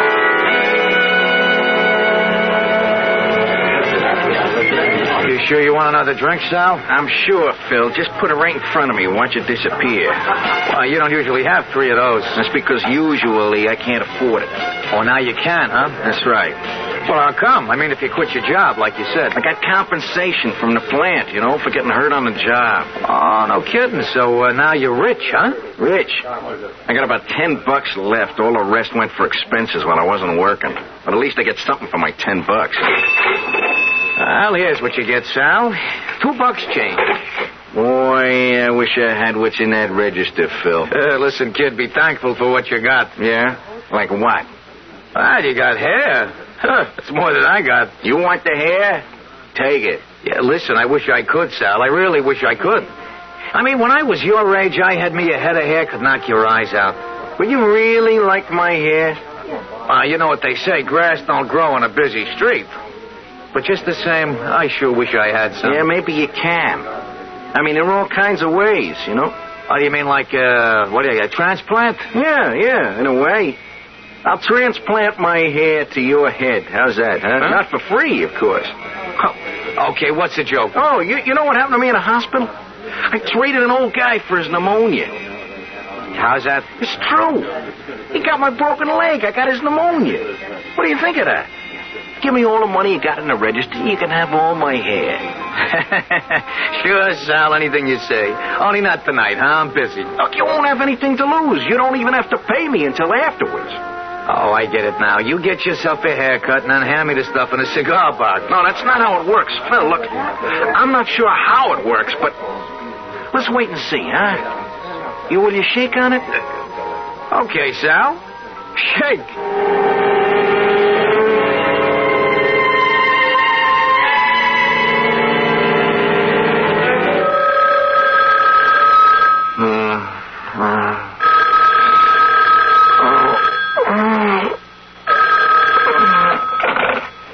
Hello? Sal. Hey, Sal, is that you? Who is this? It's Phil. Phil from the Four-Leaf Clover. Sal, it's a miracle. I swear a genuine miracle. What are you talking about? Look, Phil, I got a head that weighs about 2,000 pounds, thanks to you, know? Oh, listen, from now on, the drinks are on the house. You come in anytime, I'll set them up for you. Wait a minute. We made a deal last night, didn't we? Well, I thought you were kidding. How could I believe in something like that? I got hair, Sal. I got hair all over my head. I can comb it, brush it, cut it. I can run my fingers through it. That's what Evelyn's been doing all morning, my wife. She can't take her hands off me. Hair? You've got hair. It's just like yours, Sal. Exactly like yours. Black and bushy. Wait a minute. A mirror. I gotta see a mirror. It's true. Oh, my God. It's really happened. I'm bald. Hello, Sal? Hey, Sal, where are you? What did I do? I don't have my hair anymore. I'm as bald as a cue ball. Hey, Sal, when are you coming in for your money? I owe you about $110, Sal. Come in for your money.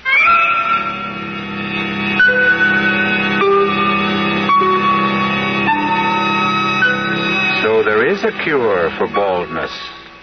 However, you have to have the good fortune to know young Salvador Ross. Although young Salvador Ross looks a bit older now. He may regret his bargain now, but who knows what the future will bring? Because now that he knows he has a talent for trading, perhaps Mr. Ross can trade his way into a better, brighter future. I'll be back shortly with Act 2. Give your hand to a friend. Give your heart to your love. But give your allergy to contact. Now listen carefully, because this message may surprise you. There is an ingredient that can effectively help block pollen's bad effect on your system.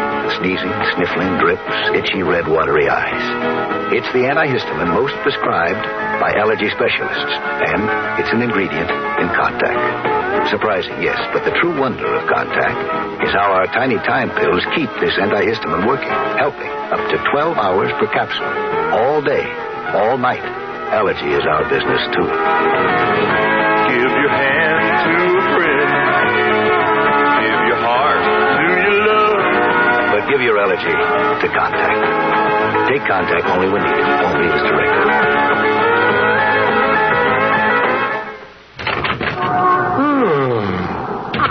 Bad day at the store, dear. Just let me sit down for a minute. Oh. Same old story, huh? Rust-Oleum, all day long. They just kept coming in, wanting to buy Rust-Oleum. Big cans, little cans, spray cans, all the colors. Then there was this I know, it's not fair. Don't they know it's Tuesday and I can't sell Rust-Oleum on Tuesday? Only on weekends, Rust-Oleum people say. Touch-up time, they say.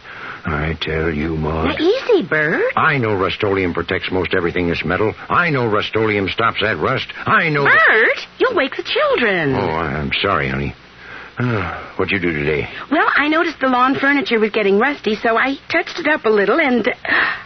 Touched it up with what, Maud?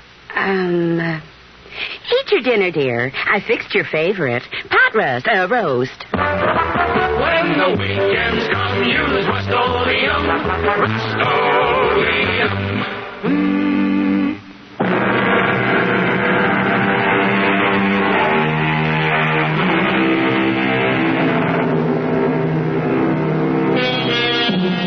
Our story resumes in still another friendly neighborhood tavern.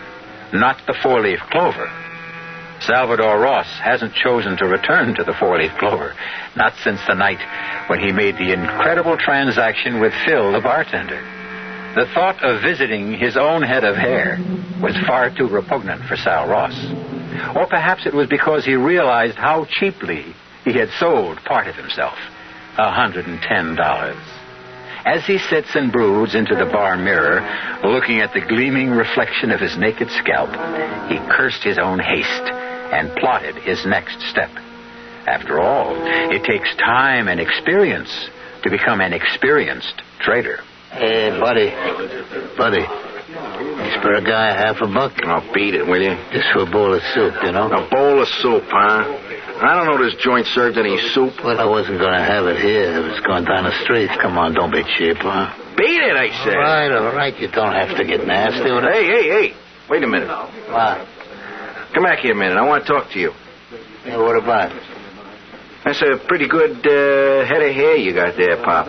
What? I said it's a nice head of hair you got there for a man your age. What are you, some kind of pansy or something? Hey, listen. How'd you like to have a drink, huh? You kidding me? Hey, bartender. Give me 2 more of these, huh? I'm drinking scotch, Pop. Is that all right with you? Sure, anything. I'm not particular. I didn't think you would be. Yeah.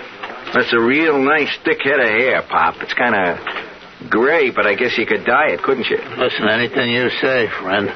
You see a bald head of mine? Yeah. What about that? You wouldn't believe it, Pop, but I had a full head of hair myself not more than 2 weeks ago. What? Oh, here's your drink, Pop. Knock it down, huh? Oh, yeah. Boy, that tastes good. Yeah, only it disappeared awful fast, did it? I guess you'd like another one, huh? Well, if it's okay with you. I tell you what, Pop. How'd you like to have a half a dozen bottles of that stuff, all your own? What? You heard me. How'd you like to have a half a dozen bottles for yourself? I mean, you can have yourself a blast. That ought to last you a whole week, maybe. Where would I get a half a dozen bottles? From where? Maybe I'll make you a present of them. Why would you do that? Well, let's say maybe I'll make you a trade. Look, mister, I don't know what you're talking about. I'll make a deal with you. Your hair for my whiskey. You know, I think you're nuts. Who ever heard of a deal like that? You just heard of it, Pop. And I show you my good faith to take you out right now and I'll buy you those bottles. All you gotta say is yes.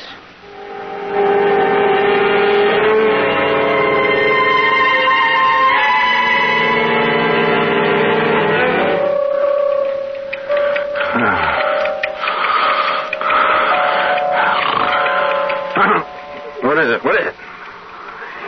Jeez, I must have been dreaming. What time is it anyway? It's 3:30. I was going to stay awake and see what happens to... Oh, my God. My hair. My hair is back. It's back. I got to look in the mirror. Oh, jeez. It's true. It's true. My hair's all grown back. Only it's not my old hair. That can't be. It's white. It's dirty. It's greasy. It's the bums. That's what it is. I got the bums hair. He's got my whiskey. It really works. He's bald and I'm drunk. And I got hair. And I'm broke. That's the craziest thing I ever heard of, but it's true. I can swap what I got for anything. Anything at all. Only what have I got to sell? What can I give up to really get some real bread? Yeah, I know what it is. Jeez, I got the most important thing in the world. In the whole world. It ought to be worth a fortune to the right party. It ought to be worth $1 million.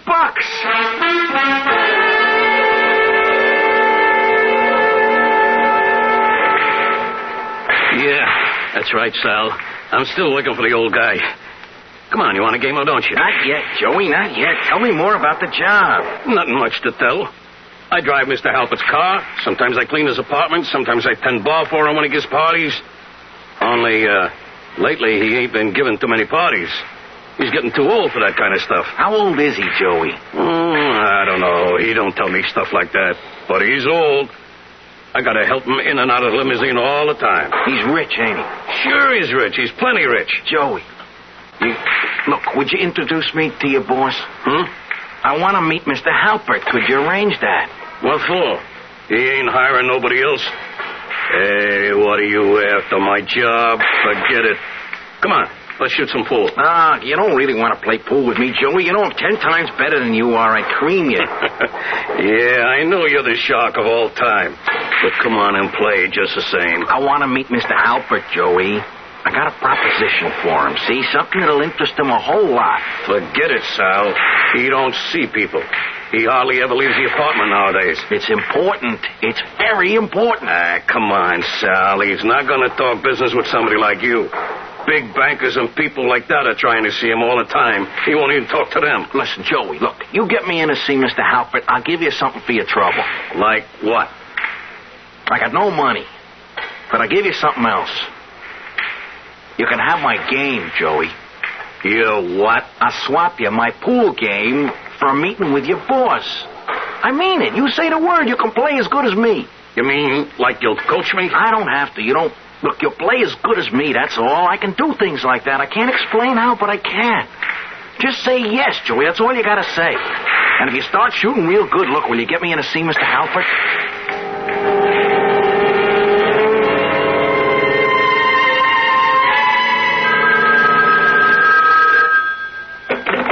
Hello? Sal? Hey, Sal, you'll never believe this. You, Joey? I'm still down at the pool parlor. Sal, will you listen to what happened? I just took on Marty Shapiro, and I beat him. First time in my life I ever beat Marty in a pool game. I told you it would happen. Listen. The score was 125-50. That's how much I beat him by. And wait till you hear this.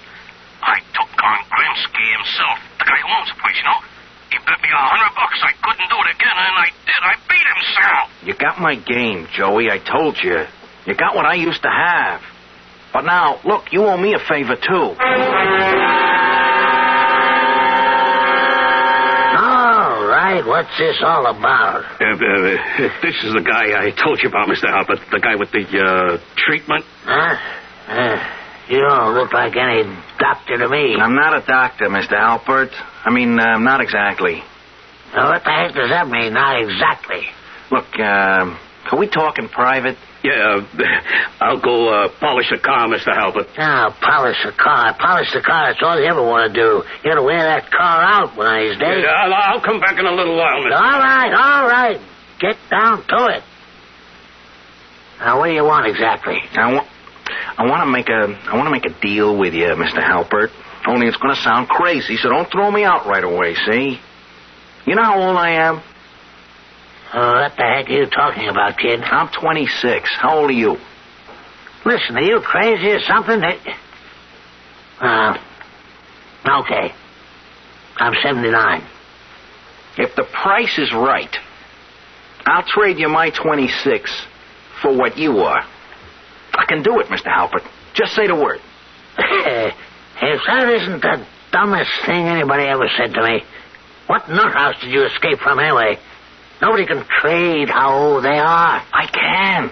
I can trade anything I want. You see this head of hair? Yeah. What's a young guy like you doing with all white hair? I swapped for it, Mr. Halpert. I can swap anything I got for anything you've got. And what you got is plenty of money. And years, kid. Too many years. I'll take them off your back. You just say yes. That's all you have to do. Okay. That's enough. Beat it. Look, you gotta believe me, Mr. Halpert. Give me a chance to prove it. You don't have to pay me off until it works. I mean, what would you give to be 26 years old again?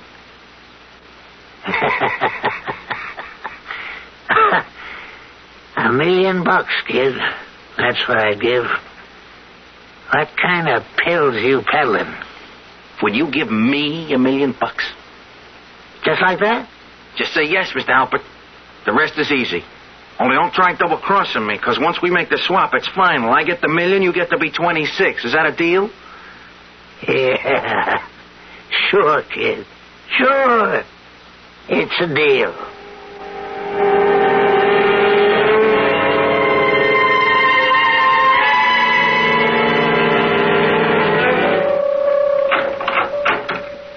Hey, Mr. Ross, best suite in the hotel. Wait a minute while I turn on the lights.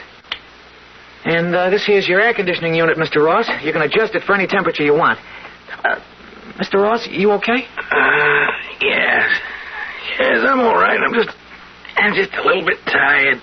Well, you just sit right down here, Mr. Ross. I'll put your bags away. Wait a minute. There's something I want you to do for me first. Oh, yes, sir? I want you to read me this story in tonight's paper. I can't see the small print. What's it say there about this man, Halpert? Well, let's see now. It says here, Wayne Halpert disappearance sends company stock tumbling. The mysterious disappearance of retired multimillionaire Wayne Halpert, 79, has caused investors to shed large amounts of the shares in W. Halpert Enterprises. I was smart to take mine in cash. Yeah, I got it all in cash. What was that, Mr. Ross? I know where he is, you know. He's on that yacht of his, sailing down the Mediterranean, and all those pretty girls aboard. Look, Mr. Ross, maybe you better get to bed. Yeah, I'm very tired. You're a kind young man. What'd you say your name was? Albert, sir. Yes, Albert. You're a very kind young man. How old are you, Albert? 19, sir. You're 19, only 19, huh? Well, you got your whole life in front of you, haven't you, Albert? Oh, yes, sir, I guess so. How much you earning in this hotel, Albert? Well, not too much, sir, including tips about $75 a week. How long you think it'd take you to save $1,000, Albert? Me? About 20 years. What would you give to have $1,000 in your pocket right now, Albert? Are you kidding? You're only 19 years old. What if you were 20, huh? That bother you a lot? Of course not. 19, 20? What's the difference? It's just 1 year. That's all, Albert. 1 year. Would you make a deal like that? You swap 1 year for $1,000? Oh, boy, would I? It's good, Albert. That's good. Then I'm going to write you a check right now. Hey, you really mean it, Mr. Ross? That's right, Albert. Anytime you want to sell more years, you come see me, huh? You can tell your friends about it, too. I'm always good for ready cash.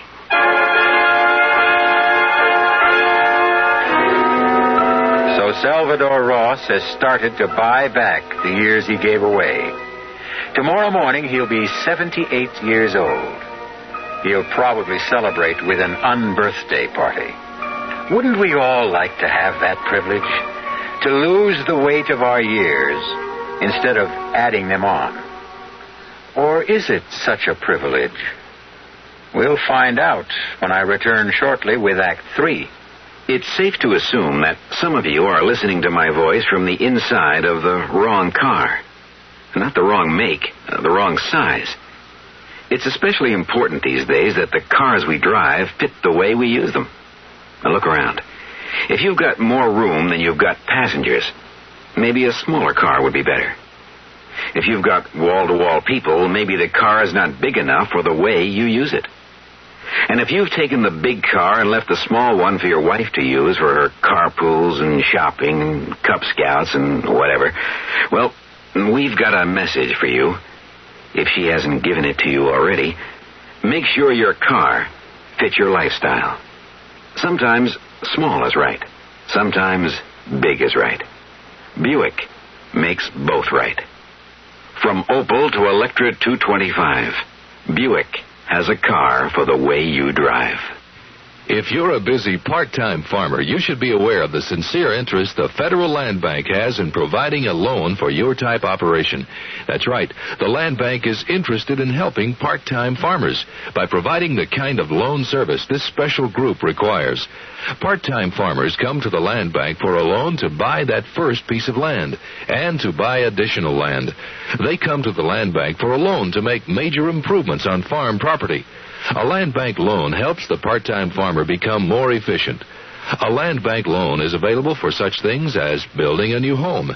In fact, a land bank loan is available for just about any purpose that requires long-term financing. So if you're serious about part-time farming, come to the Land Bank for a long-term loan at reasonable cost. Write to the Federal Land Bank of Houston, Post Office Box 2649, or see your local Federal Land Bank Association.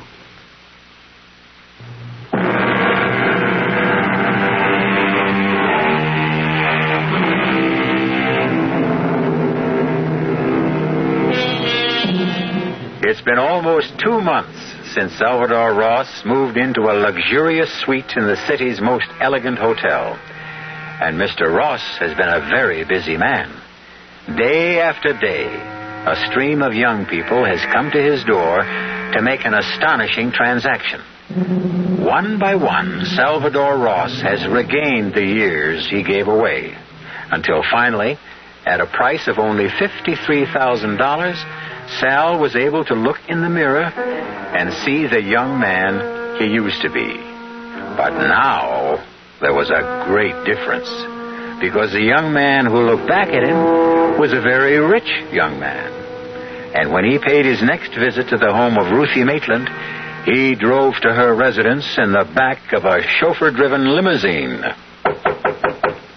Who is it? It's Salvador Ross, Mr. Maitland. Well, what do you know? Back from the dead, Salvador. Like me, How are you, Mr. Maitland? It's been a long time. You can see how I am, Salvador. You see the wheelchair, don't you? Your eyes are still good, aren't they? Yes, sir. My eyes are all right. That's more than I can say for myself. You've been sick, Mr. Maitland? I've been sick. I've been hit by lightning in the brain. Pardon? They call it a stroke, Salvador. You see, I can't move this side of my body. I'm really sorry, Mr. Maitland. Is Ruthie here? Yes, Ruthie is here. Poor Ruth is always here. Ruthie, come out. You've got company. Where's it, Pop? Come see for yourself. Mr. Maitland, I just want you to know that things are different with me since I saw you last. Things are a lot better. I'm glad for you, Salvador. You told me to go out and prove myself, and that's what I did. Sal. Hello, Ruthie. Sal. Oh, for heaven's sake, I haven't heard from you in months. Yeah, I know. I've been busy, you know. A lot of things have been happening to me. That's the way life is, Salvador. Things happen to people. Some good, some bad. Ruthie, you think you could come out with me for a little while, huh? Could I take you to dinner or something? Oh, I don't think so, Sal. My daughter doesn't like to leave me alone. She thinks she has to watch over me night and day. Oh, come on, please, Ruthie, just for a little while, huh? I gotta talk to you. I got a car downstairs. A car? Yeah, a car and a driver. So we could just go for a ride.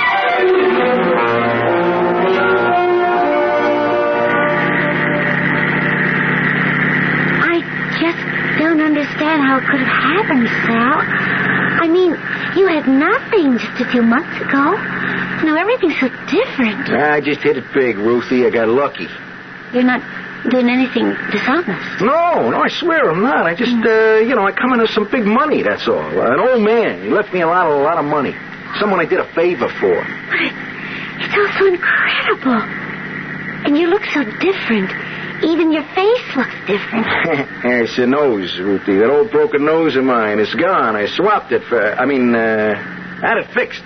I don't know what to say. I'm just overwhelmed. Well, say you see me again, Ruthie. That's all I want to hear. I know you turned me down when I asked you to marry me, but at least see me again, huh?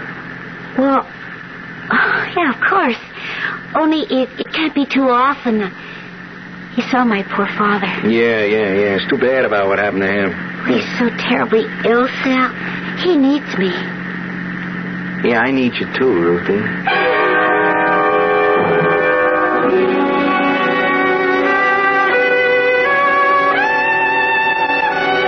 I never thought I'd ever see the inside of this restaurant, Sal. Yeah, it's a lot different from the old seafood house, ain't it? The most fabulous place I've ever been to in my life. Well, there are lots of other places you can see, Ruthie. Not just here. Places in Europe and South America. Hey, you know where I'd like to go? Acapulco. Everybody talks about Acapulco. Sal, I'm sure dressed all wrong for this restaurant. Just look at the clothes the women are wearing. Now, you can have all the fancy clothes you want. And jewelry, Ruthie. You know how many times I want to buy you a real good piece of jewelry, but I could never afford it. Sal, this is like a dream. Look at this, Ruthie. What is it? Sal. You ever see a prettier diamond than that in your whole life, huh? Oh, it's incredible. Oh, it must be 10 carat. That's the biggest rock they had in the whole joint. I hate to tell you what it cost. Hey, here, put it on, huh? Oh, Sal, I can't accept this. Oh, sure you can. Go on, put it on your finger. No, I just can't. It's much too much for me. Yeah, but it's not too much for me. That's all that matters. Ruthie, look, I'm asking you to wear this as an engagement ring. I guess that's what I meant. Huh? Well, I never said I'd marry you, Sal. What are you talking about? You've been dating me for weeks now. Yeah, but we never discussed marriage again. Look, the only reason you turned me down before was because I was such a bum. Well, I'm no bum anymore, Ruthie. Can't you see that with your own eyes? I just can't can't do it. But why not? I mean, look, I can be anything you want me to be. You want me to be smart like your old man? I can be that, too. Sal, you know I don't feel that way. Look, I could get an education, see, just like that. I could learn all there is to know about music and painting and art. You just say the word, I'll go out and get the education. It isn't that alone. Well, then what is it? Hey, wait a minute.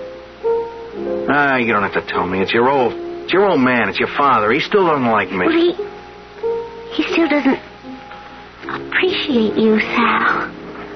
Even though I'm rich now, huh? Well, he doesn't think about money the way you do. He told me to go out and prove myself. That's what I did. It isn't enough for him. Please, let's not talk about it anymore tonight, huh? Well, we are going to talk about it. I mean, once and for all. I know your father means a lot to you, and you think he's the greatest man who ever lived. Well, I want to know why, see? I want to know what makes him so much better than me. Well, it's hard to explain. Well, try. Well, it's not just that my father is a smart or educated man. He has something more important. Yeah, something I don't have, right? Go on, tell me what it is. I don't know the word for it. Well, then make up a word. Well, he has heart. Compassion. I guess that's what I really mean, Sal. My father has compassion. Compassion? All my life. Ever since I can remember, he's had that quality. I don't think I could ever live without it around me, Sal. Can you understand that?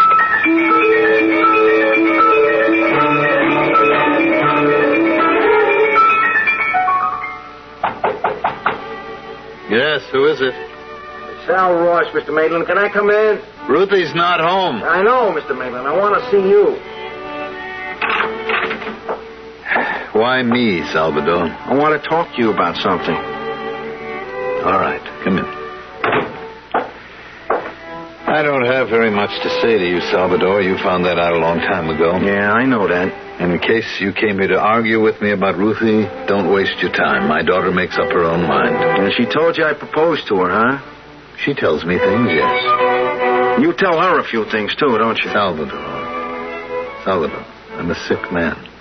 I don't have long on this earth. A few months, maybe only a few weeks. I wouldn't want to leave my Ruthie in the hands of the wrong person. Yeah, meaning me, huh? Leave us in peace, Salvador. I didn't come here to talk about Ruthie, Mr. Maitland. Then why did you come? It's you I came about. I mean, I came to talk to you. Look, I know what you think of me, and I didn't come here to change your mind. I come here to talk business. Business? I want to make a deal with you. I want to buy something you got. Look at me. I have nothing. Even this wheelchair is rented. You still got something I want. I'm willing to pay for it any price you name. You could use money, I know that. Not for yourself, not. I mean, money for Ruthie. Money to take care of her when she's alone. I have nothing to sell, don't you understand? Yes, you do. You got something I need real bad. I don't know what you call it exactly. Ruthie says it's like, compassion. What kind of crazy talk is this? Do you even know what you're talking about? A lot of people thought I was crazy when I offered them this kind of a deal, but I've done all right. Now, take my word for it. I've done great. You think you can buy a thing like that? And pay for it like eggs? I know I can. All you do is say yes. I'll give you any amount of money you want. I think maybe you don't feel well, Salvador. Look, $100,000, huh? How does that strike you? Would you make a deal for $100,000? You're really serious? I'll bring you the check tomorrow morning. It's enough money to take care of you for the rest of your life. And Ruthie, too. You know, you're a crazy man, Salvador. Crazy. But all right. If that's your insanity, all right.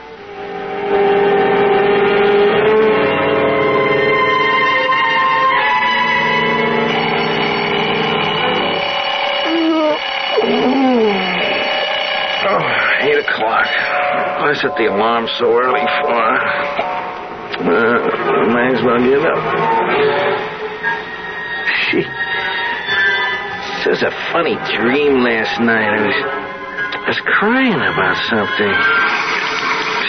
Funny. Crying in your sleep? Hey, look at that. I still got tears in my face. Jeez, I don't think I've cried since I was 6 years old. I feel so different today. What's the matter with me? I don't feel like myself. I feel like I want to go outside. I want to look at people. I want to talk to them. Hey, what a nutty thing. I want to be with people. Hey, what is this? Is this what Ruthie was talking about, that compassion stuff? Oh, what's so great about it? All I feel is sad.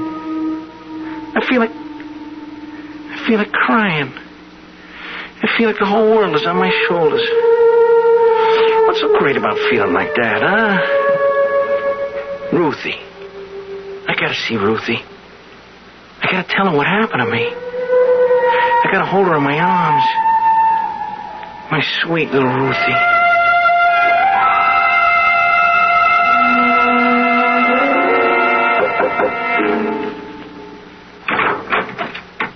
Good morning, Mr. Maitland. Come in. Did you bring the check? Yes, sir. I brought it. All right, let's get it over with. Is it certified? Yeah, it's a bank check, Mr. Maitland. It's good as cash. Put it on the table. Yes, sir. Is Ruthie up yet? She's up, but she's not here. Oh, where is she? I sent her on an errand. Oh, I'd really like to see her, Mr. Maitland. I guess what I really mean is I'd like her to see me, you know, and I'd like her to realize that I've changed. Mm-hmm. You've changed, have you? Yeah, she'll be able to tell, too, you know. It may take her a little while, but she's going to know. I see. And then she'll say yes to your marriage proposal, hmm? Well, I think she will, yeah. And I'll make her happy, Mr. Maitland. I swear I will. I'll do everything I can to make your daughter happy. You're still a bum, Salvador. Maybe you're rich now, and maybe you've got a big smile on your face, but in my eyes, you're still a bum. I know why you feel that way about me, Mr. Maitland. I know, but everything about me is different now. I swear that.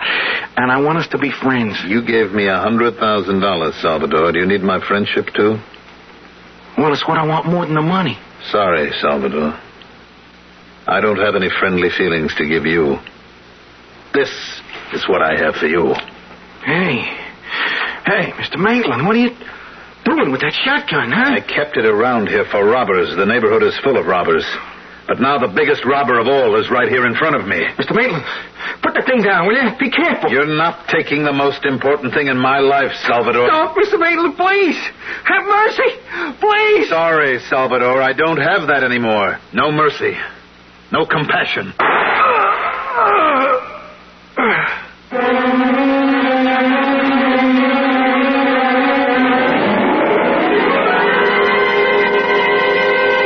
You have just heard the incredible rise and fall of Salvador Ross, a man who pulled himself up by his own bootstraps and who finally fell before the merciless blast of a loaded shotgun.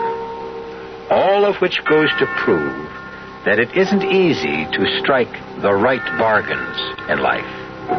Sometimes we make bargains with the devil without even realizing it. And sometimes we create our own devils, the way Salvador Ross did. I'll be back shortly. Great taste in the morning. Kellogg's has that wholesome taste to get you up and grinning. This is Jerry Coffer for Kellogg's Special K. We've been having some fun in our television and radio commercials by using a ball and chain to symbolize the slight overweight problem common to so many of us. We point out that being a few pounds overweight is just a little more difficult for you. Climbing stairs, just walking around, even sitting down can feel, well, like you're wearing a ball and chain. In case you missed the message, it's this. If you really want to get rid of that extra weight, you really have to work at it by exercising and with sensible meals like the Special K breakfast. A 1-ounce bowl of Special K, America's favorite high-protein cereal, 4 ounces of skim milk, tomato juice, and coffee. Less than 240 calories. Nutritious and, by the way, delicious. So why not begin each day with a Special K breakfast and then keep up the good work? Special K can't help you lose weight all by itself, but it really is a good start.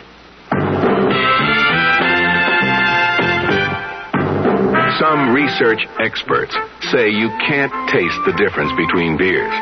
Well, if they're right, then Anheuser-Busch wastes a barrel of time Beechwood aging Budweiser. Only they don't think so.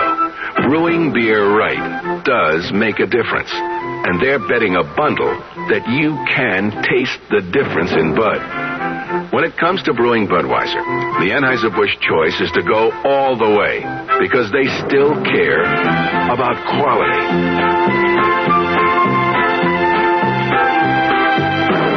Look at it this way. If the Bud people have a choice between what some experts say and what beer drinkers say, well, you'd better believe they'll go with you beer drinkers every time. When you say Budweiser, you've said it all. Anheuser-Busch, St. Louis.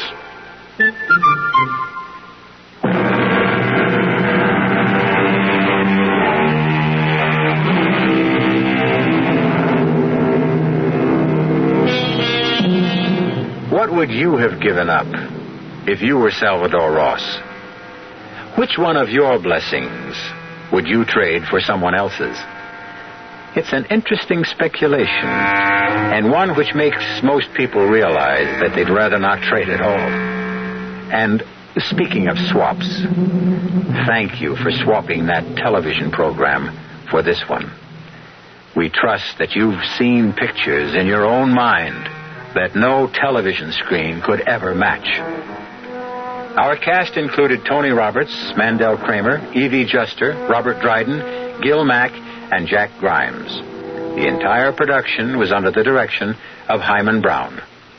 Radio Mystery Theater was sponsored in part by Contact, the 12-hour allergy capsule, Buick Motor Division, and Anheuser-Busch Incorporated, brewers of Budweiser.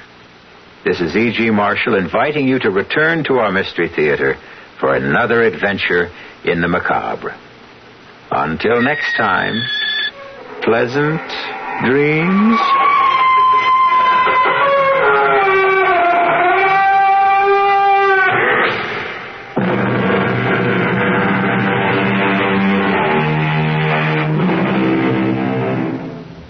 There's a beautiful little red Fiat idling its 1600cc engine on the Ewing Buick showroom floor right this minute. Hear it? It's calling your name. It's saying, I'm sporty. I'm superbly engineered. I'm economical to operate. Don't keep your little Fiat waiting too long. Italians can get very impatient, you know. See the large selection of Fiats, Opals, and Buicks at Ewing Buick today on Cedar Springs at Pearl. KRLD, Dallas.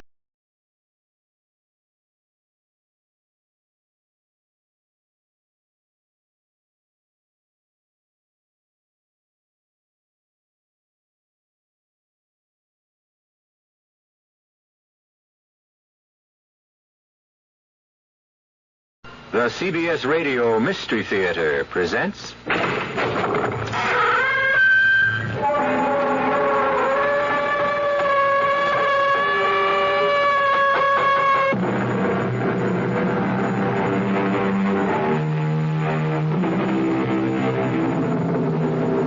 Come in. Welcome. I'm E.G. Marshall. Welcome to our world of mystery and the macabre. How much do you know about rats? About as much as I did, I suppose, before I heard of the strange crimes at the Meriwether Research Institute. It all began with certain experiments on a strain of rat known in scientific circles as Rattus novicicus, and ended with death. Gray. What? The rat. Get the rat. Get out of that cage. And Unrun. what a Wayne told the truth about Atticus being able to slip the latch on the cage. If he did, what happens to us? Gray. Don't think about it, Doris. Don't think about it.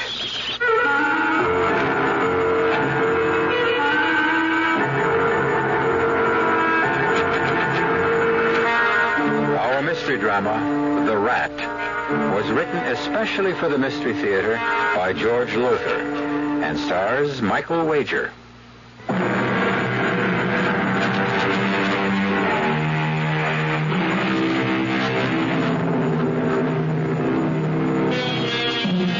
Still there? Good. I admire your nerve. All right, then. Come along with me to the laboratory of Dr. Grayson Carter, behavioral scientist at the Meriwether Research Institute. As you see, in that cage there, which covers one wall of the laboratory, are about 150 rats. Big, too, aren't they? That handsome, dark-haired man in the white coat is Dr. Carter. And as you can hear, he's dictating a report. Report to Dr. Christopher Morton from Dr. Grayson Carter concerning experiment number 17 on Rattus norvegicus. As you know, my entire theory is based on my conviction that of the 2,000 rat species in the world, the Muridae rat, especially the brown rat of Norway, Rattus norvegicus, is the most intelligent. Although they originated in Asia Minor, they have spread throughout the world. As you know, my... Oh, sorry, Gray, you're dictating. Oh, it's okay, darling. Come on in. I can't stay long. I'm going to the hospital to bring Wayne home. Oh, so soon. Quick recovery, I'd say. It wasn't really a bad attack this time. Oh? Doris, he couldn't move. He was absolutely paralyzed with pain. When his back goes out like that and the muscle spasms, he is helpless, yes, and sometimes it takes weeks, in fact, for him to recover, but sometimes only a few days. Doris, you are going to go through with this. Tell him I want a divorce so I can marry you. Yes. But I'm sure he'll refuse. I want you for my wife. And I want the world to know it. If Wayne refuses to give you a divorce... Gray? Oh, it's Attila again. Attila? That big fellow there, the one bigger than the rest. Oh, good heavens, he is right. He's killing that other rat. Attila! Stop! Here. There. That'll calm him down. What is that stuff you threw into the cage? Blood feed. Blood feed? Kind of rough animal feed mixed with blood. Oh. The rats love it. I use it as a reward. When a rat learns to do something, perform some little task or trick, I reward him with a pan of food. Are they as intelligent as you thought? No, I'm not sure intelligence is the word. Cunning. Yeah, that's it. Resourceful. Cunning and resourceful. At this point in my experiments, I'm inclined to think that a rat can figure out a way to do anything. Well, within reason, of course. If there's something to be gained by it. I'm not sure I understand. Well, for example, you see that billiard ball in the cage? Yes. Attila has learned, and so have some of the others, but he's the smartest. He's learned to push that ball up that trough and then to maneuver it into that hole at the top. When it goes through the hole, it drops to the bottom of the tube and triggers the opening of that trapdoor. And what do you suppose is behind that trapdoor? Don't tell me. They're feed. You learn fast, too. Yeah. Let me see if I can teach you something you'll enjoy learning. Oh, Gray. Gray, darling. You're a wonderful teacher. I'm sorry to interfere with lovemaking. You look surprised, my dear. I was coming to the hospital to pick you up. You knew that. Wayne, let me make one thing clear. Oh, don't bother, Gray.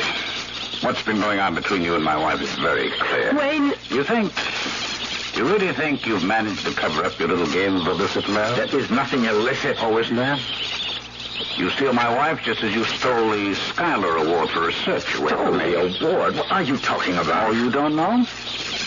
Well, I suppose that's scarcely surprising. Oh, now look, Wayne. Now get your hands off. Oh. Wayne. My back.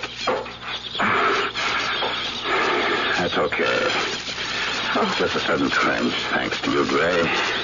I'm sorry if I caused you any pain. I just want to tell you that... Oh, you'll tell me nothing. I'll tell you. You stole my wife. You stole the award. But there's something you're not going to steal because I've got the inside track. The directorship of this institute. Wayne, I have no interest in becoming director of this institute. Good. Because you won't get it. I will. I'm going to our apartment, Doris. I'll expect you there in 5 minutes. 5 minutes. Or else. What does he mean, or else? Nothing. He's just upset. He meant something. I want to know what. That bruise on your cheek a few weeks ago, you didn't get it from a fall. No. Oh, that's dirty. Gray, please. You're going to leave me. Divorce or no divorce. We'll see, darling. We'll see.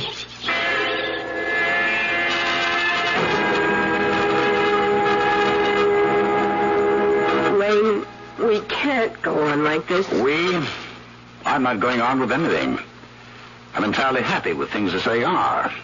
Or will be once I get rid of Dr. Grayson Carter. Get rid of him? Oh, I don't mean kill him.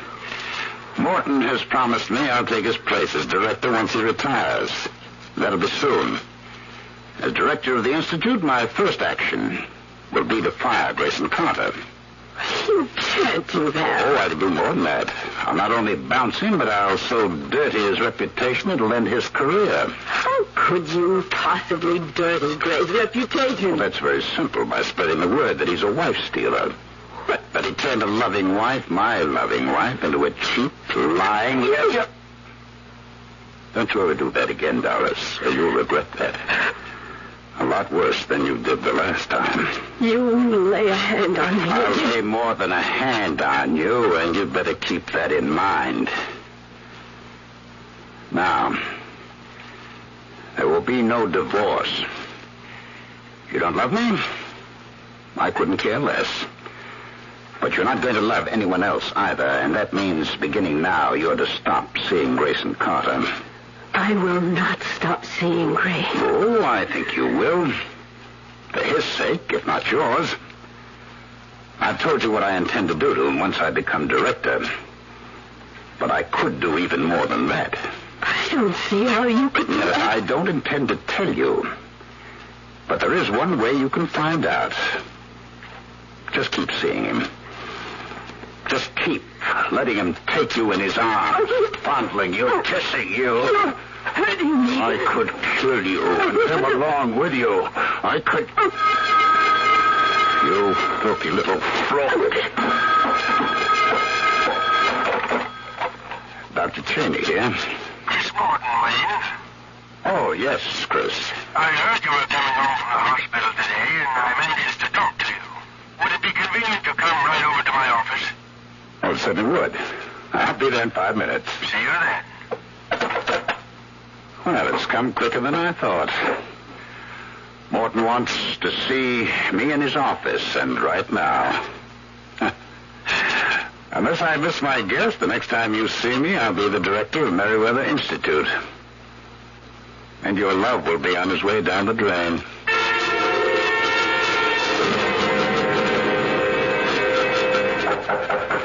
Tom? Oh, good to see you, Wayne. Come in, come in. Thank you, Chris. Sit down, sit down. How are you feeling? Oh, couldn't be better. Back okay? Oh, yes. A few days in traction always does the trick. Not always. There have been times when it took 2, sometimes 3 weeks. No, never that long. Well, now, what I wanted to see you about. I think I know. If anyone deserves promotion, you do. And we have talked about your becoming director. As I made clear to you, Chris, I'm your man. Yes, you are. Or to put it more accurately, you were. Were? I'm as sorry as I can be, but the board turned you down. Well, how could they? When you say you recommended, I was your first choice. That's true. Well, nobody carries more weight than you. The board does, I'm afraid. I'm also afraid that your record was against you. My back problem? Yes. And what the hell has my back problem got to do with my ability as director? Not your ability, but your disability, you might say. To kick me aside just because I've got a trick back? There was another reason. Oh, what other reason? Well, they felt, and really, Wayne, I've got to go along with this. They felt it would be useful to the Institute, helpful in a political and social way, fundraising and all that, to have a man in the director's chair with as much prestige as possible. Prestige? I've got any number of doctorates, books I've written, discoveries. True, very true. But you don't have the Schuyler Award for research. Grayson Carter does. What is it, Wayne? Wayne, you've gone as white as a sheet. Are you ill? Grayson Carter. They chose Grayson Carter? Yes. And you agreed? It wouldn't have served any purpose to disagree. But you agreed. After assuring me that I'd replace you, after promising me the job. Oh, no, I don't remember promising. You did. Right here in this office you promised me. Wayne, my dear fellow. You'll regret this. I promise you'll regret it. And I'll keep my promise. You wait and see. You wait and see. Wayne.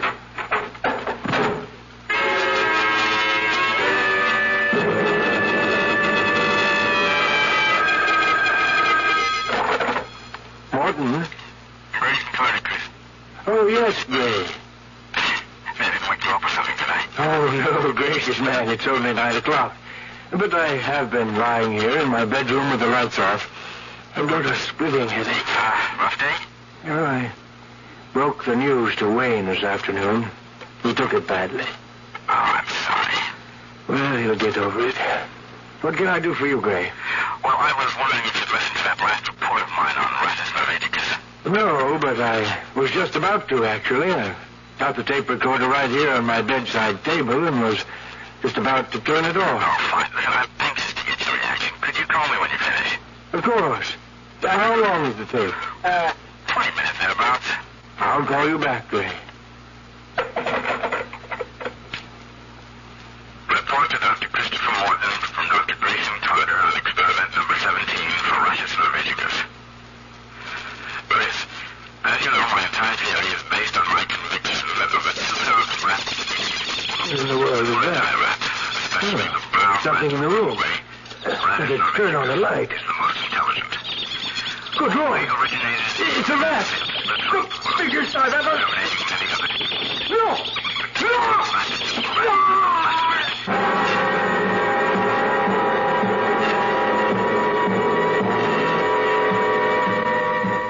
Even as Dr. Christopher Morton listens to Dr. Grayson Carter's report on his experiment with rats, Attila, largest and most cunning of all, flings himself at Morton's throat.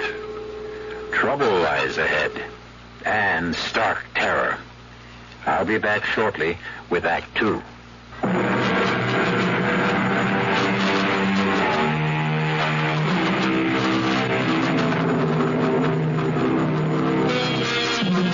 You suppose it was Dr. Wayne Cheney who put Attila the rat in Dr. Morton's bedroom?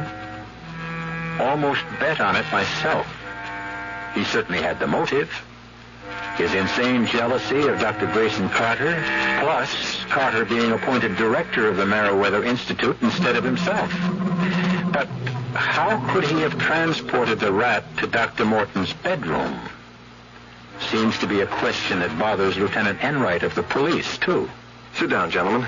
And thank you for coming here to headquarters. I'd have come to the Institute, but frankly, I'm up to my ears in emergency police work. I'm happy to cooperate, Lieutenant. Of course. I asked both of you here because the two of you were closer to Dr. Morton than anyone else. But I especially asked you, Dr. Carter, because, well, it was one of your rats that killed Dr. Morton. A tragedy I don't expect to get over, Lieutenant. Mm-hmm. Now, according to a report here made out by Sergeant James of Homicide, when he and his squad arrived at the Institute last night, you had apparently captured the rat and returned it to its cage. Is that so? Yes. Tell me about that. Well, there isn't much to tell. Wayne, Dr. Cheney heard Dr. Morton's screams. Now, hold it a second. How did you hear the screams, Dr. Cheney? Were you in Dr. Morton's house? No. I happened to be passing it on my way to the Institute library. I want to tell you, or maybe you know, Morton lived alone except for a housekeeper, and she was out for the evening. Mm-hmm. I found that out later, of course. Well, anyhow, I was passing the house, heard the screams, rushed in, and up to his bedroom. Go on, please. And it's also horrible. The rat, that monster of a rat, was on him, tearing at his throat. I can't go on, I'm sorry. What did you do? Well, the only thing I could do is phone me. I rushed over, of course, and captured Attila. How did you manage to do that? I've been working with these rats for months now, studying their behavioral patterns, their emotional reactions, and so on. My experiments have included rewards for certain actions I've taught them to perform. Actions? You mean tricks? Well, yes, you could call them tricks, I guess, but they're really experiments in Rodentia IQ, the intelligence quotient of rats. Pretty smart, I understand, rats. I'm discovering they're even smarter than I thought. Have you any idea how this Attila got into Dr. Morton's bedroom? Well, do you? Yes. He was put there. He couldn't have gotten there any other way. Mind explaining?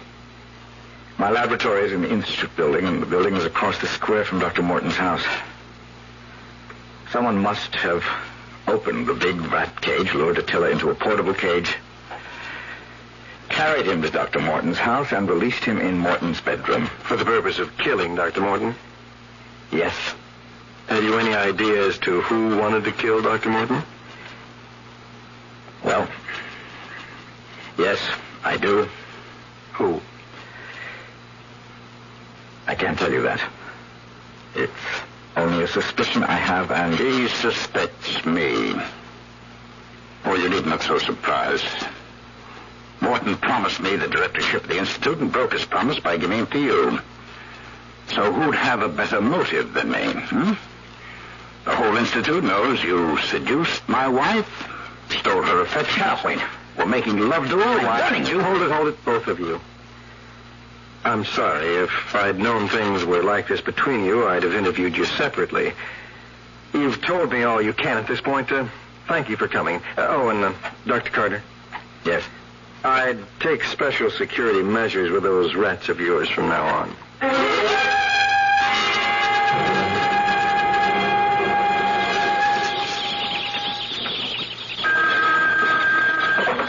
Dr. Carter. Oh, hello, Mr. Berkowitz. Okay. Aaron, then. Guess I'm not used to calling board chairmen by their first names. Yes?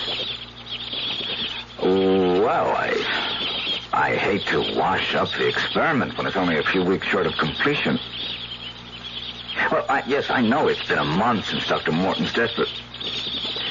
Well, you know, I have spent as much time as possible doing my job as director. Come in, Doris. Aaron, I couldn't agree more. Well, look, let me think about it, will you? I'll get back to you later today, right? Dar, sweetheart. Gray, dear. That was Aaron Berkowitz, chairman of the Board of Trustees. The board feels I'm not giving enough time to my duties as director. You're knocking yourself out. And you look tired and worried. Worried? No. Yes, you are, I can tell. What is it? Well, to be honest, there's nothing going on here in the lab. It puzzles me. I don't understand it. What? I think someone's getting in here at night and tampering with the rats. Tampering? Doing something. I don't know. The rats seem to be keyed up on edge. Especially Attila. Any rats give me the shakes, but Attila... How could anyone except you get in here? You had that special lock put on the door after Dr. Morton's death. I know, but... Someone could have a key made, I suppose. But why? Who would want to come in here? Secretly, I mean. For what reason? Wayne. Gray. I know you think he killed Dr. Morton. I am sure he did, Doris. Trouble is, I can't prove it. I can't prove he's the one who's prowling around in here when I'm gone either. But I'm pretty sure it is him. Oh, Gray, why don't you give up this whole thing? This whole experiment, these rats. Suppose they got out of that cage while you were here. 150. Oh, hey, darling, cool it. 150 rats aren't getting out of any cage. Not while I'm here. One of them did. Attila did. He did not get out. He was taken out. Look, here, let me show you why it's impossible. Gray, please, I want you to stop worrying. Now, see this bolt? Yes. Well, it's on the outside of the cage. The only way to open this door is for someone to slide the bolt back, like so. Well, couldn't a rat... You say they're so clever. A rat reach through the bars and slide the bolt. Well, I guess so. Well? But he'd have to be taught to do it, just the way I've taught him to do other things. Honey, I am not teaching a rat how to slide the bolt back. Well, I'll be glad when this whole experiment is over and done with and you're safe behind your desk in the director's office. Oh, stop worrying, Doris. About the rats, anyway.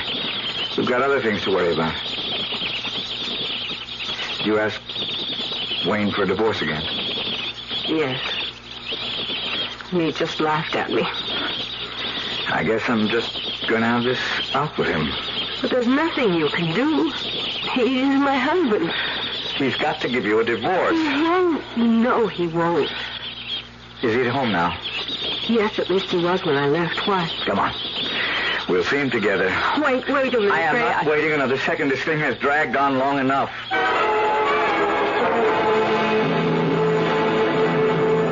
Drop dead, Gray. Oh, Wayne, be reasonable. Reasonable? You asked me to be reasonable? Wayne, I don't love you anymore. I love Gray, so what's the use of our No use.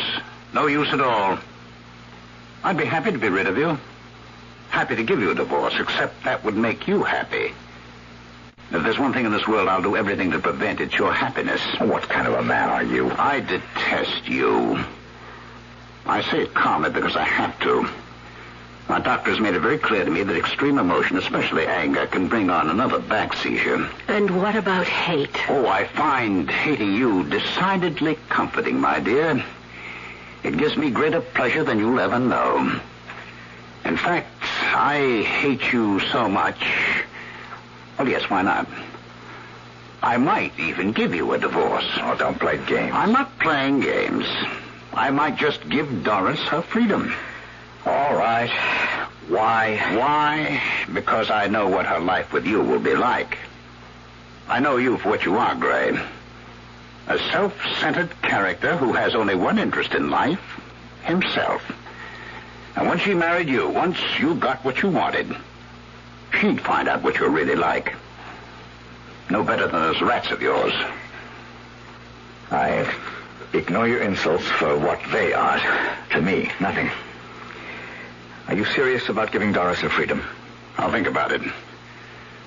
Now, if you don't mind, I'll ask you to leave. I'll see you to the door.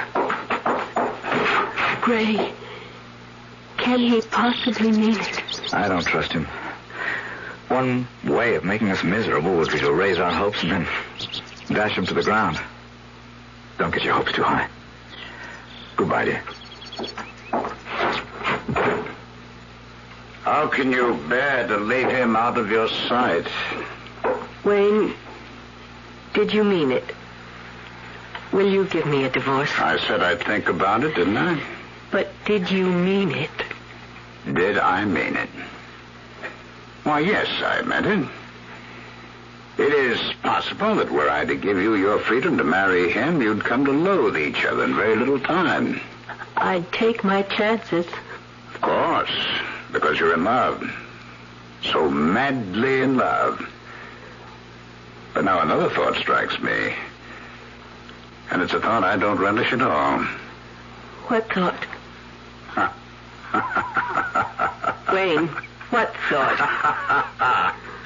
The thought that you might be right and I wrong. That if you married Gray, you might spend the rest of your life deliriously happy. I couldn't have that. Could I? Wayne, are you all right? Wayne. I'm thinking. You asked me if I would think it over, and that's what I'm doing, thinking it over. Oh. I'm not only thinking it over, I've come to a decision. And what is your decision? No. What do you want? Your death. My death. Wayne, what are you saying? You didn't see Dr. Morton when that rat Attila was finished with him. Oh, no. You didn't see the throat. Stop it. And all done by one rat. Think what 2 rats could do. Or 10. Or 150. What are you saying? Oh. You're the one. You've been in Gray's lab at night. Yes. Yes, of course. What were you doing there? Well, what do you do with rats?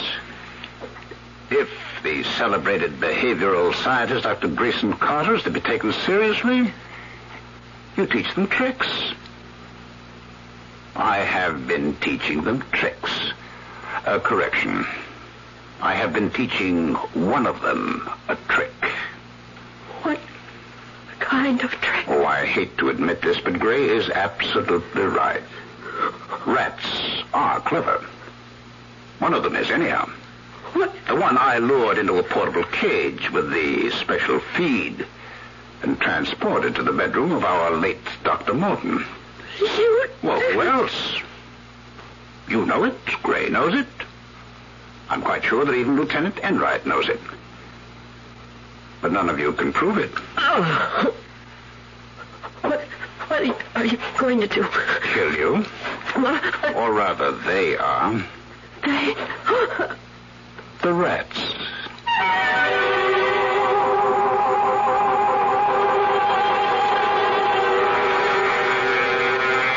Clearly, the warped and twisted brain of Dr. Wayne Cheney has devised a horrible death for his estranged wife, Doris.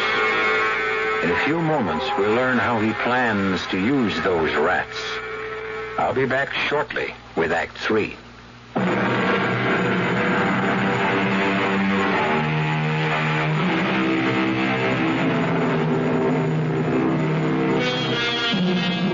You're still with me?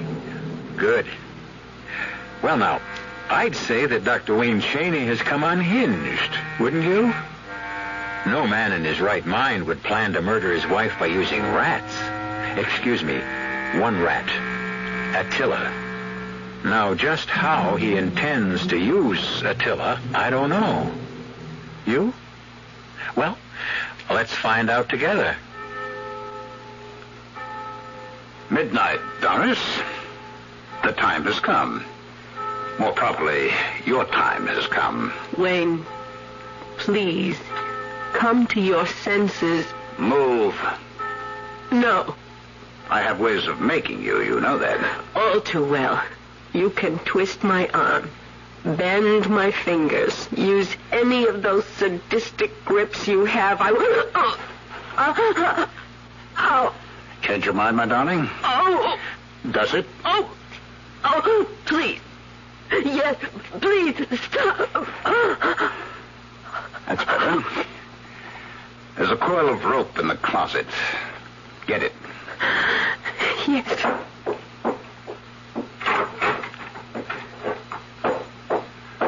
Very good. Bring it along.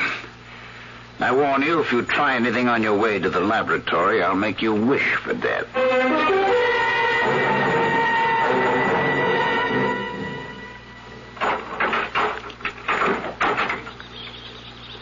Surprised I have a key to this new lock? Well, I won't keep it a secret from you, Doris. Husbands and wives should have no secrets from each other. Uh-oh, I forgot. You don't go along with that. You believe in keeping secrets from your husband. Secrets of illicit love. Wayne, you're wrong. You're so wrong. You deny the two of you were meeting secretly? Not secretly. Making love secretly? No. Did you enjoy being crushed in his arms? Stop it. It was nothing like that.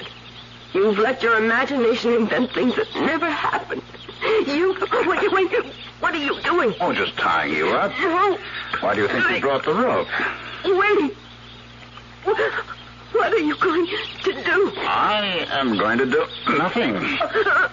The rats will do it all. Now, hold still. I want to be sure your wrists are securely tied behind your back.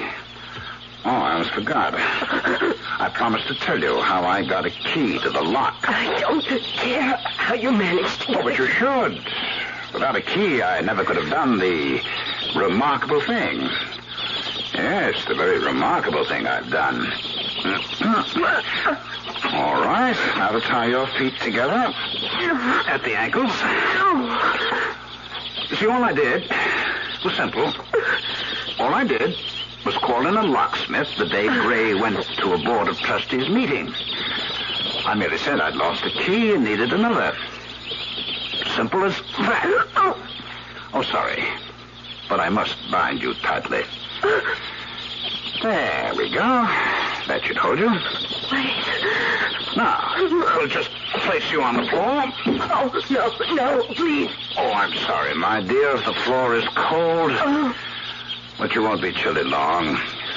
Not very long, anyhow. Wait. Listen to me.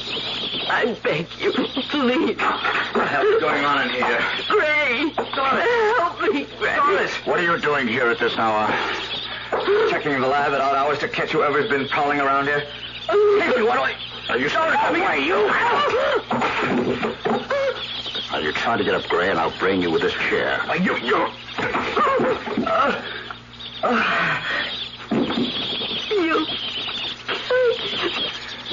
I hope not. You killed him. I don't want to be done out of the pleasure. No, he's not dead. He's breathing. Got to get him tied up, too, before he comes around. You're going to kill us both. Oh, hardly an opportunity to be missed, my darling. Maybe there is some justice. Oh. There now. His wrists tied behind his back. Now for his ankles. Oh, I better hurry. He's coming, too. Oh, Now you move, and I'll belt you again. What? There we go. Neatly tied up, the two of you. Now, isn't this a pretty sight? The lover and the unfaithful wife trapped. Horace, he's out of his mind. He brought me here to kill me. He intends to have the rats killed. You are crazy. There's no sense trying to free yourself. You're tied securely, and so is my unfaithful wife. You wish to be parted from me, my dear? You wish to dissolve our union so you could be united with your lover? You shall be united. In death. Beginning now. Something I learned from you, Doctor. Your experiments gave me the weapons with which to kill you both. You claimed that rats are animals of superior intelligence, and to prove it, and you did prove it, you experimented with these monsters in the cage for months, true? Go on. Well, you proved that rats do think.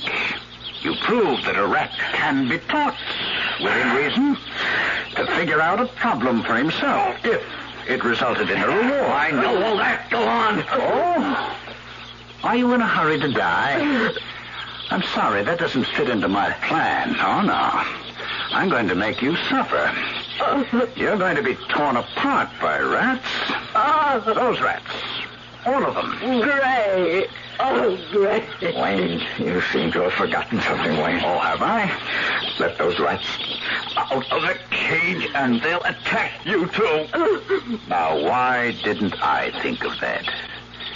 Wouldn't I have said to myself, Wayne, the moment you slip the bolt on that door and the rats come pouring out, they'll attack you, too. But I did think of it. Would you believe it? I solved the problem. No. Give credit where credit is due. You solved it, Ray. You proved what remarkable things a rat can do if spurred to do them for a reward.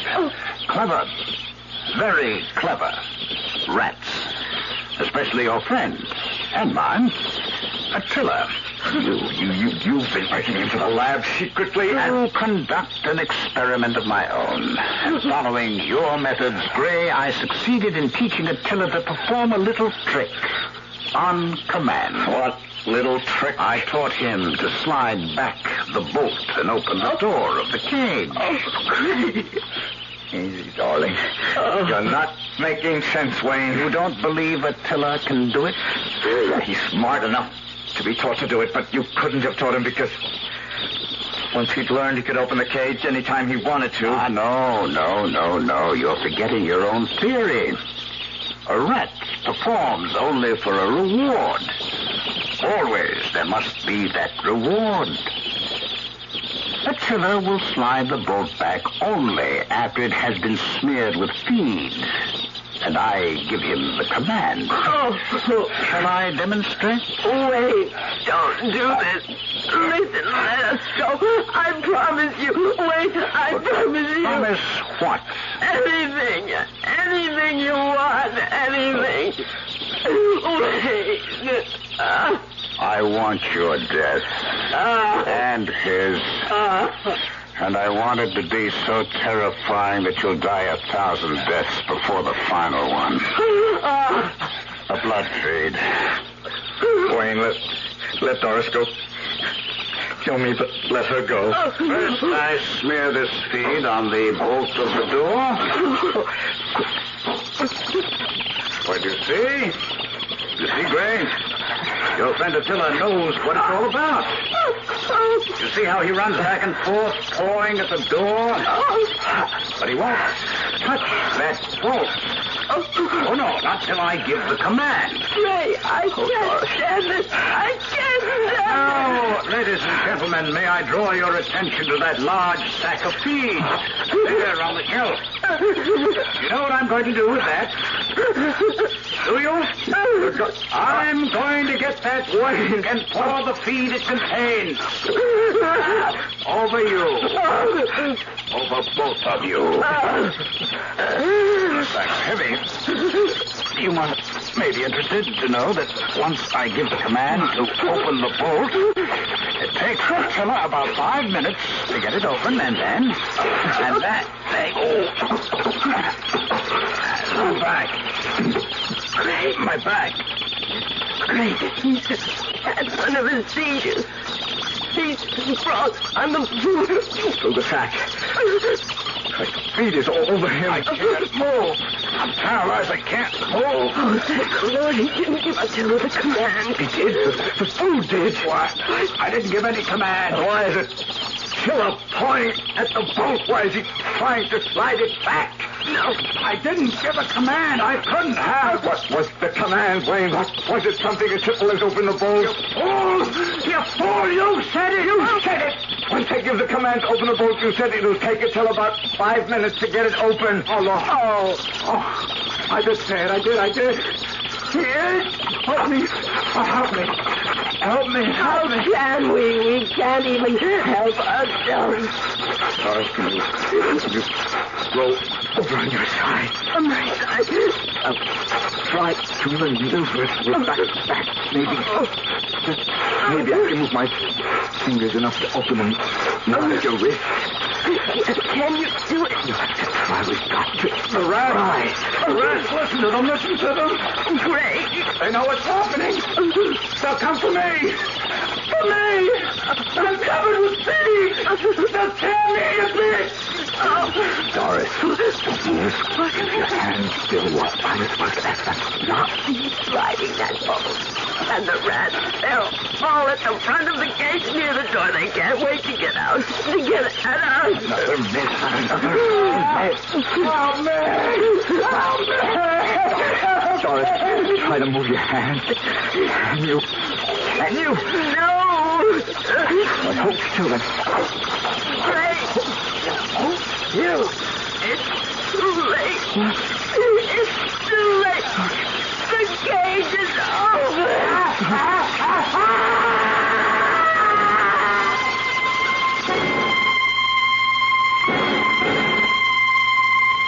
And that's it, Lieutenant. That's about all there is to tell. I'm amazed you got out at all. Rats, every one of them went for the feed Wayne was covered with. And, of course, Wayne. If only we could have done something to save him. What could you have done? If you'd wasted any time once you got untied, you'd never made it out of there alive. That is for sure. Well, it's over now. I'm not a vengeful man, but I must say your husband got what he deserved. He used a rat to murder Dr. Morton and was murdered himself in the same way. Oh, one thing, Dr. Carter. Yes? I hope you're finished with your experiments. I am. No time for experiments now. I'm going to be much too busy as director of the Institute and... And what? And as your husband, sweetheart.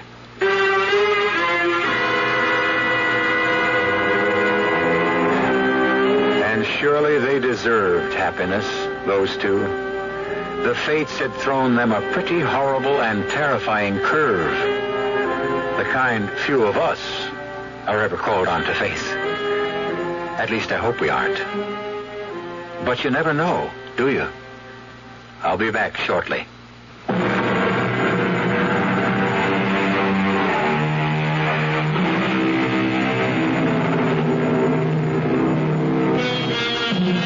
You'll be glad to know that Doris and Gray are happily married now, and the parents of twins. Doris is kept very busy being a mother, and Gray has his hands full as director of the Institute. He keeps hoping he'll find time one of these days to continue with some research. But rest assured, it won't be with rats. Our cast included Michael Wager, Joan Loring, Ralph Bell, and Bob Caliban. The entire production was under the direction of Hyman Brown. This is E.G. Marshall inviting you to return to our Mystery Theater for another adventure in the macabre. Until next time, pleasant dreams.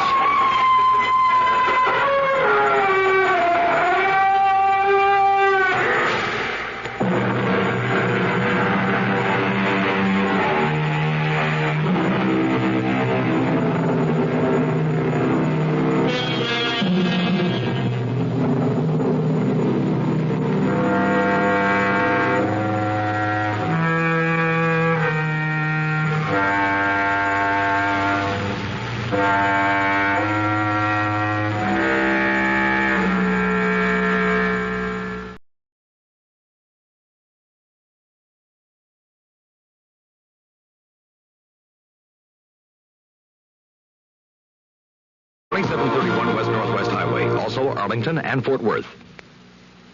The CBS Radio Mystery Theater presents...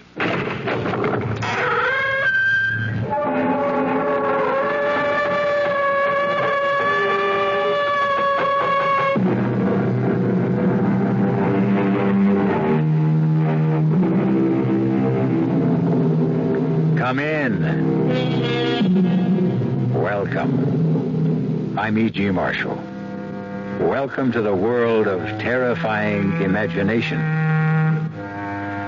Once upon a time, there was a poor and common man named Matthew Mall, who owned a couple of acres that were desired by a rich and titled man named Colonel Pinchian, who wished to build a house on the property. Since the colonel could not acquire the land by lawful means, he took others. The year was 1650.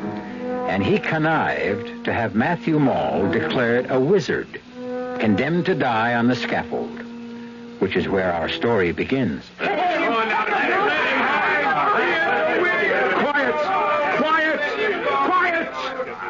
You have not heard the last of Matthew Mall. You or your children, or your children's children. In particular, you, Colonel Pynchon, and all the family who follows you. Look at him, everyone, as a dying man makes a promise. Colonel Pynchon, God will give you and yours blood to drink.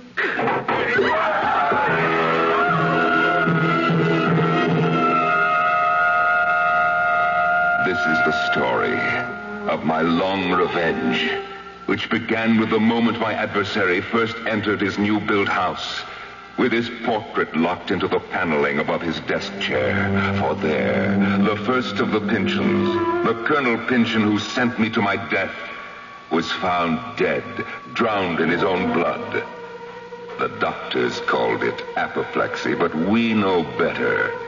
Death brought him blood to drink, the first of much, for his house was doomed.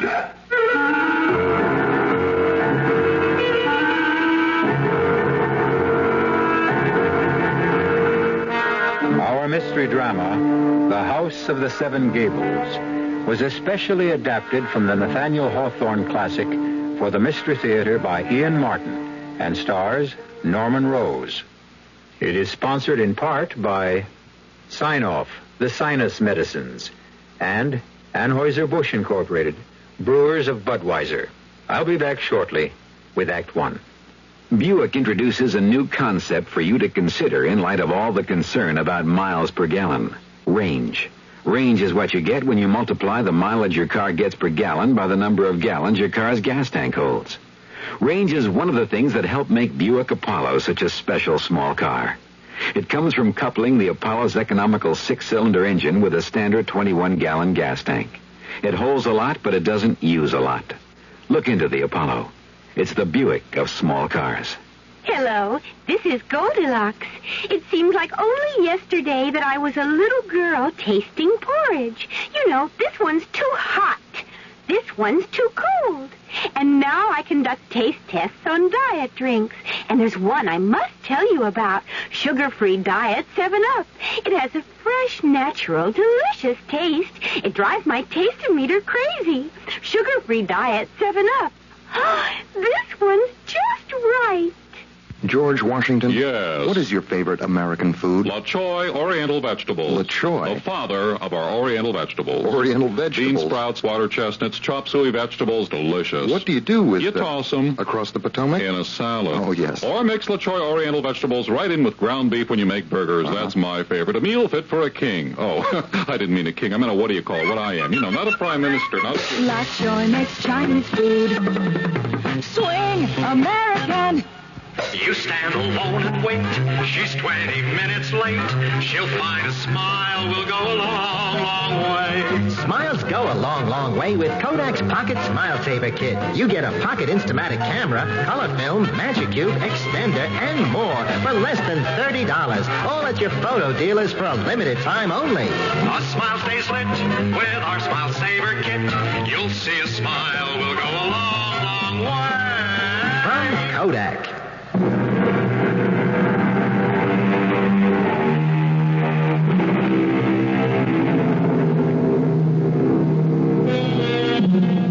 Halfway down a by street in one of our New England towns stands a rusty wooden house with 7 acutely peaked gables facing towards various points of the compass and a huge clustered chimney in the midst.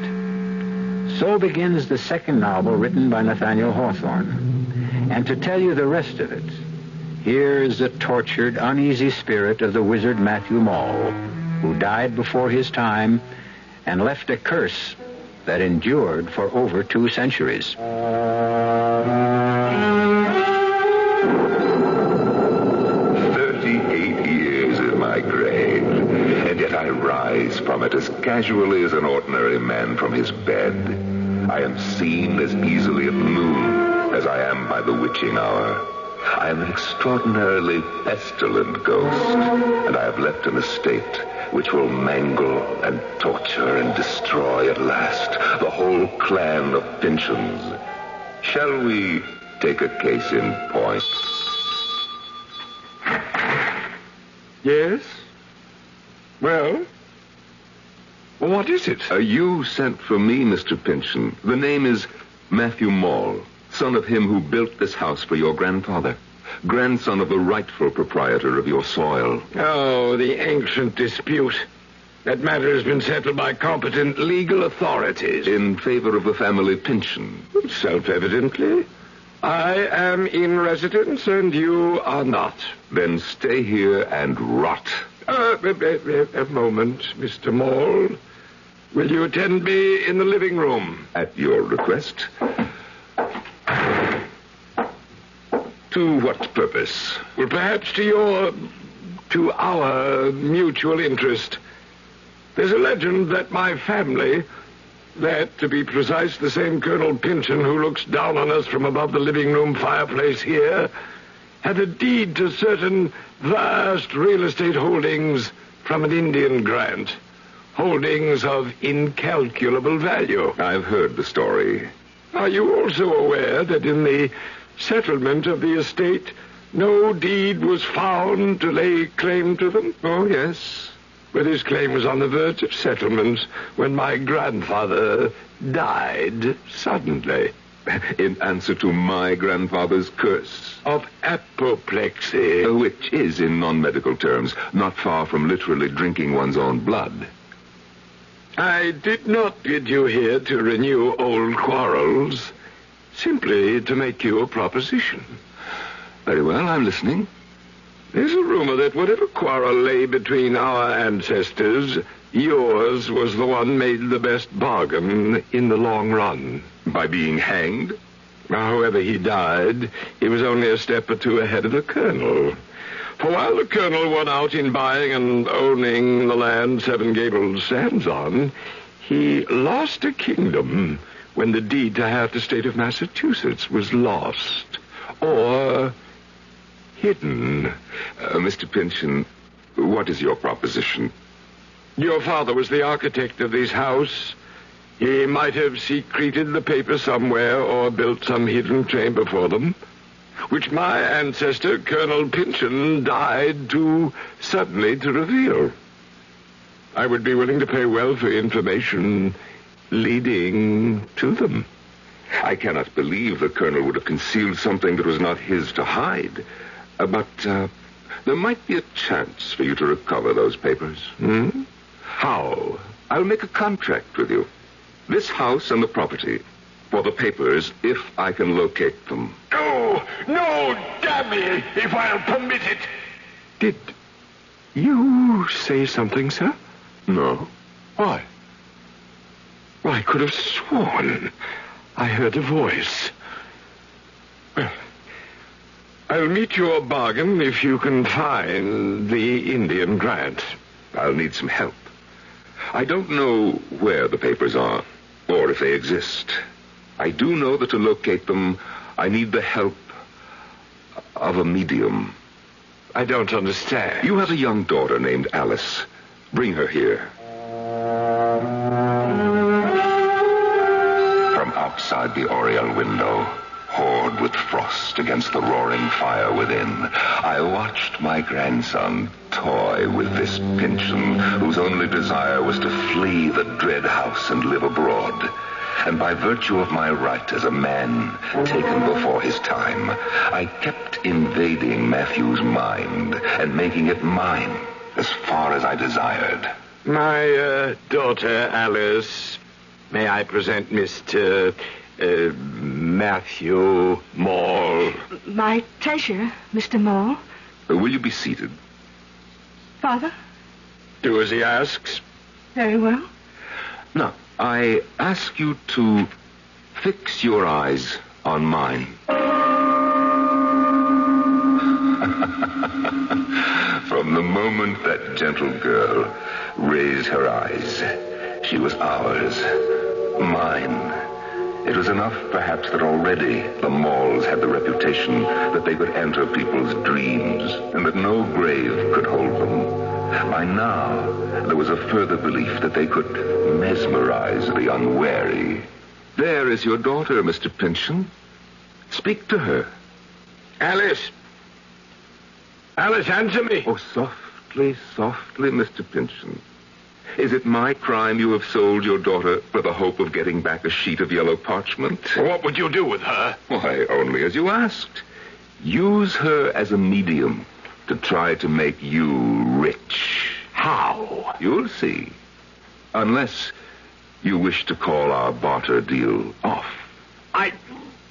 No. But proceed in God's name. Very well. Listen to me, Alice Pynchon. Listen with your mind. Cast off your body. Think. Think back away through the years, but cling to me. Let him who holds the secret of the Indian land deeds come forth peaceably and without delay. Call him. I know not who he is. Then ask. Colonel Pynchon? Great-grandfather? Can you hear me? Can you hear me? Call on my grandfather, whom your great-grandfather hanged. Matthew Moore? Matthew Moore? Are you there? Speak. I hear you in the grave, Miss Pynchon. Oh, what rare sport to watch your father Gervais shivering in mortal dread, and you, my fine lady, no more responsible for your actions than a puppet. And my grandson, speaking words and using powers only I could confer on him. But the secret? The secret I am not yet ready to divulge.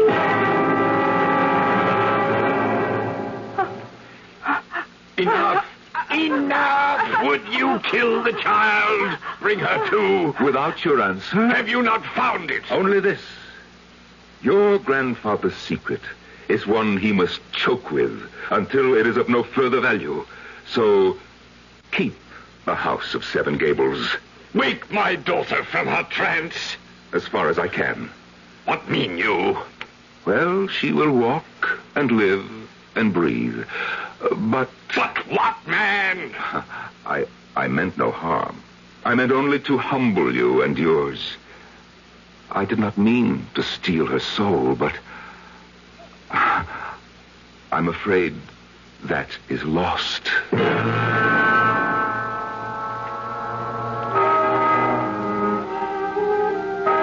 The years rolled by, and generation by generation, I took my toll on the Pynchon brood. The once proud family dwindled and thinned out.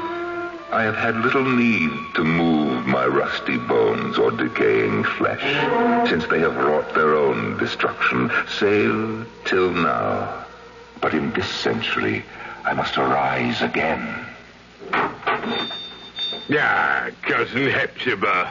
Geoffrey Pynchon, what brings you to Seven Gables? Why, I take it since you have opened a 1-cent store, it is open to any member of the public? Not to you. Never to you. Judge. Judge not, that ye shall be judged. Well, surely after all these years, and in respect of what I've just arranged for Clifford... You are not welcome in this house. Not even in a public shop, Hepzibah Pynchon. The shop is a necessity, now more than ever. Because of Clifford's return? Or surely you know if you're in need you can call on me? Or bring your brother and yourself to live on my estate? Oh, you know I will take no charity from you, now or ever. How dare you offer it after what you've done to Clifford? I? Yes, you hate him. For what reason, I know not. But hate him you do. You do me wrong, sweet cousin. But I am a forbearing man. I bear what crosses God sends me to bear. I will not trouble you more now, but wait for Clifford's return.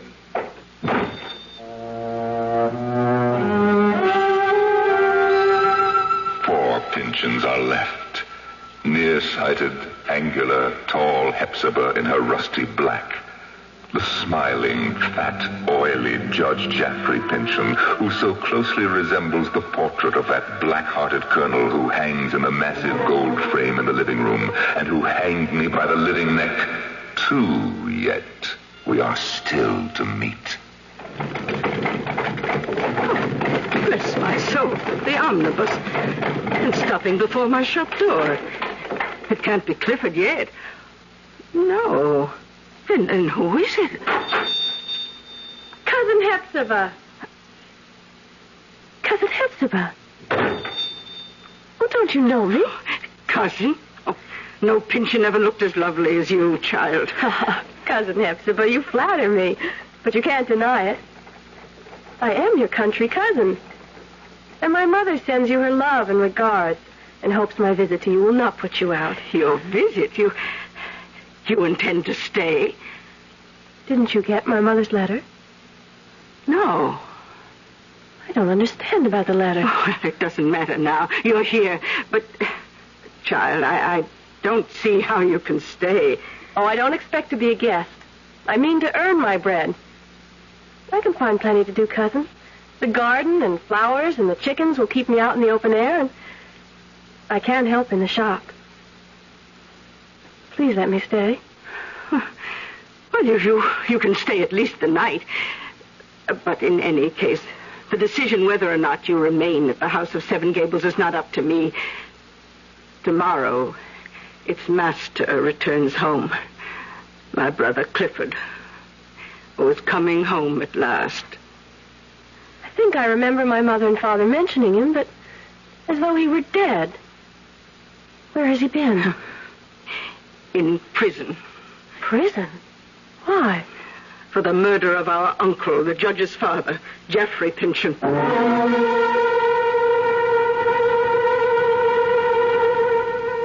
One other young and unsuspecting girl, Alice Pynchon, came to grief under the shadowed gables of this brooding old house. Is another to share the same fate? We'll find out when I return shortly with Act 2. And now another story of the ball and chain as Kellogg's Special K presents Veronica and Jack. Oh, Jeffrey, isn't this romantic? Out in a quiet lake at night with you rowing the boat. Yes, Veronica, it's really neat. Jeffrey, what was that? Frogs. Frogs that go bonk? They're pretty weird frogs. Oh, Jeffrey, you're such a card. You have a ball and chain, like the ones they use in those Special K commercials. Yes, Veronica. It symbolizes my few pounds of extra weight. But I'm going to get rid of it. How? By exercising. You know, like rowing this boat and eating smart at every meal, starting with a Special K breakfast. You mean a 1 ounce bowl of high-protein Special K, 4 ounces of skim milk, orange juice, and coffee? Precisely. It's less than 240 calories, and it tastes delicious. It'll help me get rid of this ball and chain. I'll help too, Jeff. After all, we're all in the same boat. You have a ball and chain, too. Your happy ending could begin with the Special K breakfast from Kellogg's.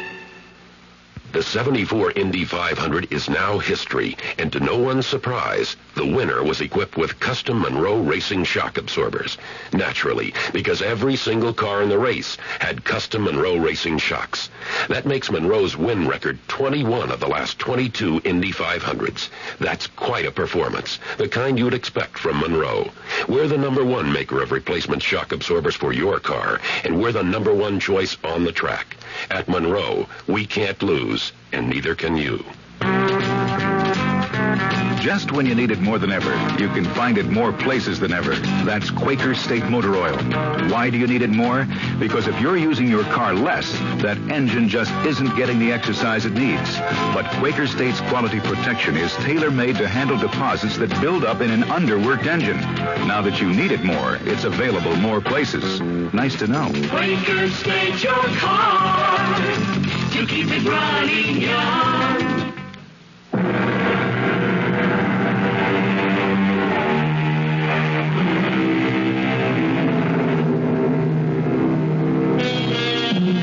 This is not my story, so let me quote from the man who first told it. The mysterious Clifford is about to return, and here is how he is foreshadowed in conversation between Miss Hepzibah Pynchon and the newly arrived Phoebe.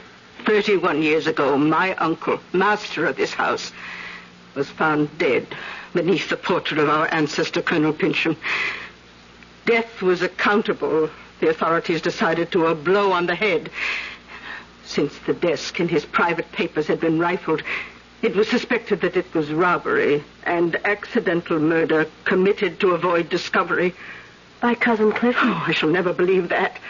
Oh, you will see for yourself when he returns how gentle, sweet, unworldly. Oh, Clifford could never have been guilty. I'm sure from that kindly face you showed me in the miniature he was wrongly judged. No question of that. Just as I am sure that Cousin Geoffrey, why I cannot understand, was the one most instrumental in sending him there. How could that be? It was he who discovered Clifford by the rifle desk, our uncle lying on the... Oh, hush. Dear Cousin Hepzibah, think of the present and not on the past. Soon Cousin Clifford will be home again. But surely it grows very late if he is coming today. Oh, well, you'd best off to bed. Perhaps I should greet him alone.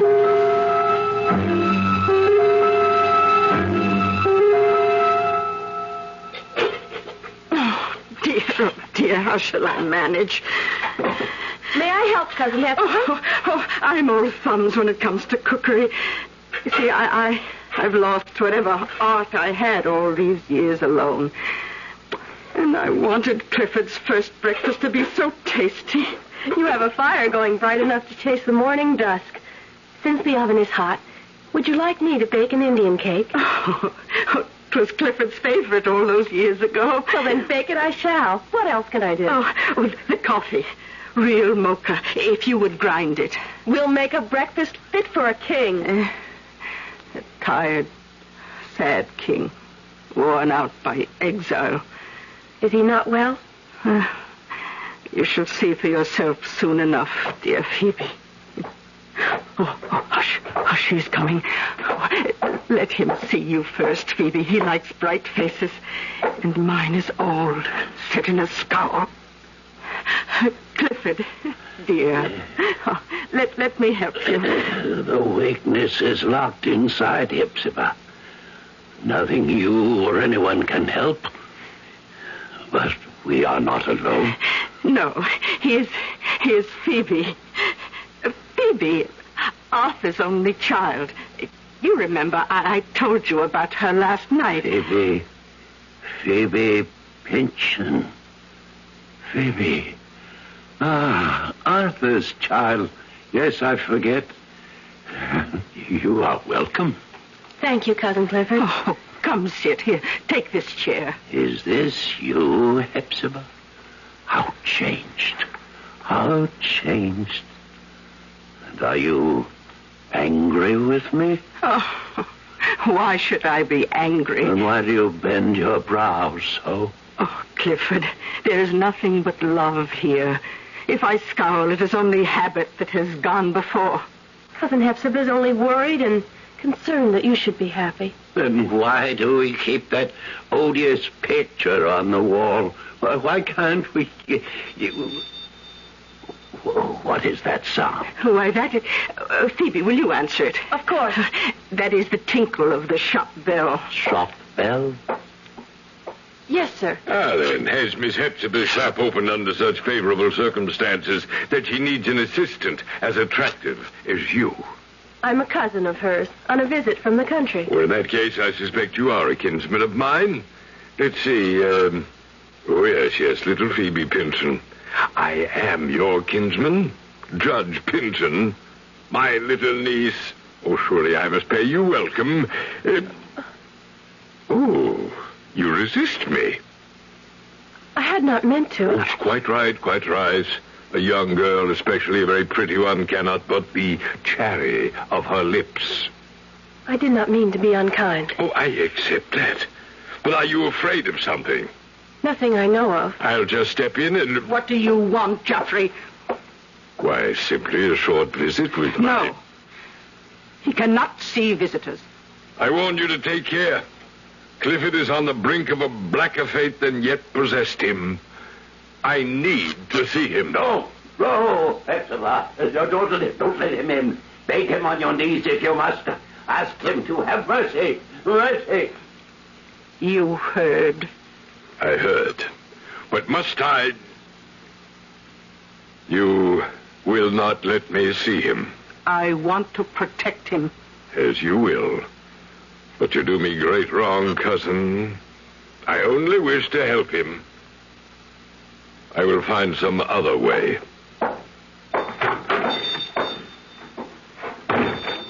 He seemed kind. Is his offer of help so wicked? Phoebe, he has a heart of iron. Oh, let me go back to rejoin my poor brother at breakfast. Of all of us, he's the one who most needs protection now.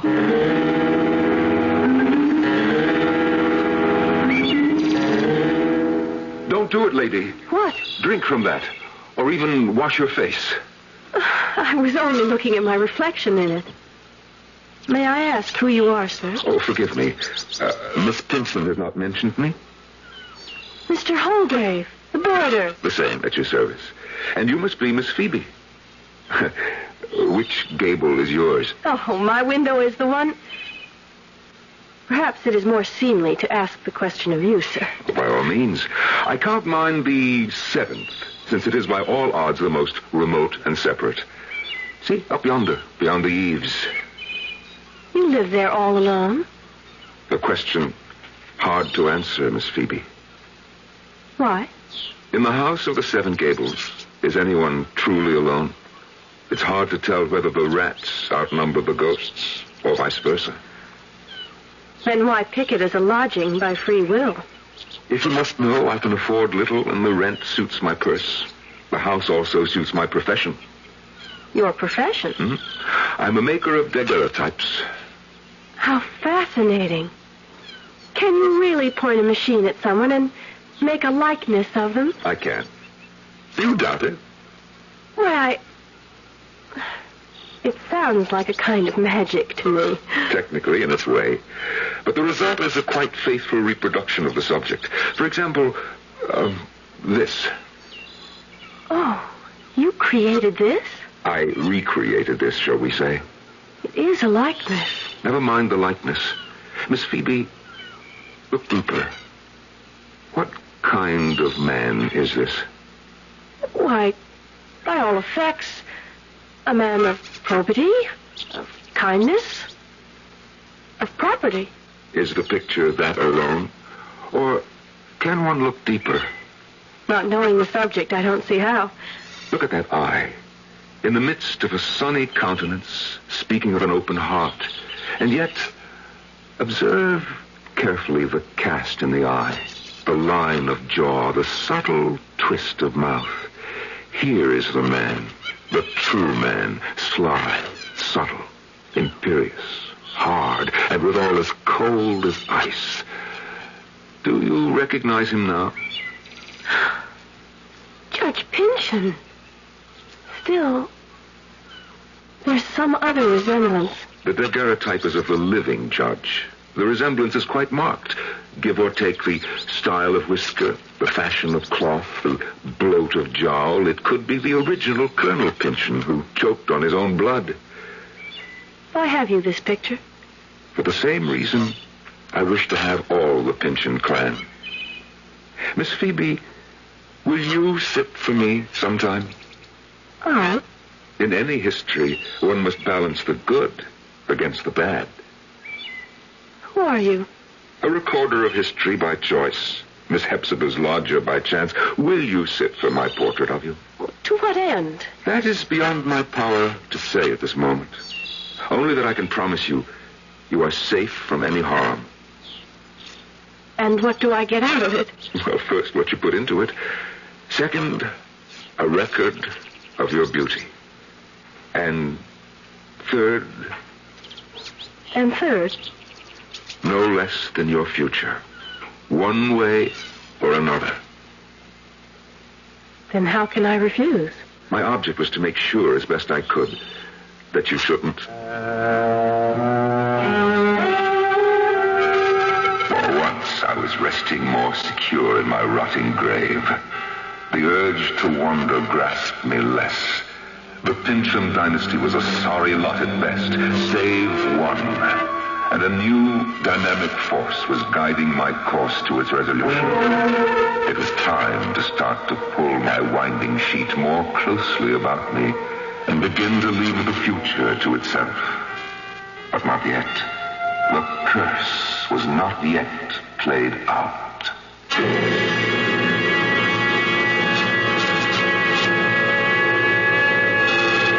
The mysterious Mr. Holgrave. Who is he? What threat does he pose to Phoebe? Perhaps the only breath of sanity to blow sweetly through the dusty corridors and winding staircases of both the Pynchon history and the house that encloses the living, as tight and inescapable as the coffin in the grave. We'll return shortly with Act 3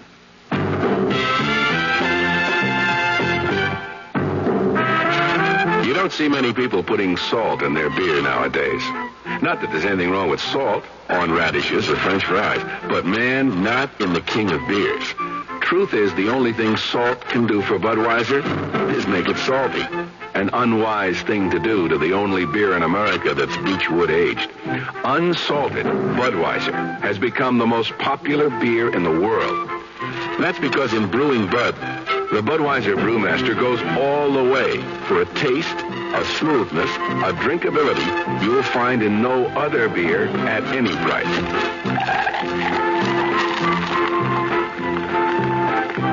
And something else you can take without a grain of salt. The fact that when you say Budweiser, you've said it all.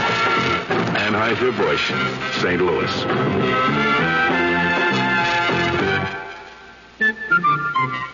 If you're serious about taking care of your lawn and garden, you're in for a lot of hard work. After all, it's nature itself you're trying to control. Hi, Frank Lieber here for True Value Hardware Stores. If there are ways around that work, well, you find them there. For instance, they have a Black & Decker Power Shrub and Hedge Trimmer with 13-inch double-edged blades. It trims on both back and forward strokes. It has 2 handles for balance control, and it's double insulated for electrical safety. Just $17.99. Another Black & Decker you'll find at True Value Hardware Stores is a deluxe lawn edger trimmer. The controls are up on top of the stand-up handle. The 8-inch blade cuts a 3/4-inch deep trench. It converts quickly into a trimmer, just $39.99. These Black & Decker tools give you 2 ways to get around hard work in the yard.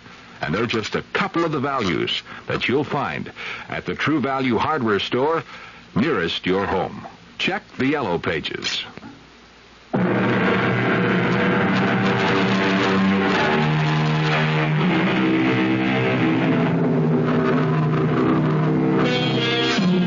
For 2 centuries, the curse of the hanged wizard Matthew Mall has hung like a cloud over the house of the 7 Gables.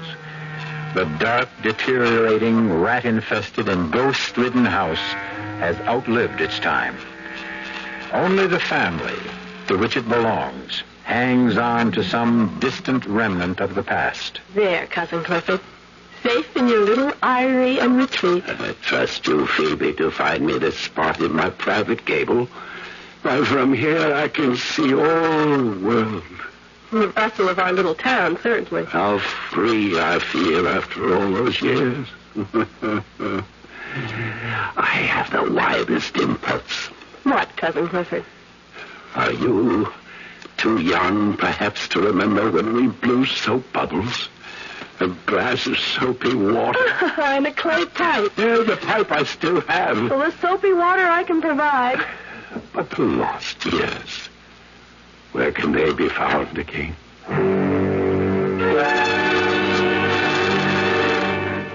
I wish his life were more than a shadowed gable overlooking the street. Right, Cousin Hepzibah. To watch the whole stream of life flow by is at least an introduction to the thought of returning to it. Well, perhaps you're right. Here's your soapy water. Take it to him to blow bubbles.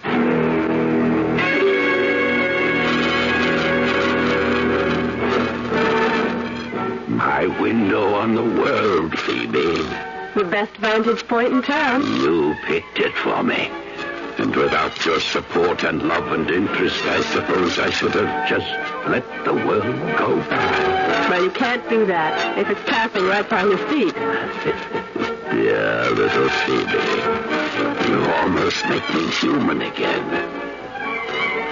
That band coming by, to open the windows so that the sound can rumble into this lost, dark room. I scarcely know. I get infected with strange madness. Like when I blew the soap bubbles and one burst on Jeffrey's head. Perhaps I should never get too close to life. What do you mean? You know the feeling when you're on a height. It's exciting, exhilarating, until you look down. Then there's this this wild compulsion to throw yourself, to dash yourself to the ground. But Cousin Clifford, everyone does it. Say that everyone doesn't do it. Christmas. Save me. I cannot help myself.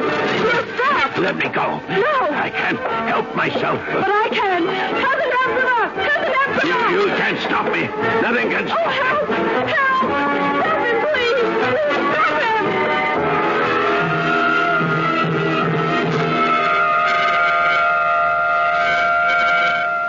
Good morning, Miss Phoebe. Mr. Holgrave, how can I thank you? For what? For answering to my cry? For helping me hold back my cousin Clifford? It's only fortunate that I was nearby. I don't know how to explain. Why should any of us try to explain the human effort, drive, psyche? We all react to our impulses and dreams to a greater or lesser degree. Did your cousin really want to jump? I was with him. I could scarce hold him.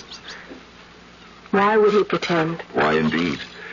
At least there was no disaster. I'm glad I was part of avoiding that. I can never thank you enough. How can I do something in return? Sit for me. Let me make a daguerreotype of you. That's simple enough. But why? I wish I felt myself free to answer that completely, but, well, at least one obvious reason. There should be some permanent record of your beauty. I'm afraid you overstate your case. Or my case. So I must admit that even if you had not half admitted it, I would suspect you of some ulterior purpose. You never have quite trusted me, have you? It's just that I sense you are not quite what you seem to be. I don't know what I feel. What do you want my image for? Say that I want a record of the Pinson family. And that alone? No. My other purpose, I must keep to myself. I could refuse. I hope you won't. It would be ungracious of me. I offered to do something in return for helping save Cousin Clifford's life. When? The sooner the better. There is a skylight in my gable room. The afternoon light would be perfect. If you'll meet me there at 5, I'll be ready for you. I never thought to see the day I would harbor any kindly thoughts for any Pincham. But I find I have it in my heart to accept poor, withered Hepzibah and the half-mad Clifford. And as for Phoebe, well, she shall have an unseen protector observing from beyond the skylight window. There now, Miss Phoebe, we're ready to begin. Should we not have the door open and the windows unshuttered? No. I want no other light source than what strikes across my shoulder to you from above. And we must catch it now. All right, are you ready? What must I do? Well, lift your eyes to mine, above the lens. So, now, relax. Think of something soothing. Blue sky. The ripples on a sunlit pond. Oh, yes. Yes, that's lovely. Don't try to smile. Just stay in repose. When I expose the plate, you must not move for 20 to 30 seconds. Now, take a deep, slow breath and hold it. Now the plate is exposed. Silvered copper on which a film of silvered iodide has been formed by iodine vapor. The sands are dropping through my minute glass. And slowly, your image develops on the plate. This 1/2 minute, I hold you mesmerized, only to make you immortal, never to be forgotten, to last till the end of time. Now you may relax. It's all over. Phoebe? I've mesmerized her. Phoebe! Oh, God help me to resist my evil desire. Phoebe! Forgive me if now I say what I have not dared to say to you, nor ever will, perhaps, so long as you are a Pynchon. Phoebe, I love you with all my heart. have loved you since that first moment I saw you in the garden. I cannot dare to hope when all is known that you could return that love.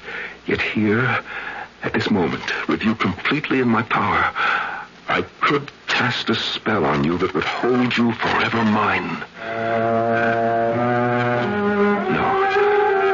No, Phoebe. Rather that you were never mine than to hold you bound to me against your will. Phoebe Pynchon, can you hear me? I hear you. You are safe. You know that. Safe. You will have no memory of the trance you are in now. No memory. And when you wake, you will feel refreshed and your same lovely self. You promise me? I promise. Then, when I snap my fingers, wake. Oh, is my portrait all finished? Yes, Phoebe. May I see it? Oh, no. I have much to do before that. This one, I want to color. I would not have you see it in black and white. Oh, then I shall have to wait to look at it till I return. Return?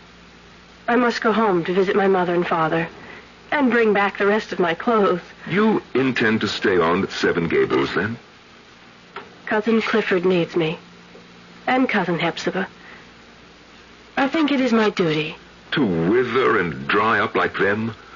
Before God, I pray you find some better fate.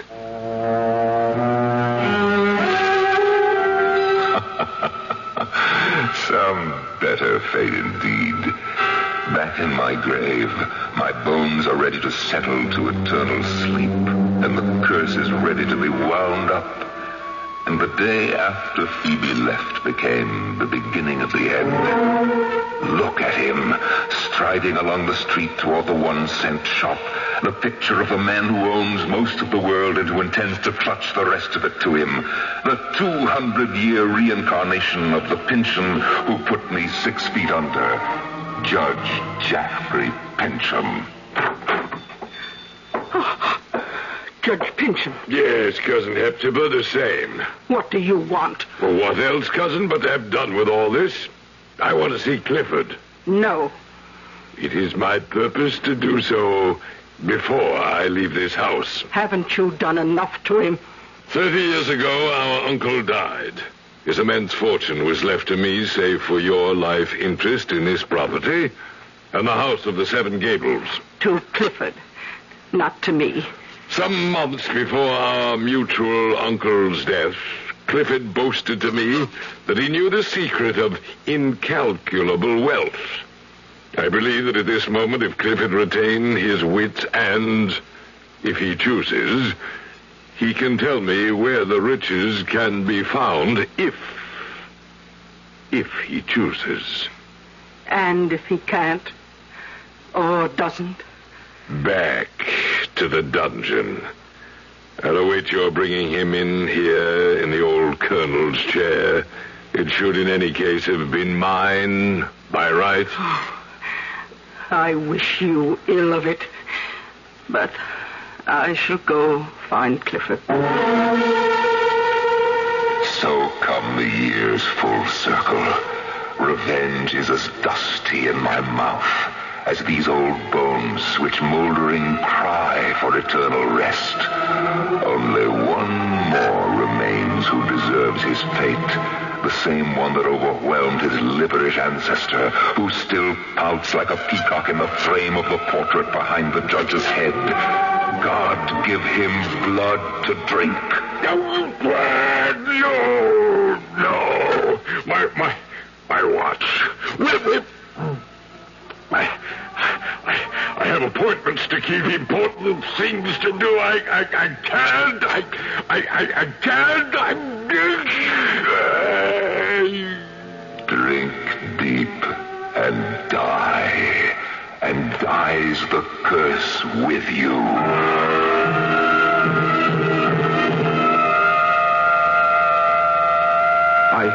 I found him here, Phoebe. Dead of apoplexy, the last of his line. But Hepzibah and Cousin Clifford... They inherit the judge's country estate. bright with sunlight, with no dark gables to hem them in. I've already moved them there. I'm so bewildered. What shall I do now? Phoebe, I have an offer. What? Well, first, let me reveal who I am and what I know.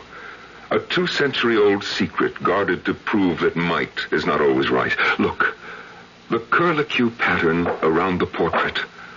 So many bits of detail, and only one that holds the power to open the vault where the ancient document lies behind the portrait. All that blood for a piece of parchment, clothed in the dust of 200 years and not worth even the paper it's written on. A sad and silly secret handed down to me. But who are you? Like you, the last of the Pynchons, I am the last of the Mauls. Matthew Maul. And with the end of the family curse, I feel reborn. Or will if... If what? Matthew? Shall we end it all? Will you marry me, Phoebe, whom I love beyond all, and put an end for good to family feuds and tragic doom? Oh, yes, Matthew. Yes. On one condition. You have only to ask. That we leave and shut up forever the house of the 7 Gables.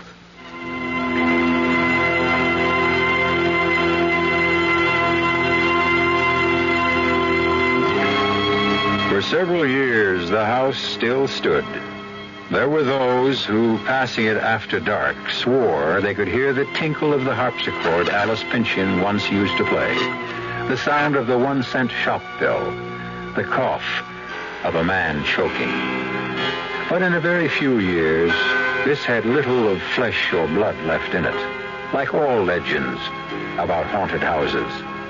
This one's only special claim to fame was that it had, if you counted them, 7 gables. I'll be back shortly.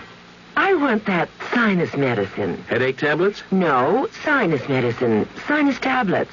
Helps the headache and the pressure. Oh, you mean sign-off. Exactly. Headache pain is one thing. A sinus headache is something else. Sometimes your whole face can seem to throb with pain. You want relief.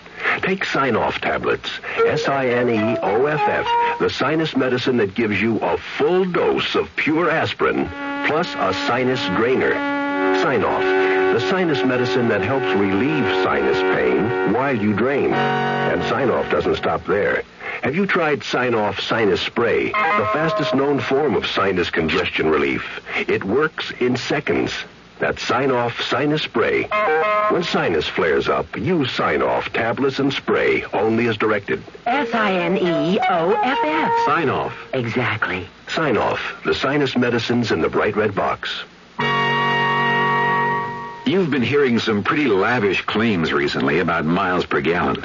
We'd like you to consider something equally important, and that's range. Range is the miles per gallon multiplied by the number of gallons your car's tank holds. Range is what makes the Buick Apollo such a special small car. It comes from coupling the Apollo's economical 6-cylinder engine with a standard 21-gallon tank. It holds a lot, but it doesn't use a lot. Look into the Apollo. It's the Buick of small cars. Oh, sure. You can talk about good-tasting diet drinks, but I know. I'm Goldilocks, and here at my taste-testing laboratory, I taste-test them all. And nobody's been drinking my diet drinks until I tested sugar-free Diet 7-Up. And then, kabloomy! Every bear wanted some. Diet 7-Up is fresh, natural, delicious. Sugar-free Diet 7-Up. This one's just right.